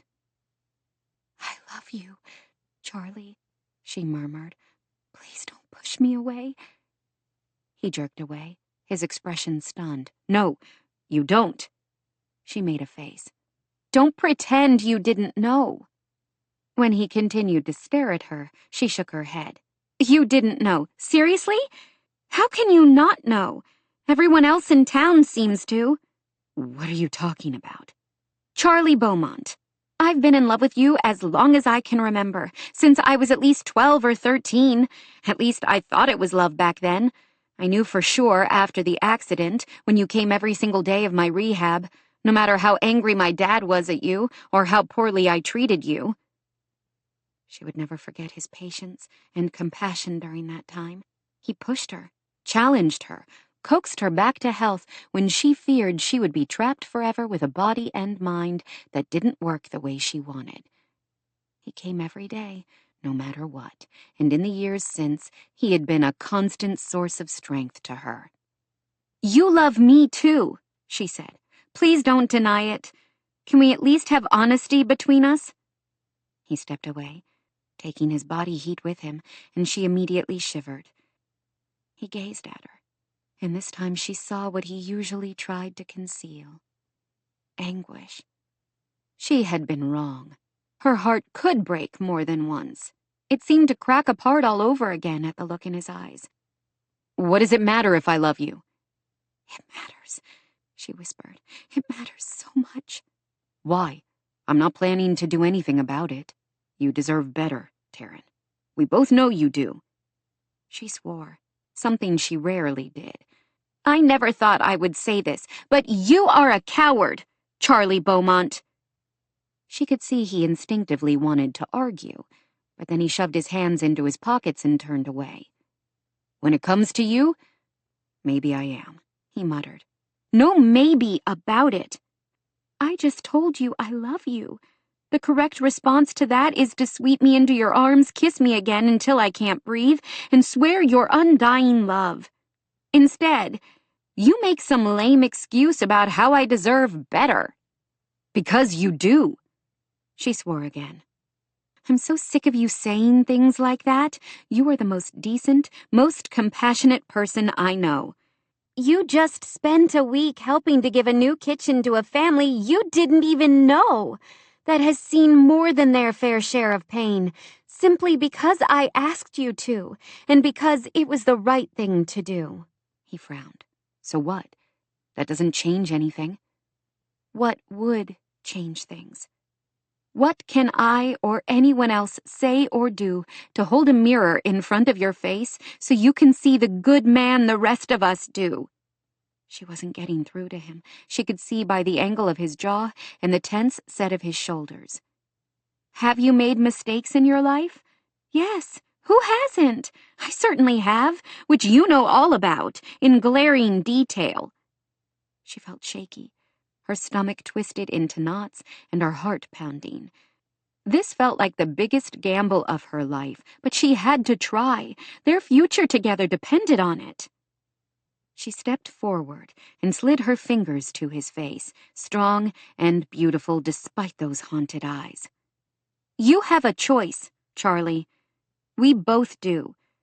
We can continue to let the past control us, one horrible night we can't change, or we can take the lessons we learned from it, lessons about courage and resilience and second chances, and embrace a future together. He closed his eyes, and she could feel her fear growing again, that her words still wouldn't be enough. What if I screw this up? He finally said, his voice ragged. What if I hurt you again? This was the crux of the matter. He carried the weight of the pain he had caused her, and was afraid to let it down. You won't, she murmured with a certainty that seemed more solid than anything else in her world. I have trusted you with my heart since I was 15 years old. The only way you can hurt me is if you walk away. He gazed at her for a long moment, and she could almost see the internal battle he waged with himself. Let love win, she wanted to tell him. Love should always, always win over fear. At last, just when she thought he would push her away for one final time, he said her name on a sigh. Hope surged through her, bright and joyful, and then he kissed her with a stunning, heart-wrenching tenderness. She was crying, she realized, tears of joy and relief and love. She didn't care. She didn't want to move from this spot. She wanted to stand here forever on Balsam Lane, kissing the man she loved. Eventually, a car came down the street, and the headlights slicing toward them seemed to jolt Charlie back to awareness. He drew away, and it was as if those few magical moments had changed him. There was a softness to the hard edges of his features, and she thought he looked as if he had finally let go of a burden he had carried far too long. I can't believe I made you stand out in the cold so long, he murmured. We could at least go make out in my truck or something. I'm not sure I've ever been more warm, she said truthfully. You won't say that when your feet have to be treated for frostbite. It would totally be worth it. But I should point out, I do have a house that's only a few streets away. He smiled down at her. Their hands joined. Then he completely charmed her by lifting her cold fingers to his mouth. I love you, Taryn. I love you so much, sometimes I can't breathe around it. She would never get tired of hearing that. I wish I could tell you how much I have needed you to say those words. He met her gaze, and the emotion in his eyes took her breath away. All I have ever wanted, since that terrible night, was to somehow find the same kind of courage inside myself that you showed every minute of your recovery. You taught me that true courage means showing up, no matter how hard. I won't forget that lesson, Taryn. I promise. She had no choice but to kiss him again, until finally the cold did start to sneak through the layers of her coat. You know, some people are going to wonder what the town's sweetheart is doing with someone like me. Charlie Beaumont, the troublemaker who spent time in the system for causing the death of a friend. Do you really think I care about those tiny-minded people who can't see what an amazing man you have become, in spite of one horrible night? She shrugged. Anyway, I never wanted to be the town's sweetheart. I only wanted to be yours. You have been. You are. Always. He kissed her again, then held her hand as if he couldn't bear to let her go, as they finally hurried out of the cold and into the warmth of the future. They still had things to work out, Taryn knew, as he helped her into his truck and turned on the heat. He lived hundreds of miles away in Utah, and for now he had a job he loved that required him to travel. She wasn't sure whether Charlie could ever be happy in Hope's Crossing. His memories here were filled with pain and regret.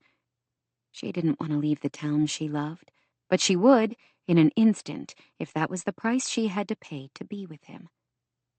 She wasn't going to worry about those details right now. Somehow she knew they would face every challenge, handle every decision together.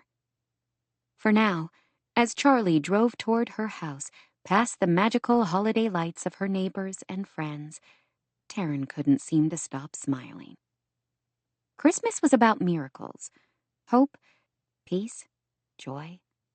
She felt like she had just been handed every single Christmas wish she had ever wanted, and the reality was so much better than she ever could have imagined. 30. Sage. 2 days before Christmas, Sage stood in her favorite holiday sweater inside the foyer of Wolf Ridge while Anton checked the lighting and sound settings on his equipment. She couldn't remember ever being so nervous before a shoot. So much was riding on her making this video a success. Mason hadn't wanted her to feature his house at all. That he had acquiesced felt like a minor miracle, and she owed it to him to give her very best, even when her heart ached at being here again. Even as she prepared to start taping, she was also grimly aware that this very well might be her last time at the house. After she was done here today, she would have no real excuse to come to Wolf Ridge again. Yes, she was still technically contracted to work on the renovations to the guest house, but that was a minor project compared to all they had done here. Sam could handle most of the work without any input from the architect. She tried not to think about it. Whenever she did, Sage had to fight down tears. "Oh, Sage," Rochelle exclaimed, eyes wide as she returned to the small sitting room off the kitchen they were using as base for all their equipment. "You were exactly right. This house is a dream." Rochelle had accompanied Anton for the day ostensibly to be his assistant, but Sage knew that was really an excuse for Rochelle to see the house Sage hadn't stopped talking about for months. "Talk about aspirational," her friend said, shaking her head. "How can I get me one of these?" "First of all, you should have married a baseball star instead of a lowly videographer," Anton said. "Is it too late? Asking for a friend." He made a face at her teasing, and Sage had to smile. Anton and Rochelle had one of the best relationships she had ever seen. They were both completely committed to each other. "Where is the sexy baseball player in question?" Rochelle asked. That lump in Sage's throat seemed to grow. "I'm not sure. He knew we were coming today and what time we would be here. If I had to guess, I would say he's probably down at the guest house, doing his best to stay as far away as possible from the house today, in case we accidentally on purpose catch a glimpse of him on camera." "Kind of like Hope's Crossing's version of Bigfoot," Rochelle said brightly. "Something like that." "I would never do that," Anton said. "Man wants to keep his privacy. I totally respect that." Sage wasn't sure they would even see Mason that day during the taping. While they had texted to confirm the details for today, she hadn't seen him since 2 days earlier at the production of The Nutcracker. She missed him. That was a feeling she needed to get used to. She had 1 week left in Hope's Crossing, then would probably be out of his life forever. "You sure we're not trespassing?" Rochelle asked. "We have permission to be here, right? Tell me we do, because I don't really feel like being locked up for Christmas in some podunk Colorado jail." She had to smile. Her Uncle Riley was the police chief in Hope's Crossing, and she knew for a fact that the jail facilities were state-of-the-art. "I'm sure. Mason gave us full access to the entire property." "Looks like we're all good on my end," Anton said after adjusting a few more settings on his light system. "Where do you want to start?" "The foyer would be a good place, I guess." "Go for it." She attached her microphone while Anton set the lights up, adjusted his camera on the tripod, then pointed to her. "Rolling," he said. the signal he always used to let her know she could start. Sage stood up tall and smiled into the camera. "Hello. My name is Sage McKnight with Homes for All, and today I have an amazing house to show you." For the next 2 hours, she and Anton made their way through the main living spaces of the house. He moved the lighting and the equipment as they walked from room to room, with Sage expounding at length about all the things she loved about Wolf Ridge, the architectural style features, as well as the universal design elements that would make life easier for someone in a wheelchair. Anton suggested that instead of talking about how some of those features worked in theory, they should feature Rochelle in her chair actually using them. It was the perfect touch, but it meant the taping took longer than she had expected. During the process of guiding Anton, and subsequently their future viewers through Wolf Ridge, Sage fell in love all over again with this house. It was open, warm, inviting, exactly what she had hoped when she started working on plans for the remodel all those months ago. Mason and Grace would have a wonderful future here. She was certain of it. If imagining their future here without her made her want to cry all over again, that was her own fault for becoming too emotionally involved with her client. They had finished the ground floor pool and workout area and the main living space and were about to head upstairs to the bedrooms when she heard the front door open. A moment later, Mason rolled in using his chair. He looked startled to see them still there. "Sorry to interrupt. I left a few papers I need in my office." "You're not interrupting at all," Rochelle said, smiling brightly. "We were just about to head upstairs. I'm Rochelle James, Mr. Tucker. This is my husband, Anton." If he was at all surprised to see another wheelchair user in his house, he didn't show it. "Hello. Nice to meet you both." Rochelle has been demonstrating some of the universal design features of the house, Sage explained. It seemed to make more sense to show how they benefit someone with mobility challenges, rather than simply talking about them. "Good idea." "Your house is absolutely beautiful," Rochelle said. "Lucky for you, I'm madly in love with my husband. Or I might think about putting the moves on you just so I could live here." Sage gave him a wary look. Not sure how Mason would handle Rochelle's light-hearted flirtation. "I would say Anton is the lucky one," he said with a smile. "Oh, I never let him forget that. Believe me, honey." To Sage's astonishment, Mason chatted easily with both Rochelle and Anton. She would have expected him to grab his papers as soon as he could and escape. "Has Sage shown you downstairs yet? The workout area and the pool?" "Yes, I wanted to dive right in," Rochelle said. "It's hard for me to say what I love best about Wolf Ridge, but that area is definitely up there. I love how the retractable roof can open and bring the outside in. It feels very therapeutic, physically and emotionally. Healing, even. In the water, I feel more like myself than anywhere else. Sage's unique vision for that space has created a true haven." The rest of them fell silent. Rochelle looked on the brink of tears. Anton was the first one to speak in his deep, calming voice. "That's beautiful, man. Now, how can we convince you to go on camera and say that?" Mason's jaw hardened. "You can't." "You have to," Rochelle pressed. "Everybody is rooting for you. We all grieved with you when your wife died and when you were injured so badly. I know I speak for the whole world when I say that everyone would love to know how you're doing." Mason's temporary congeniality disappeared in a blink, and he once more went back to the grumpy bear Sage was used to. Even though it had been Rochelle and Anton who had spoken, he glared at Sage as if she had orchestrated their effort. "I said no, and I meant it. If you can't respect my wishes, I'll call this whole damn thing off."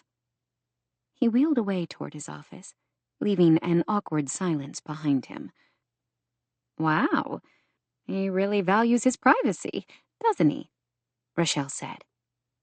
"I get the feeling he was hounded by paparazzi right after the helicopter crash," she answered. "From what I've read, They even posed as medical staff to break into his hospital room so they could get pictures of him. That has left him jaded about publicity, especially where he never wanted me to feature Wolf Ridge in the first place. Too bad he's so reclusive, Rochelle said. With his celebrity, he could really offer hope and encouragement to others who are dealing with sudden spinal cord injuries, complete or incomplete.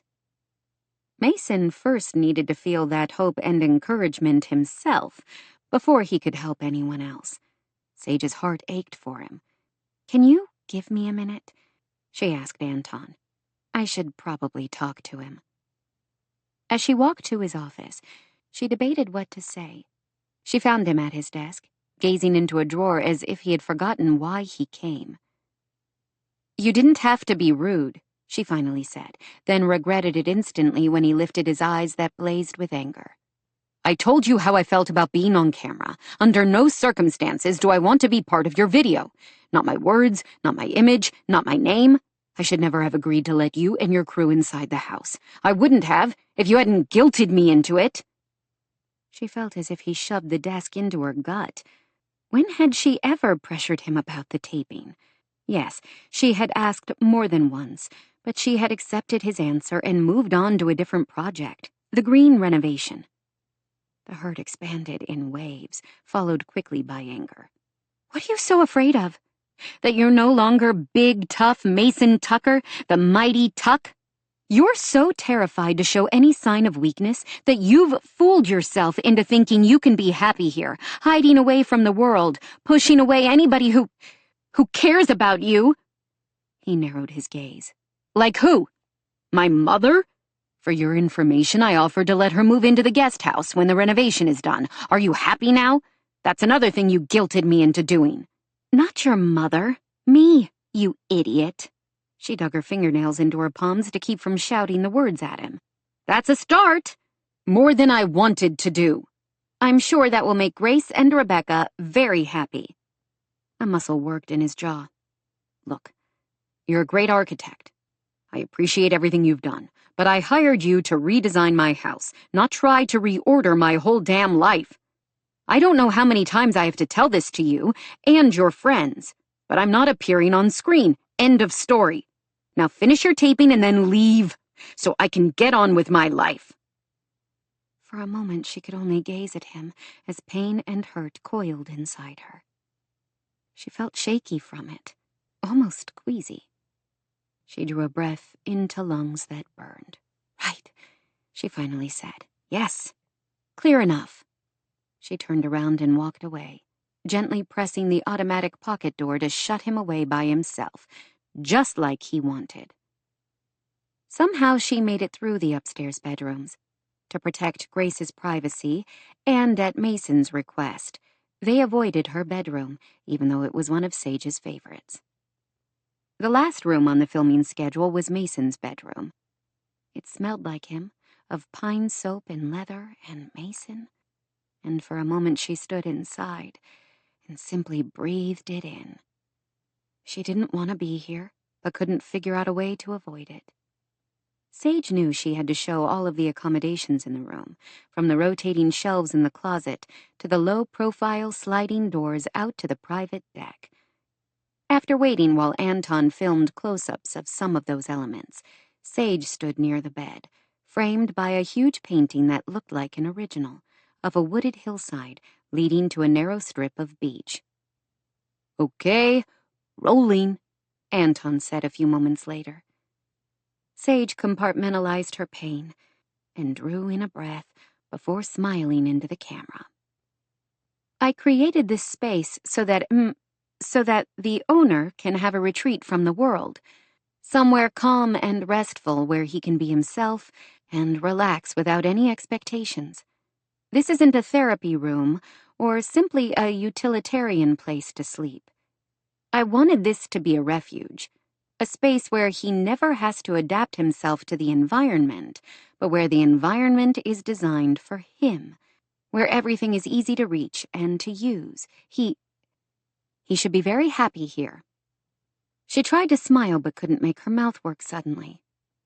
"Oh, honey," Rochelle said. "Cut, Anton."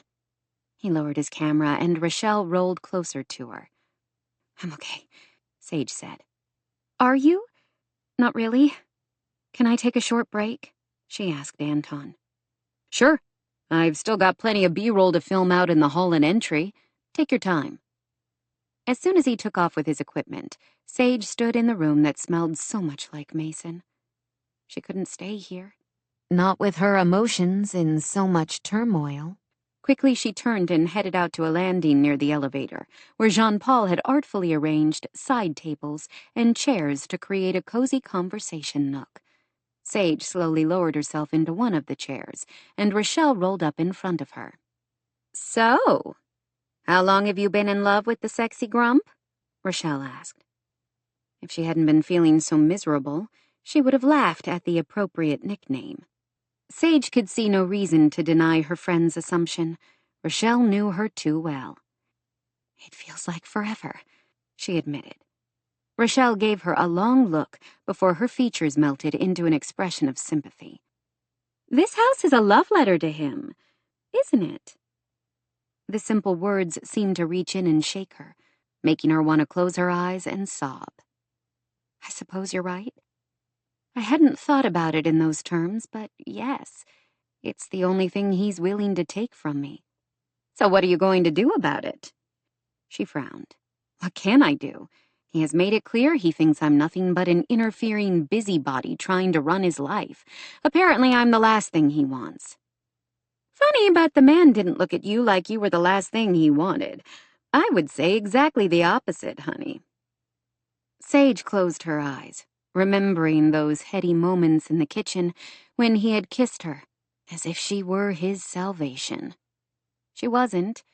He had made that clear. "Now finish your taping and then leave so I can get on with my life." He couldn't wait to push her out of his life. She was his architect. That was it. Sure, they had shared a few heated kisses, but they obviously meant nothing to him. She had done her job, and now he wanted her to leave him alone in the love letter she had written for him out of wood and glass and stone. She drew in a sharp breath and wiped away a tear that trickled down. She had made this mistake before, of giving her heart to someone who wasn't available. This felt different. Worse. Even when she had been pregnant and afraid, and the ass Sawyer Danforth stopped taking her calls, she had never felt as if her insides had been scraped raw. She was a professional, though. She had to dry her tears, repair her makeup, and finish the job, no matter how much she wanted to hide away in some dark corner of this beautiful house and weep for what she couldn't have. 31. Mason. He had been a jerk, and Mason knew he would have to apologize. Sage had done nothing to deserve his anger, quite the opposite. Since they met, she had been generous and kind and giving. He hated being in the wrong, especially when he wasn't exactly certain what had compelled him to lash out that way. Sage hadn't been trying to get him to show up on camera. Her friends had been the ones to cajole him, but Sage had become the target of his ire. Maybe it was better this way. A clean break between them would be less painful, all the way around. Less painful for whom? Not him, certainly. When she left, he would feel like she was taking a healthy chunk of his heart with her. She would be doing nothing of the sort. Sure, he cared about her, but he had survived a damn helicopter crash. He could survive losing Sage. Couldn't he? Upset at himself and not sure what to do, he focused on finding the papers he had come for in the first place. When he had them in hand, he rolled out of the office and headed toward the massive front door. He pushed the button to open it and was welcoming the blast of cold December air when he sensed someone approaching him from behind. "Mr. Tucker!" Turning warily at his name, he found Sage's friend approaching in her wheelchair, which looked to be similar to his, but a little less sporty. He pushed the button again to close the door and turned to face her. "Rochelle, right?" "That's right." She gave him a long, steady look that made him squirm. "What you did out there? Not cool." His first instinct was to tell her to mind her own damn business. The words died before he could speak them. He could not disagree. He had been rude in front of Sage's team and then had compounded everything by lashing out worse in private. "I know," he muttered. "I shouldn't have overreacted." She didn't seem convinced of his sincerity as she wheeled closer to him, gaze narrowed. "Sage McKnight is one of the sweetest people I know. She throws her heart and soul into every single thing she does. But in the years I have known her, I have never seen her as passionate and committed to something as she has been to renovating your home. She has worked tirelessly to make sure this house is perfect for you." Mason's hands tightened on the rims of his wheels. Way to pile on the guilt, he thought. In an abrupt change of subject, the woman tilted her head and studied him and his chair. "What's your injury? Incomplete SCI, right?" "Yes. Incomplete spinal cord injury at T6, the 6th thoracic vertebra." As far as spinal cord injuries went, he knew he was luckier than some. With an incomplete SCI, the spinal cord hadn't been completely severed, which meant he still had some neural pathways between his brain and the rest of his body. "You can still walk," Sage says. He didn't want to talk about his medical history to this nosy woman that he had only met a short time ago. But she was good friends with Sage, and he also didn't want to be outright rude to her. "Yes. Not well, but I try." He paused. "What about you?"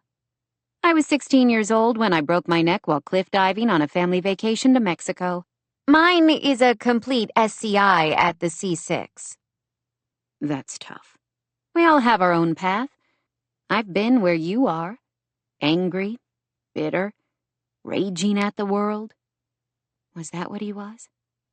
He let out a breath but couldn't deny it.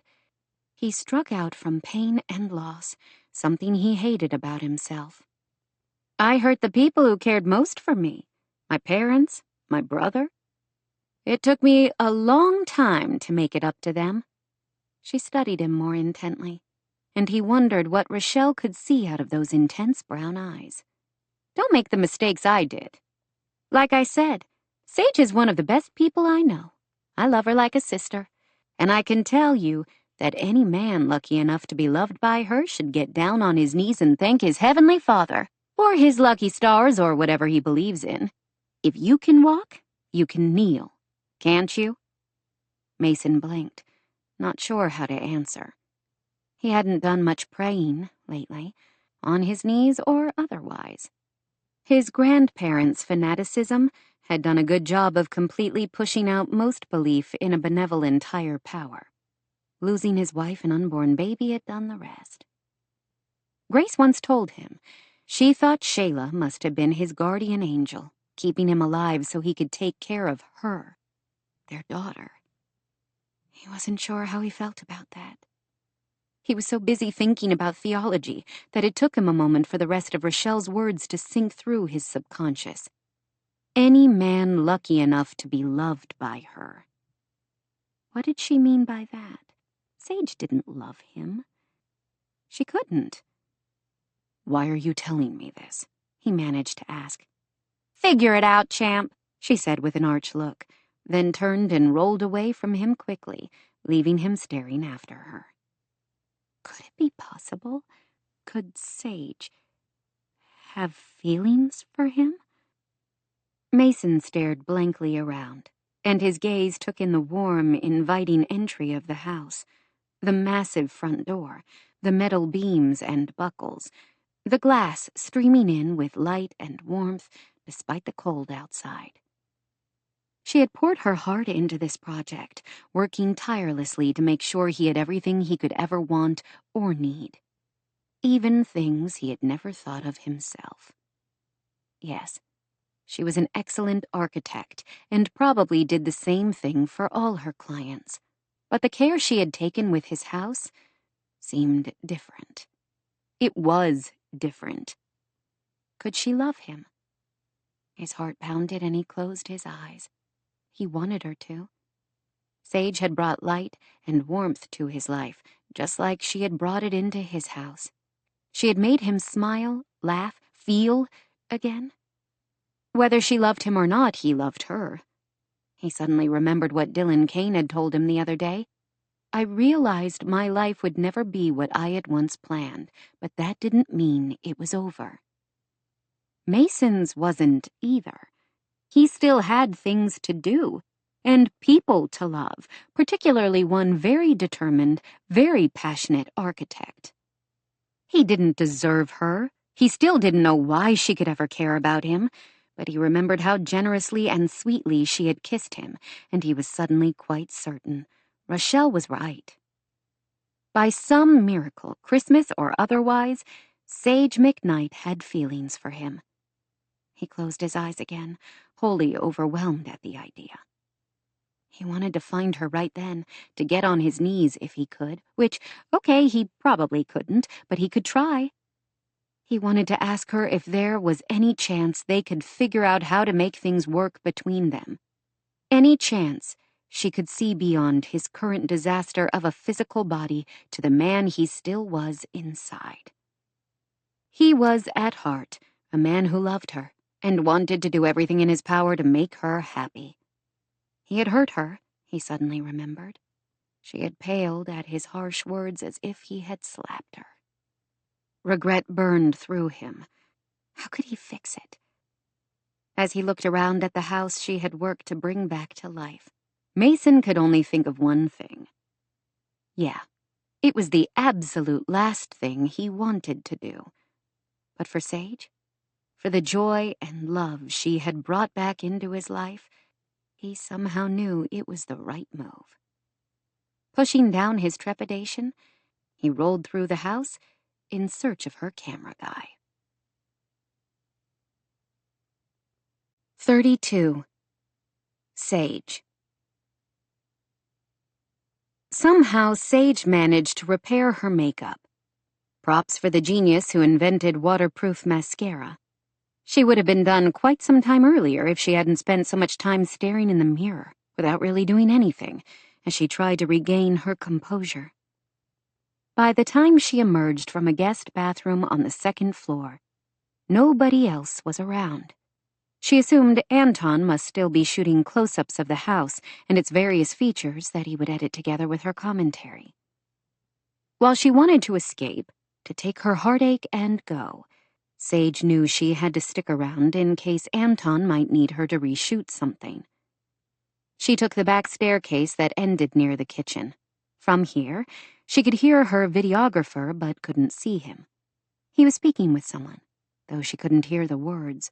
A moment later, she was shocked to hear him say, "Rolling." That was usually the signal he gave her to let her know he had started recording. A moment later, she heard a male voice speaking. Puzzled, she made her way to the doorway into the great room where she found the lights set up and Anton standing behind his video camera and tripod, which were aimed toward the stone fireplace. To her utter shock, Mason was sitting in his wheelchair in full view of the camera. He looked big and gorgeous, and he was wearing a microphone. Rochelle, she saw, was parked in her chair a few feet away from her, wearing a sound headset. Sage shifted, eyes wide, to look at her friend. "What's going on?" she mouthed.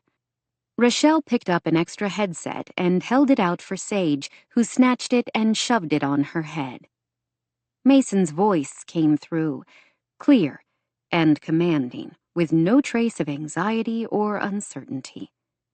"Most of the world knows what happened to me 2.5 years ago, after the crash that killed my wife and the baby she carried, along with a very good helicopter pilot and friend. I didn't know why I survived. I'll be honest. For a long time I wished I hadn't. How could I surrender to those demons, though, when I still had a daughter who needed her dad? Because of her, I hung on and worked hard to come back.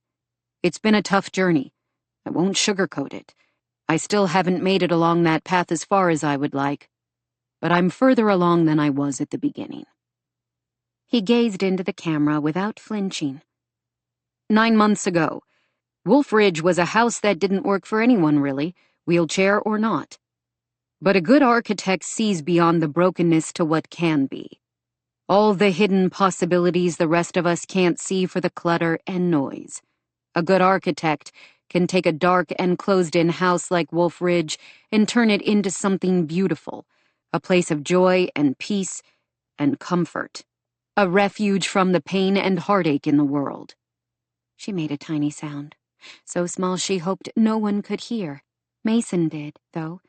He shifted his gaze and she knew the moment he saw her. Something sparked in his gaze, something glittery and bright and wonderful. When he spoke again, his voice rasped with emotion. I consider myself the luckiest of men to have found Sage McKnight, who is as passionate about her work as she is brilliant. Oh, rats. There went her makeup again. Sage could feel a tear drip down, but she decided she didn't care. Mason was speaking on camera, the very last thing he wanted to do. For her.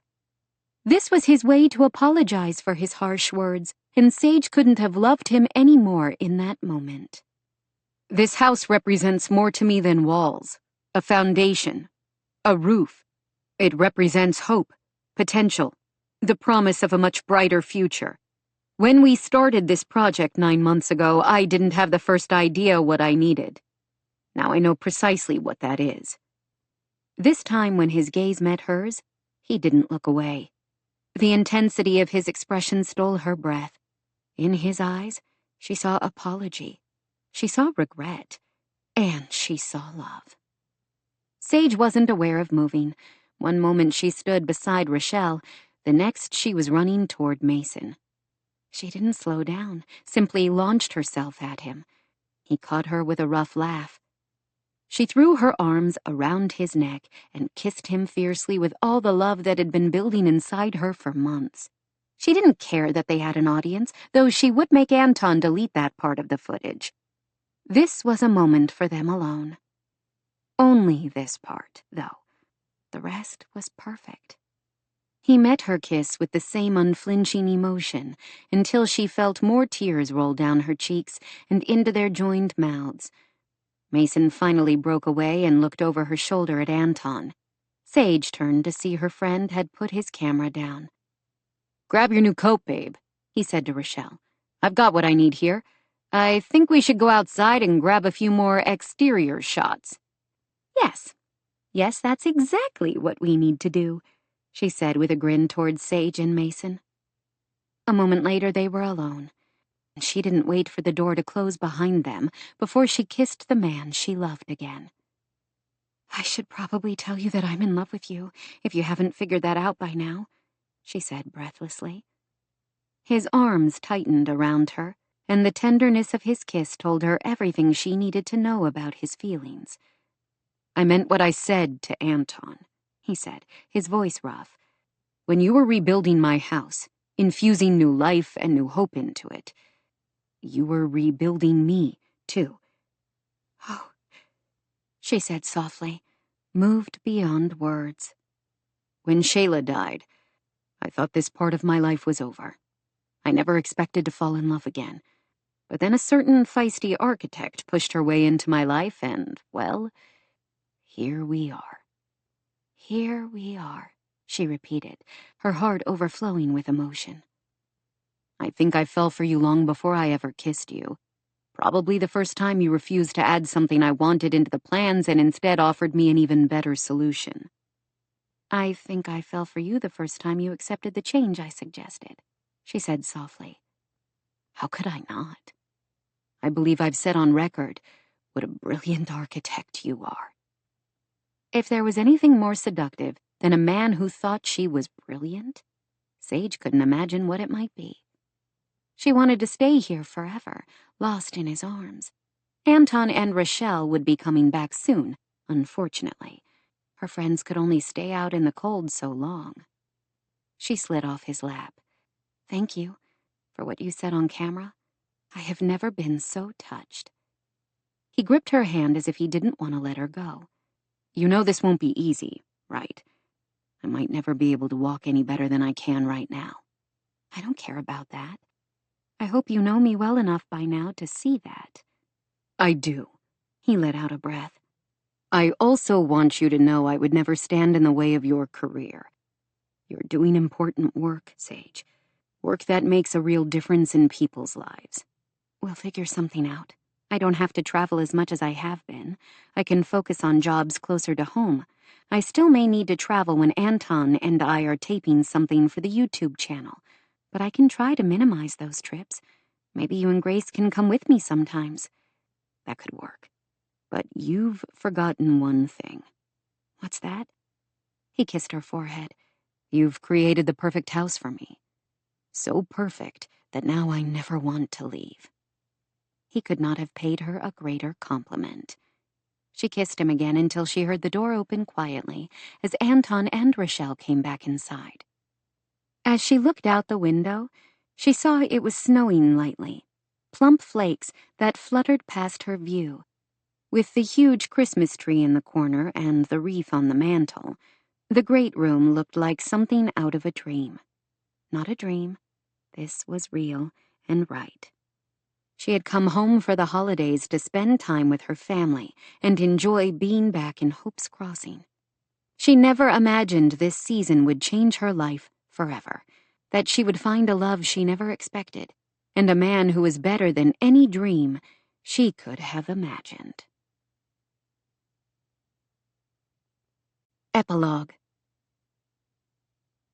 2 years later. Wow. You sure we're going to have enough popcorn? Sage made a face at Mason as he scanned the massive island in the Wolf Ridge kitchen, currently covered in red and white striped popcorn bags. I only made 10 batches, she said, defending herself. We have 20 people coming over, counting my family and Rebecca. That should be about right. Knowing how much the kids eat popcorn, I think we're going to be lucky to have a kernel or two left over for ourselves. I better grab one now, then, he said. Help yourself, she said in a distracted voice. Actually, maybe I better make another few batches.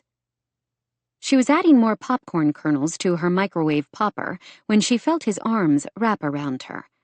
On second thought, it's not popcorn I'm craving, he murmured, kissing the back of her neck until she shivered. After 6 months of marriage, she never grew tired of his touch. He said, his mouth sliding across hers. Who needs popcorn? You taste even better. What time is everyone coming again? 15 minutes. Not enough time for what you're thinking. Too bad, he said, sliding away again. He was moving better every day. After an experimental surgery a few months prior to their wedding, Mason had regained a little more sensation in his left leg. The increased function allowed him to use only one cane for stability instead of the 2 Lofstrand crutches. He still used the wheelchair at times when he was tired, both around the house and in public in his role as coach of the high school baseball team. Mason had settled into life in Hope's Crossing as if he had lived here forever. In addition to coaching the baseball team, which he had discovered he loved, he was now one of the main fundraisers for both A Warrior's Hope and Homes for All. He had an almost uncanny knack for persuading people to part with their money for the sake of a worthy cause. To her relief, he had also taken over much of the business end of her foundation, allowing Sage to focus on what she did best, designing houses. How are you holding up? He asked. She gave a rueful laugh. Terrified, if you want the truth. What if it's terrible? It won't be, he said calmly. With you and James Productions involved, how could it be terrible? You know what you're doing. She released a breath. Anton does, but what if I'm terrible? Trust me, Rochelle would have been the first to tell you. He leaned back against the kitchen counter and wrapped both arms around her. She had not realized how much she needed his support to calm her nerves until this very moment. Stop worrying, he ordered her. It's going to be fantastic. Homes for All has millions of subscribers, each of them clamoring to watch your streaming debut. The last 2 years had been the happiest of her life, despite the challenges, professionally and personally, of moving from San Francisco to Hope's Crossing. She now worked out of her father's office here. only taking a few hand-picked projects while devoting more time to the work of the Homes for All Foundation and the YouTube channel, both which had grown exponentially. The video featuring Wolfridge and Mason had indeed gone viral, especially when news trickled out that he was now dating the architect who had designed his home renovation, the same one he had spoken such glowing words about in the video. No matter how many times she had seen it, watching that clip always made her cry. If not for that video, she wouldn't be standing here right now, getting ready for one of the biggest evenings of her career, the debut of her home renovation show on Netflix. She and Anton had filmed 10 episodes, each one focused on providing a renovated home for someone with mobility challenges. She was thrilled to be part of it, and even more thrilled that the show allowed her more opportunity to make a difference in people's lives. None of it would have been possible without this man she loved with all her heart. "Thank you," she said to Mason now. "For? A million things? Mostly for having faith in me?" She kissed him, wishing she had never had the wild idea of inviting her loved ones over for a viewing party. She heard a sound and slid away just as Grace came into the kitchen. Apparently, she didn't move quickly enough. Grace looked at the two of them with an exasperated expression. "Can't you two find anywhere better to kiss than the kitchen?" she said, rolling her eyes. "Nope," Mason said, giving Sage a noisy smack on the lips, which made his 11-year-old daughter roll her eyes again. She might make faces, but Sage knew it was all for show. Grace loved seeing her father happy, and she and Sage had a warm, loving relationship that Sage considered one of the true joys of her life. "What time will Nick and Anna be here?" Grace asked. Sage looked at the clock in the kitchen. "Not long, unless they get caught in weather. Looks like it's snowing again." "Yeah, I forgot to tell you Grandma texted me about a half hour ago and said she might be a few minutes late. She just left the house she's working on in Breckenridge and said she has to drive slow because of the weather." "Better safe than sorry," Mason said. "That's what I told her." Rebecca had taken a job with one of the interior designers in town, as a receptionist at first, but gradually as an assistant. She adored the work and seemed to be thriving. While Sage wouldn't have said everything was perfect between Mason and his mother, their relationship was worlds better than it used to be. "How's the book coming?" Mason asked his daughter. Grace sighed. "Writing is hard. All my ideas are dumb." "I'm sure it's not as bad as that," Sage said. "It is. I wish we didn't have to finish it." Mason shrugged. "You don't have to finish it. But then you three will have to find something else to give everyone on your Christmas list." "I know.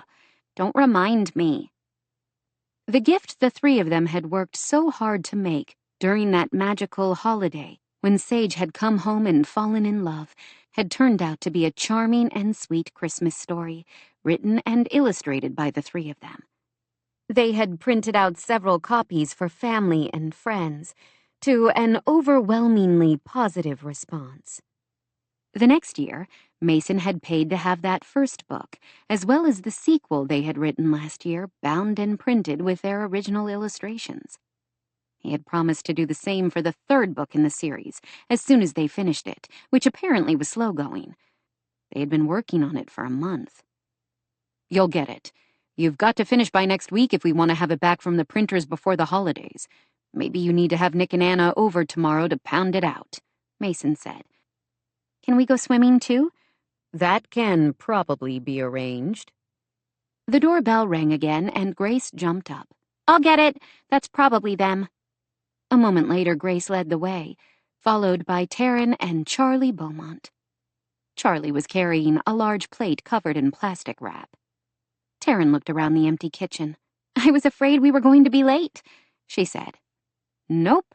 You're the first ones here, which means you get your pick of the treats and the chairs." "Perfect." Charlie set down the plate and picked up a bag of popcorn. "Oh, are those your caramel pecan brownies?" "You know how much I love those," Sage said. "I made them in honor of your big day. Can you tell I cut them in the shape of houses?" "Thank you." She couldn't really see a house shape, but she wasn't about to tell Taryn that. "She's been so excited for this all day," Charlie said. "I wanted to binge the whole series at midnight when it dropped, but Taryn hid the remote from me." Can you blame me? My best friend is a celebrity. While Sage and Taryn had been friends for many years, since Layla died, really, over the past few years of Sage spending more time in Hope's Crossing, their bond had solidified. She loved seeing Taryn so happy with Charlie. Nobody had really been surprised when they started dating, after the same Christmas when Sage and Mason had found each other. They had married in a beautiful autumn ceremony later that year on a mountain top overlooking town, which somehow seemed symbolic of the difficult path they had climbed together since that night when Layla died. As they exchanged vows, Sage wasn't the only one who had wept at the love and joy on their faces. Charlie had opened his own carpentry business in Hope's Crossing and was constantly busy, though he still occasionally helped Sage out with projects for Homes for All.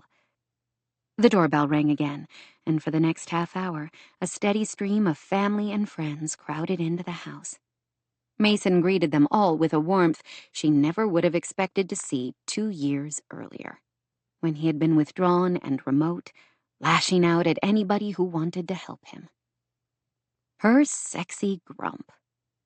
She still teased him by calling him that sometimes, which usually earned her a glower and then a long, delicious kiss, as if he intended to prove her wrong.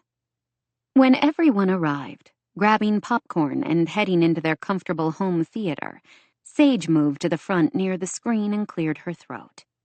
She looked out at everyone who had loved and supported her through the years, especially Mason, who was her rock and her biggest cheerleader. How empty her life had been before he and Grace had entered. She felt immeasurably blessed. He smiled now and nodded his head in support and encouragement. Sage drew in a deep breath, gazing out at everyone she loved. Her parents, Nick, Anna, her grandmother and Harry Lang, and all her aunts and uncles. And Mason, who knew every one of her faults and somehow loved her anyway. She was part of Hope's Crossing, and these people were part of her. A rich, intricate tapestry. "Thank you all for coming. I don't know what to say other than thank you. This is an exciting night for me, which wouldn't have happened without every single one of you." When she sat down, Mason reached for her hand and squeezed her fingers. As the cheerful opening credits rolled, Sage could feel her anxiety dissipate. Even if the show flopped, which she was suddenly certain was impossible, she had everything she could ever need, right here in this room, in the house she had designed, built on a foundation of love. This is Carly Robbins. We hope you have enjoyed this unabridged production of All is Bright by Rayanne Thane, presented by HQN Books and Harper Audio. This program was produced by Common Mode. Paul Fowley, Technical Director. Executive Producer, Carly Katz. Text copyright 2022 by Rayanne Thane, LLC. Production copyright 2022 by Harlequin Enterprises Limited, used under license with Harlequin Books S.A. All rights reserved. Thank you for listening.